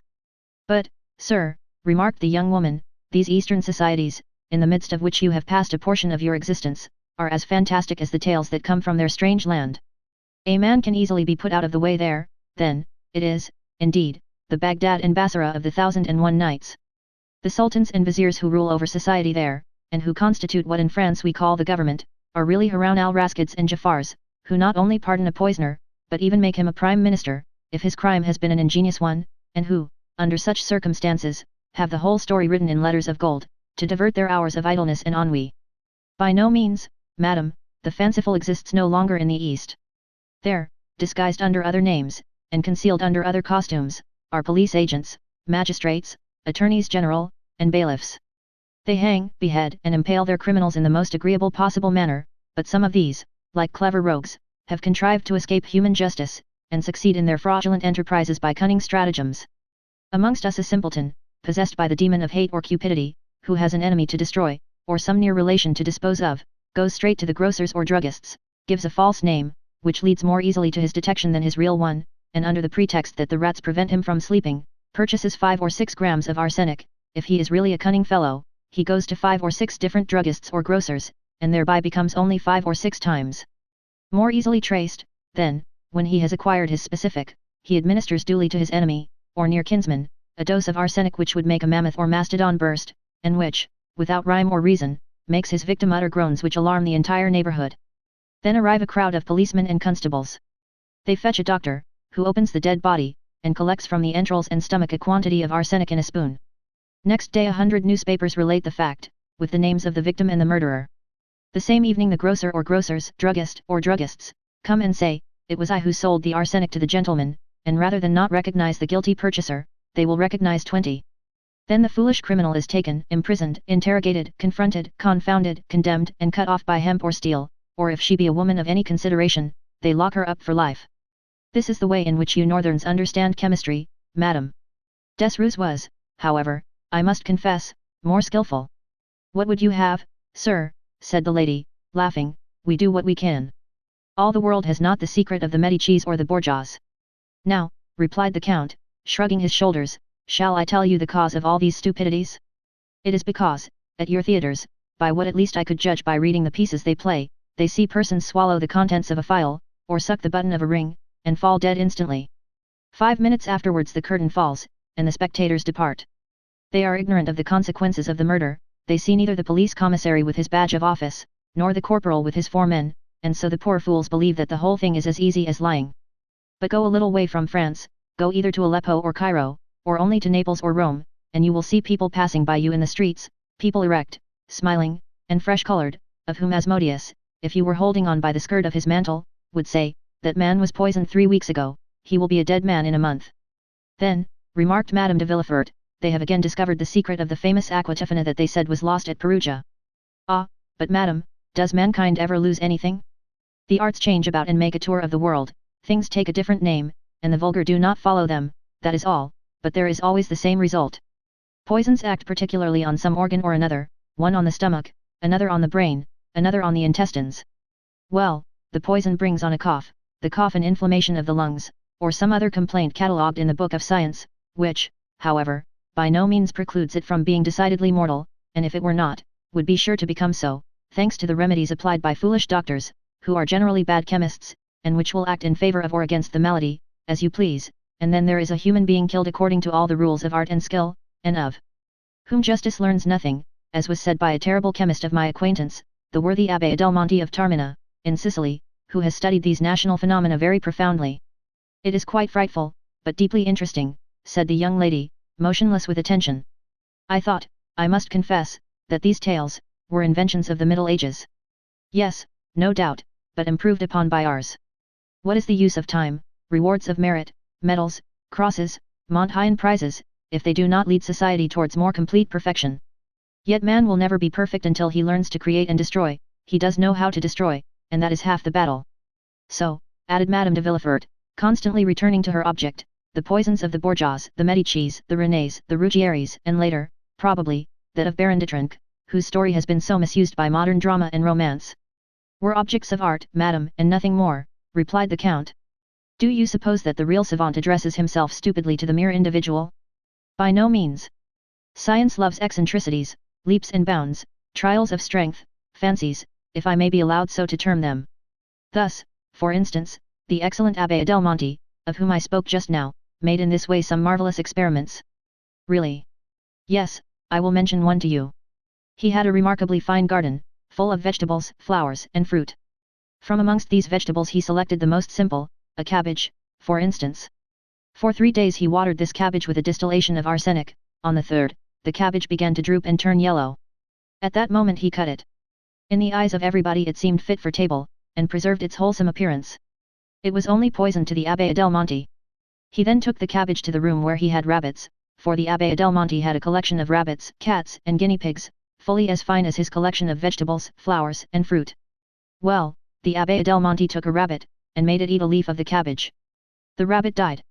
What magistrate would find, or even venture to insinuate, anything against this? What procurer has ever ventured to draw up an accusation against M. Magendie or M. Flowerens, in consequence of the rabbits, cats, and guinea pigs they have killed? Not one.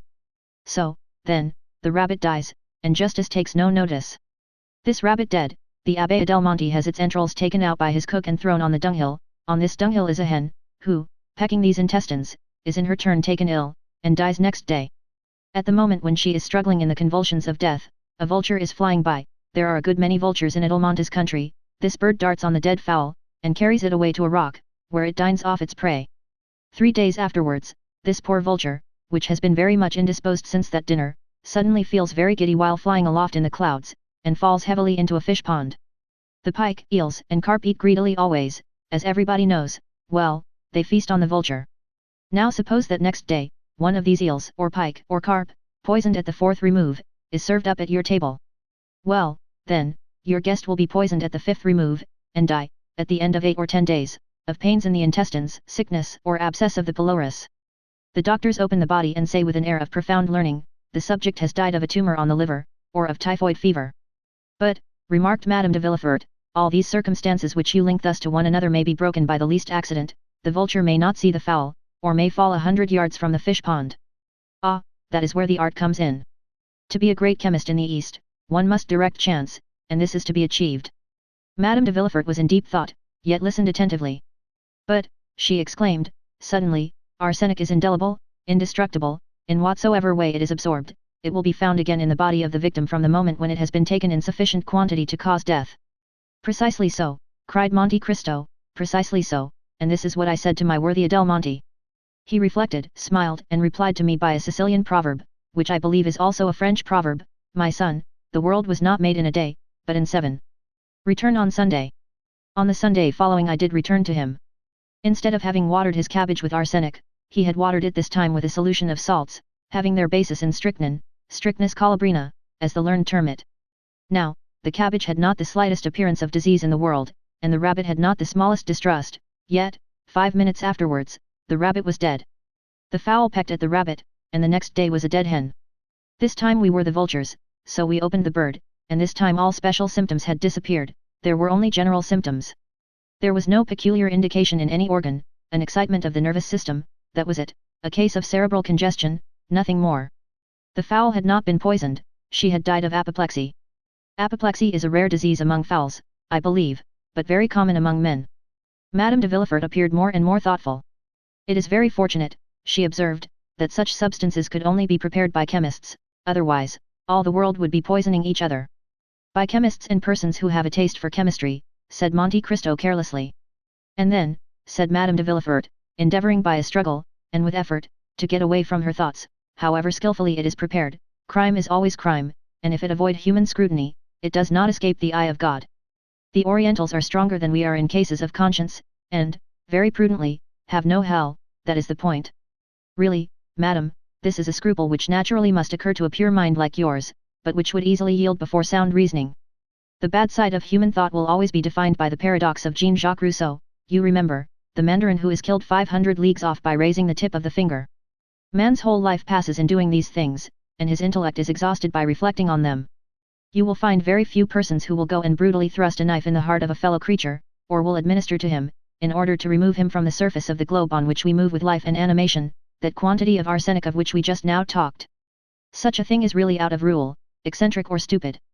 To attain such a point, the blood must be heated to 36 degrees, the pulse be, at least, at 90, and the feelings excited beyond the ordinary limit.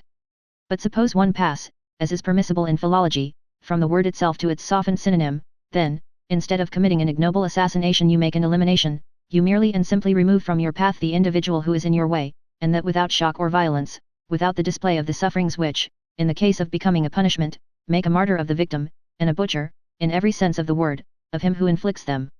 Then there will be no blood, no groans, no convulsions, and above all, no consciousness of that horrid and compromising moment of accomplishing the act, then one escapes the clutch of the human law, which says, do not disturb society.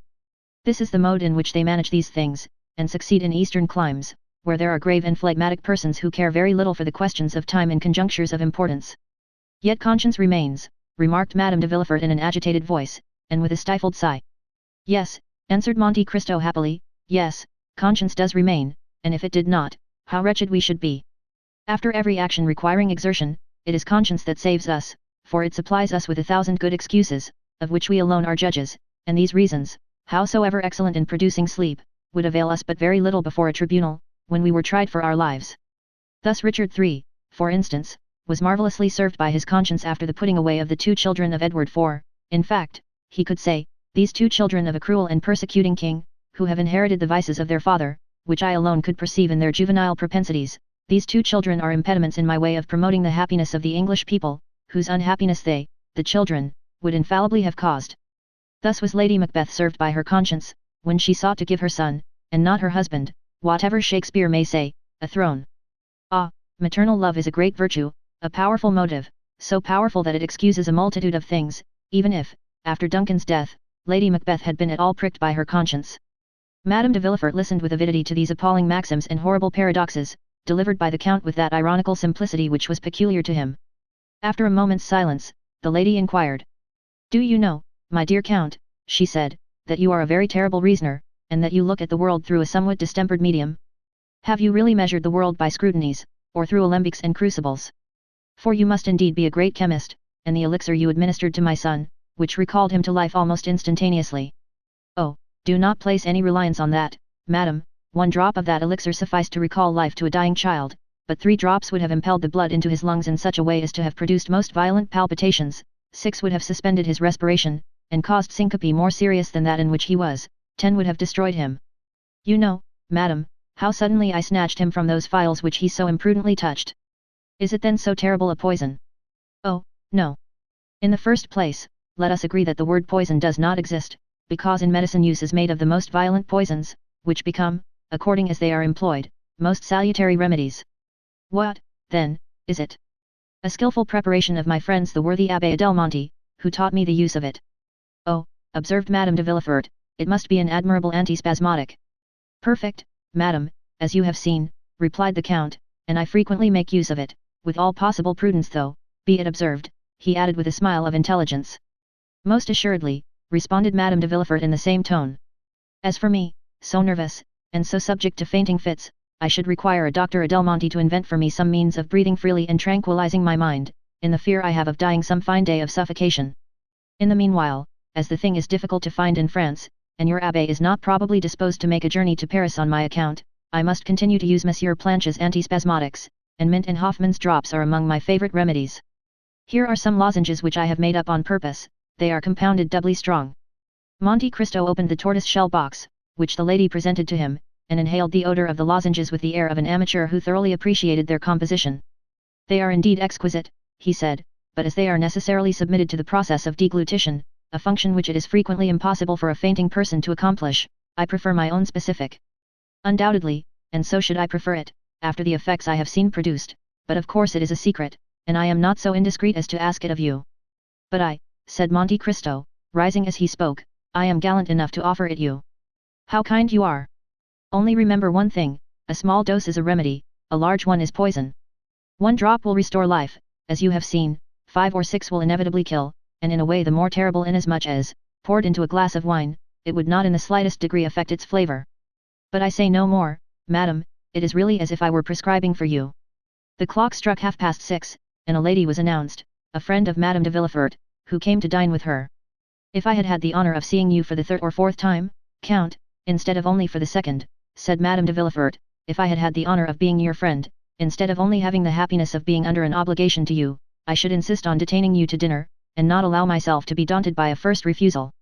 1,000 thanks, madam, replied Monte Cristo, but I have an engagement which I cannot break. I have promised to escort to the Academy a Greek princess of my acquaintance who has never seen your grand opera, and who relies on me to conduct her thither. Adieu, then, sir, and do not forget the prescription. Ah, in truth, madam, to do that I must forget the hour's conversation I have had with you, which is indeed impossible. Monte Cristo bowed, and left the house. Madame de Villefort remained immersed in thought. He is a very strange man, she said, and in my opinion is himself the Adelmonte he talks about. As to Monte Cristo, the result had surpassed his utmost expectations. Good, said he, as he went away, this is a fruitful soil, and I feel certain that the seed sown will not be cast on barren ground. Next morning, faithful to his promise, he sent the prescription requested. Chapter 53. Robert Le Diable. The pretext of an opera engagement was so much the more feasible, as there chanced to be on that very night a more than ordinary attraction at the Académie Royale. Levasseur, who had been suffering under severe illness, made his reappearance in the character of Bertram, and, as usual, the announcement of the most admired production of the favourite composer of the day had attracted a brilliant and fashionable audience. Morcerf, like most other young men of rank and fortune, had his orchestra stall, with the certainty of always finding a seat in at least a dozen of the principal boxes occupied by persons of his acquaintance. He had, moreover, his right of entry into the omnibus box. Chateau Renaud rented a stall beside his own, while Beauchamp, as a journalist, had unlimited range all over the theatre. It happened that on this particular night the minister's box was placed at the disposal of Lucien Debray, who offered it to the Comte de Morcerf, who again, upon his rejection of it by Mercédès, sent it to Danglars, with an intimation that he should probably do himself the honour of joining the Baroness and her daughter during the evening, in the event of their accepting the box in question. The ladies received the offer with too much pleasure to dream of a refusal. To no class of persons is the presentation of a gratuitous opera box more acceptable than to the wealthy millionaire, who still hugs economy while boasting of carrying a king's ransom in his waistcoat pocket. Danglars had, however, protested against showing himself in a ministerial box, declaring that his political principles, and his parliamentary position as member of the opposition party would not permit him so to commit himself. The Baroness had, therefore, dispatched a note to Lucien Debray, bidding him call for them, it being wholly impossible for her to go alone with Eugenie to the opera. There is no gainsaying the fact that a very unfavourable construction would have been put upon the circumstance if the two women had gone without escort, while the addition of a third, in the person of her mother's admitted lover, enabled Mademoiselle Danglars to defy malice and ill nature. One must take the world as one finds it. The curtain rose, as usual, to an almost empty house, it being one of the absurdities of Parisian fashion never to appear at the opera until after the beginning of the performance, so that the first act is generally played without the slightest attention being paid to it, that part of the audience already assembled being too much occupied in observing the fresh arrivals, while nothing is heard but the noise of opening and shutting doors, and the buzz of conversation. Surely, said Albert, as the door of a box on the first circle opened, that must be the Countess G. And who is the Countess G? Inquired Chateau Renaud. What a question! Now, do you know, Baron, I have a great mind to pick a quarrel with you for asking it, as if all the world did not know who the Countess G. was. Ah, to be sure, replied Chateau Renaud, the lovely Venetian, is it not? Herself. At this moment the Countess perceived Albert, and returned his salutation with a smile. You know her, it seems, said Chateau Renaud. Franz introduced me to her at Rome, replied Albert. Well, then, will you do as much for me in Paris as Franz did for you in Rome? With pleasure. There was a cry of shut up, from the audience. This manifestation on the part of the spectators of their wish to be allowed to hear the music, produced not the slightest effect on the two young men, who continued their conversation. The Countess was present at the races in the Champ de Mars, said Chateau Renaud. Today? Yes. Bless me, I quite forgot the races. Did you bet? Oh, merely a paltry 50 louis. And who was the winner? Nautilus. I staked on him. But there were 3 races, were there not? Yes, there was the prize given by the Jockey Club, a gold cup, you know, and a very singular circumstance occurred about that race. What was it? Oh, shut up, again interposed some of the audience. Why, it was won by a horse and rider utterly unknown on the course. Is that possible? True as day. The fact was, nobody had observed a horse entered by the name of Vampa, or that of a jockey-styled job, when, at the last moment, a splendid roan, mounted by a jockey about as big as your fist, presented themselves at the starting post. They were obliged to stuff at least 20 pounds weight of shot in the small rider's pockets, to make him wait, but with all that he outstripped Ariel and Barbare, against whom he ran, by at least 3 whole lengths. And was it not found out at last to whom the horse and jockey belonged? No. You say that the horse was entered under the name of Vampa. Exactly, that was the title. Then, answered Albert, I am better informed than you are, and know who the owner of that horse was. Shut up, there, cried the pit in chorus. And this time the tone and manner in which the command was given, betokened such growing hostility that the two young men perceived, for the first time, that the mandate was addressed to them. Leisurely turning round, they calmly scrutinized the various countenances around them, as though demanding some one person who would take upon himself the responsibility of what they deemed excessive impertinence, but as no one responded to the challenge, the friends turned again to the front of the theatre, and affected to busy themselves with the stage. At this moment the door of the minister's box opened, and Madame Danglars, accompanied by her daughter, entered, escorted by Lucienne de Bray, who assiduously conducted them to their seats. "Ha, ha," said Chateau Renaud, "here come some friends of yours, Viscount. What are you looking at there? Don't you see they are trying to catch your eye?" Albert turned round, just in time to receive a gracious wave of the fan from the Baroness. As for Mademoiselle Eugenie, she scarcely vouchsafed to waste the glances of her large black eyes even upon the business of the stage. "I tell you what, my dear fellow," said Chateau Renaud, "I cannot imagine what objection you can possibly have to Mademoiselle Danglars, that is, setting aside her want of ancestry and somewhat inferior rank, which by the way I don't think you care very much about. Now, barring all that, I mean to say she is a deuced fine girl." "Handsome, certainly," replied Albert, "but not to my taste, which I confess, inclines to something softer, gentler, and more feminine." "Ah, well," exclaimed Chateau Renaud, who because he had seen his 30th summer fancied himself duly warranted in assuming a sort of paternal air with his more youthful friend, "you young people are never satisfied. Why, what would you have more? Your parents have chosen you a bride built on the model of Diana the Huntress, and yet you are not content." "No, for that very resemblance affrights me. I should have liked something more in the manner of the Venus of Milo or Capua, but this chase-loving Diana, continually surrounded by her nymphs, gives me a sort of alarm lest she should some day bring on me the fate of Actaeon." And, indeed, it required but one glance at Mademoiselle Danglars to comprehend the justness of Morcerf's remark. She was beautiful, but her beauty was of too marked and decided a character to please a fastidious taste. Her hair was raven black, but its natural waves seemed somewhat rebellious. Her eyes, of the same color as her hair, were surmounted by well-arched brows, whose great defect, however, consisted in an almost habitual frown, while her whole physiognomy wore that expression of firmness and decision so little in accordance with the gentler attributes of her sex. Her nose was precisely what a sculptor would have chosen for a chiseled Juno. Her mouth, which might have been found fault with as too large, displayed teeth of pearly whiteness, rendered still more conspicuous by the brilliant carmine of her lips, contrasting vividly with her naturally pale complexion. But that which completed the almost masculine look Morcerf found so little to his taste, was a dark mole, of much larger dimensions than these freaks of nature generally are, placed just at the corner of her mouth, and the effect tended to increase the expression of self-dependence that characterized her countenance. The rest of Mademoiselle Eugenie's person was in perfect keeping with the head just described. She, indeed, reminded one of Diana, as Chateau Renaud observed, but her bearing was more haughty and resolute. As regarded her attainments, the only fault to be found with them was the same that a fastidious connoisseur might have found with her beauty, that they were somewhat too erudite and masculine for so young a person. She was a perfect linguist, a first-rate artist, wrote poetry and composed music. To the study of the latter she professed to be entirely devoted, following it with an indefatigable perseverance, assisted by a schoolfellow, a young woman without fortune whose talent promised to develop into remarkable powers as a singer. It was rumored that she was an object of almost paternal interest to one of the principal composers of the day, who excited her to spare no pains in the cultivation of her voice, which might hereafter prove a source of wealth and independence. But this counsel effectually decided Mademoiselle Danglars never to commit herself by being seen in public with one destined for a theatrical life, and acting upon this principle, the banker's daughter, though perfectly willing to allow Mademoiselle Louise d'Armilly, that was the name of the young virtuosa, to practice with her through the day, took especial care not to be seen in her company. Still, though not actually received at the Hotel Danglars in the light of an acknowledged friend, Louise was treated with far more kindness and consideration than is usually bestowed on a governess. The curtain fell almost immediately after the entrance of Madame Danglars into her box, the band quitted the orchestra for the accustomed half-hour's interval allowed between the acts, and the audience were left at liberty to promenade the salon or lobbies, or to pay and receive visits in their respective boxes. Morcerf and Chateau Renaud were amongst the first to avail themselves of this permission. For an instant the idea struck Madame Danglars that this eagerness on the part of the young Viscount arose from his impatience to join her party, and she whispered her expectations to her daughter, that Albert was hurrying to pay his respects to them.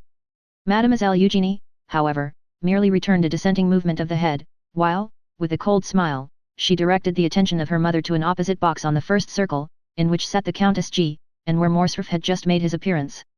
"So we meet again, my travelling friend, do we?" cried the Countess, extending her hand to him with all the warmth and cordiality of an old acquaintance. "It was really very good of you to recognize me so quickly, and still more so to bestow your first visit on me." "Be assured," replied Albert, "that if I had been aware of your arrival in Paris, and had known your address, I should have paid my respects to you before this.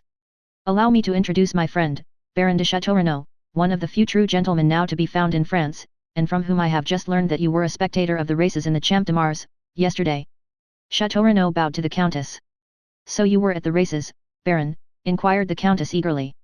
Yes, madam.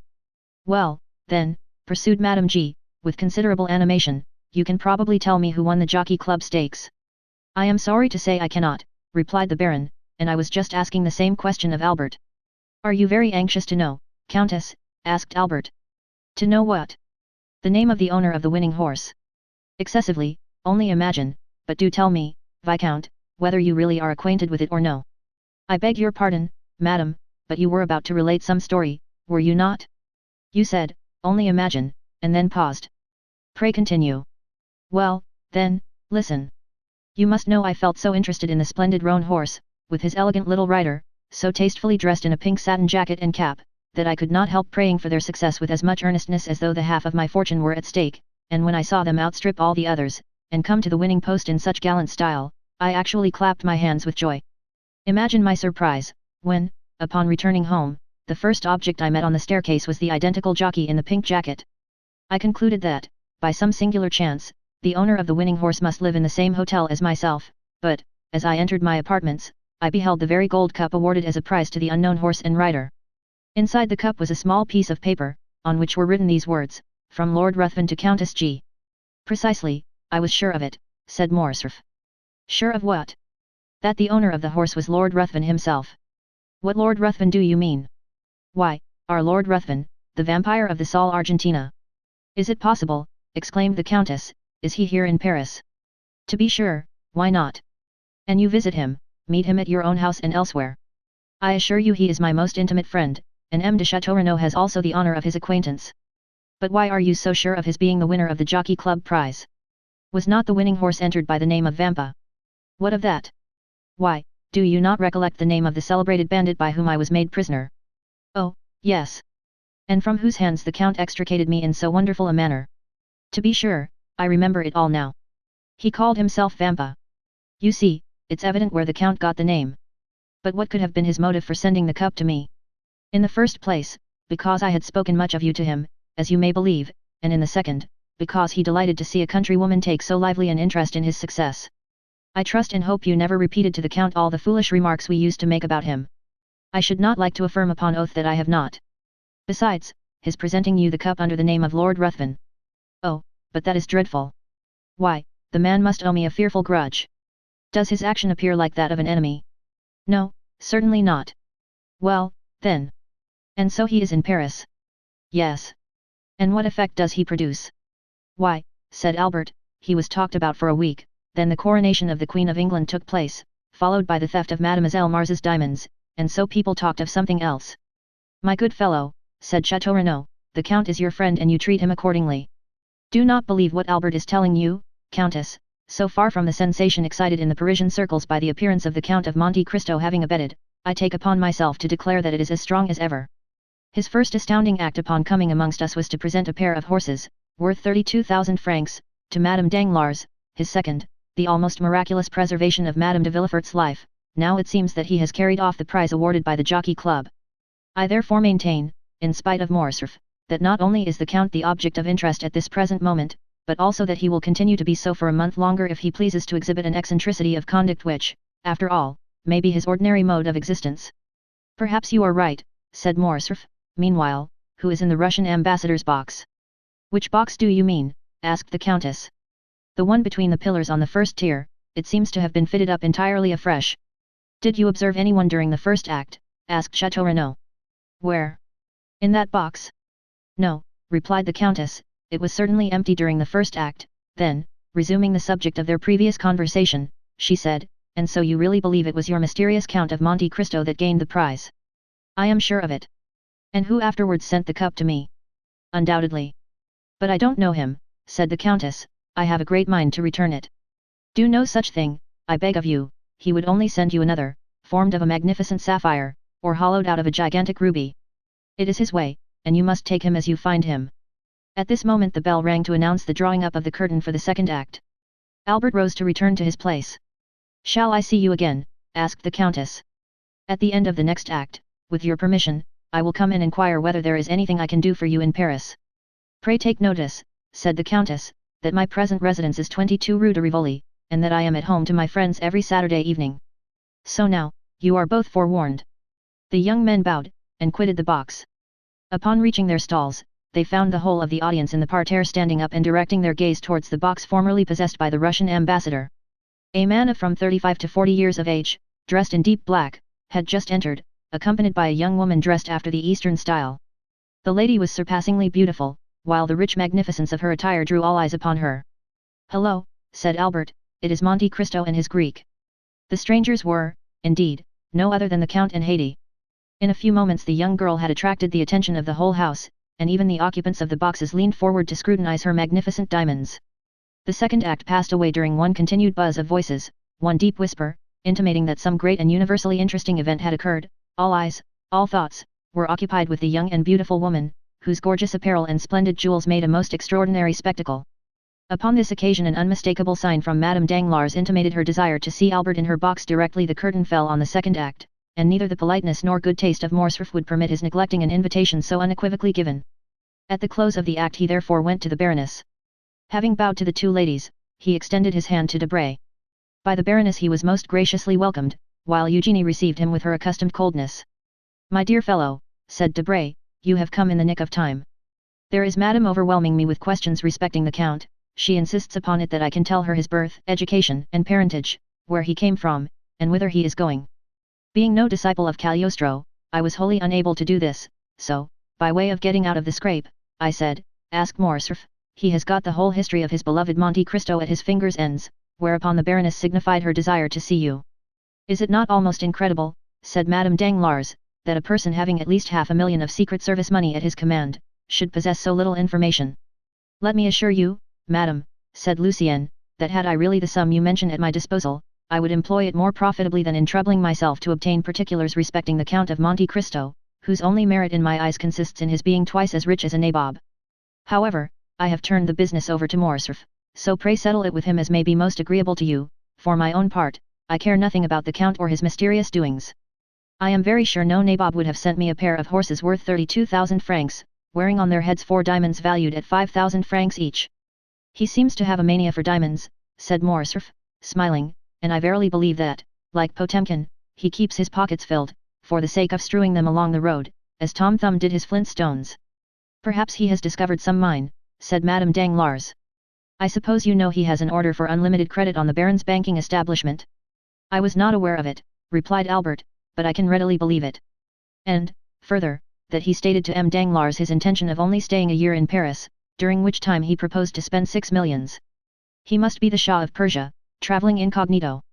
"Have you noticed the remarkable beauty of the young woman, M. Lucien?" inquired Eugenie. "I really never met with one woman so ready to do justice to the charms of another as yourself," responded Lucien, raising his lorgnette to his eye. "A most lovely creature, upon my soul," was his verdict. "Who is this young person, M. de Morcerf?" inquired Eugenie. "Does anybody know?"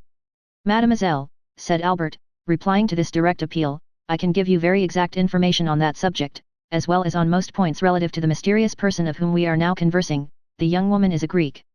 So I should suppose by her dress. If you know no more than that, everyone here is as well informed as yourself." "I am extremely sorry you find me so ignorant a cicerone," replied Morcerf, "but I am reluctantly obliged to confess, I have nothing further to communicate. Yes, stay, I do know one thing more, namely, that she is a musician, for one day when I chanced to be breakfasting with the Count, I heard the sound of a guzla. It is impossible that it could have been touched by any other finger than her own." "Then your Count entertains visitors, does he?" asked Madame Danglars. "Indeed he does, and in a most lavish manner, I can assure you. I must try and persuade M. Danglars to invite him to a ball or dinner, or something of the sort, that he may be compelled to ask us in return." "What?" said Debray, laughing, "do you really mean you would go to his house?" "Why not? My husband could accompany me." "But do you know this mysterious Count is a bachelor?" "You have ample proof to the contrary, if you look opposite," said the Baroness, as she laughingly pointed to the beautiful Greek. "No, no," exclaimed Debray, "that girl is not his wife, he told us himself she was his slave. Do you not recollect, Morcerf, his telling us so at your breakfast?" "Well, then," said the Baroness, "if slave she be, she has all the air and manner of a princess of the Arabian Nights. If you like, but tell me, my dear Lucien, what it is that constitutes a princess." "Why, diamonds, and she is covered with them." "To me she seems overloaded," observed Eugenie. "She would look far better if she wore fewer, and we should then be able to see her finely formed throat and wrists. See how the artist peeps out, exclaimed Madame Danglars. My poor Eugenie, you must conceal your passion for the fine arts. I admire all that is beautiful, returned the young lady. What do you think of the Count? Inquired Debray. He is not much amiss, according to my ideas of good looks. The Count, repeated Eugenie, as though it had not occurred to her to observe him sooner. The Count, oh, he is so dreadfully pale. I quite agree with you, said Morcerf, and the secret of that very pallor is what we want to find out. The Countess G. insists upon it that he is a vampire. Then the Countess G. has returned to Paris, has she? Inquired the Baroness. Is that she, mamma? Asked Eugenie, almost opposite to us, with that profusion of beautiful light hair. Yes, said Madame Danglars, that is she. Shall I tell you what you ought to do, Morcerf? Command me, madam. Well, then, you should go and bring your Count of Monte Cristo to us. What for? Asked Eugenie. What for? Why, to converse with him, of course. Have you really no desire to meet him? None whatever, replied Eugenie. Strange child, murmured the Baroness. He will very probably come of his own accord, said Morcerf. There, do you see, madam, he recognizes you, and bows. The Baroness returned the salute in the most smiling and graceful manner. Well, said Morcerf, I may as well be magnanimous, and tear myself away to forward your wishes. Adieu, I will go and try if there are any means of speaking to him. Go straight to his box, that will be the simplest plan. But I have never been presented. Presented to whom? To the beautiful Greek. You say she is only a slave? While you assert that she is a queen, or at least a princess. No, I hope that when he sees me leave you, he will come out. That is possible, go. I am going, said Albert, as he made his parting bow. Just as he was passing the Count's box, the door opened, and Monte Cristo came forth. After giving some directions to Ali, who stood in the lobby, the Count took Albert's arm. Carefully closing the box door, Ali placed himself before it, while a crowd of spectators assembled round the Nubian. Upon my word, said Monte Cristo, Paris is a strange city, and the Parisians a very singular people. See that cluster of persons collected around poor Ali, who is as much astonished as themselves. Really one might suppose he was the only Nubian they had ever beheld. Now I can promise you, that a Frenchman might show himself in public, either in Tunis, Constantinople, Baghdad, or Cairo, without being treated in that way. That shows that the Eastern nations have too much good sense to waste their time and attention on objects undeserving of either. However, as far as Ali is concerned, I can assure you, the interest he excites is merely from the circumstance of his being your attendant, you, who are at this moment the most celebrated and fashionable person in Paris. Really, and what has procured me so flattering a distinction? What? Why, yourself, to be sure. You give away horses worth 1,000 louis, you save the lives of ladies of high rank and beauty, under the name of Major Black you run thoroughbreds ridden by tiny urchins not larger than marmots, then, when you have carried off the golden trophy of victory, instead of setting any value on it, you give it to the first handsome woman you think of. And who has filled your head with all this nonsense? Why, in the first place, I heard it from Madame Danglars, who, by the by, is dying to see you in her box, or to have you seen there by others. Secondly, I learned it from Beauchamp's journal, and thirdly, from my own imagination. Why, if you sought concealment, did you call your horse Vampa? That was an oversight, certainly, replied the Count, but tell me, does the Count of Morcerf never visit the opera? I have been looking for him, but without success. He will be here tonight. In what part of the house? In the Baroness's box, I believe. That charming young woman with her is her daughter. Yes. I congratulate you. Morcerf smiled. We will discuss that subject at length some future time, said he. But what do you think of the music? What music? Why, the music you have been listening to. Oh, it is well enough as the production of a human composer, sung by featherless bipeds, to quote the late Diogenes. From which it would seem, my dear Count, that you can at pleasure enjoy the seraphic strains that proceed from the 7 choirs of paradise. You are right, in some degree. When I wish to listen to sounds more exquisitely attuned to melody than mortal ear ever yet listened to, I go to sleep. Then sleep here, my dear Count. The conditions are favorable. What else was opera invented for? No, thank you. Your orchestra is too noisy. To sleep after the manner I speak of, absolute calm and silence are necessary, and then a certain preparation. I know, the famous hashish. Precisely. So, my dear Viscount, whenever you wish to be regaled with music, come and sup with me. I have already enjoyed that treat when breakfasting with you, said Morcerf. Do you mean at Rome? I do. Ah, then, I suppose you heard Hades' Guzla, the poor exile frequently beguiles a weary hour in playing over to me the airs of her native land. Morcerf did not pursue the subject, and Monte Cristo himself fell into a silent reverie. The bell rang at this moment for the rising of the curtain. "You will excuse my leaving you," said the Count, turning in the direction of his box. "What? Are you going? Pray, say everything that is kind to Countess G, on the part of her friend the vampire. And what message shall I convey to the Baroness?" "That, with her permission, I shall do myself the honor of paying my respects in the course of the evening." The third act had begun, and during its progress the Count of Morcerf, according to his promise, made his appearance in the box of Madame Danglars. The Count of Morcerf was not a person to excite either interest or curiosity in a place of public amusement. His presence, therefore, was wholly unnoticed, save by the occupants of the box in which he had just seated himself. The quick eye of Monte Cristo, however, marked his coming, and a slight though meaning smile passed over his lips. Haydée, whose soul seemed centered in the business of the stage, like all unsophisticated natures, delighted in whatever addressed itself to the eye or ear. The third act passed off as usual. Mademoiselle Noblet, Julia, and Leroux executed the customary pirouettes. Robert duly challenged the Prince of Granada, and the royal father of the Princess Isabella, taking his daughter by the hand, swept round the stage with majestic strides, the better to display the rich folds of his velvet robe and mantle. After which the curtain again fell, and the spectators poured forth from the theatre into the lobbies and salon. The Count left his box, and a moment later was saluting the Baron Danglars, who could not restrain a cry of mingled pleasure and surprise. "You are welcome, Count," she exclaimed, as he entered. "I have been most anxious to see you, that I might repeat orally the thanks writing can so ill express.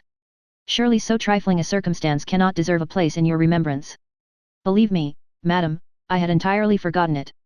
But it is not so easy to forget, monsieur, that the very next day after your princely gift you saved the life of my dear friend, Madame de Villefort, which was endangered by the very animals your generosity restored to me. This time, at least, I do not deserve your thanks. It was Ali, my Nubian slave, who rendered this service to Madame de Villefort." "Was it Ali," asked the Count of Morcerf, "who rescued my son from the hands of bandits?" "No, Count," replied Monte Cristo, taking the hand held out to him by the general. "In this instance I may fairly and freely accept your thanks, but you have already tendered them, and fully discharged your debt, if indeed there existed one, and I feel almost mortified to find you still reverting to the subject. May I beg of you, Baroness, to honor me with an introduction to your daughter?" "Oh, you are no stranger, at least not by name," replied Madame Danglars, "and the last 2 or 3 days we have really talked of nothing but you.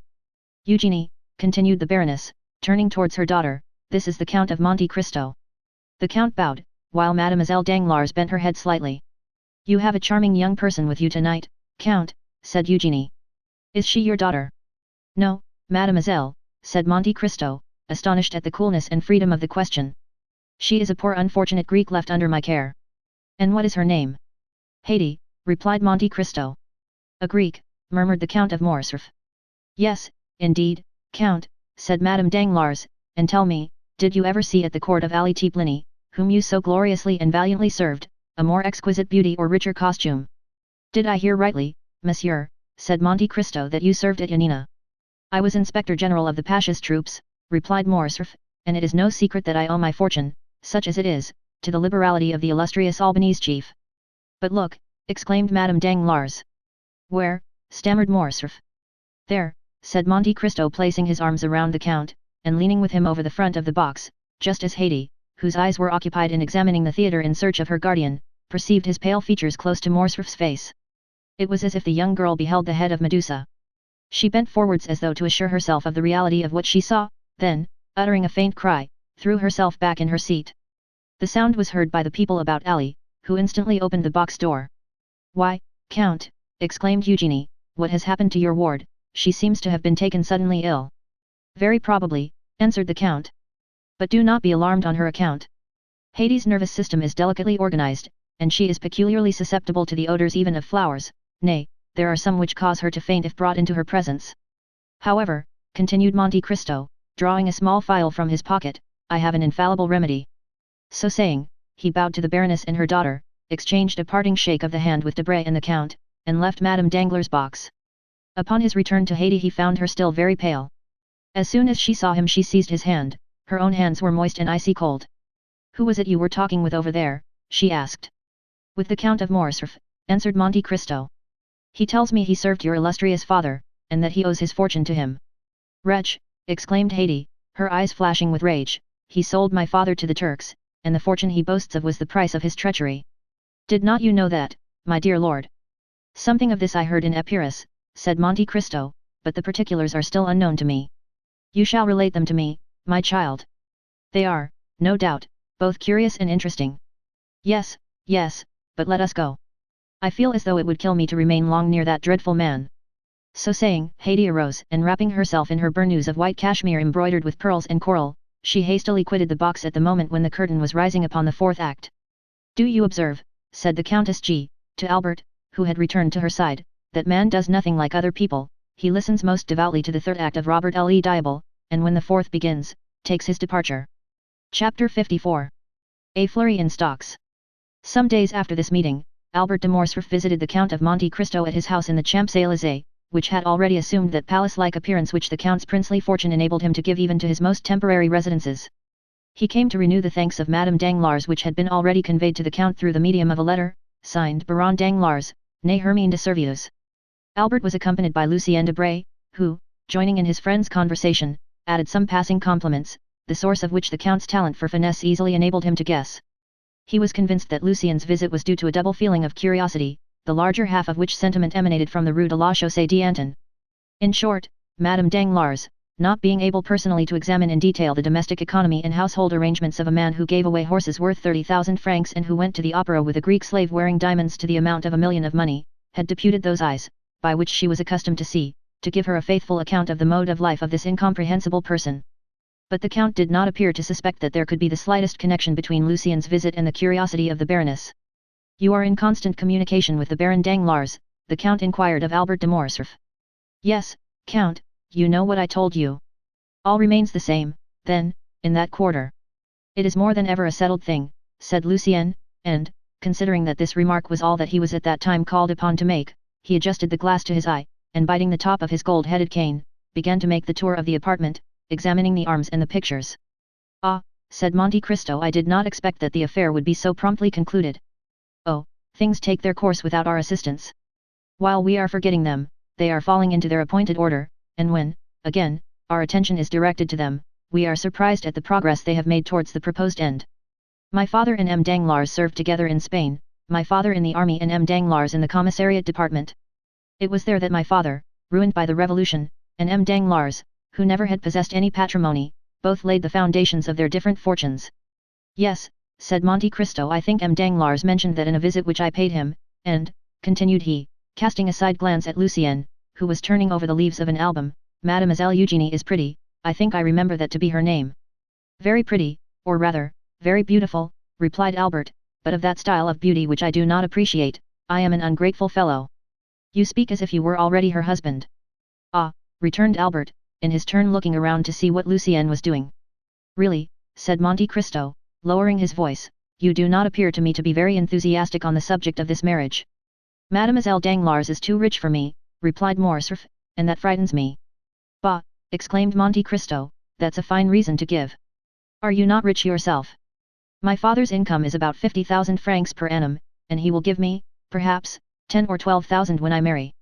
That, perhaps, might not be considered a large sum, in Paris especially, said the Count, but everything does not depend on wealth, and it is a fine thing to have a good name, and to occupy a high station in society.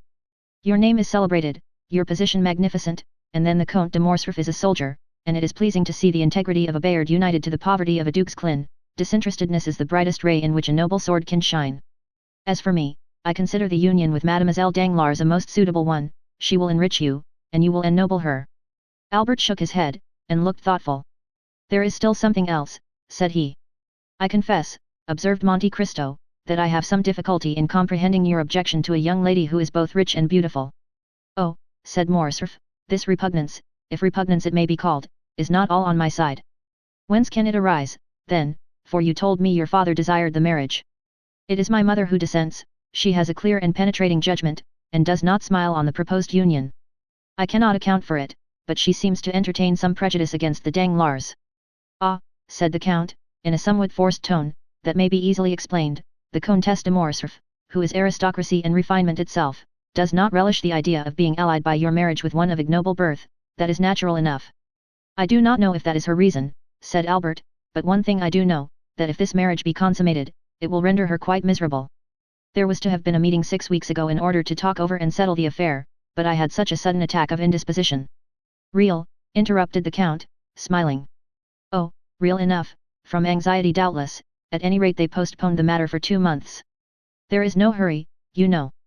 I am not yet 21, and Eugenie is only 17, but the 2 months expire next week. It must be done. My dear Count, you cannot imagine how my mind is harassed. How happy you are in being exempt from all this. Well, and why should not you be free, too? What prevents you from being so? Oh, it will be too great a disappointment to my father if I do not marry Mademoiselle Danglars. Marry her then, said the Count, with a significant shrug of the shoulders. Yes, replied Morcerf, but that will plunge my mother into positive grief. Then do not marry her, said the Count. Well, I shall see. I will try and think over what is the best thing to be done. You will give me your advice, will you not, and if possible extricate me from my unpleasant position? I think, rather than give pain to my dear mother, I would run the risk of offending the Count. Monte Cristo turned away, he seemed moved by this last remark. Ah, said he to Debray, who had thrown himself into an easy chair at the farthest extremity of the salon, and who held a pencil in his right hand and an account book in his left, what are you doing there? Are you making a sketch after Poussin? Oh, no, was the tranquil response, I am too fond of art to attempt anything of that sort.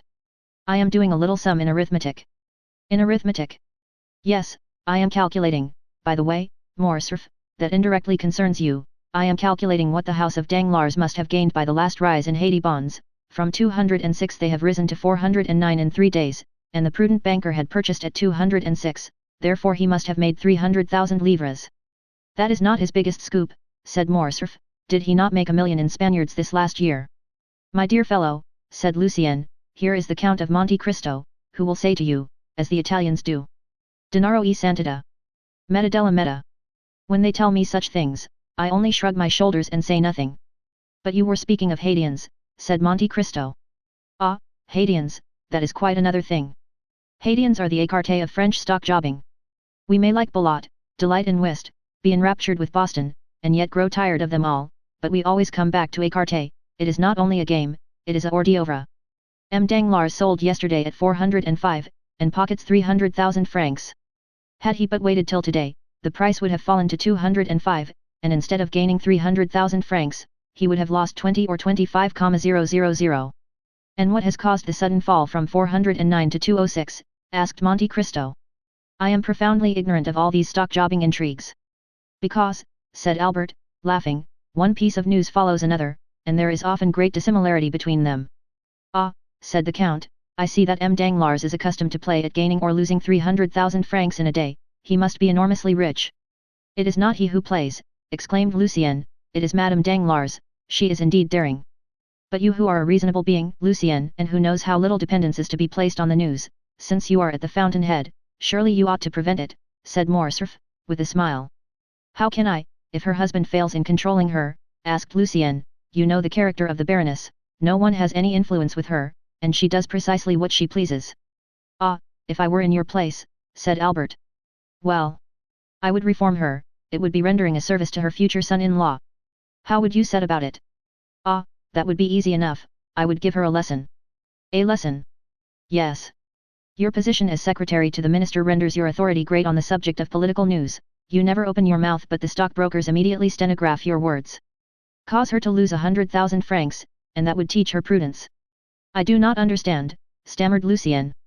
It is very clear, notwithstanding, replied the young man, with an artlessness wholly free from affectation, tell her some fine morning an unheard-of piece of intelligence, some telegraphic dispatch, of which you alone are in possession, for instance, that Henri IV was seen yesterday at Gabriel's. That would boom the market, she will buy heavily, and she will certainly lose when Beecham announces the following day, in his Gazette, the report circulated by some usually well-informed persons that the king was seen yesterday at Gabriel's house, is totally without foundation. We can positively assert that His Majesty did not quit the Pont Neuf. Lucien half smiled. Monte Cristo, although apparently indifferent, had not lost one word of this conversation, and his penetrating eye had even read a hidden secret in the embarrassed manner of the secretary. This embarrassment had completely escaped Albert, but it caused Lucien to shorten his visit, he was evidently ill at ease. The Count, in taking leave of him, said something in a low voice, to which he answered, willingly, Count, I accept. The Count returned to young Morcerf. Do you not think, on reflection, said he to him, that you have done wrong in thus speaking of your mother-in-law in the presence of M. de Bray. My dear Count, said Morcerf, I beg of you not to apply that title so prematurely. Now, speaking without any exaggeration, is your mother really so very much averse to this marriage? So much so that the Baroness very rarely comes to the house, and my mother has not, I think, visited Madame Danglars twice in her whole life. Then, said the Count, I am emboldened to speak openly to you. M. Danglars is my banker. M. de Villefort has overwhelmed me with politeness in return for a service which a casual piece of good fortune enabled me to render him. I predict from all this an avalanche of dinners and routs. Now, in order not to presume on this, and also to be beforehand with them, I have, if agreeable to you, thought of inviting M. and Madame Danglars and M. and Madame de Villefort to my country house at Auteuil. If I were to invite you and the Count and Countess of Morcerf to this dinner, I should give it the appearance of being a matrimonial meeting, or at least Madame de Morcerf would look upon the affair in that light, especially if Baron Danglars did me the honor to bring his daughter.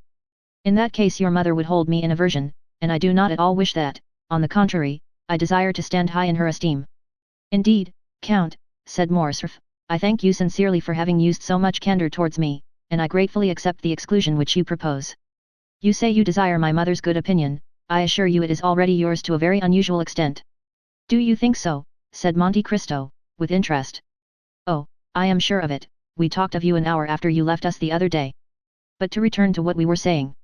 If my mother could know of this attention on your part, and I will venture to tell her, I am sure that she will be most grateful to you. It is true that my father will be equally angry.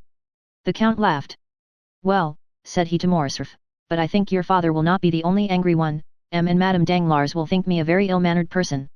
They know that I am intimate with you, that you are, in fact, one of the oldest of my Parisian acquaintances, and they will not find you at my house. They will certainly ask me why I did not invite you. Be sure to provide yourself with some previous engagement which shall have a semblance of probability, and communicate the fact to me by a line in writing. You know that with bankers nothing but a written document will be valid. I will do better than that, said Albert, my mother is wishing to go to the seaside. What day is fixed for your dinner? Saturday. This is Tuesday. Well, tomorrow evening we leave, and the day after we shall be at Treport. Really, Count, you have a delightful way of setting people at their ease. Indeed, you give me more credit than I deserve. I only wish to do what will be agreeable to you, that is all. When shall you send your invitations? This very day. Well, I will immediately call on M. Danglars, and tell him that my mother and myself must leave Paris tomorrow. I have not seen you, consequently I know nothing of your dinner. How foolish you are! Have you forgotten that M. de Bray has just seen you at my house? Ah, true. Fix it this way. I have seen you, and invited you without any ceremony, when you instantly answered that it would be impossible for you to accept, as you were going to Treport. Well, then, that is settled, but you will come and call on my mother before tomorrow. Before tomorrow, that will be a difficult matter to arrange, besides, I shall just be in the way of all the preparations for departure. Well, you can do better. You were only a charming man before, but, if you accede to my proposal, you will be adorable. What must I do to attain such sublimity? You are today free as air, come and dine with me, we shall be a small party, only yourself, my mother, and I. You have scarcely seen my mother, you shall have an opportunity of observing her more closely. She is a remarkable woman, and I only regret that there does not exist another like her, about 20 years younger. In that case, I assure you, there would very soon be a Countess and Viscountess of Morcerf.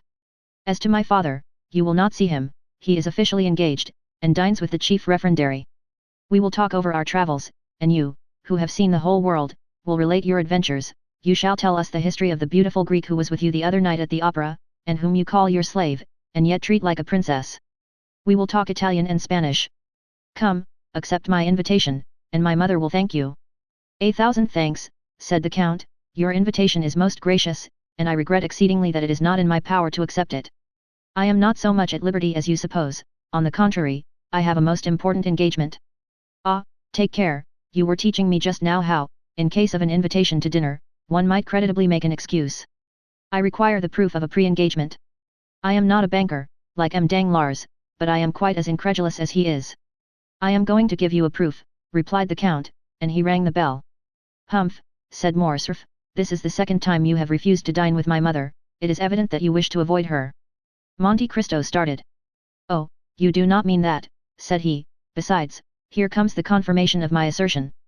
Baptistin entered, and remained standing at the door. I had no previous knowledge of your visit, had I?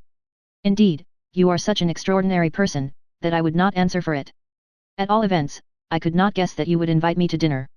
Probably not. Well, listen, Baptistin, what did I tell you this morning when I called you into my laboratory? To close the door against visitors as soon as the clock struck 5, replied the valet. What then? Ah, my dear Count, said Albert. No, no, I wish to do away with that mysterious reputation that you have given me, my dear Viscount. It is tiresome to be always acting Manfred. I wish my life to be free and open. Go on, Baptistin. Then to admit no one except Major Bartolomeo Cavalcanti and his son. You hear, Major Bartolomeo Cavalcanti, a man who ranks amongst the most ancient nobility of Italy, whose name Dante has celebrated in the 10th canto of the Inferno, you remember it, do you not? Then there is his son, Andrea, a charming young man, about your own age, Viscount, bearing the same title as yourself, and who is making his entry into the Parisian world, aided by his father's millions. The Major will bring his son with him this evening, the Contino, as we say in Italy. He confides him to my care. If he proves himself worthy of it, I will do what I can to advance his interests. You will assist me in the work, will you not? Most undoubtedly. This Major Cavalcanti is an old friend of yours, then? By no means. He is a perfect nobleman, very polite, modest, and agreeable, such as may be found constantly in Italy, descendants of very ancient families. I have met him several times at Florence, Bologna, and Lucca, and he has now communicated to me the fact of his arrival in Paris. The acquaintances one makes in travelling have a sort of claim on one, they everywhere expect to receive the same attention which he once paid them by chance, as though the civilities of a passing hour were likely to awaken any lasting interest in favour of the man in whose society you may happen to be thrown in the course of your journey. This good Major Cavalcanti is come to take a second view of Paris, which he only saw in passing through in the time of the Empire, when he was on his way to Moscow. I shall give him a good dinner, he will confide his son to my care, I will promise to watch over him, I shall let him follow in whatever path his folly may lead him, and then I shall have done my part. Certainly, I see you are a model mentor, said Albert. Goodbye, we shall return on Sunday. By the way, I have received news of Franz. Have you? Is he still amusing himself in Italy? I believe so, however, he regrets your absence extremely. He says you were the son of Rome, and that without you all appears dark and cloudy. I do not know if he does not even go so far as to say that it rains. His opinion of me is altered for the better, then. No, he still persists in looking upon you as the most incomprehensible and mysterious of beings. He is a charming young man, said Monte Cristo, and I felt a lively interest in him the very first evening of my introduction, when I met him in search of a supper, and prevailed upon him to accept a portion of mine. He is, I think, the son of General d'Épinay. He is the same who was so shamefully assassinated in 1815. By the Bonapartists. Yes. Really I like him extremely. Is there not also a matrimonial engagement contemplated for him? Yes, he is to marry Mademoiselle de Villefort. Indeed. And you know I am to marry Mademoiselle Danglars, said Albert, laughing. You smile. Yes. Why do you do so? I smile because there appears to me to be about as much inclination for the consummation of the engagement in question as there is for my own. But really, my dear Count, we are talking as much of women as they do of us, it is unpardonable. Albert rose. Are you going? Really, that is a good idea. 2 hours have I been boring you to death with my company, and then you, with the greatest politeness, ask me if I am going. Indeed, Count, you are the most polished man in the world. And your servants, too, how very well behaved they are, there is quite a style about them. Monsieur Baptistin especially, I could never get such a man as that. My servants seem to imitate those you sometimes see in a play, who, because they have only a word or two to say, acquit themselves in the most awkward manner possible. Therefore, if you part with M. Baptistin, give me the refusal of him. By all means. That is not all, give my compliments to your illustrious Lucanesset, Cavalcante of the Cavalcanti, and if by any chance he should be wishing to establish his son, find him a wife very rich, very noble on her mother's side at least, and a baroness in right of her father, I will help you in the search. Ah, ha, you will do as much as that, will you? Yes. Well, really, nothing is certain in this world. Oh, Count, what a service you might render me. I should like you 100 times better if, by your intervention, I could manage to remain a bachelor, even were it only for 10 years. Nothing is impossible, gravely replied Monte Cristo, and taking leave of Albert, he returned into the house, and struck the gong 3 times. Bertuccio appeared. Monsieur Bertuccio, you understand that I intend entertaining company on Saturday at Auteuil. Bertuccio slightly started. I shall require your services to see that all be properly arranged. It is a beautiful house, or at all events may be made so. There must be a good deal done before it can deserve that title, Your Excellency, for the tapestried hangings are very old. Let them all be taken away and changed, then, with the exception of the sleeping chamber which is hung with red damask, you will leave that exactly as it is. Bertuccio bowed.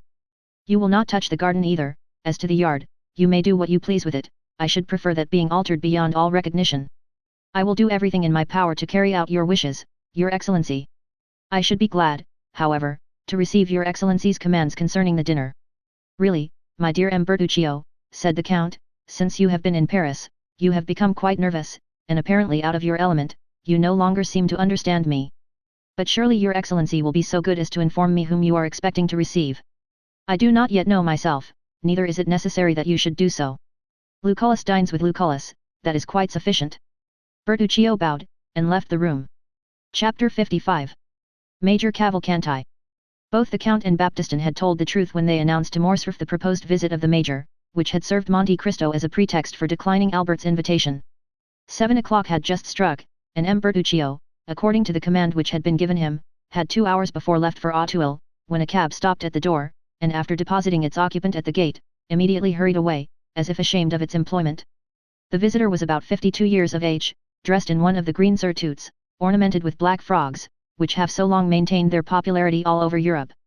He wore trousers of blue cloth, boots tolerably clean, but not of the brightest polish, and a little too thick in the solace, buckskin gloves, a hat somewhat resembling in shape those usually worn by the gendarmes, and a black cravat striped with white, which, if the proprietor had not worn it of his own free will, might have passed for a halter, so much did it resemble one. Such was the picturesque costume of the person who rang at the gate, and demanded if it was not at number 30 in the Avenue des Champs-Élysées that the Count of Monte Cristo lived, and who, being answered by the porter in the affirmative, entered, closed the gate after him, and began to ascend the steps. The small and angular head of this man, his white hair and thick grey moustaches, caused him to be easily recognized by Baptistin, who had received an exact description of the expected visitor, and who was awaiting him in the hall. Therefore, scarcely had the stranger time to pronounce his name before the Count was apprised of his arrival. He was ushered into a simple and elegant drawing room, and the Count rose to meet him with a smiling air. "Ah, my dear sir, you are most welcome, I was expecting you." "Indeed," said the Italian, "was your Excellency then aware of my visit?" "Yes, I had been told that I should see you today at 7 o'clock. "Then you have received full information concerning my arrival?" "Of course." "Ah, so much the better, I feared this little precaution might have been forgotten." "What precaution?" "That of informing you beforehand of my coming." "Oh, no, it has not." "But you are sure you are not mistaken?" "Very sure. It really was I whom your Excellency expected at 7 o'clock this evening. I will prove it to you beyond a doubt." "Oh, no, never mind that," said the Italian, "it is not worth the trouble." "Yes, yes," said Monte Cristo. His visitor appeared slightly uneasy. "Let me see," said the Count, "are you not the Marquis Bartolomeo Cavalcanti?" "Bartolomeo Cavalcanti," joyfully replied the Italian, "yes, I am really he. Ex-major in the Austrian service." "Was I a major?" timidly asked the old soldier. "Yes," said Monte Cristo, "you were a major, that is the title the French give to the post which you filled in Italy." "Very good," said the major, "I do not demand more, you understand." "Your visit here today is not of your own suggestion, is it?" said Monte Cristo. "No, certainly not." "You were sent by some other person?" "Yes." "By the excellent Abbé Busoni." "Exactly so," said the delighted major. "And you have a letter?" "Yes, there it is." "Give it to me, then." And Monte Cristo took the letter, which he opened and read. The major looked at the Count with his large staring eyes, and then took a survey of the apartment, but his gaze almost immediately reverted to the proprietor of the room. "Yes, yes, I see. Major Cavalcanti, a worthy patrician of Lucca, a descendant of the Cavalcanti of Florence," continued Monte Cristo, reading aloud, "possessing an income of 500,000. Monte Cristo raised his eyes from the paper, and bowed. "500,000, said he, "magnificent." "500,000, is it?" said the major. "Yes, in so many words, and it must be so, for the Abbé knows correctly the amount of all the largest fortunes in Europe." "Be it 500,000, then, but on my word of honor, I had no idea that it was so much." "Because you are robbed by your steward. You must make some reformation in that quarter." "You have opened my eyes," said the Italian gravely, "I will show the gentleman the door." Monte Cristo resumed the perusal of the letter. "And who only needs one thing more to make him happy?" "Yes, indeed, but one," said the major with a sigh. "Which is to recover a lost and adored son." "A lost and adored son? Stolen away in his infancy, either by an enemy of his noble family or by the gypsies." "At the age of 5 years," said the major with a deep sigh, and raising his eye to heaven. Unhappy father, said Monte Cristo. The Count continued. I have given him renewed life and hope, in the assurance that you have the power of restoring the son whom he has vainly sought for 15 years. The Major looked at the Count with an indescribable expression of anxiety. I have the power of so doing, said Monte Cristo. The Major recovered his self-possession. So, then, said he, the letter was true to the end. Did you doubt it, my dear Monsieur Bartolomeo? No, indeed, certainly not. A good man, a man holding religious office, as does the Abbé Busoni, could not condescend to deceive or play off a joke, but your Excellency has not read all. Ah, true, said Monte Cristo, there is a postscript. Yes, yes, repeated the Major, yes, there is a postscript. In order to save Major Cavalcanti the trouble of drawing on his banker, I send him a draft for 2,000 francs to defray his travelling expenses, and credit on you for the further sum of 48,000 francs, which you still owe me. The Major awaited the conclusion of the postscript, apparently with great anxiety. Very good, said the Count. He said very good, muttered the Major, then, sir, replied he. Then what? Asked Monte Cristo.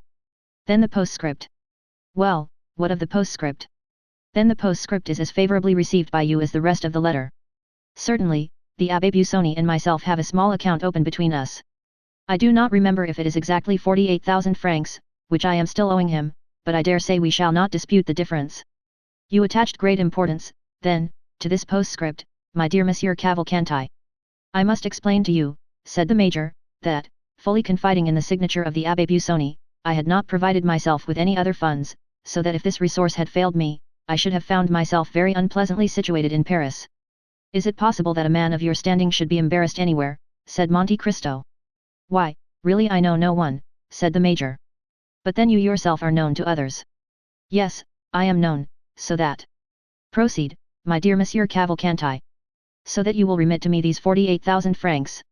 Certainly, at your first request. The Major's eyes dilated with pleasing astonishment. But sit down, said Monte Cristo, really I do not know what I have been thinking of, I have positively kept you standing for the last quarter of an hour. Don't mention it. The Major drew an armchair towards him, and proceeded to seat himself. Now, said the Count, what will you take, a glass of sherry, port, or Alicante? Alicante, if you please, it is my favourite wine. I have some that is very good. You will take a biscuit with it, will you not? Yes, I will take a biscuit, as you are so obliging. Monte Cristo rang, Baptistin appeared. The Count advanced to meet him. Well, said he in a low voice. The young man is here, said the valet de chambre in the same tone. Into what room did you take him? Into the blue drawing room, according to your Excellency's orders. That's right, now bring the Alicante and some biscuits.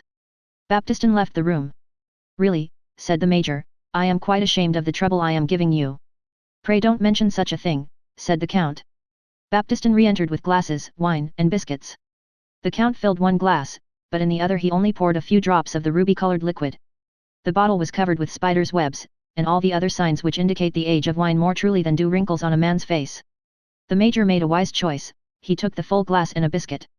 The Count told Baptistin to leave the plate within reach of his guest, who began by sipping the Alicante with an expression of great satisfaction, and then delicately steeped his biscuit in the wine. So, sir, you lived at Lucca, did you? You were rich, noble, held in great esteem, had all that could render a man happy. All, said the Major, hastily swallowing his biscuit, positively all. And yet there was one thing wanting in order to complete your happiness. Only one thing, said the Italian. And that one thing, your lost child. Ah, said the Major, taking a second biscuit, that consummation of my happiness was indeed wanting. The worthy Major raised his eyes to heaven and sighed. Let me hear, then, said the Count, who this deeply regretted son was, for I always understood you were a bachelor. That was the general opinion, sir, said the Major, and I. Yes, replied the Count, and you confirmed the report. A youthful indiscretion, I suppose, which you were anxious to conceal from the world at large. The Major recovered himself, and resumed his usual calm manner, at the same time casting his eyes down, either to give himself time to compose his countenance, or to assist his imagination, all the while giving an underlook at the Count, the protracted smile on whose lips still announced the same polite curiosity. Yes, said the Major, I did wish this fall to be hidden from every eye. Not on your own account, surely, replied Monte Cristo, for a man is above that sort of thing. Oh, no, certainly not on my own account, said the Major with a smile and a shake of the head.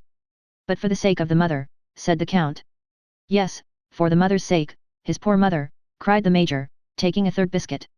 Take some more wine, my dear Cavalcanti, said the count, pouring out for him a second glass of Alicante. Your emotion has quite overcome you. His poor mother, murmured the major, trying to get the lacrimal gland in operation, so as to moisten the corner of his eye with a false tear. She belonged to one of the first families in Italy, I think, did she not? She was of a noble family of Fiesole, Count. And her name was? Do you desire to know her name? Oh, said Monte Cristo, it would be quite superfluous for you to tell me, for I already know it. The Count knows everything, said the Italian, bowing. Oliva Corsinari, was it not? Oliva Corsinari. A Marchioness. A Marchioness. And you married her at last, notwithstanding the opposition of her family. Yes, that was the way it ended. And you have doubtless brought all your papers with you, said Monte Cristo. What papers? The certificate of your marriage with Oliva Corsinari, and the register of your child's birth. The register of my child's birth. The register of the birth of Andrea Cavalcanti, of your son, is not his name Andrea? I believe so, said the major. What?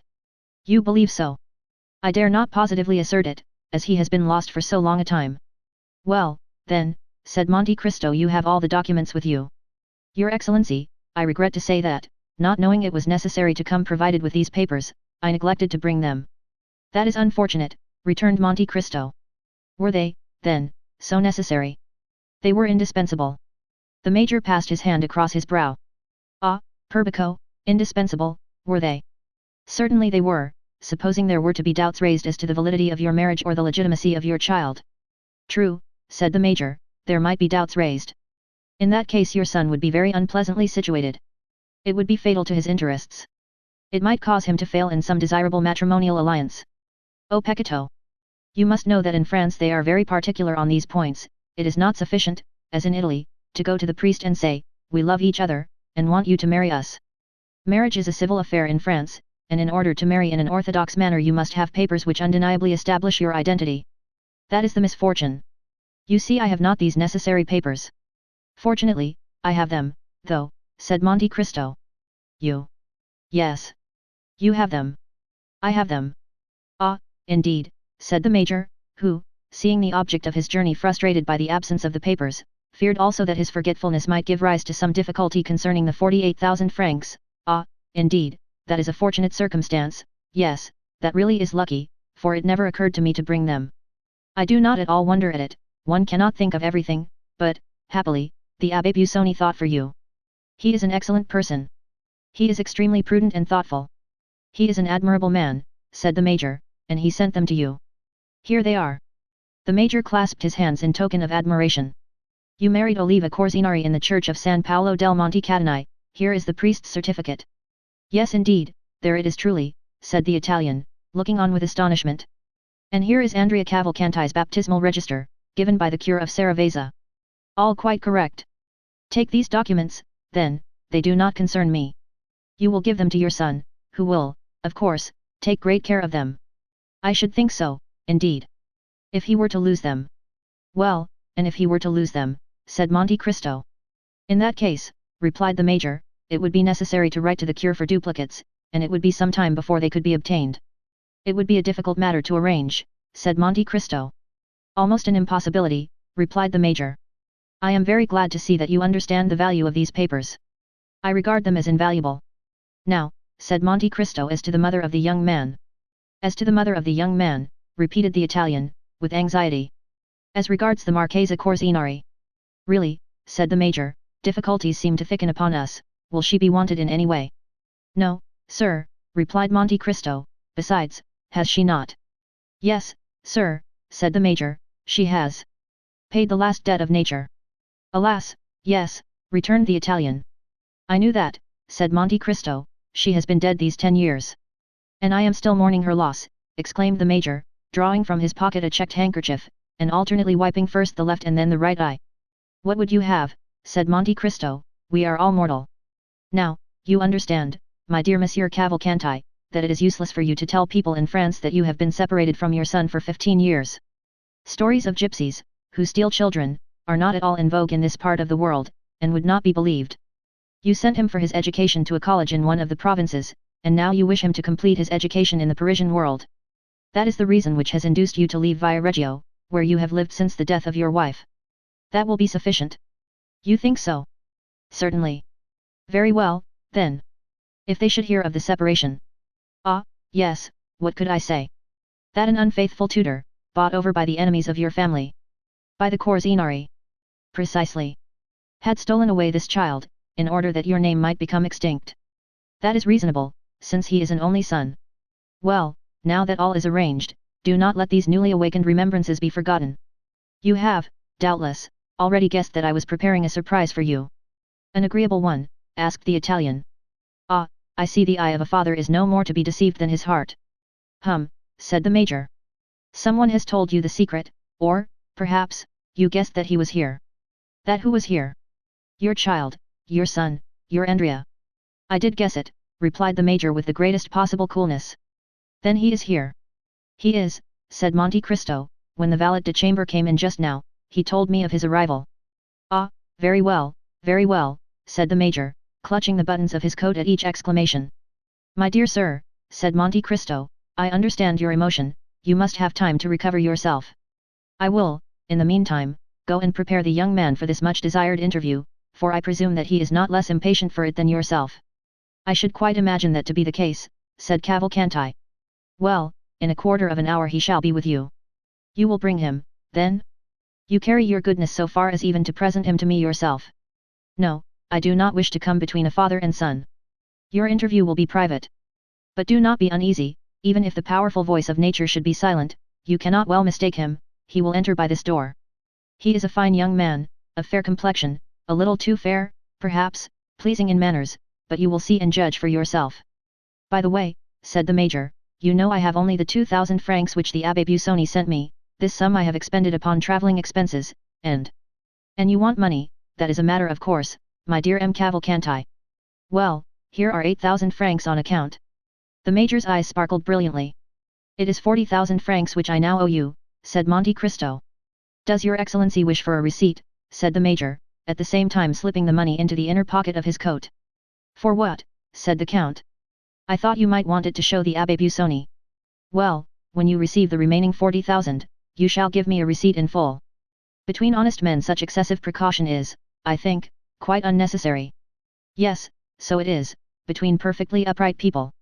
One word more, said Monte Cristo. Say on. You will permit me to make one remark. Certainly, pray do so. Then I should advise you to leave off wearing that style of dress. Indeed, said the major, regarding himself with an air of complete satisfaction. Yes. It may be worn at Viareggio, but that costume, however elegant in itself, has long been out of fashion in Paris. That's unfortunate. Oh, if you really are attached to your old mode of dress, you can easily resume it when you leave Paris. But what shall I wear? What you find in your trunks. In my trunks? I have but one portmanteau. I dare say you have nothing else with you. What is the use of boring oneself with so many things? Besides, an old soldier always likes to march with as little baggage as possible. That is just the case, precisely so. But you are a man of foresight and prudence, therefore you sent your luggage on before you. It has arrived at the Hôtel des Princes, Rue de Richelieu. It is there you are to take up your quarters. Then, in these trunks. I presume you have given orders to your valet de chambre to put in all you are likely to need, your plain clothes and your uniform. On grand occasions you must wear your uniform, that will look very well. Do not forget your crosses. They still laugh at them in France, and yet always wear them, for all that. Very well, said the major, who was in ecstasy at the attention paid him by the count. Now, said Monte Cristo, that you have fortified yourself against all painful excitement, prepare yourself, my dear M. Cavalcanti, to meet your lost Andrea. Saying which Monte Cristo bowed, and disappeared behind the tapestry, leaving the major fascinated beyond expression with the delightful reception which he had received at the hands of the count.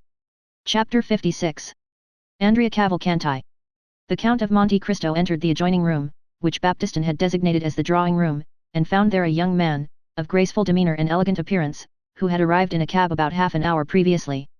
Baptistin had not found any difficulty in recognizing the person who presented himself at the door for admittance. He was certainly the tall young man with light hair, red beard, black eyes and brilliant complexion, whom his master had so particularly described to him. When the count entered the room, the young man was carelessly stretched on a sofa, tapping his boot with the gold-headed cane which he held in his hand. On perceiving the count he rose quickly. "The Count of Monte Cristo, I believe," said he. "Yes," Sir, and I think I have the honor of addressing Count Andrea Cavalcanti. Count Andrea Cavalcanti, repeated the young man, accompanying his words with a bow.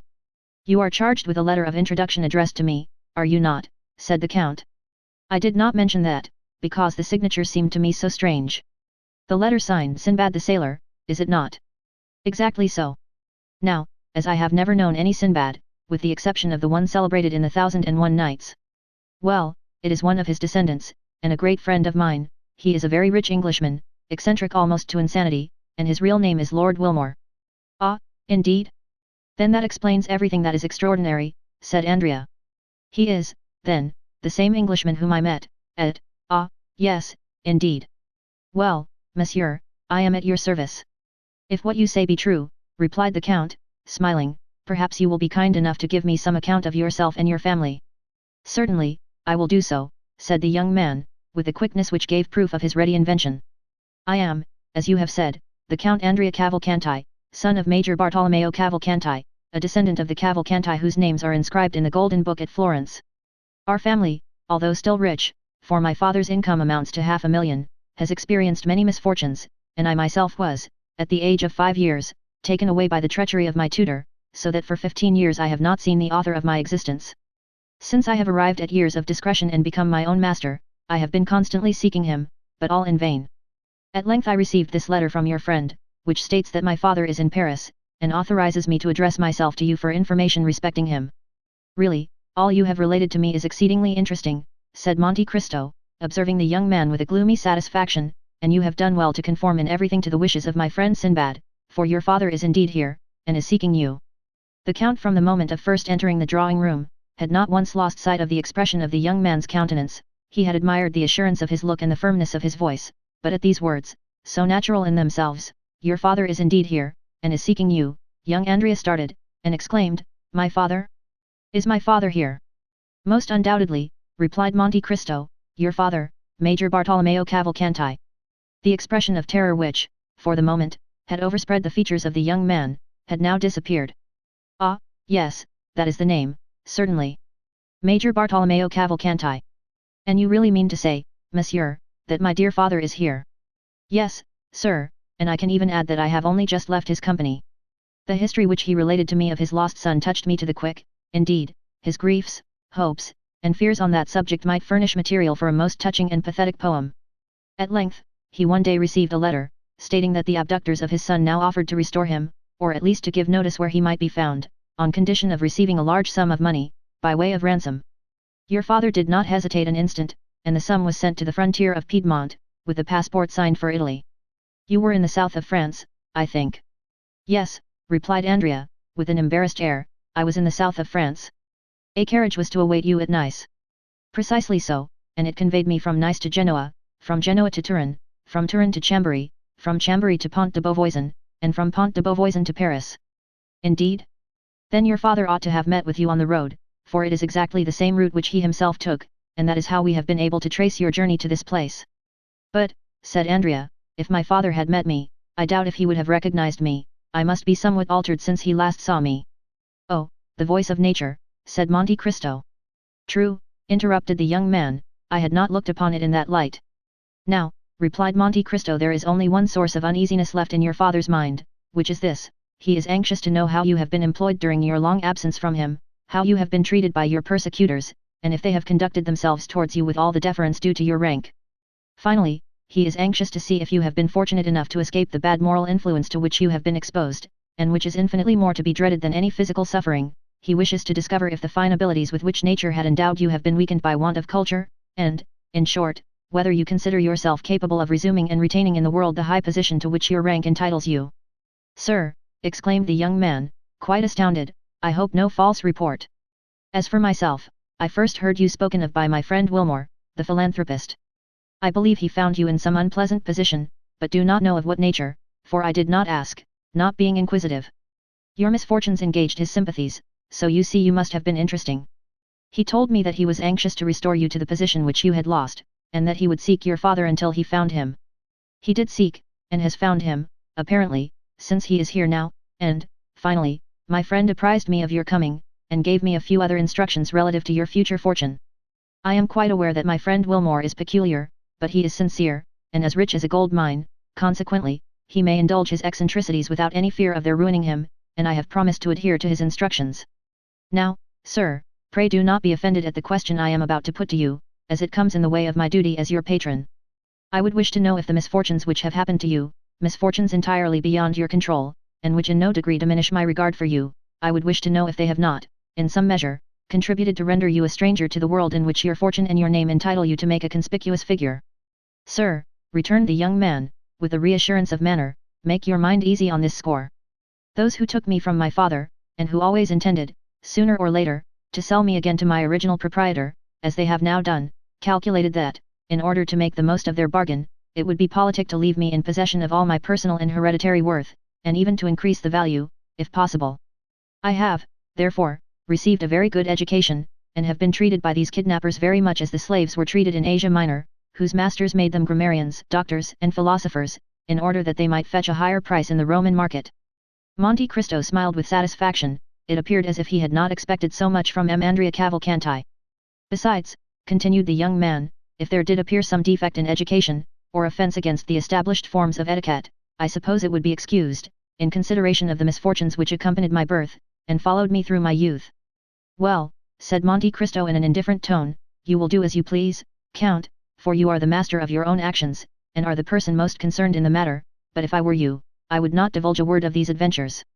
Your history is quite a romance, and the world, which delights in romances in yellow covers, strangely mistrusts those which are bound in living parchment, even though they be gilded like yourself.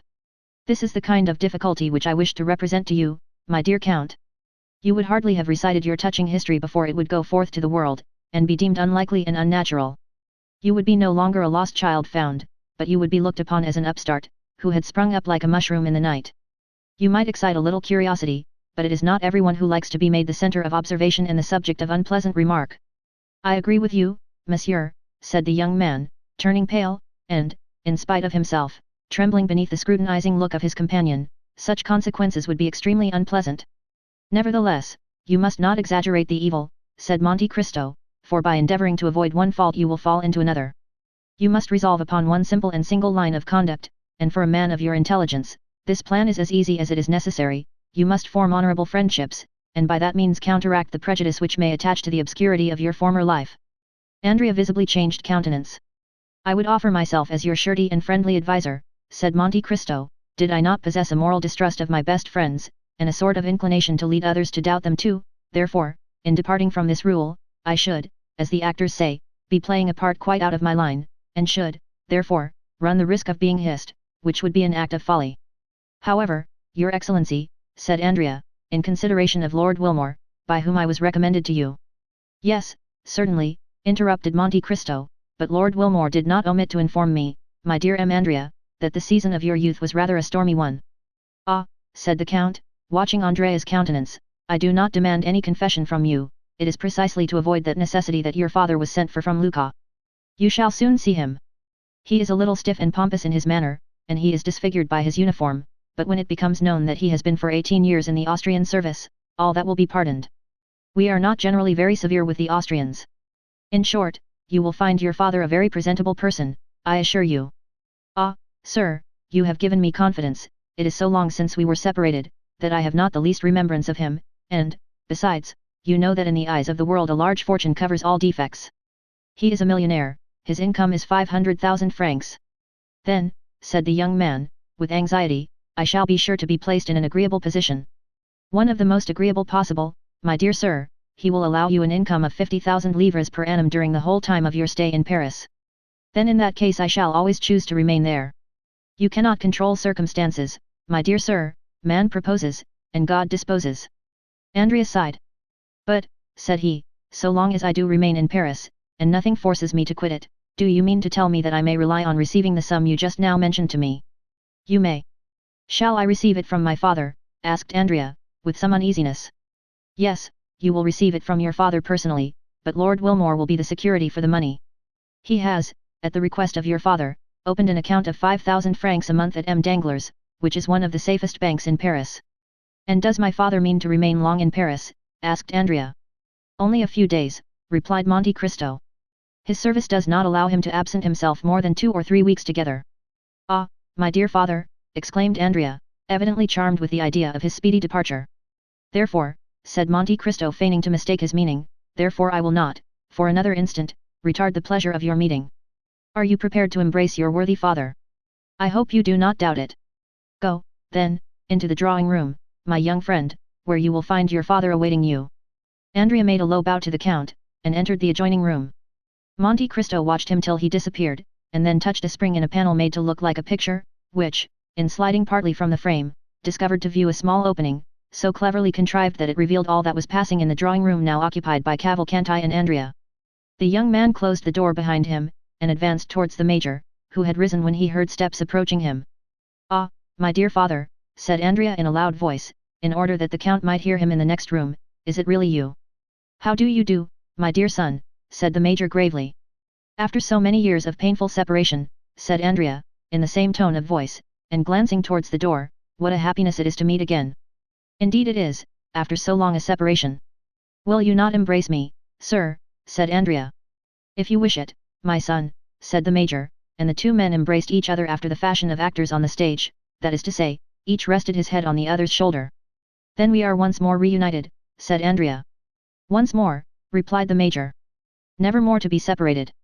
Why, as to that, I think, my dear son, you must be by this time so accustomed to France as to look upon it almost as a second country. The fact is, said the young man, that I should be exceedingly grieved to leave it. As for me, you must know I cannot possibly live out of Lucca, therefore I shall return to Italy as soon as I can. But before you leave France, my dear father, I hope you will put me in possession of the documents which will be necessary to prove my descent. Certainly, I am come expressly on that account. It has cost me much trouble to find you, but I had resolved on giving them into your hands, and if I had to recommence my search, it would occupy all the few remaining years of my life. Where are these papers, then? Here they are. Andrea seized the certificate of his father's marriage and his own baptismal register, and after having opened them with all the eagerness which might be expected under the circumstances, he read them with a facility which proved that he was accustomed to similar documents, and with an expression which plainly denoted an unusual interest in the contents. When he had perused the documents, an indefinable expression of pleasure lighted up his countenance, and looking at the major with a most peculiar smile, he said, in very excellent Tuscan. Then there is no longer any such thing, in Italy as being condemned to the galleys. The major drew himself up to his full height. Why, what do you mean by that question? I mean that if there were, it would be impossible to draw up with impunity two such deeds as these. In France, my dear sir, half such a piece of effrontery as that would cause you to be quickly dispatched to Toulon for 5 years, for change of air. Will you be good enough to explain your meaning, said the major, endeavouring as much as possible to assume an air of the greatest majesty. My dear M. Cavalcanti, said Andrea, taking the major by the arm in a confidential manner, how much are you paid for being my father? The major was about to speak, when Andrea continued, in a low voice.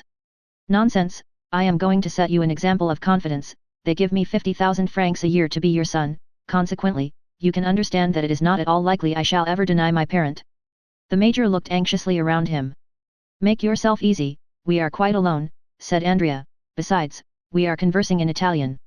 Well, then, replied the major, they paid me 50,000 francs down. Monsieur Cavalcanti, said Andrea, do you believe in fairy tales? I used not to do so, but I really feel now almost obliged to have faith in them. You have, then, been induced to alter your opinion, you have had some proofs of their truth. The major drew from his pocket a handful of gold. Most palpable proofs, said he, as you may perceive. You think, then, that I may rely on the count's promises? Certainly I do. You are sure he will keep his word with me? To the letter, but at the same time, remember, we must continue to play our respective parts. I, as a tender father. And I as a dutiful son, as they choose that I shall be descended from you. Whom do you mean by they? Ma foi, I can hardly tell, but I was alluding to those who wrote the letter. You received one, did you not? Yes. From whom? From a certain Abbé Busoni. Have you any knowledge of him? No, I have never seen him. What did he say in the letter? You will promise not to betray me. Rest assured of that, you well know that our interests are the same. Then read for yourself, and the major gave a letter into the young man's hand.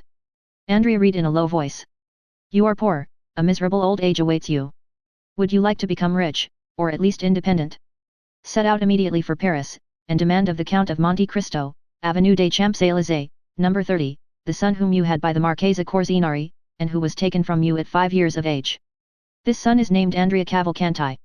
In order that you may not doubt the kind intention of the writer of this letter, you will find enclosed an order for 2,400 francs, payable in Florence, at Signor Gozzi's, also a letter of introduction to the Count of Monte Cristo, on whom I give you a draft of 48,000 francs.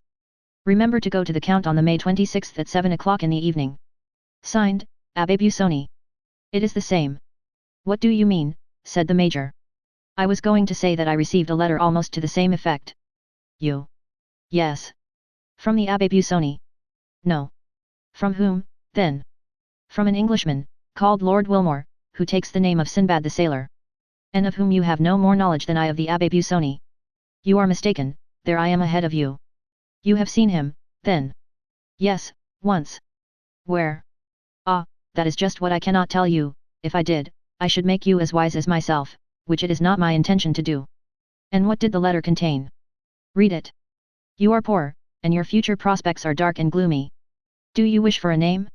Should you like to be rich, and your own master? Parbleu, said the young man, was it possible there could be two answers to such a question? Take the post-chaise which you will find waiting at the Porte de Jeans, as you enter Nice, pass through Turin, Chambéry, and Pont de Beauvoisin. Go to the Count of Monte Cristo, Avenue des Champs-Élysées, on the 26th of May, at 7 o'clock in the evening, and demand of him your father. You are the son of the Marchese Cavalcanti and the Marchesa Oliva Corsinari. The Marquis will give you some papers which will certify this fact, and authorize you to appear under that name in the Parisian world. As to your rank, an annual income of 50,000 livres will enable you to support it admirably. I enclose a draft for 5,000 livres, payable on M. Feria, banker at Nice, and also a letter of introduction to the Count of Monte Cristo, whom I have directed to supply all your wants. Sinbad the Sailor. Humph, said the Major, very good. You have seen the Count, you say? I have only just left him. And has he conformed to all that the letter specified? He has. Do you understand it? Not in the least. There is a dupe somewhere. At all events, it is neither you nor I. Certainly not. Well, then. Why, it does not much concern us, do you think it does? No, I agree with you there. We must play the game to the end, and consent to be blindfolded. Ah, you shall see, I promise you I will sustain my part to admiration. I never once doubted your doing so. Monte Cristo chose this moment for re-entering the drawing room. On hearing the sound of his footsteps, the two men threw themselves in each other's arms, and while they were in the midst of this embrace, the Count entered. Well, Marquis, said Monte Cristo, you appear to be in no way disappointed in the son whom your good fortune has restored to you. Ah, your Excellency, I am overwhelmed with delight. And what are your feelings, said Monte Cristo, turning to the young man. As for me, my heart is overflowing with happiness. Happy father, happy son, said the Count. There is only one thing which grieves me, observed the Major, and that is the necessity for my leaving Paris so soon. Ah, my dear M. Cavalcanti, I trust you will not leave before I have had the honor of presenting you to some of my friends. I am at your service, sir, replied the Major. Now, sir, said Monte Cristo, addressing Andrea, make your confession. To whom? Tell M. Cavalcanti something of the state of your finances. Ma foi, monsieur, you have touched upon a tender chord. Do you hear what he says, Major? Certainly I do. But do you understand? I do. Your son says he requires money. Well, what would you have me do, said the Major. You should furnish him with some of course, replied Monte Cristo.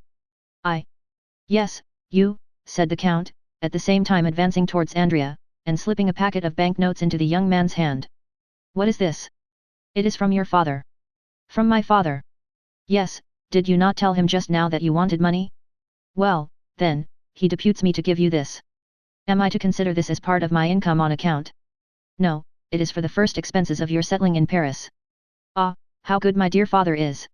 Silence, said Monte Cristo, he does not wish you to know that it comes from him. I fully appreciate his delicacy, said Andrea, cramming the notes hastily into his pocket.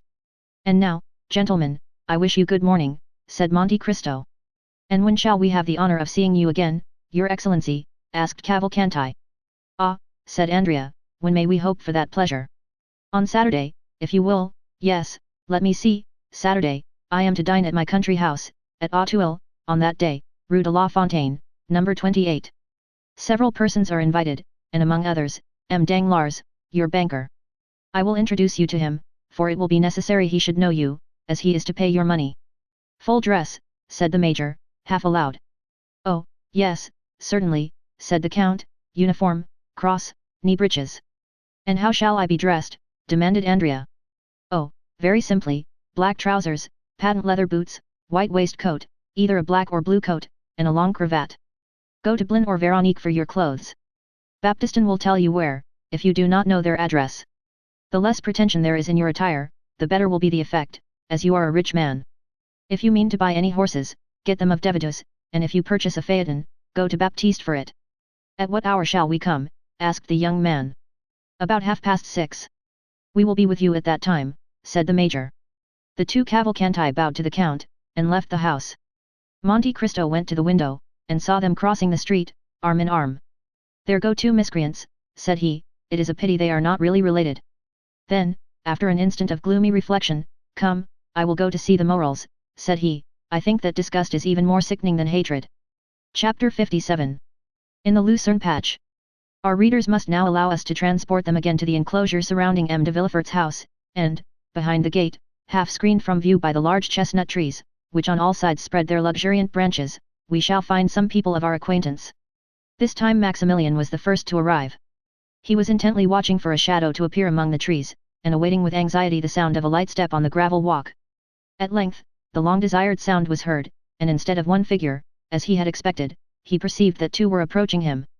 The delay had been occasioned by a visit from Madame Danglars and Eugenie, which had been prolonged beyond the time at which Valentine was expected.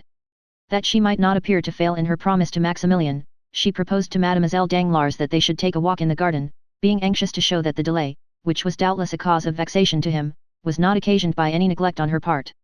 The young man, with the intuitive perception of a lover, quickly understood the circumstances in which she was involuntarily placed, and he was comforted. Besides, although she avoided coming within speaking distance, Valentine arranged so that Maximilian could see her pass and repass, and each time she went by, she managed, unperceived by her companion, to cast an expressive look at the young man, which seemed to say, have patience. You see it is not my fault. And Maximilian was patient, and employed himself in mentally contrasting the two girls, one fair, with soft languishing eyes, a figure gracefully bending like a weeping willow, the other a brunette, with a fierce and haughty expression, and as straight as a poplar. It is unnecessary to state that, in the eyes of the young man, Valentine did not suffer by the contrast. In about half an hour the girls went away, and Maximilian understood that Mademoiselle Danglars' visit had at last come to an end. In a few minutes Valentine re-entered the garden alone. For fear that anyone should be observing her return, she walked slowly, and instead of immediately directing her steps towards the gate, she seated herself on a bench, and, carefully casting her eyes around, to convince herself that she was not watched, she presently arose, and proceeded quickly to join Maximilian. Good evening, Valentine, said a well-known voice. Good evening, Maximilian, I know I have kept you waiting, but you saw the cause of my delay. Yes, I recognized Mademoiselle Danglars. I was not aware that you were so intimate with her. Who told you we were intimate, Maximilian? No one, but you appeared to be so. From the manner in which you walked and talked together, one would have thought you were two schoolgirls telling your secrets to each other. We were having a confidential conversation, returned Valentine. She was owning to me her repugnance to the marriage with M. de Morcerf, and I, on the other hand, was confessing to her how wretched it made me to think of marrying M. d'Epinay. Dear Valentine, that will account to you for the unreserved manner which you observed between me and Eugenie, as in speaking of the man whom I could not love, my thoughts involuntarily reverted to him on whom my affections were fixed. Ah, how good you are to say so, Valentine. You possess a quality which can never belong to Mademoiselle Danglars. It is that indefinable charm which is to a woman what perfume is to the flower and flavor to the fruit, for the beauty of either is not the only quality we seek. It is your love which makes you look upon everything in that light. No, Valentine, I assure you such is not the case. I was observing you both when you were walking in the garden, and, on my honor, without at all wishing to depreciate the beauty of Mademoiselle Danglars, I cannot understand how any man can really love her.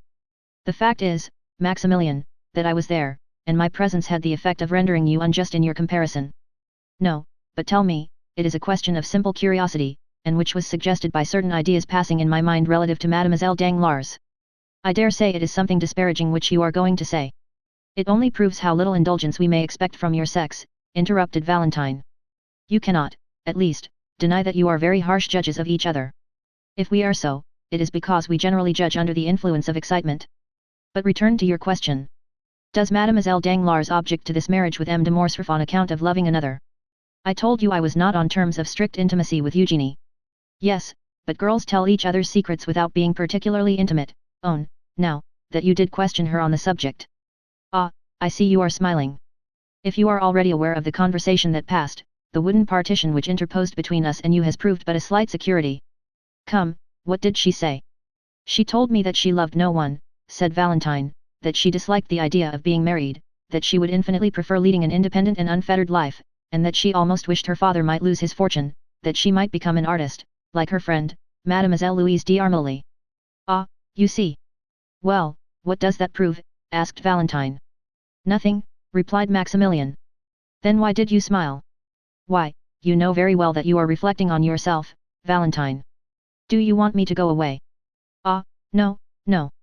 But do not let us lose time, you are the subject on which I wish to speak.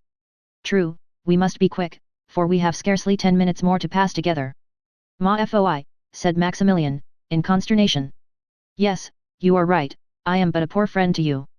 What a life I cause you to lead, poor Maximilian, you who are formed for happiness. I bitterly reproach myself, I assure you. Well, what does it signify, Valentine, so long as I am satisfied, and feel that even this long and painful suspense is amply repaid by 5 minutes of your society, or 2 words from your lips. And I have also a deep conviction that heaven would not have created 2 hearts, harmonizing as ours do, and almost miraculously brought us together, to separate us at last. Those are kind and cheering words. You must hope for us both, Maximilian, that will make me at least partly happy. But why must you leave me so soon? I do not know particulars. I can only tell you that Madame de Villefort sent to request my presence, as she had a communication to make on which a part of my fortune depended. Let them take my fortune, I am already too rich, and, perhaps, when they have taken it, they will leave me in peace and quietness. You would love me as much if I were poor, would you not, Maximilian? Oh, I shall always love you. What should I care for either riches or poverty, if my Valentine was near me, and I felt certain that no one could deprive me of her? But do you not fear that this communication may relate to your marriage? I do not think that is the case. However it may be, Valentine, you must not be alarmed. I assure you that, as long as I live, I shall never love anyone else. Do you think to reassure me when you say that, Maximilian? Pardon me, you are right. I am a brute. But I was going to tell you that I met M. de Morcerf the other day. Well? Monsieur Franz is his friend, you know. What then? Monsieur de Morcerf has received a letter from Franz, announcing his immediate return. Valentine turned pale, and leaned her hand against the gate. Ah heavens, if it were that! But no, the communication would not come through Madame de Villefort. Why not? Because, I scarcely know why, but it has appeared as if Madame de Villefort secretly objected to the marriage, although she did not choose openly to oppose it. Is it so?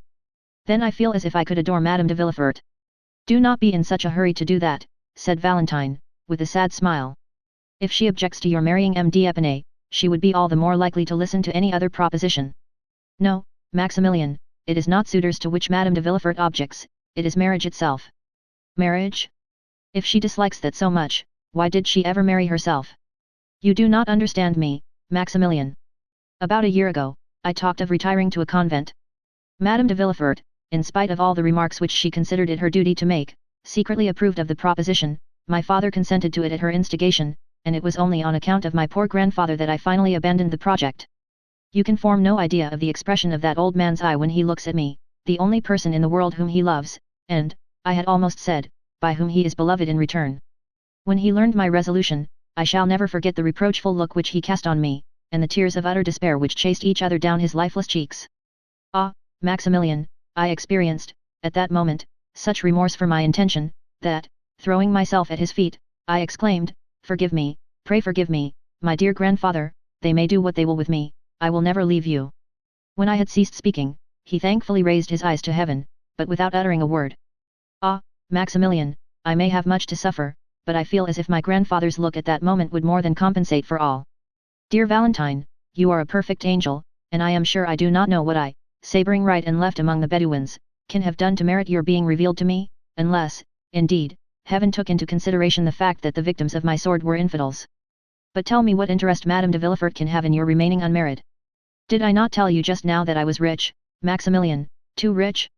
I possess nearly 50,000 livres in right of my mother, my grandfather and my grandmother, the Marquis and Marquise de Saint-Méran, will leave me as much, and M. Noirtier evidently intends making me his heir. My brother Edward, who inherits nothing from his mother, will, therefore, be poor in comparison with me. Now, if I had taken the veil, all this fortune would have descended to my father, and, in reversion, to his son. Ah, how strange it seems that such a young and beautiful woman should be so avaricious. It is not for herself that she is so, but for her son, and what you regard as a vice becomes almost a virtue when looked at in the light of maternal love. But could you not compromise matters, and give up a portion of your fortune to her son? How could I make such a proposition, especially to a woman who always professes to be so entirely disinterested? Valentine, I have always regarded our love in the light of something sacred, consequently, I have covered it with the veil of respect, and hid it in the innermost recesses of my soul. No human being, not even my sister, is aware of its existence. Valentine, will you permit me to make a confidant of a friend and reveal to him the love I bear you? Valentine started. A friend, Maximilian, and who is this friend? I tremble to give my permission. Listen, Valentine. Have you never experienced for anyone that sudden and irresistible sympathy which made you feel as if the object of it had been your old and familiar friend, though, in reality, it was the first time you had ever met? Nay, further, have you never endeavored to recall the time, place, and circumstances of your former intercourse, and failing in this attempt, have almost believed that your spirits must have held converse with each other in some state of being anterior to the present, and that you are only now occupied in a reminiscence of the past? Yes. Well, that is precisely the feeling which I experienced when I first saw that extraordinary man. Extraordinary, did you say? Yes. You have known him for some time, then? Scarcely longer than 8 or 10 days. And do you call a man your friend whom you have only known for 8 or 10 days? Ah, Maximilian, I had hoped you set a higher value on the title of friend. Your logic is most powerful, Valentine, but say what you will, I can never renounce the sentiment which has instinctively taken possession of my mind. I feel as if it were ordained that this man should be associated with all the good which the future may have in store for me, and sometimes it really seems as if his eye was able to see what was to come, and his hand endowed with the power of directing events according to his own will. He must be a prophet, then, said Valentine, smiling. Indeed, said Maximilian, I have often been almost tempted to attribute to him the gift of prophecy. At all events, he has a wonderful power of foretelling any future good. Ah, said Valentine in a mournful tone, do let me see this man, Maximilian, he may tell me whether I shall ever be loved sufficiently to make amends for all I have suffered. My poor girl, you know him already. I know him. Yes, it was he who saved the life of your stepmother and her son. The Count of Monte Cristo. The same. Ah, cried Valentine, he is too much the friend of Madame de Villefort ever to be mine. The friend of Madame de Villefort? It cannot be, surely, Valentine, you are mistaken. No, indeed, I am not, for I assure you, his power over our household is almost unlimited.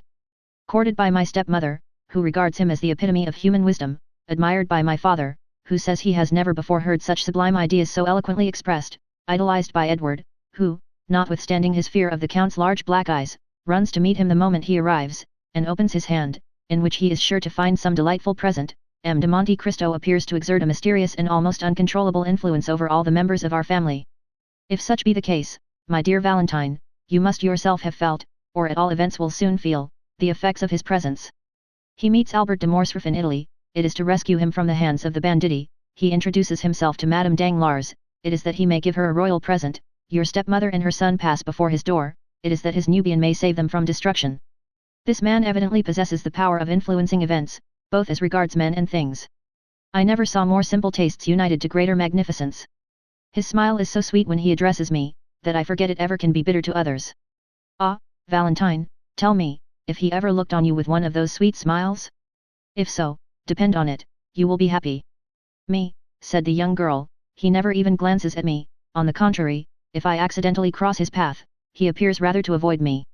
Ah, he is not generous, neither does he possess that supernatural penetration which you attribute to him, for if he did, he would have perceived that I was unhappy, and if he had been generous, seeing me sad and solitary, he would have used his influence to my advantage, and since, as you say, he resembles the sun, he would have warmed my heart with one of his life-giving rays. You say he loves you, Maximilian, how do you know that he does? All would pay deference to an officer like you, with a fierce moustache and a long sabre, but they think they may crush a poor weeping girl with impunity. Ah, Valentine, I assure you you are mistaken. If it were otherwise, if he treated me diplomatically, that is to say, like a man who wishes, by some means or other, to obtain a footing in the house, so that he may ultimately gain the power of dictating to its occupants, he would, if it had been but once, have honored me with the smile which you extol so loudly, but no, he saw that I was unhappy, he understood that I could be of no use to him, and therefore paid no attention to me whatever. Who knows but that, in order to please Madame de Villefort and my father, he may not persecute me by every means in his power. It is not just that he should despise me so, without any reason. Ah, forgive me, said Valentine, perceiving the effect which her words were producing on Maximilian. I have done wrong, for I have given utterance to thoughts concerning that man which I did not even know existed in my heart. I do not deny the influence of which you speak, or that I have not myself experienced it, but with me it has been productive of evil rather than good. Well, Valentine, said Morel with a sigh, we will not discuss the matter further. I will not make a confidant of him. Alas, said Valentine, I see that I have given you pain. I can only say how sincerely I ask pardon for having grieved you. But, indeed, I am not prejudiced beyond the power of conviction. Tell me what this Count of Monte Cristo has done for you. I own that your question embarrasses me, Valentine, for I cannot say that the Count has rendered me any ostensible service. Still, as I have already told you, I have an instinctive affection for him, the source of which I cannot explain to you. Has the sun done anything for me? No, he warms me with his rays, and it is by his light that I see you, nothing more. Has such and such a perfume done anything for me? No, its odor charms one of my senses, that is all I can say when I am asked why I praise it. My friendship for him is as strange and unaccountable as his for me. A secret voice seems to whisper to me that there must be something more than chance in this unexpected reciprocity of friendship. In his most simple actions, as well as in his most secret thoughts, I find a relation to my own. You will perhaps smile at me when I tell you that, ever since I have known this man, I have involuntarily entertained the idea that all the good fortune which has befallen me originated from him. However, I have managed to live 30 years without this protection, you will say, but I will endeavor a little to illustrate my meaning. He invited me to dine with him on Saturday, which was a very natural thing for him to do. Well, what have I learned since? That your mother and M. de Villefort are both coming to this dinner. I shall meet them there, and who knows what future advantages may result from the interview. This may appear to you to be no unusual combination of circumstances, nevertheless, I perceive some hidden plot in the arrangement, something, in fact, more than is apparent on a casual view of the subject. I believe that this singular man, who appears to fathom the motives of everyone, has purposely arranged for me to meet M. and Madame de Villefort, and sometimes, I confess, I have gone so far as to try to read in his eyes whether he was in possession of the secret of our love. My good friend, said Valentine, I should take you for a visionary, and should tremble for your reason, if I were always to hear you talk in a strain similar to this. Is it possible that you can see anything more than the merest chance in this meeting? Pray reflect a little. My father, who never goes out, has several times been on the point of refusing this invitation. Madame de Villefort, on the contrary, is burning with the desire of seeing this extraordinary nabob in his own house, therefore, she has with great difficulty prevailed on my father to accompany her. No, no, it is as I have said, Maximilian, there is no one in the world of whom I can ask help but yourself and my grandfather, who is little better than a corpse, no support to cling to but my mother in heaven. I see that you are right, logically speaking, said Maximilian, but the gentle voice which usually has such power over me fails to convince me today. I feel the same as regards yourself, said Valentine, and I own that, if you have no stronger proof to give me. I have another, replied Maximilian, but I fear you will deem it even more absurd than the first. So much the worse, said Valentine, smiling. It is, nevertheless, conclusive to my mind. My 10 years of service have also confirmed my ideas on the subject of sudden inspirations, for I have several times owed my life to a mysterious impulse which directed me to move at once either to the right or to the left, in order to escape the ball which killed the comrade fighting by my side, while it left me unharmed. Dear Maximilian, why not attribute your escape to my constant prayers for your safety? When you are away, I no longer pray for myself, but for you. Yes, since you have known me, said Morel, smiling, but that cannot apply to the time previous to our acquaintance, Valentine. You are very provoking, and will not give me credit for anything, but let me hear this second proof, which you yourself own to be absurd. Well, look through this opening, and you will see the beautiful new horse which I rode here. Ah, what a beautiful creature, cried Valentine, why did you not bring him close to the gate, so that I could talk to him and pet him? He is, as you see, a very valuable animal, said Maximilian. You know that my means are limited, and that I am what would be designated a man of moderate pretensions. Well, I went to a horse dealer's, where I saw this magnificent horse, which I have named Midet. I asked the price, they told me it was 4,500 francs. I was, therefore, obliged to give it up, as you may imagine, but I own I went away with rather a heavy heart, for the horse had looked at me affectionately, had rubbed his head against me and, when I mounted him, had pranced in the most delightful way imaginable, so that I was altogether fascinated with him. The same evening some friends of mine visited me, M. de Chateaurenaud, M. de Bray, and 5 or 6 other choice spirits, whom you do not know, even by name. They proposed a game of boulotte. I never play, for I am not rich enough to afford to lose, or sufficiently poor to desire to gain. But I was at my own house, you understand, so there was nothing to be done but to send for the cards, which I did. Just as they were sitting down to table, M. de Monte Cristo arrived. He took his seat amongst them, they played, and I won. I am almost ashamed to say that my gains amounted to 5,000 francs. We separated at midnight. I could not defer my pleasure, so I took a cabriolet and drove to the horse dealer's. Feverish and excited, I rang at the door. The person who opened it must have taken me for a madman, for I rushed at once to the stable. Mida was standing at the rack, eating his hay. I immediately put on the saddle and bridle, to which operation he lent himself with the best grace possible, then, putting the 4,500 francs into the hands of the astonished dealer, I proceeded to fulfill my intention of passing the night in riding in the Champs-Élysées. As I rode by the Count's house I perceived a light in one of the windows, and fancied I saw the shadow of his figure moving behind the curtain. Now, Valentine, I firmly believe that he knew of my wish to possess this horse, and that he lost expressly to give me the means of procuring him. My dear Maximilian, you are really too fanciful, you will not love even me long. A man who accustoms himself to live in such a world of poetry and imagination must find far too little excitement in a common, everyday sort of attachment such as ours. But they are calling me. Do you hear?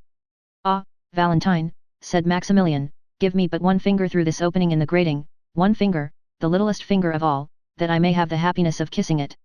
Maximilian, we said we would be to each other as two voices, two shadows. As you will, Valentine. Shall you be happy if I do what you wish? Oh, yes. Valentine mounted on a bench, and passed not only her finger but her whole hand through the opening. Maximilian uttered a cry of delight, and, springing forwards, seized the hand extended towards him, and imprinted on it a fervent and impassioned kiss. The little hand was then immediately withdrawn, and the young man saw Valentine hurrying towards the house, as though she were almost terrified at her own sensations. Chapter 58. M. Noirtier de Villefort. We will now relate what was passing in the house of the king's attorney after the departure of Madame Danglars and her daughter, and during the time of the conversation between Maximilian and Valentine, which we have just detailed. M. de Villefort entered his father's room, followed by Madame de Villefort. Both of the visitors, after saluting the old man and speaking to Barois, a faithful servant, who had been 25 years in his service, took their places on either side of the paralytic. M. Noirtier was sitting in an armchair, which moved upon casters, in which he was wheeled into the room in the morning, and in the same way drawn out again at night.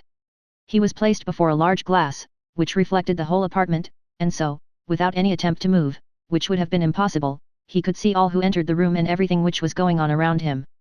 M. Noirtier, although almost as immovable as a corpse, looked at the newcomers with a quick and intelligent expression, perceiving at once, by their ceremonious courtesy, that they were come on business of an unexpected and official character. Sight and hearing were the only senses remaining, and they, like two solitary sparks, remained to animate the miserable body which seemed fit for nothing but the grave. It was only, however, by means of one of these senses that he could reveal the thoughts and feelings that still occupied his mind, and the look by which he gave expression to his inner life was like the distant gleam of a candle which a traveler sees by night across some desert place, and knows that a living being dwells beyond. The silence and obscurity. Noirtier's hair was long and white, and flowed over his shoulders, while in his eyes, shaded by thick black lashes, was concentrated, as it often happens with an organ which is used to the exclusion of the others, all the activity, address, force, and intelligence which were formerly diffused over his whole body, and so although the movement of the arm, the sound of the voice, and the agility of the body, were wanting, the speaking eye sufficed for all. He commanded with it, it was the medium through which his thanks were conveyed. In short, his whole appearance produced on the mind the impression of a corpse with living eyes, and nothing could be more startling than to observe the expression of anger or joy suddenly lighting up these organs, while the rest of the rigid and marble-like features were utterly deprived of the power of participation. 3 persons only could understand this language of the poor paralytic. These were Villefort, Valentine, and the old servant of whom we have already spoken. But as Villefort saw his father but seldom, and then only when absolutely obliged, and as he never took any pains to please or gratify him when he was there, all the old man's happiness was centered in his granddaughter. Valentine, by means of her love, her patience, and her devotion, had learned to read in Noirtier's look all the varied feelings which were passing in his mind. To this dumb language, which was so unintelligible to others, she answered by throwing her whole soul into the expression of her countenance, and in this manner were the conversations sustained between the blooming girl and the helpless invalid, whose body could scarcely be called a living one, but who, nevertheless, possessed a fund of knowledge and penetration, united with a will as powerful as ever although clogged by a body rendered utterly incapable of obeying its impulses. Valentine had solved the problem, and was able easily to understand his thoughts, and to convey her own in return, and, through her untiring and devoted assiduity, it was seldom that, in the ordinary transactions of everyday life, she failed to anticipate the wishes of the living, thinking mind or the wants of the almost inanimate body. As to the servant, He had, as we have said, been with his master for 25 years, therefore he knew all his habits, and it was seldom that Noirtier found it necessary to ask for anything, so prompt was he in administering to all the necessities of the invalid. Villefort did not need the help of either Valentine or the domestic in order to carry on with his father the strange conversation which he was about to begin. As we have said, he perfectly understood the old man's vocabulary, and if he did not use it more often, it was only indifference and ennui which prevented him from so doing. He therefore allowed Valentine to go into the garden, sent away Barrois, and after having seated himself at his father's right hand, while Madame de Villefort placed herself on the left, he addressed him thus. I trust you will not be displeased, sir, that Valentine has not come with us, or that I dismissed Barrois, for our conference will be one which could not with propriety be carried on in the presence of either. Madame de Villefort and I have a communication to make to you. Noirtier's face remained perfectly passive during this long preamble, while, on the contrary, Villefort's eye was endeavouring to penetrate into the inmost recesses of the old man's heart. This communication, continued the procureur, in that cold and decisive tone which seemed at once to preclude all discussion, will, we are sure, meet with your approbation. The eye of the invalid still retained that vacancy of expression which prevented his son from obtaining any knowledge of the feelings which were passing in his mind. He listened, nothing more. Sir, resumed Villefort, we are thinking of marrying Valentine. Had the old man's face been moulded in wax it could not have shown less emotion at this news than was now to be traced there. The marriage will take place in less than 3 months, said Villefort.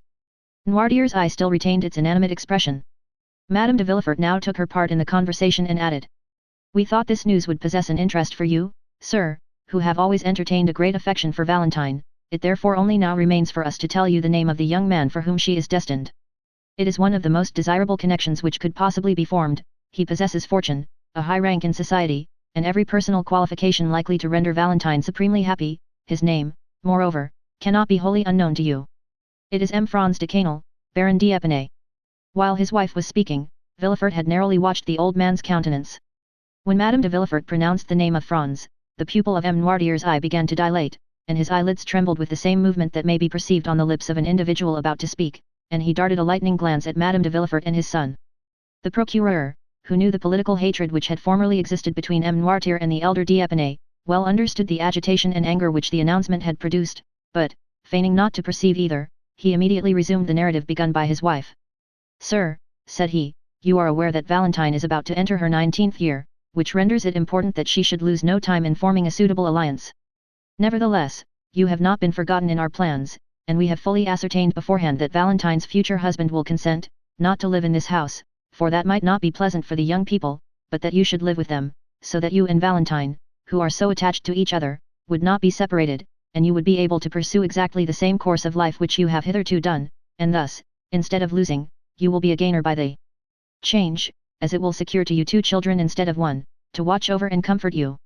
Noirtier's look was furious. It was very evident that something desperate was passing in the old man's mind, for a cry of anger and grief rose in his throat, and not being able to find vent in utterance, appeared almost to choke him, for his face and lips turned quite purple with the struggle. Villefort quietly opened a window, saying, It is very warm, and the heat affects M. Noirtier. He then returned to his place, but did not sit down. This marriage, added Madame de Villefort, is quite agreeable to the wishes of M. d'Épinay and his family. Besides, he had no relations nearer than an uncle and aunt, his mother having died at his birth, and his father having been assassinated in 1815, that is to say, when he was but 2 years old. It naturally followed that the child was permitted to choose his own pursuits, and he has, therefore, seldom acknowledged any other authority but that of his own will. That assassination was a mysterious affair, said Villefort, and the perpetrators have hitherto escaped detection, although suspicion has fallen on the head of more than one person. Noirtier made such an effort that his lips expanded into a smile. Now, continued Villefort, those to whom the guilt really belongs, by whom the crime was committed, on whose heads the justice of man may probably descend here, and the certain judgment of God hereafter, would rejoice in the opportunity thus afforded of bestowing such a peace offering as Valentine on the son of him whose life they so ruthlessly destroyed. Noirtier had succeeded in mastering his emotion more than could have been deemed possible with such an enfeebled and shattered frame. Yes, I understand, was the reply contained in his look, and this look expressed a feeling of strong indignation, mixed with profound contempt. Villefort fully understood his father's meaning, and answered by a slight shrug of his shoulders. He then motioned to his wife to take leave. Now sir, said Madame de Villefort, I must bid you farewell. Would you like me to send Edward to you for a short time? It had been agreed that the old man should express his approbation by closing his eyes, his refusal by winking them several times, and if he had some desire or feeling to express, he raised them to heaven. If he wanted Valentine, he closed his right eye only, and if Berois, the left. At Madame de Villefort's proposition he instantly winked his eyes. Provoked by a complete refusal, she bit her lip and said, "Then shall I send Valentine to you?" The old man closed his eyes eagerly, thereby intimating that such was his wish. M and Madame de Villefort bowed and left the room, giving orders that Valentine should be summoned to her grandfather's presence, and feeling sure that she would have much to do to restore calmness to the perturbed spirit of the invalid. Valentine, with the color still heightened by emotion, entered the room just after her parents had quitted it. One look was sufficient to tell her that her grandfather was suffering, and that there was much on his mind which he was wishing to communicate to her. "Dear grandpapa," cried she, "what has happened? They have vexed you, and you are angry." The paralytic closed his eyes in token of assent. "Who has displeased you? Is it my father?" "No." "Madame de Villefort?" "No." "Me." The former sign was repeated. "Are you displeased with me?" cried Valentine in astonishment. M. Noirtier again closed his eyes. "And what have I done, dear grandpapa, that you should be angry with me?" cried Valentine. There was no answer, and she continued. "I have not seen you all day. Has anyone been speaking to you against me?" "Yes," said the old man's look, with eagerness. "Let me think a moment. I do assure you, grandpapa, M and Madame de Villefort have just left this room, have they not?" "Yes." "And it was they who told you something which made you angry? What was it then? May I go and ask them, that I may have the opportunity of making my peace with you?" "No, no," said Noirtier's look. "Ah, you frighten me. What can they have said?" And she again tried to think what it could be. "Ah, I know," said she, lowering her voice and going close to the old man. "They have been speaking of my marriage, have they not?" "Yes," replied the angry look. "I understand, you are displeased at the silence I have preserved on the subject.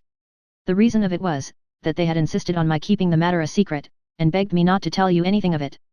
They did not even acquaint me with their intentions, and I only discovered them by chance, that is why I have been so reserved with you, dear grandpapa. Pray forgive me." But there was no look calculated to reassure her, all it seemed to say was, "It is not only your reserve which afflicts me." "What is it, then?" asked the young girl. "Perhaps you think I shall abandon you, dear grandpapa, and that I shall forget you when I am married." "No. They told you, then, that M. d'Epinay consented to our all living together?" "Yes." "Then why are you still vexed and grieved?" The old man's eyes beamed with an expression of gentle affection.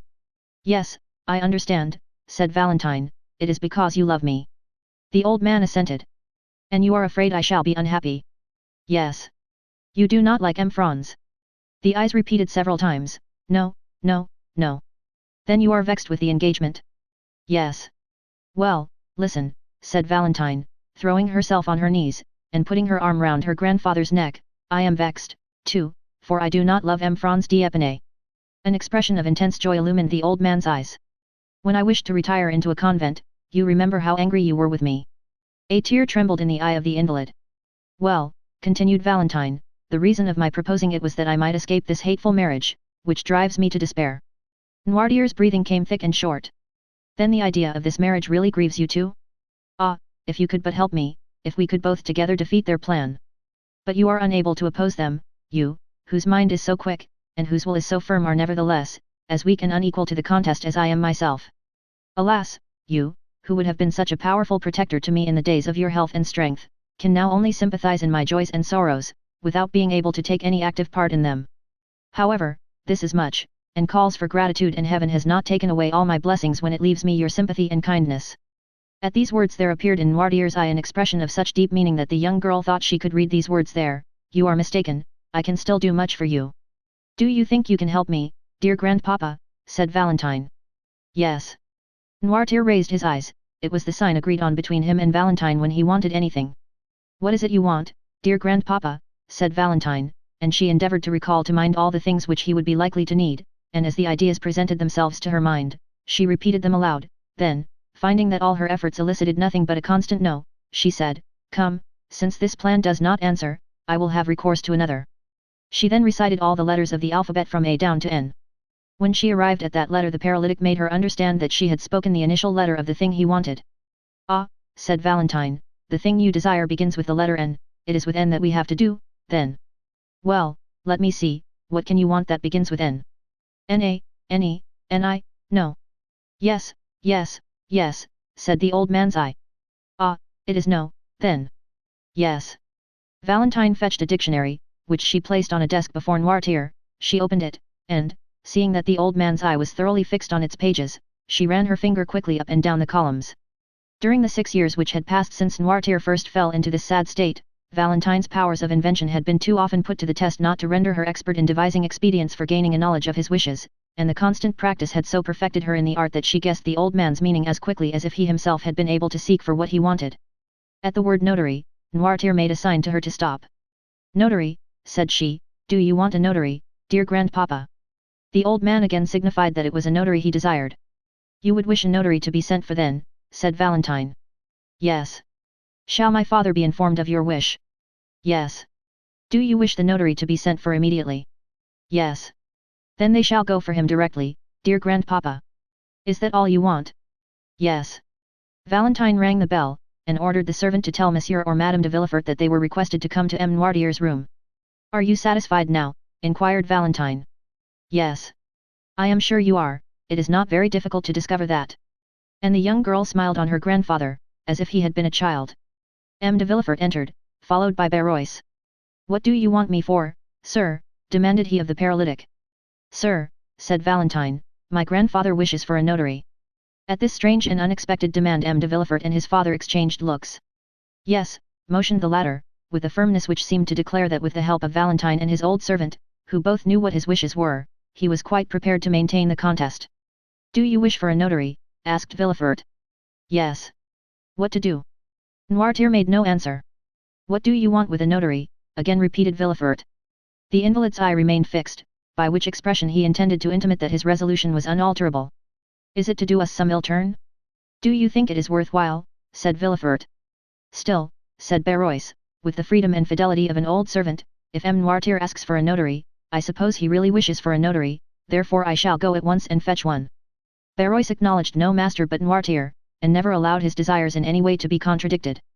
"Yes, I do want a notary," motioned the old man, shutting his eyes with a look of defiance, which seemed to say, "and I should like to see the person who dares to refuse my request."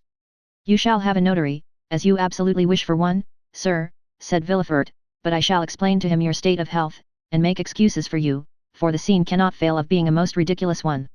"Never mind that," said Barois, "I shall go and fetch a notary, nevertheless." And the old servant departed triumphantly on his mission. Chapter 59. The Will.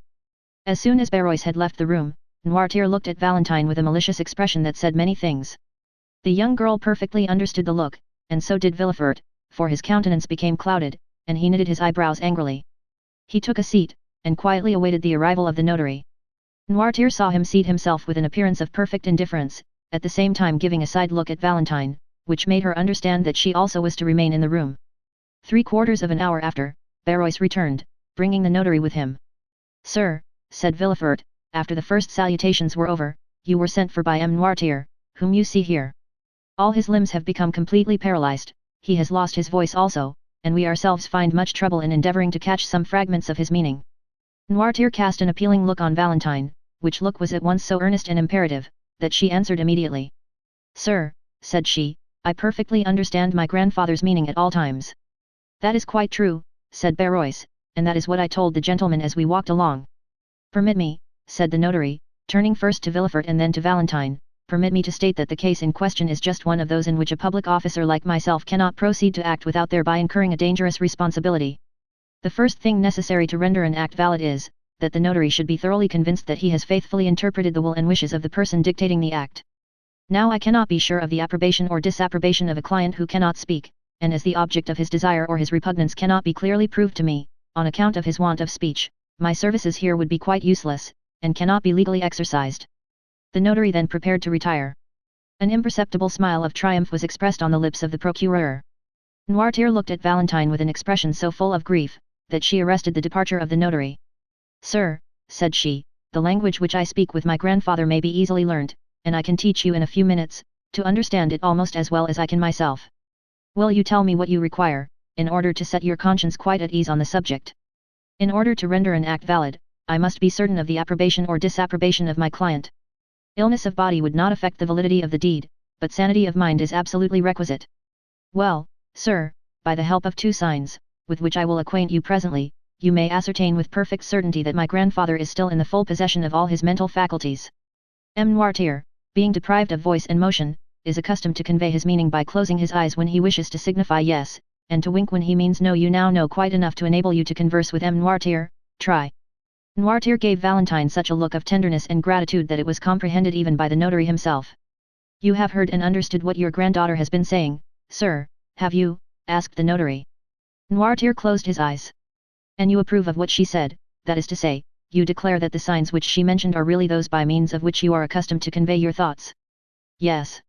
It was you who sent for me? Yes. To make your will? Yes. And you do not wish me to go away without fulfilling your original intentions? The old man winked violently. Well, sir, said the young girl, do you understand now, and is your conscience perfectly at rest on the subject? But before the notary could answer, Villefort had drawn him aside. Sir, said he, do you suppose for a moment that a man can sustain a physical shock, such as M. Noirtier has received, without any detriment to his mental faculties? It is not exactly that, sir, said the notary, which makes me uneasy, but the difficulty will be in wording his thoughts and intentions, so as to be able to get his answers. You must see that to be an utter impossibility, said Villefort. Valentine and the old man heard this conversation, and Noirtier fixed his eyes so earnestly on Valentine that she felt bound to answer to the look. Sir, said she, that need not make you uneasy, however difficult it may at first sight appear to be. I can discover and explain to you my grandfather's thoughts, so as to put an end to all your doubts and fears on the subject. I have now been 6 years with M. Noirtier, and let him tell you if ever once, during that time, he has entertained a thought which he was unable to make me understand. No, signed the old man. Let us try what we can do, then, said the notary. You accept this young lady as your interpreter, M. Noirtier? Yes. Well, sir, what do you require of me, and what document is it that you wish to be drawn up? Valentine named all the letters of the alphabet until she came to W. At this letter the eloquent eye of Noirtier gave her notice that she was to stop. It is very evident that it is the letter W which M. Noirtier wants, said the notary.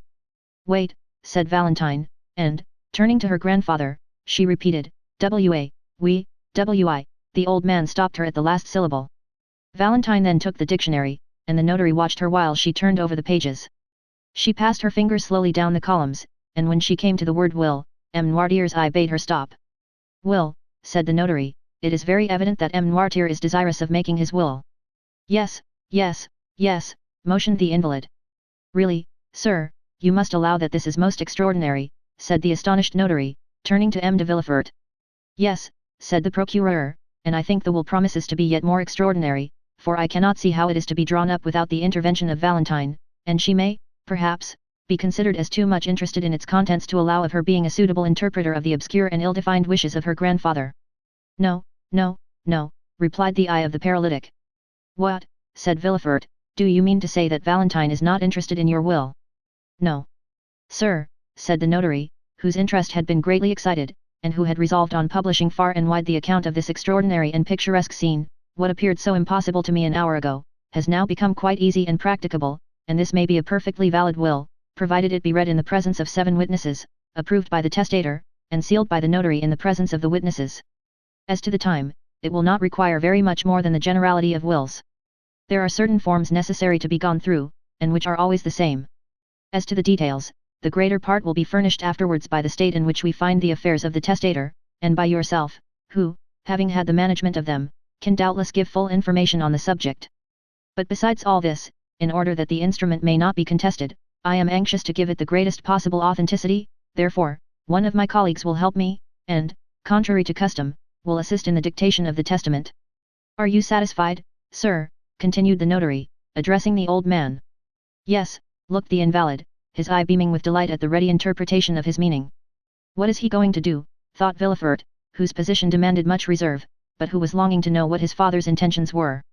He left the room to give orders for another notary to be sent, but Barrois, who had heard all that passed, had guessed his master's wishes, and had already gone to fetch one. The procureur then told his wife to come up. In the course of a quarter of an hour everyone had assembled in the chamber of the paralytic, the second notary had also arrived. A few words sufficed for a mutual understanding between the two officers of the law. They read to Noirtier the formal copy of a will, in order to give him an idea of the terms in which such documents are generally couched. Then, in order to test the capacity of the testator, the first notary said, turning towards him. When an individual makes his will, it is generally in favor or in prejudice of some person. Yes. Have you an exact idea of the amount of your fortune? Yes. I will name to you several sums which will increase by gradation, you will stop me when I reach the one representing the amount of your own possessions. Yes. There was a kind of solemnity in this interrogation. Never had the struggle between mind and matter been more apparent than now, and if it was not a sublime, it was, at least, a curious spectacle. They had formed a circle round the invalid, the second notary was sitting at a table, prepared for writing, and his colleague was standing before the testator in the act of interrogating him on the subject to which we have alluded. Your fortune exceeds 300,000 francs, does it not? Asked he. Noirtier made a sign that it did. Do you possess 400,000 francs? Inquired the notary. Noirtier's eye remained immovable. 500,000. The same expression continued. 600,000, 700,000, 800,000, 900,000. Noirtier stopped him at the last named sum. You are then in possession of 900,000 francs? Asked the notary. Yes. In landed property? No. In stock? Yes. The stock is in your own hands. The look which M. Noirtier cast on Barrois showed that there was something wanting which he knew where to find. The old servant left the room, and presently returned, bringing with him a small casket. Do you permit us to open this casket? Asked the notary. Noirtier gave his assent. They opened it, and found 900,000 francs in bank scrip. The first notary handed over each note, as he examined it, to his colleague. The total amount was found to be as M. Noirtier had stated. It is all as he has said, it is very evident that the mind still retains its full force and vigor. Then, turning towards the paralytic, he said, you possess, then, 900,000 francs of capital, which, according to the manner in which you have invested it, ought to bring in an income of about 40,000 livres. Yes. To whom do you desire to leave this fortune? Oh, said Madame de Villefort, there is not much doubt on that subject. M. Noirtier tenderly loves his granddaughter, Mademoiselle de Villefort, it is she who has nursed and tended him for 6 years, and has, by her devoted attention, fully secured the affection, I had almost said the gratitude, of her grandfather, and it is but just that she should reap the fruit of her devotion. The eye of Noirtier clearly showed by its expression that he was not deceived by the false assent given by Madame de Villefort's words and manner to the motives which she supposed him to entertain. Is it, then, to Mademoiselle Valentine de Villefort that you leave these 900,000 francs?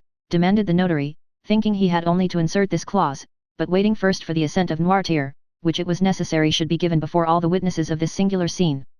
Valentine, when her name was made the subject of discussion, had stepped back, to escape unpleasant observation, her eyes were cast down, and she was crying. The old man looked at her for an instant with an expression of the deepest tenderness, then, turning towards the notary, he significantly winked his eye in token of dissent. What, said the notary, do you not intend making Mademoiselle Valentine de Villefort your residuary legatee? No. You are not making any mistake, are you? Said the notary, you really mean to declare that such is not your intention? No, repeated Noirtier, no. Valentine raised her head, struck dumb with astonishment. It was not so much the conviction that she was disinherited that caused her grief, but her total inability to account for the feelings which had provoked her grandfather to such an act. But Noirtier looked at her with so much affectionate tenderness that she exclaimed. Oh, grandpapa, I see now that it is only your fortune of which you deprive me, you still leave me the love which I have always enjoyed. Ah, yes, most assuredly, said the eyes of the paralytic, for he closed them with an expression which Valentine could not mistake. Thank you, murmured she. The old man's declaration that Valentine was not the destined inheritor of his fortune had excited the hopes of Madame de Villefort. She gradually approached the invalid, and said, then, doubtless, dear M. Noirtier, you intend leaving your fortune to your grandson, Edward de Villefort. The winking of the eyes which answered this speech was most decided and terrible, and expressed a feeling almost amounting to hatred. No, said the notary, then, perhaps, it is to your son, M. de Villefort.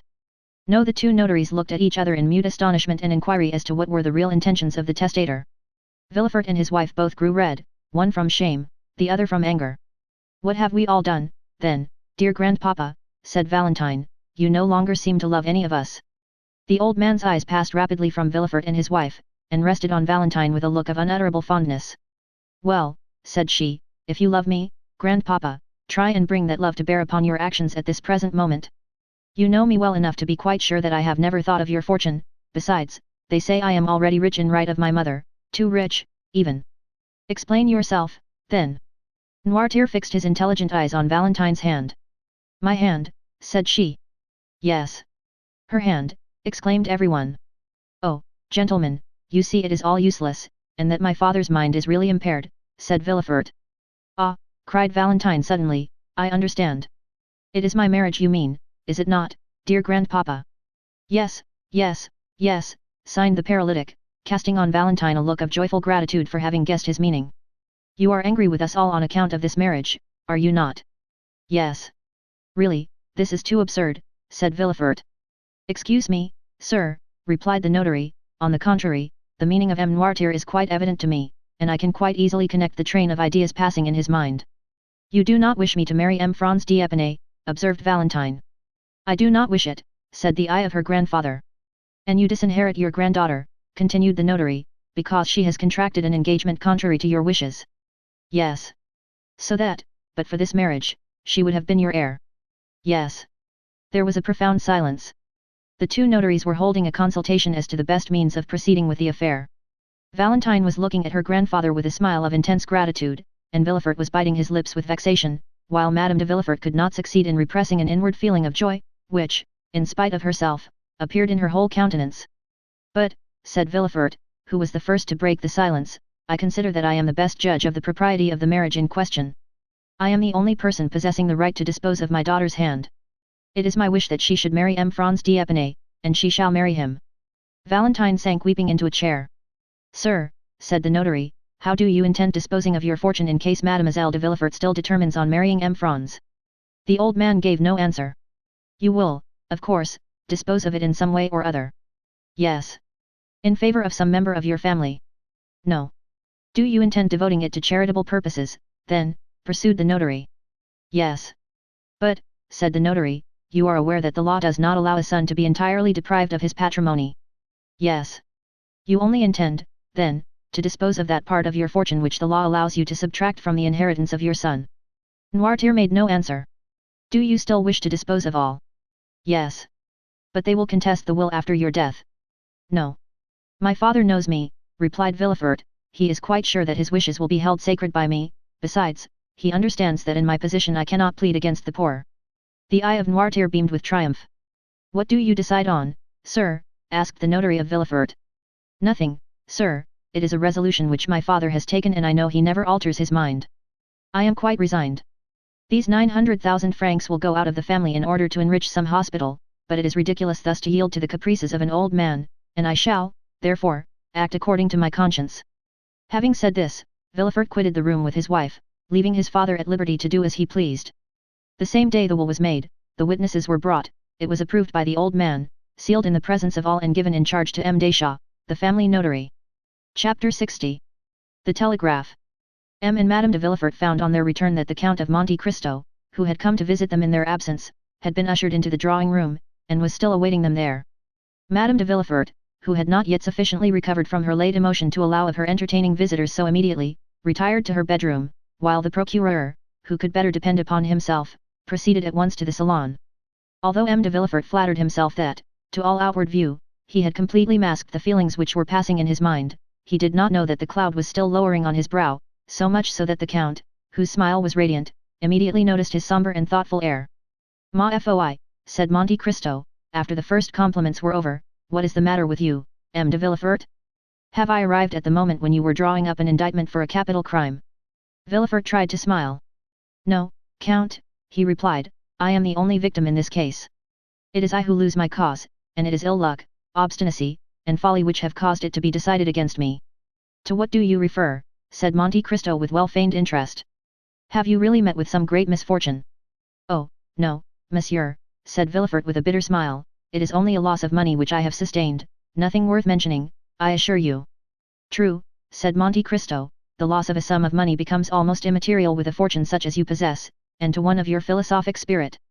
"It is not so much the loss of the money that vexes me," said Villefort, "though, after all, 900,000 francs are worth regretting, but I am the more annoyed with this fate, chance, or whatever you please to call the power which has destroyed my hopes and my fortune, and may blast the prospects of my child also, as it is all occasioned by an old man relapsed into second childhood." "What do you say?" said the Count, 900,000 francs. "It is indeed a sum which might be regretted even by a philosopher. And who is the cause of all this annoyance?" "My father, as I told you." "M. Noirtier? But I thought you told me he had become entirely paralyzed, and that all his faculties were completely destroyed. Yes, his bodily faculties, for he can neither move nor speak, nevertheless he thinks, acts, and wills in the manner I have described. I left him about 5 minutes ago, and he is now occupied in dictating his will to 2 notaries. But to do this he must have spoken. He has done better than that, he has made himself understood. How was such a thing possible? By the help of his eyes, which are still full of life, and, as you perceive, possess the power of inflicting mortal injury. My dear, said Madame de Villefort, who had just entered the room, perhaps you exaggerate the evil. Good morning, madame, said the count, bowing. Madame de Villefort acknowledged the salutation with one of her most gracious smiles. What is this that M. de Villefort has been telling me, demanded Monte Cristo, and what incomprehensible misfortune? Incomprehensible is the word, interrupted the procureur, shrugging his shoulders. It is an old man's caprice. And is there no means of making him revoke his decision? Yes, said Madame de Villefort, and it is still entirely in the power of my husband to cause the will, which is now in prejudice of Valentine, to be altered in her favour. The count, who perceived that M. and Madame de Villefort were beginning to speak in parables, appeared to pay no attention to the conversation, and feigned to be busily engaged in watching Edward, who was mischievously pouring some ink into the bird's water glass. My dear, said Villefort, in answer to his wife, you know I have never been accustomed to play the patriarch in my family, nor have I ever considered that the fate of a universe was to be decided by my nod. Nevertheless, it is necessary that my will should be respected in my family, and that the folly of an old man and the caprice of a child should not be allowed to overturn a project which I have entertained for so many years. The Baron d'Épinay was my friend, as you know, and an alliance with his son is the most suitable thing that could possibly be arranged. Do you think, said Madame de Villefort, that Valentine is in league with him? She has always been opposed to this marriage, and I should not be at all surprised if what we have just seen and heard is nothing but the execution of a plan concerted between them. Madame, said Villefort, believe me, a fortune of 900,000 francs is not so easily renounced. She could, nevertheless, make up her mind to renounce the world, sir, since it is only about a year ago that she herself proposed entering a convent. Never mind, replied Villefort, I say that this marriage shall be consummated. Notwithstanding your father's wishes to the contrary, said Madame de Villefort, selecting a new point of attack. That is a serious thing. Monte Cristo, who pretended not to be listening, heard however, every word that was said.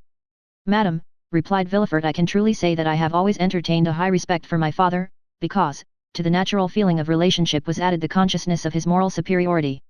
The name of father is sacred in 2 senses, he should be reverenced as the author of our being and as a master whom we ought to obey.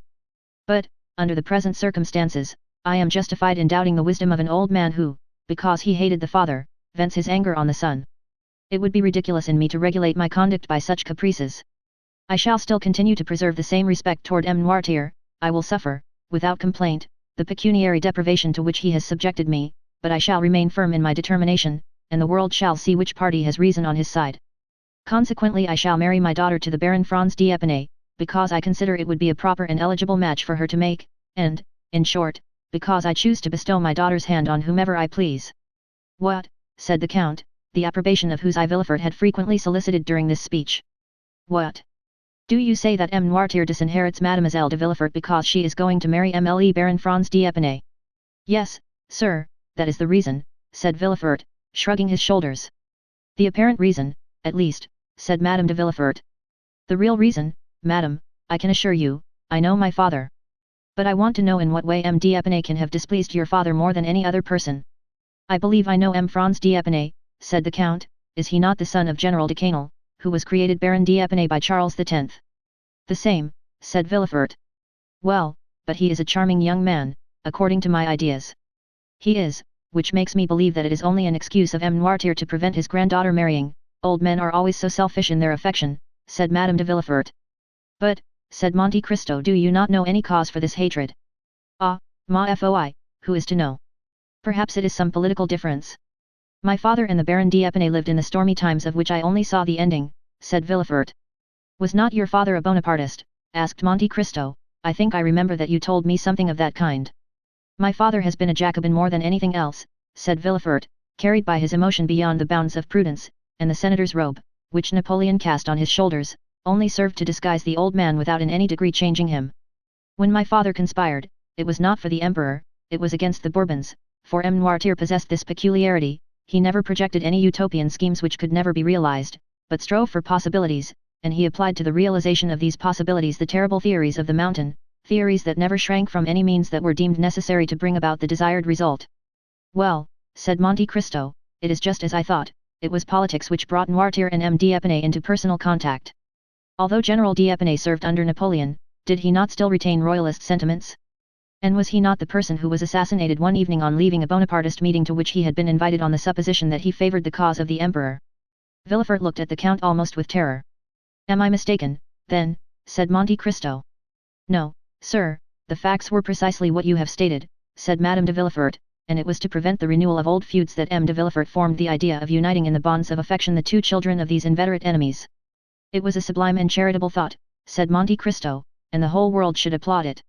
It would be noble to see Mademoiselle Noirtier de Villefort assuming the title of Madame Franz d'Épinay. Villefort shuddered and looked at Monte Cristo as if he wished to read in his countenance the real feelings which had dictated the words he had just uttered. But the count completely baffled the procureur, and prevented him from discovering anything beneath the never-varying smile he was so constantly in the habit of assuming. Although, said Villefort, it will be a serious thing for Valentine to lose her grandfather's fortune, I do not think that M. d'Épinay will be frightened at this pecuniary loss. He will, perhaps, hold me in greater esteem than the money itself, seeing that I sacrifice everything in order to keep my word with him.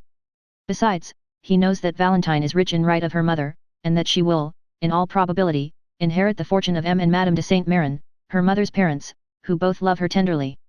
And who are fully as well worth loving and tending as M. Noirtier, said Madame de Villefort.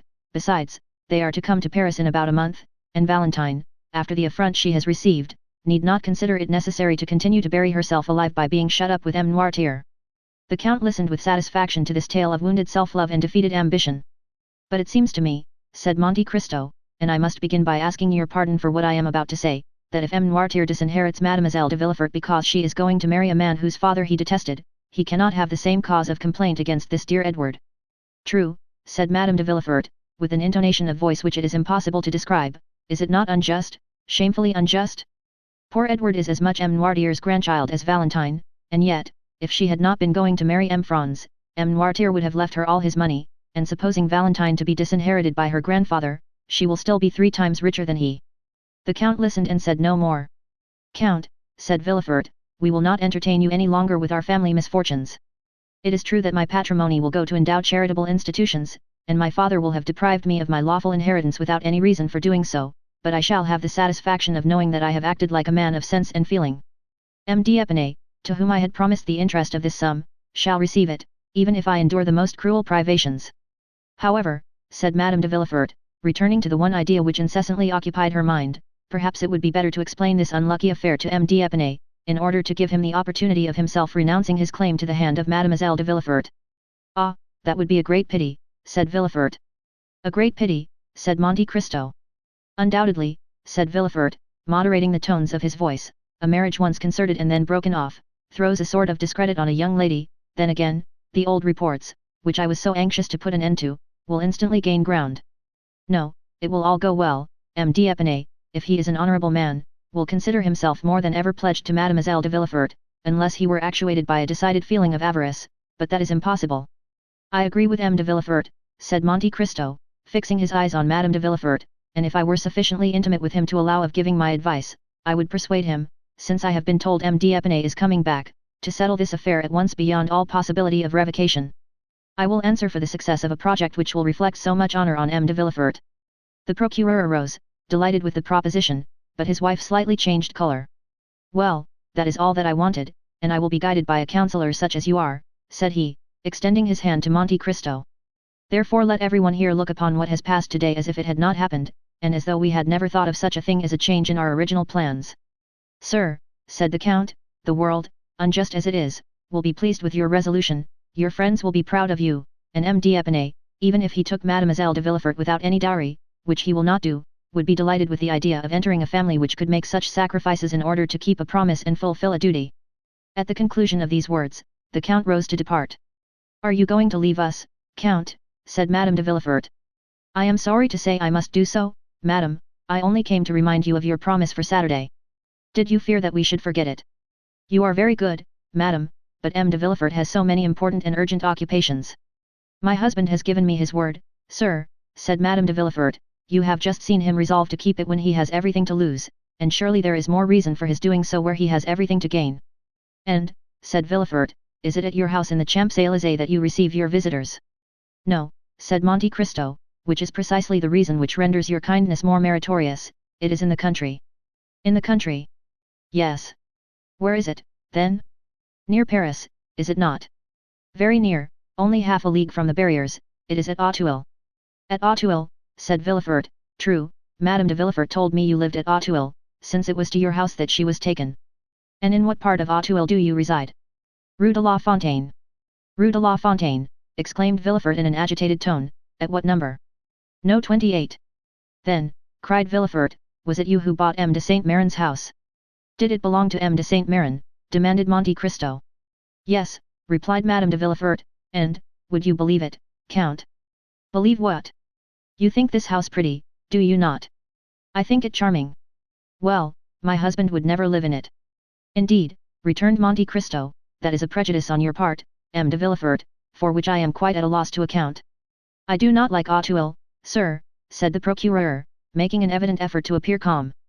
But I hope you will not carry your antipathy so far as to deprive me of the pleasure of your company, sir, said Monte Cristo. No, Count, I assure you I shall do my best, stammered Villefort. Oh, said Monte Cristo, I allow of no excuse. On Saturday, at 6 o'clock. I shall be expecting you, and if you fail to come, I shall think, for how do I know to the contrary, that this house, which has remained uninhabited for 20 years, must have some gloomy tradition or dreadful legend connected with it. I will come, Count, I will be sure to come, said Villefort eagerly. Thank you, said Monte Cristo, now you must permit me to take my leave of you. You said before that you were obliged to leave us, monsieur, said Madame de Villefort, and you were about to tell us why when your attention was called to some other subject. Indeed, madame, said Monte Cristo, I scarcely know if I dare tell you where I am going. Nonsense, say on. Well, then, it is to see a thing on which I have sometimes mused for hours together. What is it? A telegraph. So now I have told my secret. A telegraph, repeated Madame de Villefort. Yes, a telegraph. I had often seen one placed at the end of a road on a hillock, and in the light of the sun its black arms, bending in every direction, always reminded me of the claws of an immense beetle, and I assure you it was never without emotion that I gazed on it, for I could not help thinking how wonderful it was that these various signs should be made to cleave the air with such precision as to convey to the distance of 300 leagues the ideas and wishes of a man sitting at a table at one end of the line to another man similarly placed at the opposite extremity, and all this effected by a simple act of volition on the part of the sender of the message. I began to think of genii, sylphs, gnomes, in short, of all the ministers of the occult sciences, until I laughed aloud at the freaks of my own imagination. Now, it never occurred to me to wish for a nearer inspection of these large insects, with their long black claws, for I always feared to find under their stone wings some little human genius fagged to death with cabals, factions, and government intrigues. But one fine day I learned that the mover of this telegraph was only a poor wretch, hired for 1,200 francs a year, and employed all day, not in studying the heavens like an astronomer, or in gazing on the water like an angler, or even in enjoying the privilege of observing the country around him, but all his monotonous life was passed in watching his white-bellied, black-clawed fellow insect, 4 or 5 leagues distant from him. At length I felt a desire to study this living chrysalis more closely, and to endeavor to understand the secret part played by these insect actors when they occupy themselves simply with pulling different pieces of string. And are you going there? I am. What telegraph do you intend visiting, that of the Home Department, or of the Observatory? Oh, no, I should find there people who would force me to understand things of which I would prefer to remain ignorant, and who would try to explain to me, in spite of myself, a mystery which even they do not understand. Ma foi! I should wish to keep my illusions concerning insects unimpaired, it is quite enough to have those dissipated which I had formed of my fellow creatures. I shall, therefore, not visit either of these telegraphs, but one in the open country where I shall find a good-natured simpleton, who knows no more than the machine he is employed to work. You are a singular man, said Villefort. What line would you advise me to study? The one that is most in use just at this time. The Spanish one, you mean, I suppose. Yes, should you like a letter to the minister that they might explain to you? No, said Monte Cristo, since, as I told you before, I do not wish to comprehend it. The moment I understand it there will no longer exist a telegraph for me, it will be nothing more than a sign from M. Duchâtel, or from M. Montalivet, transmitted to the prefect of Bayonne, mystified by 2 Greek words, tela, graphine. It is the insect with black claws, and the awful word which I wish to retain in my imagination in all its purity and all its importance. Go then, for in the course of 2 hours it will be dark, and you will not be able to see anything. Ma foi, you frighten me. Which is the nearest way? Bayonne. Yes, The road to Bayonne. And afterwards the road to Châtillon. Yes. By the Tower of Montelheri, you mean? Yes. Thank you. Goodbye. On Saturday I will tell you my impressions concerning the telegraph. At the door the Count was met by the two notaries, who had just completed the act which was to disinherit Valentine, and who were leaving under the conviction of having done a thing which could not fail of redounding considerably to their credit. Chapter 61. How a gardener may get rid of the dormice that eat his peaches. Not on the same night as he had stated, but the next morning, the Count of Monte Cristo went out by the Barrière d'Enfer, taking the road to Orleans. Leaving the village of Linas, without stopping at the telegraph, which flourished its great bony arms as he passed, the Count reached the Tower of Montelheri, situated, as everyone knows, upon the highest point of the plain of that name. At the foot of the hill the Count dismounted and began to ascend by a little winding path, about 18 inches wide. When he reached the summit he found himself stopped by a hedge, upon which green fruit had succeeded to red and white flowers. Monte Cristo looked for the entrance to the enclosure, and was not long in finding a little wooden gate, working on willow hinges, and fastened with a nail and string. The Count soon mastered the mechanism, the gate opened, and he then found himself in a little garden, about 20 feet long by 12 wide, bounded on one side by part of the hedge, which contained the ingenious contrivance we have called a gate, and on the other by the old tower, covered with ivy and studded with wallflowers. No one would have thought in looking at this old, weather-beaten, floral-decked tower, which might be likened to an elderly dame dressed up to receive her grandchildren at a birthday feast, that it would have been capable of telling strange things, if, in addition to the menacing ears which the proverb says all walls are provided with, it had also a voice. The garden was crossed by a path of red gravel, edged by a border of thick box, of many years' growth, and of a tone and color that would have delighted the heart of Delacroix, our modern Rubens. This path was formed in the shape of the figure of 8, thus, in its windings, making a walk of 60 feet in a garden of only 20. Never had Flora, the fresh and smiling goddess of gardeners, been honored with a purer or more scrupulous worship than that which was paid to her in this little enclosure. In fact, of the 20 rose trees which formed the parterre, not one bore the mark of the slug, nor were there evidences anywhere of the clustering aphis which is so destructive to plants growing in a damp soil. And yet it was not because the damp had been excluded from the garden. The earth, black as soot, the thick foliage of the trees betrayed its presence. Besides, had natural humidity been wanting, it could have been immediately supplied by artificial means, thanks to a tank of water, sunk in one of the corners of the garden, and upon which were stationed a frog and a toad, who, from antipathy, no doubt, always remained on the two opposite sides of the basin. There was not a blade of grass to be seen in the paths, or a weed in the flower beds. No fine lady ever trained and watered her geraniums, her cacti, and her rhododendrons, in her porcelain jardiniere with more pains than this hitherto unseen gardener bestowed upon his little enclosure. Monte Cristo stopped after having closed the gate and fastened the string to the nail, and cast a look around. The man at the telegraph, said he, must either engage a gardener or devote himself passionately to agriculture. Suddenly he struck against something crouching behind a wheelbarrow filled with leaves. The something rose, uttering an exclamation of astonishment, and Monte Cristo found himself facing a man about 50 years old, who was plucking strawberries, which he was placing upon grape leaves. He had 12 leaves and about as many strawberries, which, on rising suddenly, he let fall from his hand. "You are gathering your crop, sir," said Monte Cristo, smiling. "Excuse me, sir," replied the man, raising his hand to his cap, "I am not up there, I know, but I have only just come down." "Do not let me interfere with you in anything, my friend," said the Count. "Gather your strawberries, if, indeed, there are any left." "I have 10 left," said the man, "for here are 11, and I had 21, 5 more than last year. But I am not surprised, the spring has been warm this year, and strawberries require heat, sir.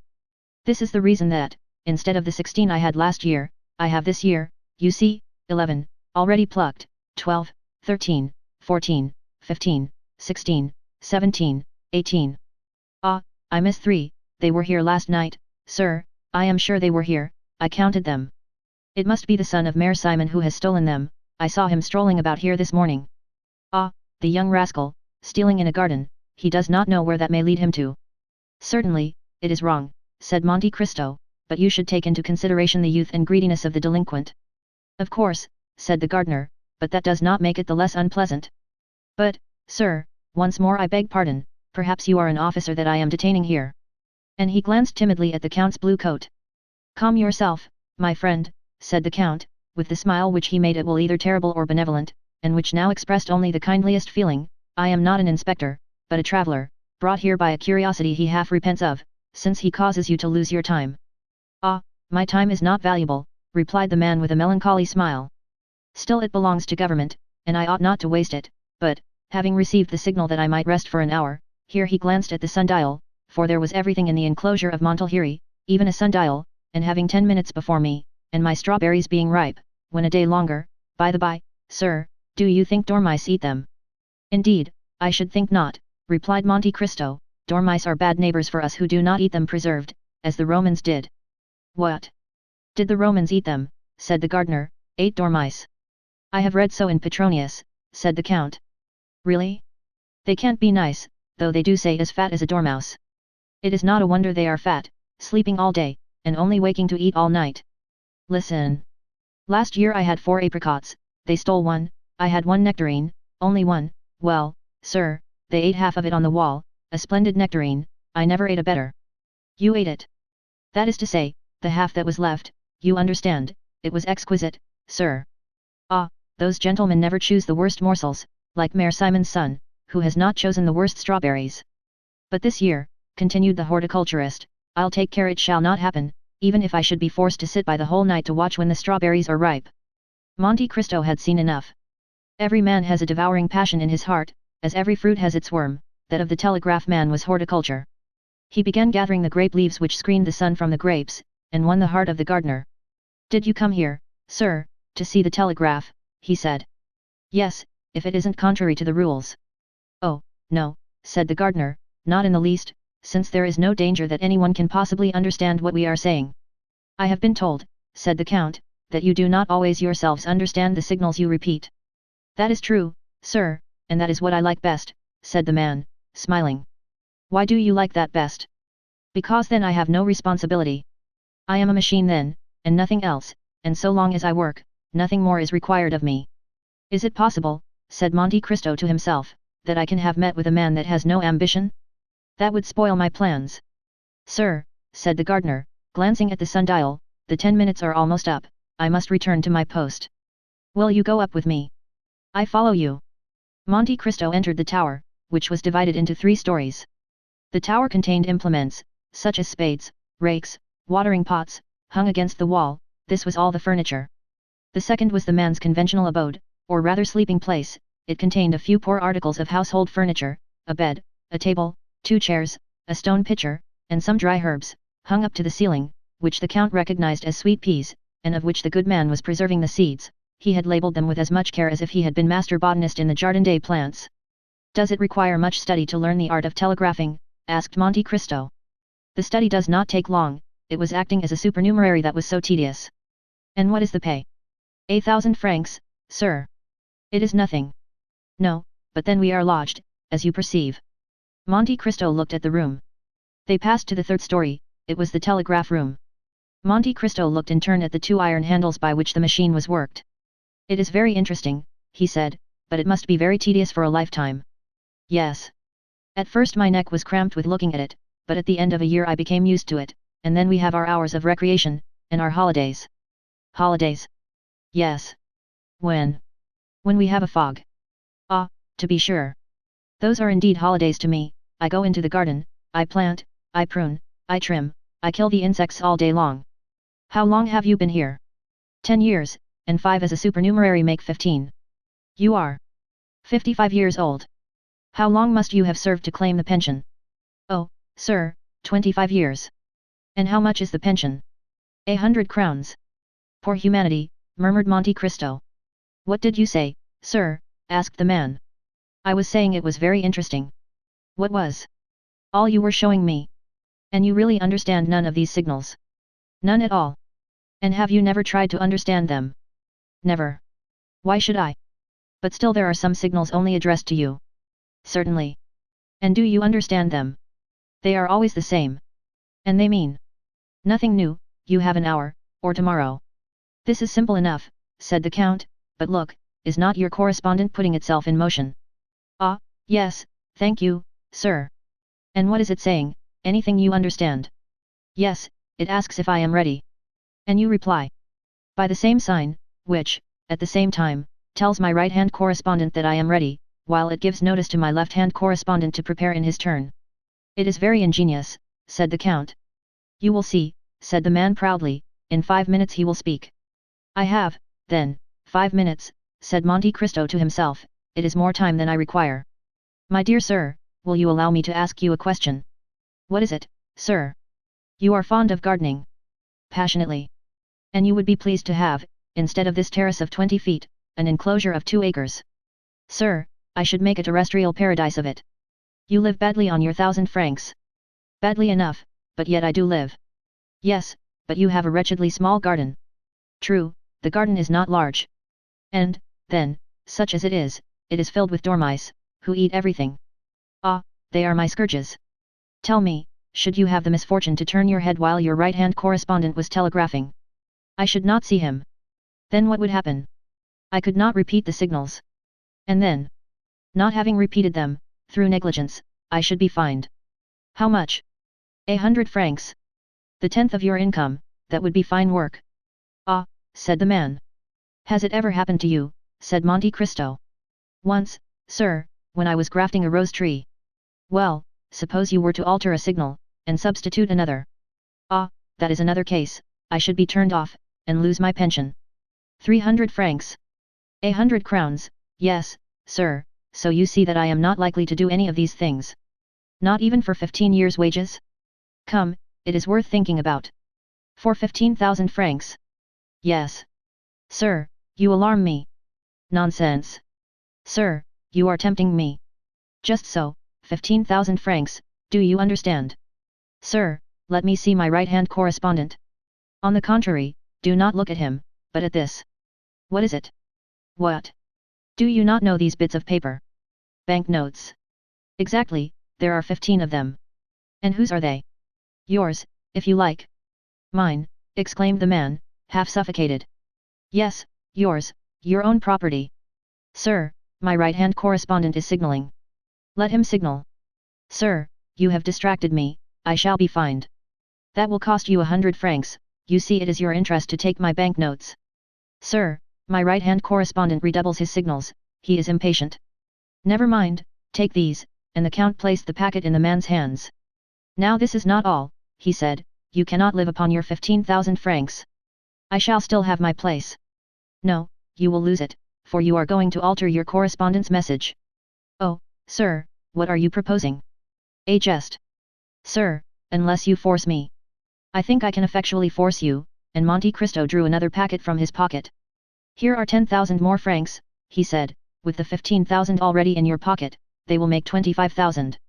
With 5,000 you can buy a pretty little house with 2 acres of land, the remaining 20,000 will bring you in 1,000 francs a year. A garden with 2 acres of land. And 1,000 francs a year. Oh, heavens! Come, take them, and Monte Cristo forced the banknotes into his hand. What am I to do? Nothing very difficult. But what is it? To repeat these signs. Monte Cristo took a paper from his pocket, upon which were drawn 3 signs, with numbers to indicate the order in which they were to be worked. There, you see it will not take long. Yes, but... do this, and you will have nectarines and all the rest. The shot told, red with fever, while the large drops fell from his brow, the man executed, one after the other, the 3 signs given by the count, in spite of the frightful contortions of the right-hand correspondent, who, not understanding the change, began to think the gardener had gone mad. As to the left-hand one, he conscientiously repeated the same signals, which were finally transmitted to the Minister of the Interior. Now you are rich, said Monte Cristo. Yes, replied the man, but at what a price? Listen, friend, said Monte Cristo. I do not wish to cause you any remorse, believe me, then, when I swear to you that you have wronged no man, but on the contrary have benefited mankind. The man looked at the banknotes, felt them, counted them, turned pale, then red, then rushed into his room to drink a glass of water, but he had no time to reach the water jug, and fainted in the midst of his dried herbs. 5 minutes after the new telegram reached the minister, Debray had the horses put to his carriage, and drove to Danglars' house. Has your husband any Spanish bonds? He asked of the Baroness. I think so, indeed. He has 6 millions worth. He must sell them at whatever price. Why? Because Don Carlos has fled from Bourges, and has returned to Spain. How do you know? Debray shrugged his shoulders. The idea of asking how I hear the news, he said. The Baroness did not wait for a repetition, she ran to her husband, who immediately hastened to his agent, and ordered him to sell at any price. When it was seen that Danglars sold, the Spanish funds fell directly. Danglars lost 500,000 francs, but he rid himself of all his Spanish shares.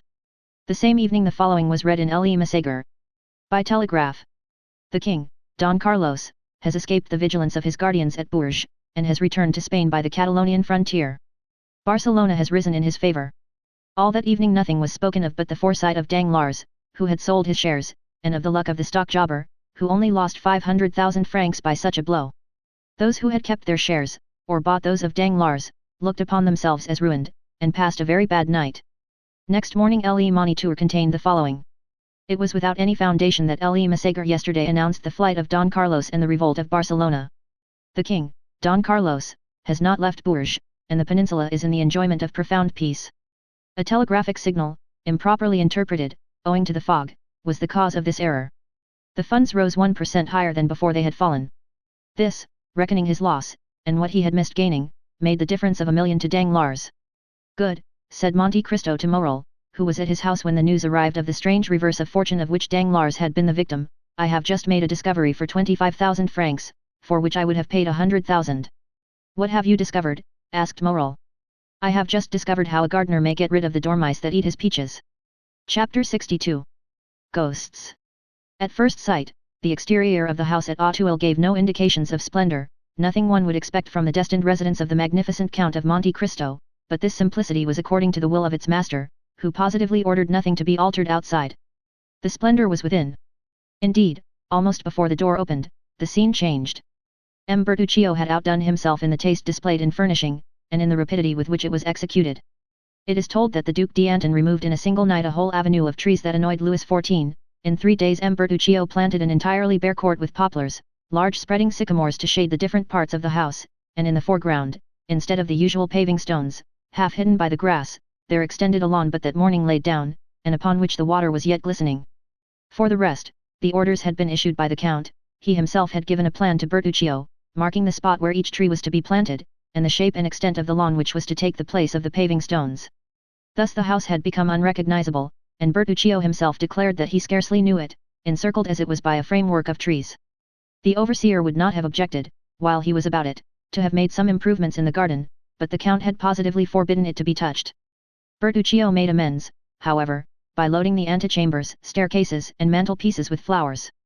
What, above all, manifested the shrewdness of the steward, and the profound science of the master, the one in carrying out the ideas of the other, was that this house which appeared only the night before so sad and gloomy, impregnated with that sickly smell one can almost fancy to be the smell of time, had in a single day acquired the aspect of life, was scented with its master's favourite perfumes, and had the very light regulated according to his wish.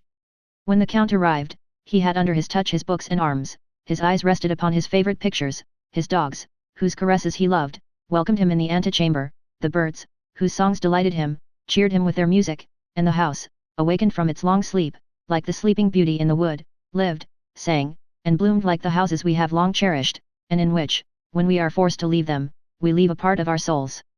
The servants passed gaily along the fine courtyard, some, belonging to the kitchens, gliding down the stairs, restored but the previous day, as if they had always inhabited the house, others filling the coach houses, where the equipages, encased and numbered, appeared to have been installed for the last 50 years, and in the stables the horses replied with neighs to the grooms, who spoke to them with much more respect than many servants pay their masters. The library was divided into 2 parts on either side of the wall, and contained upwards of 2,000 volumes. One division was entirely devoted to novels, and even the volume which had been published but the day before was to be seen in its place in all the dignity of its red and gold binding. On the other side of the house, to match with the library, was the conservatory, ornamented with rare flowers, that bloomed in china jars, and in the midst of the greenhouse, marvellous alike to sight and smell, was a billiard table which looked as if it had been abandoned during the past hour by players who had left the balls on the cloth. One chamber alone had been respected by the magnificent Bertuccio. Before this room, to which you could ascend by the grand, and go out by the back staircase, the servants passed with curiosity, and Bertuccio with terror. At 5 o'clock precisely, the Count arrived before the house at Auteuil, followed by Ali. Bertuccio was awaiting this arrival with impatience, mingled with uneasiness. He hoped for some compliments, while, at the same time, he feared to have frowns. Monte Cristo descended into the courtyard, walked all over the house, without giving any sign of approbation or pleasure, until he entered his bedroom, situated on the opposite side to the closed room. Then he approached a little piece of furniture, made of rosewood, which he had noticed at a previous visit. "That can only be to hold gloves," he said. "Will your excellency deign to open it," said the delighted Bertuccio, "and you will find gloves in it." Elsewhere the Count found everything he required, smelling bottles, cigars, knickknacks. Good, he said, and M. Bertuccio left enraptured. So great, so powerful, and real was the influence exercised by this man over all who surrounded him. At precisely 6 o'clock the clatter of horses' hoofs was heard at the entrance door. It was our captain of Spahis, who had arrived on Medet. I am sure I am the first, cried Morel. I did it on purpose to have you a minute to myself, before everyone came. Julie and Emmanuel have 1,000 things to tell you. Ah, really this is magnificent. But tell me, Count, will your people take care of my horse? Do not alarm yourself, my dear Maximilian, they understand. I mean, because he wants petting. If you had seen at what a pace he came, like the wind. I should think so, a horse that cost 5,000 francs, said Monte Cristo, in the tone which a father would use towards a son. Do you regret them? Asked Morel, with his open laugh. I? Certainly not, replied the Count. No, I should only regret if the horse had not proved good. It is so good, that I have distanced M. de Chateaurenaud, one of the best riders in France, and M. de Bray, who both mount the minister's Arabians, and close on their heels are the horses of Madame Danglars, who always go at 6 leagues an hour. Then they follow you? Asked Monte Cristo. See, they are here. And at the same minute a carriage with smoking horses, accompanied by 2 mounted gentlemen, arrived at the gate, which opened before them. The carriage drove round, and stopped at the steps, followed by the horsemen. The instant Debray had touched the ground, he was at the carriage door. He offered his hand to the Baroness, who, descending, took it with a peculiarity of manner imperceptible to everyone but Monte Cristo. But nothing escaped the Count's notice, and he observed a little note, passed with the facility that indicates frequent practice, from the hand of Madame Danglars to that of the minister's secretary. After his wife the banker descended, as pale as though he had issued from his tomb instead of his carriage. Madame Danglars threw a rapid and inquiring glance which could only be interpreted by Monte Cristo, around the courtyard, over the peristyle, and across the front of the house, then, repressing a slight emotion, which must have been seen on her countenance if she had not kept her colour, she ascended the steps, saying to Morel, Sir, if you were a friend of mine, I should ask you if you would sell your horse.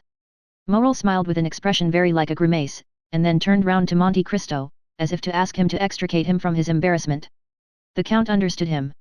Ah, madam, he said, why did you not make that request of me? With you, sir, replied the Baroness, one can wish for nothing, one is so sure to obtain it. If it were so with M. Morel. Unfortunately, replied the Count, I am witness that M. Morel cannot give up his horse, his honour being engaged in keeping it. How so? He laid a wager he would tame Medet in the space of 6 months. You understand now that if he were to get rid of the animal before the time named, he would not only lose his bet, but people would say he was afraid, and a brave captain of Spahis cannot risk this, even to gratify a pretty woman, which is, in my opinion, one of the most sacred obligations in the world. You see my position, madam, said Morel, bestowing a grateful smile on Monte Cristo.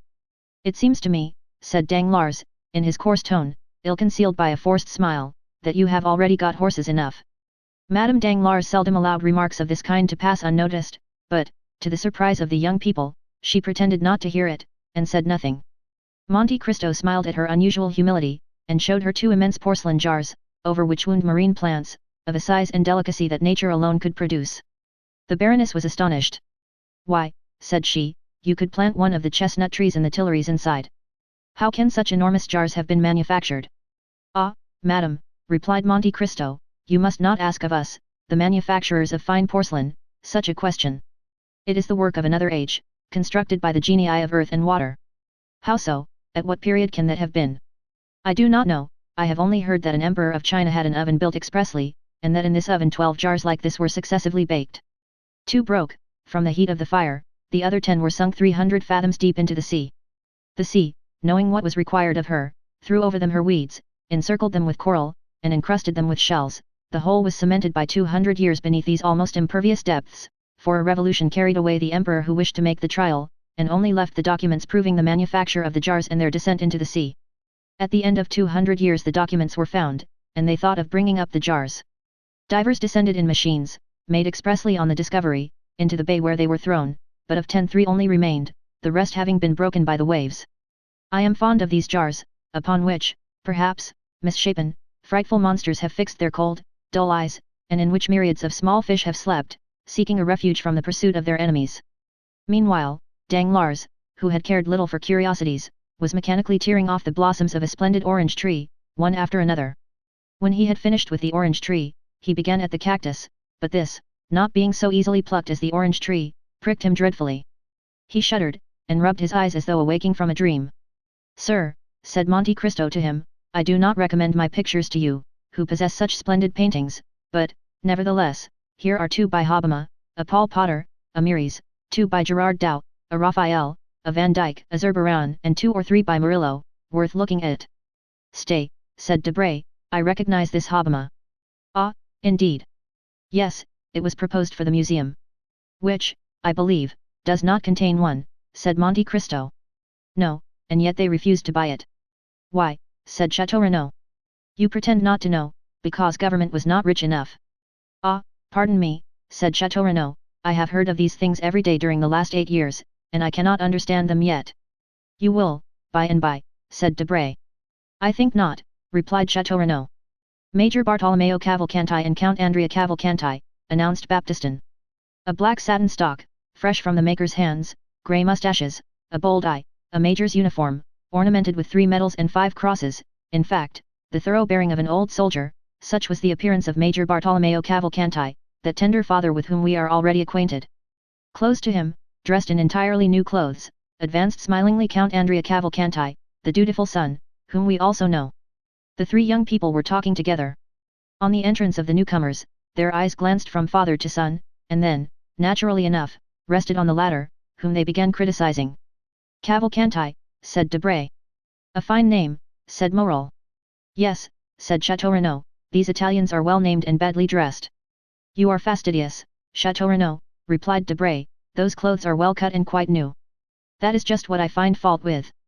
That gentleman appears to be well dressed for the first time in his life." "Who are those gentlemen?" asked Danglars of Monte Cristo. "You heard, Cavalcanti. That tells me their name, and nothing else." "Ah, true. You do not know the Italian nobility, the Cavalcanti are all descended from princes." "Have they any fortune?" "An enormous one." "What do they do?" "Try to spend it all." "They have some business with you, I think, from what they told me the day before yesterday." "I, indeed, invited them here today on your account. I will introduce you to them." "But they appear to speak French with a very pure accent," said Danglars. "The son has been educated in a college in the south, I believe near Marseilles. You will find him quite enthusiastic." "Upon what subject?" asked Madame Danglars. "The French ladies, madame. He has made up his mind to take a wife from Paris." "A fine idea that of his," said Danglars, shrugging his shoulders. Madame Danglars looked at her husband with an expression which, at any other time, would have indicated a storm, but for the second time she controlled herself. "The Baron appears thoughtful today," said Monte Cristo to her. "Are they going to put him in the ministry?" "Not yet, I think. More likely he has been speculating on the bourse, and has lost money." "M. and Madame de Villefort," cried Baptistin. They entered. M. de Villefort, notwithstanding his self-control, was visibly affected, and when Monte Cristo touched his hand, he felt it tremble. "Certainly, women alone know how to dissimulate," said Monte Cristo to himself, glancing at Madame Danglars, who was smiling on the procureur, and embracing his wife. After a short time, the Count saw Bertuccio, who, until then, had been occupied on the other side of the house, glide into an adjoining room. He went to him. "What do you want, M. Bertuccio?" said he. "Your Excellency has not stated the number of guests." "Ah, true. How many covers?" "Count for yourself." "Is everyone here, Your Excellency?" "Yes." Bertuccio glanced through the door, which was ajar. The Count watched him. "Good heavens!" he exclaimed. "What is the matter?" said the Count. That woman." "Which?" "The one with a white dress and so many diamonds, the fair one." "Madame Danglars." "I do not know her name, but it is she, sir, it is she." "Whom do you mean?" "The woman of the garden, she that was enceinte, she who was walking while she waited for." Bertuccio stood at the open door, with his eyes starting and his hair on end. "Waiting for whom?" Bertuccio, without answering, pointed to Villefort with something of the gesture Macbeth uses to point out Banquo. Oh, he at length muttered, "Do you see?" "What?" "Who?" "Him." "Him, M. de Villefort, the king's attorney?" "Certainly I see him." "Then I did not kill him." "Really, I think you are going mad, good Bertuccio," said the Count. "Then he is not dead." "No, you see plainly he is not dead. Instead of striking between the 6th and 7th left ribs, as your countrymen do, you must have struck higher or lower, and life is very tenacious in these lawyers, or rather there is no truth in anything you have told me, it was a fright of the imagination, a dream of your fancy. You went to sleep full of thoughts of vengeance, they weighed heavily upon your stomach, you had the nightmare, that's all. Come, calm yourself, and reckon them up, M. and Madame de Villefort, 2, M. and Madame Danglars, 4, M. de Chateau-Renaud, M. de Bray, M. Morel, 7, Major Bartolomeo Cavalcanti, 8. 8, repeated Bertuccio. Stop. You are in a shocking hurry to be off, you forget one of my guests. Lean a little to the left. Stay. Look at M. Andrea Cavalcanti, the young man in a black coat, looking at Murillo's Madonna, now he is turning. This time Bertuccio would have uttered an exclamation, had not a look from Monte Cristo silenced him. Benedetto, he muttered, fatality. 6:30 has just struck, M. Bertuccio, said the Count severely, I ordered dinner at that hour, and I do not like to wait, and he returned to his guests, while Bertuccio, leaning against the wall, succeeded in reaching the dining room. 5 minutes afterwards the doors of the drawing room were thrown open, and Bertuccio appearing said, with a violent effort, the dinner waits. The Count of Monte Cristo offered his arm to Madame de Villefort. M. de Villefort, he said, will you conduct the Baroness Danglars? Villefort complied, and they passed on to the dining room. Chapter 63. The dinner. It was evident that one sentiment affected all the guests on entering the dining room.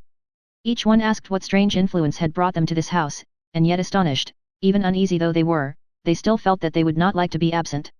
The recent events, the solitary and eccentric position of the Count, his enormous, nay, almost incredible fortune, should have made men cautious, and have altogether prevented ladies visiting a house where there was no one of their own sex to receive them, and yet curiosity had been enough to lead them to overleap the bounds of prudence and decorum.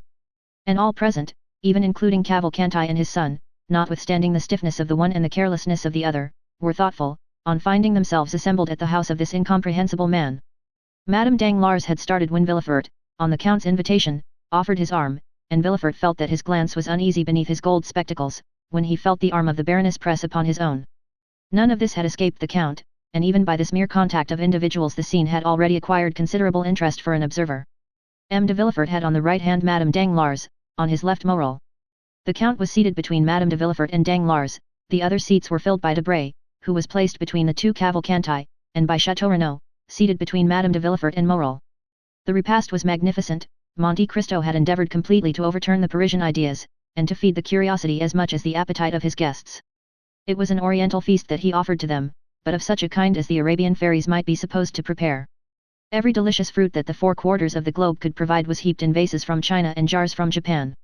Rare birds, retaining their most brilliant plumage, enormous fish, spread upon massive silver dishes, together with every wine produced in the archipelago, Asia Minor, or the Cape, sparkling in bottles, whose grotesque shape seemed to give an additional flavor to the draught, all these, like one of the displays with which Apicius of old gratified his guests, passed in review before the eyes of the astonished Parisians, who understood that it was possible to expend 1,000 louis upon a dinner for 10 persons, but only on the condition of eating pearls like Cleopatra or drinking refined gold, like Lorenzo de Medici.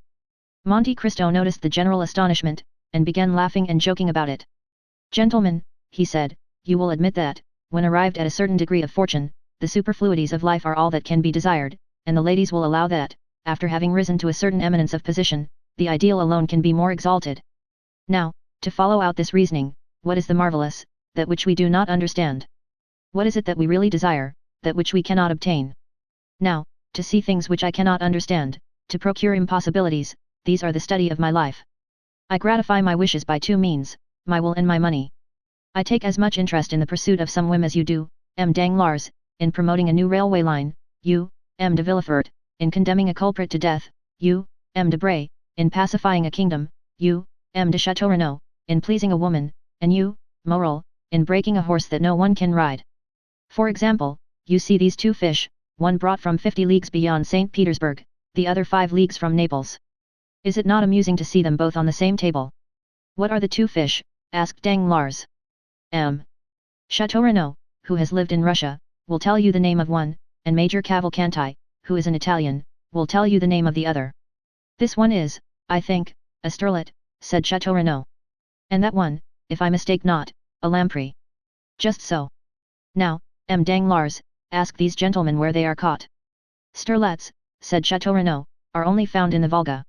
And, said Cavalcanti, I know that Lake Fusaro alone supplies lampreys of that size. Exactly, one comes from the Volga, and the other from Lake Fusaro. Impossible, cried all the guests simultaneously. Well, this is just what amuses me, said Monte Cristo. I am like Nero, Cupiter impossibilium, and that is what is amusing you at this moment. This fish, which seems so exquisite to you, is very likely no better than perch or salmon, but it seemed impossible to procure it, and here it is. But how could you have these fish brought to France? Oh, nothing more easy. Each fish was brought over in a cask, one filled with river herbs and weeds, the other with rushes and lake plants. They were placed in a wagon built on purpose, and thus the sterlet lived 12 days, the lamprey 8, and both were alive when my cook seized them, killing one with milk and the other with wine. You do not believe me, M. Danglars? I cannot help doubting, answered Danglars with his stupid smile. Baptistin, said the count, have the other fish brought in, the sterlet and the lamprey which came in the other casks, and which are yet alive. Danglars opened his bewildered eyes, the company clapped their hands. 4 servants carried in 2 casks covered with aquatic plants, and in each of which was breathing a fish similar to those on the table. But why have 2 of each sort? Asked Danglars. Merely because one might have died, carelessly answered Monte Cristo. You are certainly an extraordinary man, said Danglars, and philosophers may well say it is a fine thing to be rich.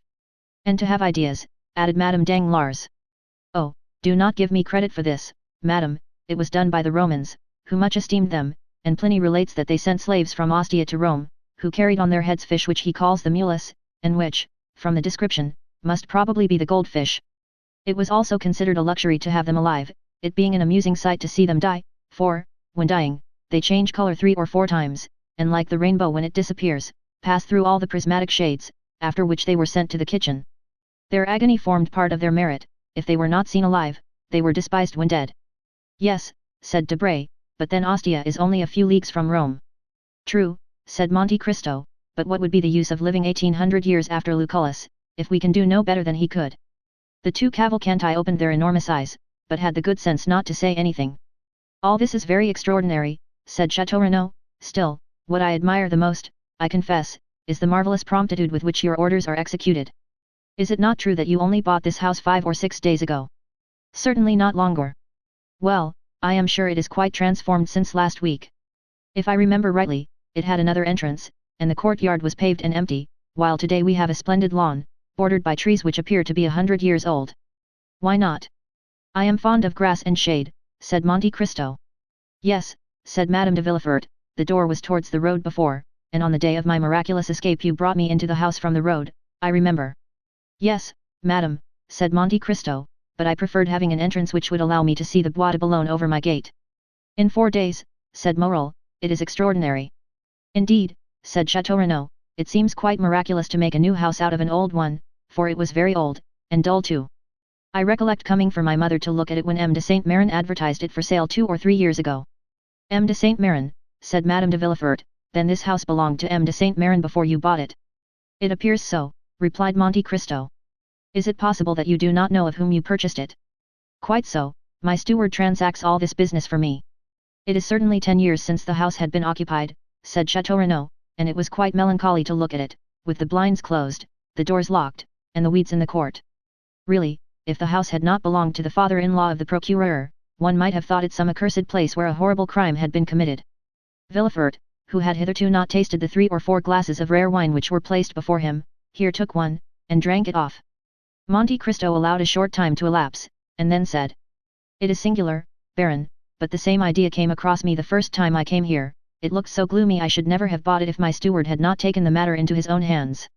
Perhaps the fellow had been bribed by the notary. It is probable, stammered out Villefort, trying to smile, but I can assure you that I had nothing to do with any such proceeding. This house is part of Valentine's marriage portion, and M. de Saint Méran wished to sell it, for if it had remained another year or 2 uninhabited it would have fallen to ruin. It was Morel's turn to become pale. There was, above all, one room, continued Monte Cristo, very plain in appearance, hung with red damask, which, I know not why, appeared to me quite dramatic. Why so? Said Danglars, why dramatic? Can we account for instinct? Said Monte Cristo. Are there not some places where we seem to breathe sadness? Why, we cannot tell. It is a chain of recollections, an idea which carries you back to other times, to other places, which, very likely, have no connection with the present time and place. And there is something in this room which reminds me forcibly of the chamber of the Marquise de Ganges or Desdemona. Stay, since we have finished dinner, I will show it to you, and then we will take coffee in the garden. After dinner, the play. Monte Cristo looked inquiringly at his guests. Madame de Villefort rose, Monte Cristo did the same, and the rest followed their example. Villefort and Madame Danglars remained for a moment, as if rooted to their seats, they questioned each other with vague and stupid glances. "Did you hear?" said Madame Danglars. "We must go," replied Villefort, offering his arm. The others, attracted by curiosity, were already scattered in different parts of the house, for they thought the visit would not be limited to the one room, and that, at the same time, they would obtain a view of the rest of the building, of which Monte Cristo had created a palace. Each one went out by the open doors. Monte Cristo waited for the two who remained, then, when they had passed, he brought up the rear, and on his face was a smile, which, if they could have understood it, would have alarmed them much more than a visit to the room they were about to enter.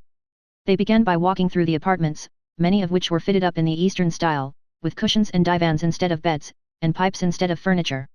The drawing rooms were decorated with the rarest pictures by the old masters, the boudoirs hung with draperies from China, of fanciful colors, fantastic design, and wonderful texture. At length they arrived at the famous room. There was nothing particular about it, excepting that, although daylight had disappeared, it was not lighted, and everything in it was old-fashioned, while the rest of the rooms had been redecorated. These two causes were enough to give it a gloomy aspect. "Oh," cried Madame de Villefort, "it is really frightful." Madame Danglars tried to utter a few words, but was not heard. Many observations were made, the import of which was a unanimous opinion that there was something sinister about the room. "Is it not so?" asked Monte Cristo. "Look at that large clumsy bed, hung with such gloomy, blood-colored drapery. And those two crayon portraits, that have faded from the dampness, do they not seem to say, with their pale lips and staring eyes, 'We have seen'?" Villefort became livid, Madame Danglars fell into a long seat placed near the chimney. "Oh," said Madame de Villefort, smiling, "are you courageous enough to sit down upon the very seat perhaps upon which the crime was committed?" Madame Danglars rose suddenly. "And then," said Monte Cristo, "this is not all." "What is there more?" said Debray, who had not failed to notice the agitation of Madame Danglars. "Ah, what else is there?" said Danglars, "for, at present, I cannot say that I have seen anything extraordinary." "What do you say, M. Cavalcanti?" "Ah," said he, "we have at Pisa, Ugolino's tower, at Ferrara, Tasso's prison, at Rimini, the room of Francesca and Paolo." "Yes, but you have not this little staircase," said Monte Cristo, opening a door concealed by the drapery. "Look at it, and tell me what you think of it." "What a wicked-looking, crooked staircase," said Château with a smile. "I do not know whether the wine of chaos produces melancholy, but certainly everything appears to me black in this house," said Debray. Ever since Valentine's dowry had been mentioned, Morel had been silent and sad.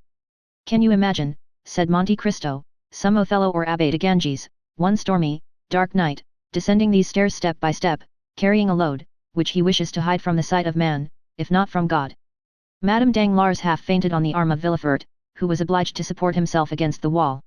"Ah, madame," cried Debray, "what is the matter with you? How pale you look!" "It is very evident what is the matter with her," said Madame de Villefort. "M. de Monte Cristo is relating horrible stories to us, doubtless intending to frighten us to death." "Yes," said Villefort, "really, Count, you frighten the ladies." "What is the matter?" asked Debray, in a whisper, of Madame Danglars. "Nothing," she replied with a violent effort. "I want air, that is all." "Will you come into the garden?" said Debray, advancing towards the back staircase. "No, no," she answered, "I would rather remain here." "Are you really frightened, madame?" said Monte Cristo. "Oh, no, sir," said Madame Danglars, "but you suppose scenes in a manner which gives them the appearance of reality." "Ah, yes," said Monte Cristo smiling, "it is all a matter of imagination. Why should we not imagine this the apartment of an honest mother? And this bed with red hangings, a bed visited by the goddess Lucina? And that mysterious staircase, the passage through which, not to disturb their sleep, the doctor and nurse pass, or even the father carrying the sleeping child." Here Madame Danglars, instead of being calmed by the soft picture, uttered a groan and fainted. "Madame Danglars is ill," said Villefort, "it would be better to take her to her carriage." "Oh, mon Dieu," said Monte Cristo, "and I have forgotten my smelling bottle." "I have mine," said Madame de Villefort, and she passed over to Monte Cristo a bottle full of the same kind of red liquid whose good properties the Count had tested on Edward. "Ah," said Monte Cristo, taking it from her hand. "Yes," she said, "at your advice I have made the trial." "And have you succeeded?" "I think so." Madame Danglars was carried into the adjoining room, Monte Cristo dropped a very small portion of the red liquid upon her lips, she returned to consciousness. "Ah," she cried, "what a frightful dream!" Villefort pressed her hand to let her know it was not a dream. They looked for M. Danglars, but, as he was not especially interested in poetical ideas, he had gone into the garden, and was talking with Major Cavalcanti on the projected railway from Leghorn to Florence. Monte Cristo seemed in despair. He took the arm of Madame Danglars, and conducted her into the garden, where they found Danglars taking coffee between the Cavalcanti. "Really, madam," he said, "did I alarm you much?" "Oh, no, sir," she answered, "but you know, things impress us differently, according to the mood of our minds." Villefort forced a laugh. "And then, you know," he said, "an idea, a supposition, is sufficient." "Well," said Monte Cristo, "you may believe me if you like, but it is my opinion that a crime has been committed in this house." "Take care," said Madame de Villefort, "the king's attorney is here." "Ah," replied Monte Cristo, "since that is the case, I will take advantage of his presence to make my declaration." "Your declaration," said Villefort. "Yes, before witnesses." "Oh, this is very interesting," said Debray, "if there really has been a crime, we will investigate it." "There has been a crime," said Monte Cristo. "Come this way, gentlemen, come, M. Villefort, for a declaration to be available, should be made before the competent authorities." He then took Villefort's arm, and, at the same time, holding that of Madame Danglars under his own, he dragged the procureur to the plantain tree, where the shade was thickest. All the other guests followed. "Stay," said Monte Cristo, "here, in this very spot," and he stamped upon the ground. "I had the earth dug up and fresh mould put in, to refresh these old trees. Well, my man, digging, found a box, or rather, the ironwork of a box, in the midst of which was the skeleton of a newly born infant." Monte Cristo felt the arm of Madame Danglars stiffen, while that of Villefort trembled. "A newly born infant," repeated Debray, "this affair becomes serious." "Well," said Chateau Renaud, "I was not wrong just now then, when I said that houses had souls and faces like men, and that their exteriors carried the impress of their characters. This house was gloomy because it was remorseful because it concealed a crime." "Who said it was a crime?" asked Villefort, with a last effort. "How, is it not a crime to bury a living child in a garden?" cried Monte Cristo. "And pray what do you call such an action? But who said it was buried alive? Why bury it there if it were dead? This garden has never been a cemetery." "What is done to infanticides in this country?" asked Major Cavalcanti innocently. "Oh, their heads are soon cut off," said Danglars. "Ah, indeed," said Cavalcanti. "I think so, am I not right, M. de Villefort?" asked Monte Cristo. "Yes, Count," replied Villefort, in a voice now scarcely human. Monte Cristo, seeing that the two persons for whom he had prepared this scene could scarcely endure it, and not wishing to carry it too far, said, "Come, gentlemen, some coffee, we seem to have forgotten it," and he conducted the guests back to the table on the lawn. "Indeed, Count," said Madame Danglars, "I am ashamed to own it, but all your frightful stories have so upset me, that I must beg you to let me sit down," and she fell into a chair.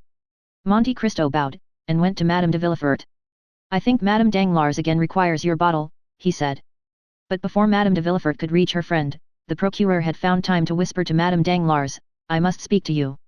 "When?" "Tomorrow." "Where?" "In my office, or in the court, if you like, that is the surest place." "I will be there." At this moment Madame de Villefort approached. "Thanks, my dear friend," said Madame Danglars, trying to smile, "it is over now, and I am much better." Chapter 64. The Beggar. The evening passed on. Madame de Villefort expressed a desire to return to Paris, which Madame Danglars had not dared to do, notwithstanding the uneasiness she experienced. On his wife's request, M. de Villefort was the first to give the signal of departure. He offered a seat in his landau to Madame Danglars, that she might be under the care of his wife. As for M. Danglars, absorbed in an interesting conversation with M. Cavalcanti, he paid no attention to anything that was passing.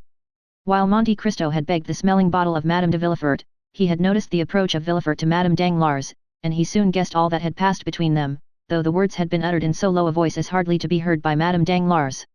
Without opposing their arrangements, he allowed Morel, Chateau Renaud and Debray to leave on horseback, and the ladies in M. de Villefort's carriage. Danglars, more and more delighted with Major Cavalcanti, had offered him a seat in his carriage. Andrea Cavalcanti found his tilbury waiting at the door. The groom, in every respect a caricature of the English fashion, was standing on tiptoe to hold a large iron grey horse. Andrea had spoken very little during dinner. He was an intelligent lad, and he feared to utter some absurdity before so many grand people, amongst whom, with dilating eyes, he saw the king's attorney. Then he had been seized upon by Danglars, who, with a rapid glance at the stiff-necked old major and his modest son, and taking into consideration the hospitality of the count, made up his mind that he was in the society of some nabob come to Paris to finish the worldly education of his heir. He contemplated with unspeakable delight the large diamond which shone on the Major's little finger, for the Major, like a prudent man, in case of any accident happening to his banknotes, had immediately converted them into an available asset. Then, after dinner, on the pretext of business, he questioned the father and son upon their mode of living, and the father and son, previously informed that it was through Danglars the one was to receive his 48,000 francs and the other 50,000 livres annually, were so full of affability that they would have shaken hands even with the banker's servants, so much did their gratitude need an object to expend itself upon. One thing above all the rest heightened the respect, nay almost the veneration, of Danglars for Cavalcanti. The latter, faithful to the principle of Horace, nil admirari, had contented himself with showing his knowledge by declaring in what lake the best lampreys were caught. Then he had eaten some without saying a word more. Danglars, therefore, concluded that such luxuries were common at the table of the illustrious descendant of the Cavalcanti, who most likely in Lucca fed upon trout brought from Switzerland, and lobsters sent from England, by the same means used by the Count to bring the lampreys from Lake Fusaro, and the sterlet from the Volga. Thus it was with much politeness of manner that he heard Cavalcanti pronounce these words. "Tomorrow, sir, I shall have the honour of waiting upon you on business." "And I, sir," said Danglars, "shall be most happy to receive you." Upon which he offered to take Cavalcanti in his carriage to the Hôtel des Princes, if it would not be depriving him of the company of his son. To this Cavalcanti replied by saying that for some time past his son had lived independently of him, that he had his own horses and carriages, and that not having come together, it would not be difficult for them to leave separately. The Major seated himself, therefore, by the side of Danglars, who was more and more charmed with the ideas of order and economy which ruled this man, and yet who, being able to allow his son 60,000 francs a year, might be supposed to possess a fortune of 500,000 or 600,000 livres. As for Andrea, he began, by way of showing off, to scold his groom, who, instead of bringing the tilbury to the steps of the house, had taken it to the outer door, thus giving him the trouble of walking 30 steps to reach it. The groom heard him with humility, took the bit of the impatient animal with his left hand, and with the right held out the reins to Andrea, who, taking them from him, rested his polished boot lightly on the step. At that moment a hand touched his shoulder. The young man turned round, thinking that Danglars or Monte Cristo had forgotten something they wished to tell him, and had returned just as they were starting. But instead of either of these, he saw nothing but a strange face, sunburnt, and encircled by a beard, with eyes brilliant as carbuncles, and a smile upon the mouth which displayed a perfect set of white teeth, pointed and sharp as the wolf's or jackal's. A red handkerchief encircled his grey head, torn and filthy garments covered his large bony limbs, which seemed as though, like those of a skeleton, they would rattle as he walked, and the hand with which he leaned upon the young man's shoulder, and which was the first thing Andrea saw, seemed of gigantic size. Did the young man recognize that face by the light of the lantern in his tilbury, or was he merely struck with the horrible appearance of his interrogator? We cannot say, but only relate the fact that he shuddered and stepped back suddenly. "What do you want of me?" he asked. "Pardon me, my friend, if I disturb you," said the man with the red handkerchief, "but I want to speak to you." "You have no right to beg at night," said the groom, endeavouring to rid his master of the troublesome intruder. "I am not begging, my fine fellow," said the unknown to the servant, with so ironical an expression of the eye, and so frightful a smile, that he withdrew. "I only wish to say 2 or 3 words to your master, who gave me a commission to execute about a fortnight ago." "Come," said Andrea, with sufficient nerve for his servant not to perceive his agitation, "what do you want? Speak quickly, friend." The man said, in a low voice, I wish you to spare me the walk back to Paris. I am very tired, and as I have not eaten so good a dinner as you, I can scarcely stand." The young man shuddered at this strange familiarity. "Tell me," he said, "tell me what you want." "Well, then, I want you to take me up in your fine carriage, and carry me back." Andrea turned pale, but said nothing. "Yes," said the man, thrusting his hands into his pockets, and looking impudently at the youth, "I have taken the whim into my head, do you understand, Master Benedetto?" At this name, no doubt, the young man reflected a little, for he went towards his groom, saying, "This man is right, I did indeed charge him with a commission, the result of which he must tell me. Walk to the barrier, there take a cab, that you may not be too late." The surprised groom retired. "Let me at least reach a shady spot," said Andrea. "Oh, as for that, I'll take you to a splendid place," said the man with the handkerchief, and taking the horse's bit he led the tilbury where it was certainly impossible for anyone to witness the honour that Andrea conferred upon him. "Don't think I want the glory of riding in your fine carriage," said he. "Oh, no, it's only because I am tired, and also because I have a little business to talk over with you." "Come, step in," said the young man. It was a pity the scene had not occurred in daylight, for it was curious to see this rascal throwing himself heavily down on the cushion beside the young and elegant driver of the tilbury. Andrea drove past the last house in the village without saying a word to his companion, who smiled complacently, as though well pleased to find himself traveling in so comfortable a vehicle. Once out of Auteuil, Andrea looked around, in order to assure himself that he could neither be seen nor heard, and then, stopping the horse and crossing his arms before the man, he asked. Now, tell me why you come to disturb my tranquility. Let me ask you why you deceived me. How have I deceived you? How, do you ask? When we parted at the Pont du Var, you told me you were going to travel through Piedmont and Tuscany, but instead of that, you come to Paris. How does that annoy you? It does not, on the contrary, I think it will answer my purpose. So, said Andrea, you are speculating upon me. What fine words he uses. I warn you, Master Caderousse, that you are mistaken. Well, don't be angry, my boy, you know well enough what it is to be unfortunate, and misfortunes make us jealous. I thought you were earning a living in Tuscany or Piedmont by acting as Facchino or Cicerone, and I pitied you sincerely, as I would a child of my own. You know I always did call you my child. Come, what then? Patience.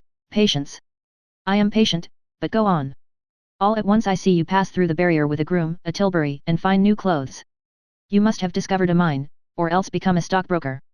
So that, as you confess, you are jealous. No, I am pleased, so pleased that I wish to congratulate you, but as I am not quite properly dressed, I chose my opportunity, that I might not compromise you. Yes, and a fine opportunity you have chosen, exclaimed Andrea, you speak to me before my servant. How can I help that, my boy? I speak to you when I can catch you. You have a quick horse, a light tilbury, you are naturally as slippery as an eel, if I had missed you tonight, I might not have had another chance. You see, I do not conceal myself. You are lucky, I wish I could say as much, for I do conceal myself, and then I was afraid you would not recognize me, but you did, added Caderousse with his unpleasant smile. It was very polite of you. Come, said Andrea, what do you want? You do not speak affectionately to me, Benedetto, my old friend, that is not right, take care, or I may become troublesome. This menace smothered the young man's passion. He urged the horse again into a trot. You should not speak so to an old friend like me, Caderousse, as you said just now, you are a native of Marseilles, I am. Do you know then now what you are? No, but I was brought up in Corsica, you are old and obstinate, I am young and willful. Between people like us threats are out of place, everything should be amicably arranged. Is it my fault if fortune, which has frowned on you, has been kind to me? Fortune has been kind to you, then? Your tilbury, your groom, your clothes, are not then hired? Good, so much the better, said Caderousse, his eyes sparkling with avarice. Oh, you knew that well enough before speaking to me, said Andrea, becoming more and more excited. If I had been wearing a handkerchief like yours on my head, rags on my back, and worn-out shoes on my feet, you would not have known me. You wrong me, my boy, now I have found you, nothing prevents my being as well dressed as anyone, knowing, as I do, the goodness of your heart. If you have 2 coats you will give me one of them. I used to divide my soup and beans with you when you were hungry. True, said Andrea. What an appetite you used to have. Is it as good now? Oh, yes, replied Andrea, laughing. How did you come to be dining with that prince whose house you have just left? He is not a prince, simply a count. A count, and a rich one too, eh? Yes, but you had better not have anything to say to him, for he is not a very good-tempered gentleman. Oh, be easy. I have no design upon your count, and you shall have him all to yourself. But, said Caderousse, again smiling with the disagreeable expression he had before assumed, you must pay for it, you understand. Well, what do you want? I think that with 100 francs a month. Well, I could live upon 100 francs. Come, you understand me, but that with 150 francs I should be quite happy. Here are 200, said Andrea, and he placed 10 gold louis in the hand of Caderousse. Good, said Caderousse. Apply to the steward on the first day of every month, and you will receive the same sum. There now, again you degrade me. How so? By making me apply to the servants, when I want to transact business with you alone. Well, be it so, then. Take it from me then, and so long at least as I receive my income, you shall be paid yours. Come, I always said you were a fine fellow, and it is a blessing when good fortune happens to such as you. But tell me all about it. Why do you wish to know? Asked Cavalcanti. What, do you again defy me? No, the fact is, I have found my father. What, a real father? Yes, so long as he pays me. You'll honor and believe him, that's right. What is his name? Major Cavalcanti. Is he pleased with you? So far I have appeared to answer his purpose. And who found this father for you? The Count of Monte Cristo. The man whose house you have just left. Yes. I wish you would try and find me a situation with him as grandfather, since he holds the money chest. Well, I will mention you to him. Meanwhile, what are you going to do? Yes, you.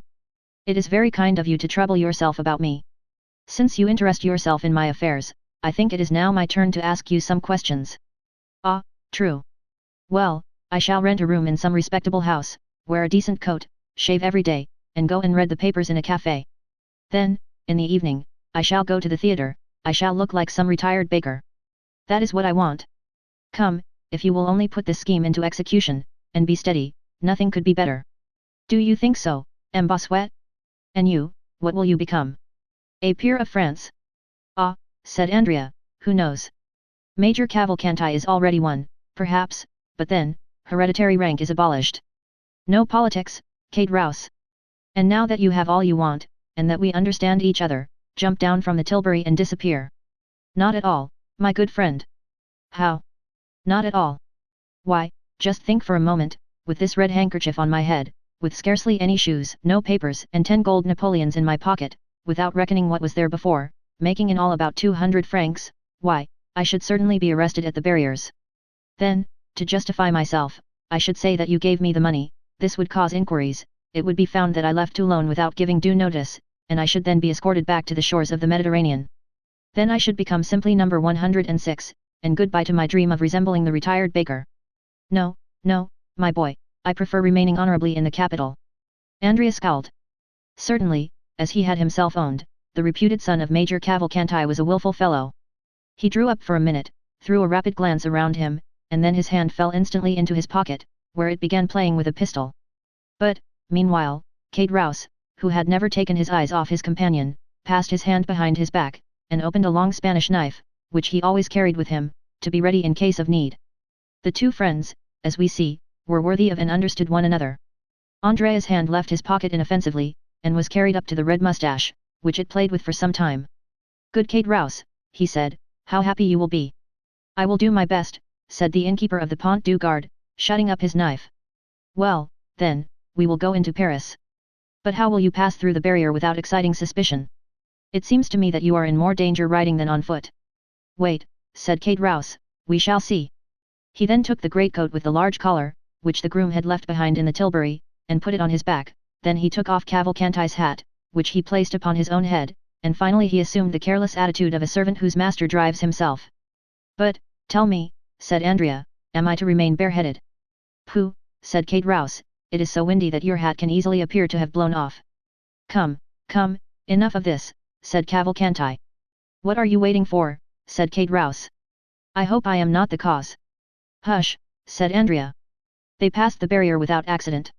At the first cross street Andrea stopped his horse, and Kate Rouse leaped out. Well, said Andrea, my servant's coat and my hat.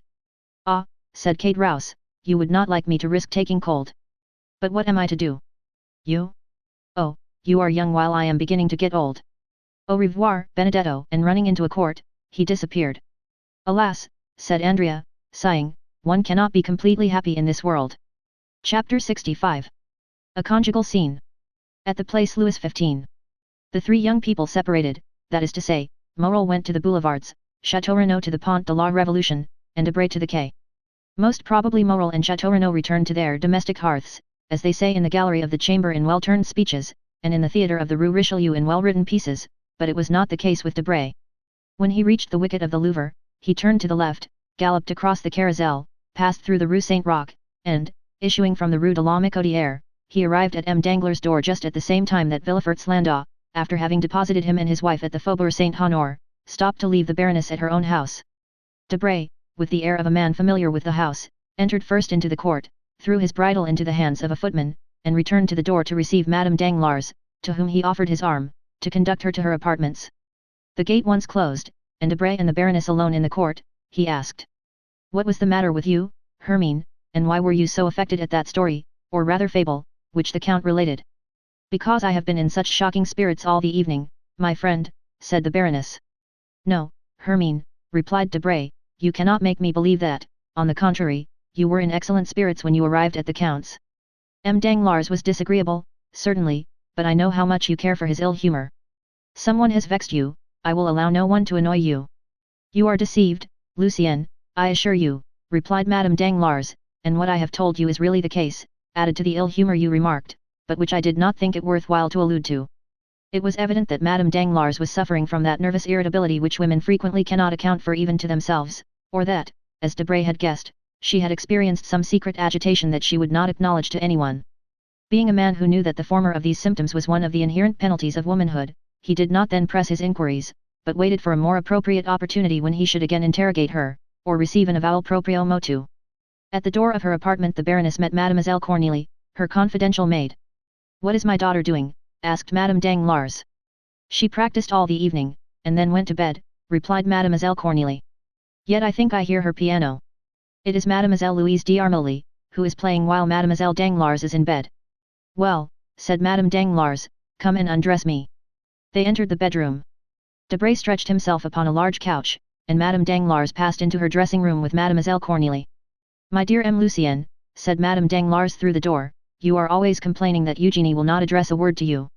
"Madame," said Lucien, playing with a little dog, who, recognizing him as a friend of the house, expected to be caressed, "I am not the only one who makes similar complaints. I think I heard Morcerf say that he could not extract a word from his betrothed." "True," said Madame Danglars, "yet I think this will all pass off, and that you will one day see her enter your study." "My study?" "At least that of the minister." "Why so?" "To ask for an engagement at the opera." "Really, I never saw such an infatuation for music, it is quite ridiculous for a young lady of fashion." Debray smiled. "Well," said he, "let her come, with your consent and that of the Baron, and we will try and give her an engagement, though we are very poor to pay such talent as hers." "Go, Cornélie," said Madame Danglars, "I do not require you any longer." Cornélie obeyed, and the next minute Madame Danglars left her room in a charming loose dress, and came and sat down close to Debray. Then she began thoughtfully to caress the little spaniel. Lucien looked at her for a moment in silence. "Come, Hermine," he said, after a short time, "answer candidly, something vexes you, is it not so?" "Nothing," answered the Baroness. And yet, as she could scarcely breathe, she rose and went towards a looking-glass. "I am frightful tonight," she said.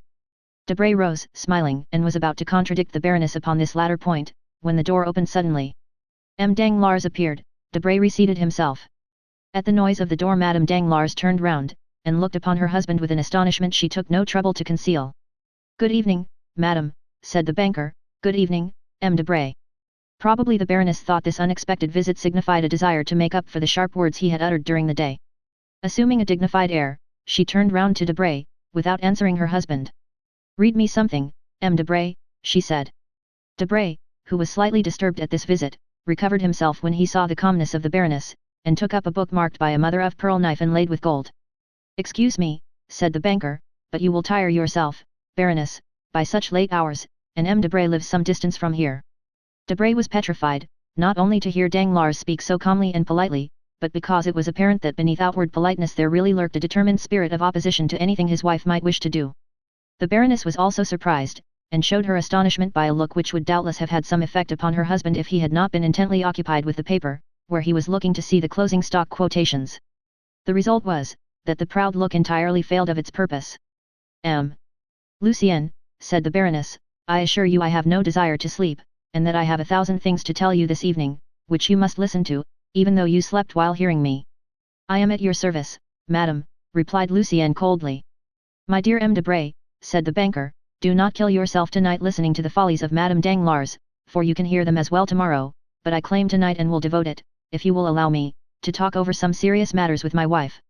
This time the blow was so well aimed, and hit so directly, that Lucien and the Baroness were staggered, and they interrogated each other with their eyes, as if to seek help against this aggression, but the irresistible will of the master of the house prevailed, and the husband was victorious. "Do not think I wish to turn you out, my dear Debray," continued Danglars. "Oh, no, not at all. An unexpected occurrence forces me to ask my wife to have a little conversation with me, it is so rarely I make such a request, I am sure you cannot grudge it to me." Debray muttered something, bowed and went out, knocking himself against the edge of the door, like Nathan in Atelier. "It is extraordinary," he said, when the door was closed behind him, "how easily these husbands, whom we ridicule, gain an advantage over us." Lucien having left, Danglars took his place on the sofa, closed the open book, and placing himself in a dreadfully dictatorial attitude, he began playing with the dog, but the animal, not liking him as well as Debray, and attempting to bite him, Danglars seized him by the skin of his neck and threw him upon a couch on the other side of the room. The animal uttered a cry during the transit, but, arrived at its destination, it crouched behind the cushions, and stupefied at such unusual treatment remained silent and motionless. "Do you know, sir," asked the Baroness, "that you are improving?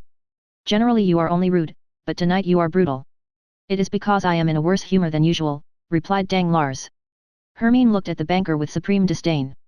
These glances frequently exasperated the pride of Danglars, but this evening he took no notice of them. "And what have I to do with your ill humor?" said the Baroness, irritated at the impassibility of her husband. "Do these things concern me? Keep your ill humor at home in your money boxes, or, since you have clerks whom you pay, vent it upon them." "Not so," replied Danglars, "your advice is wrong, so I shall not follow it. My money boxes are my pactolus, as, I think, M. de Mestier says, and I will not retard its course, or disturb its calm. My clerks are honest men, who earn my fortune, whom I pay much below their deserts, if I may value them according to what they bring in, therefore I shall not get into a passion with them. Those with whom I will be in a passion are those who eat my dinners, mount my horses, and exhaust my fortune." "And pray who are the persons who exhaust your fortune? Explain yourself more clearly, I beg, sir." "Oh, make yourself easy, I am not speaking riddles, and you will soon know what I mean. The people who exhaust my fortune are those who draw out 700,000 francs in the course of an hour." "I do not understand you, sir," said the Baroness, trying to disguise the agitation of her voice and the flush of her face. "You understand me perfectly, on the contrary," said Danglars, "but, if you will persist, I will tell you that I have just lost 700,000 francs upon the Spanish loan." "And pray," asked the Baroness, "am I responsible for this loss?" "Why not? Is it my fault you have lost 700,000 francs? Certainly it is not mine." "Once for all, sir," replied the Baroness sharply, "I tell you I will not hear cash named. It is a style of language I never heard in the house of my parents or in that of my first husband." "Oh, I can well believe that, for neither of them was worth a penny. The better reason for my not being conversant with the slang of the bank, which is here dinning in my ears from morning to night, that noise of jingling crowns, which are constantly being counted and recounted, is odious to me. I only know one thing I dislike more, which is the sound of your voice." "Really?" said Danglars. "Well, this surprises me, for I thought you took the liveliest interest in all my affairs." "I? What could put such an idea into your head?" "Yourself." "Ah, what next?" "Most assuredly. I should like to know upon what occasion." "Oh, Monday Dieu, that is very easily done. Last February you were the first who told me of the Haitian funds.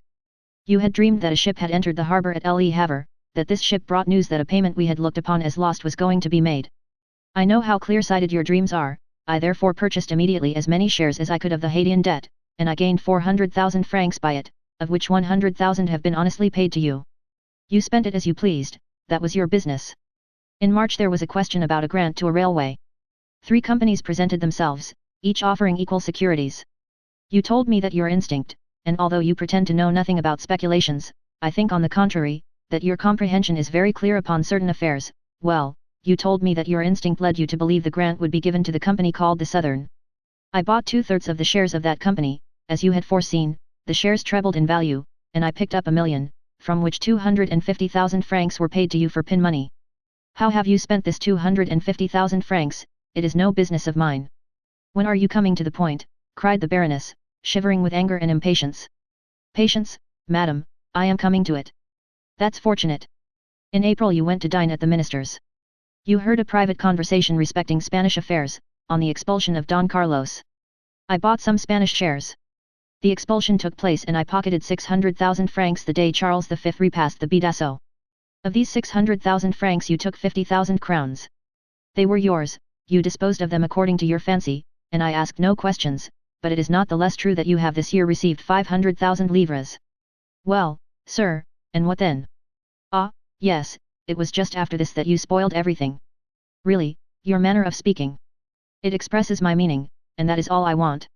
Well, 3 days after that you talked politics with M. Debray, and you fancied from his words that Don Carlos had returned to Spain. Well, I sold my shares, the news got out, and I no longer sold, I gave them away. Next day I find the news was false, and by this false report I have lost 700,000 francs. Well, since I gave you 1/4 of my gains, I think you owe me a fourth of my losses, the fourth of 700,000 francs is 175,000 francs. What you say is absurd, and I cannot see why M. Debray's name is mixed up in this affair. Because if you do not possess the 175,000 francs I reclaim, you must have lent them to your friends, and M. Debray is one of your friends. For shame, exclaimed the Baroness. Oh, let us have no gestures, no screams, no modern drama, or you will oblige me to tell you that I see Debray leave here, pocketing the whole of the 500,000 livres you have handed over to him this year, while he smiles to himself, saying that he has found what the most skillful players have never discovered, that is, a roulette where he wins without playing, and is no loser when he loses. The Baroness became enraged. Wretch, she cried, will you dare to tell me you did not know what you now reproach me with? I do not say that I did know it, and I do not say that I did not know it. I merely tell you to look into my conduct during the last 4 years that we have ceased to be husband and wife, and see whether it has not always been consistent. Some time after our rupture, you wished to study music, under the celebrated baritone who made such a successful appearance at the Theatre Italien. At the same time I felt inclined to learn dancing of the danseuses who acquired such a reputation in London. This cost me, on your account and mine, 100,000 francs. I said nothing, for we must have peace in the house, and 100,000 francs for a lady and gentleman to be properly instructed in music and dancing are not too much. Well, you soon become tired of singing, and you take a fancy to study diplomacy with the minister's secretary. You understand, it signifies nothing to me so long as you pay for your lessons out of your own cash box. But today I find you are drawing on mine, and that your apprenticeship may cost me 700,000 francs per month. Stop there, madam, for this cannot last. Either the diplomatist must give his lessons gratis, and I will tolerate him, or he must never set his foot again in my house, do you understand, madam? Oh, this is too much, cried Hermine, choking, you are worse than despicable. But, continued Danglars, I find you did not even pause there. Insults. You are right, let us leave these facts alone, and reason coolly. I have never interfered in your affairs excepting for your good, treat me in the same way. You say you have nothing to do with my cash box. Be it so. Do as you like with your own, but do not fill or empty mine. Besides, how do I know that this was not a political trick, that the minister enraged at seeing me in the opposition, and jealous of the popular sympathy I excite, has not concerted with M. Debray to ruin me? A probable thing. Why not? Who ever heard of such an occurrence as this, a false telegraphic dispatch? It is almost impossible for wrong signals to be made as they were in the last 2 telegrams. It was done on purpose for me, I am sure of it. Sir, said the Baroness humbly, are you not aware that the man employed there was dismissed, that they talked of going to law with him, that orders were issued to arrest him and that this order would have been put into execution if he had not escaped by flight, which proves that he was either mad or guilty. It was a mistake. Yes, which made fools laugh, which caused the minister to have a sleepless night, which has caused the minister's secretaries to blacken several sheets of paper, but which has cost me 700,000 francs. But, sir, said Hermine suddenly, if all this is, as you say, caused by M. Debray, why, instead of going direct to him, do you come and tell me of it? Why, to accuse the man, do you address the woman? Do I know M. Debray, do I wish to know him, do I wish to know that he gives advice, do I wish to follow it, do I speculate? No, you do all this, not I. Still it seems to me, that as you profit by it. Danglars shrugged his shoulders. Foolish creature, he exclaimed. Women fancy they have talent because they have managed 2 or 3 intrigues without being the talk of Paris. But know that if you had even hidden your irregularities from your husband, who has but the commencement of the art, for generally husbands will not see, you would then have been but a faint imitation of most of your friends among the women of the world. But it has not been so with me, I see, and always have seen, during the last 16 years. You may, perhaps, have hidden a thought, but not a step, not an action, not a fault, has escaped me, while you flattered yourself upon your address, and firmly believed you had deceived me. What has been the result? That, thanks to my pretended ignorance, there is none of your friends, from M. de Villefort to M. Debray, who has not trembled before me. There is not one who has not treated me as the master of the house, the only title I desire with respect to you, there is not one, in fact, who would have dared to speak of me as I have spoken of them this day. I will allow you to make me hateful, but I will prevent your rendering me ridiculous, and, above all, I forbid you to ruin me. The Baroness had been tolerably composed until the name of Villefort had been pronounced, but then she became pale, and, rising, as if touched by a spring, she stretched out her hands as though conjuring an apparition. She then took 2 or 3 steps towards her husband, as though to tear the secret from him, of which he was ignorant, or which he withheld from some odious calculation, odious, as all his calculations were. M. de Villefort, what do you mean? I mean that M. de Nargon, your first husband, being neither a philosopher nor a banker, or perhaps being both, and seeing there was nothing to be got out of a king's attorney, died of grief or anger at finding, after an absence of 9 months, that you had been on Sant 6. I am brutal, I not only allow it, but boast of it, it is one of the reasons of my success in commercial business. Why did he kill himself instead of you? Because he had no cash to save. My life belongs to my cash. M. Debray has made me lose 700,000 francs, let him bear his share of the loss, and we will go on as before, if not, let him become bankrupt for the 250,000 livres, and do as all bankrupts do, disappear. He is a charming fellow, I allow, when his news is correct, but when it is not, there are 50 others in the world who would do better than he. Madame Danglars was rooted to the spot, she made a violent effort to reply to this last attack, but she fell upon a chair thinking of Villefort, of the dinner scene, of the strange series of misfortunes which had taken place in her house during the last few days, and changed the usual calm of her establishment to a scene of scandalous debate.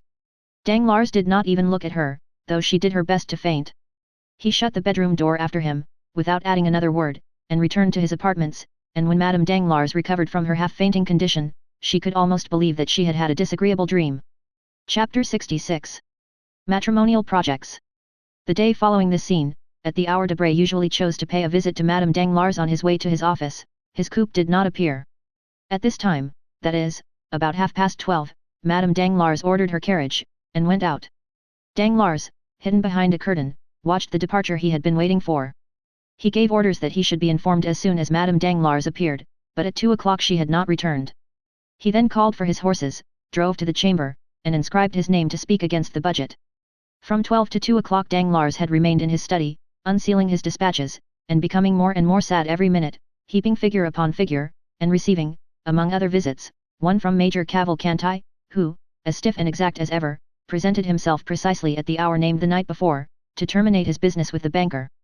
On leaving the chamber, Danglars, who had shown violent marks of agitation during the sitting, and been more bitter than ever against the ministry, re-entered his carriage, and told the coachman to drive to the Avenue des Champs-Élysées, number 30. Monte Cristo was at home, only he was engaged with someone and begged Danglars to wait for a moment in the drawing-room. While the banker was waiting in the anteroom, the door opened, and a man dressed as an abbé and doubtless more familiar with the house than he was, came in and instead of waiting, merely bowed, passed on to the farther apartments, and disappeared.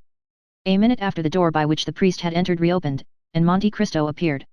"Pardon me," said he, "my dear Baron, but one of my friends, the Abbé Busoni, whom you perhaps saw pass by, has just arrived in Paris. Not having seen him for a long time, I could not make up my mind to leave him sooner, so I hope this will be sufficient reason for my having made you wait." "Nay," said Danglars, "it is my fault, I have chosen my visit at a wrong time, and will retire." "Not at all, on the contrary, be seated, but what is the matter with you? You look careworn, really, you alarm me." Melancholy in a capitalist, like the appearance of a comet, presages some misfortune to the world. "I have been in ill luck for several days," said Danglars, "and I have heard nothing but bad news." "Ah, indeed," said Monte Cristo. "Have you had another fall at the Bourse?" "No, I am safe for a few days at least. I am only annoyed about a bankrupt of Trieste." "Really? Does it happen to be Jacopo Manfredi?" "Exactly so. Imagine a man who has transacted business with me for I don't know how long, to the amount of 800,000 or 900,000 francs during the year. Never a mistake or delay, a fellow who paid like a prince. Well, I was $1 million in advance with him, and now my fine Jacopo Manfredi suspends payment. Really? It is an unheard of fatality. I draw upon him for 600,000 francs, my bills are returned unpaid, and, more than that, I hold bills of exchange signed by him to the value of 400,000 francs, payable at his correspondence in Paris at the end of this month. Today is the 30th. I present them, but my correspondent has disappeared. This, with my Spanish affairs, made a pretty end to the month." "Then you really lost by that affair in Spain?" "Yes, only 700,000 francs out of my cash box, nothing more." "Why, how could you make such a mistake, such an old stager?" "Oh, it is all my wife's fault. She dreamed Don Carlos had returned to Spain, she believes in dreams. It is magnetism, she says, and when she dreams a thing it is sure to happen, she assures me. On this conviction I allow her to speculate, she having her bank and her stockbroker, she speculated and lost. It is true she speculates with her own money, not mine, nevertheless, you can understand that when 700,000 francs leave the wife's pocket, the husband always finds it out." "But do you mean to say you have not heard of this?" "Why, the thing has made a tremendous noise." "Yes, I heard it spoken of, but I did not know the details, and then no one can be more ignorant than I am of the affairs in the Bourse." Then you do not speculate. How could I speculate when I already have so much trouble in regulating my income? I should be obliged, besides my steward, to keep a clerk and a boy. But touching these Spanish affairs, I think that the Baroness did not dream the whole of the Don Carlos matter. The papers said something about it, did they not? Then you believe the papers? Not the least in the world, only I fancied that the honest Massager was an exception to the rule, and that it only announced telegraphic dispatches. Well, that's what puzzles me, replied Danglars. The news of the return of Don Carlos was brought by telegraph. So that, said Monte Cristo, you have lost nearly 1,700,000 francs this month. Not nearly, indeed, that is exactly my loss. Diable, said Monte Cristo compassionately, it is a hard blow for a third-rate fortune. Third-rate, said Danglars, rather humble, what do you mean by that? Certainly, continued Monte Cristo, I make 3 assortments in fortune, first-rate, second-rate, and third-rate fortunes. I call those first-rate which are composed of treasures one possesses under one's hand, such as mines, lands, and funded property, in such states as France, Austria, and England, provided these treasures and property form a total of about 100 millions, I call those second-rate fortunes, that are gained by manufacturing enterprises, joint stock companies, viceroyalties, and principalities, not drawing more than 1,500,000 francs, the whole forming a capital of about 50 millions, finally.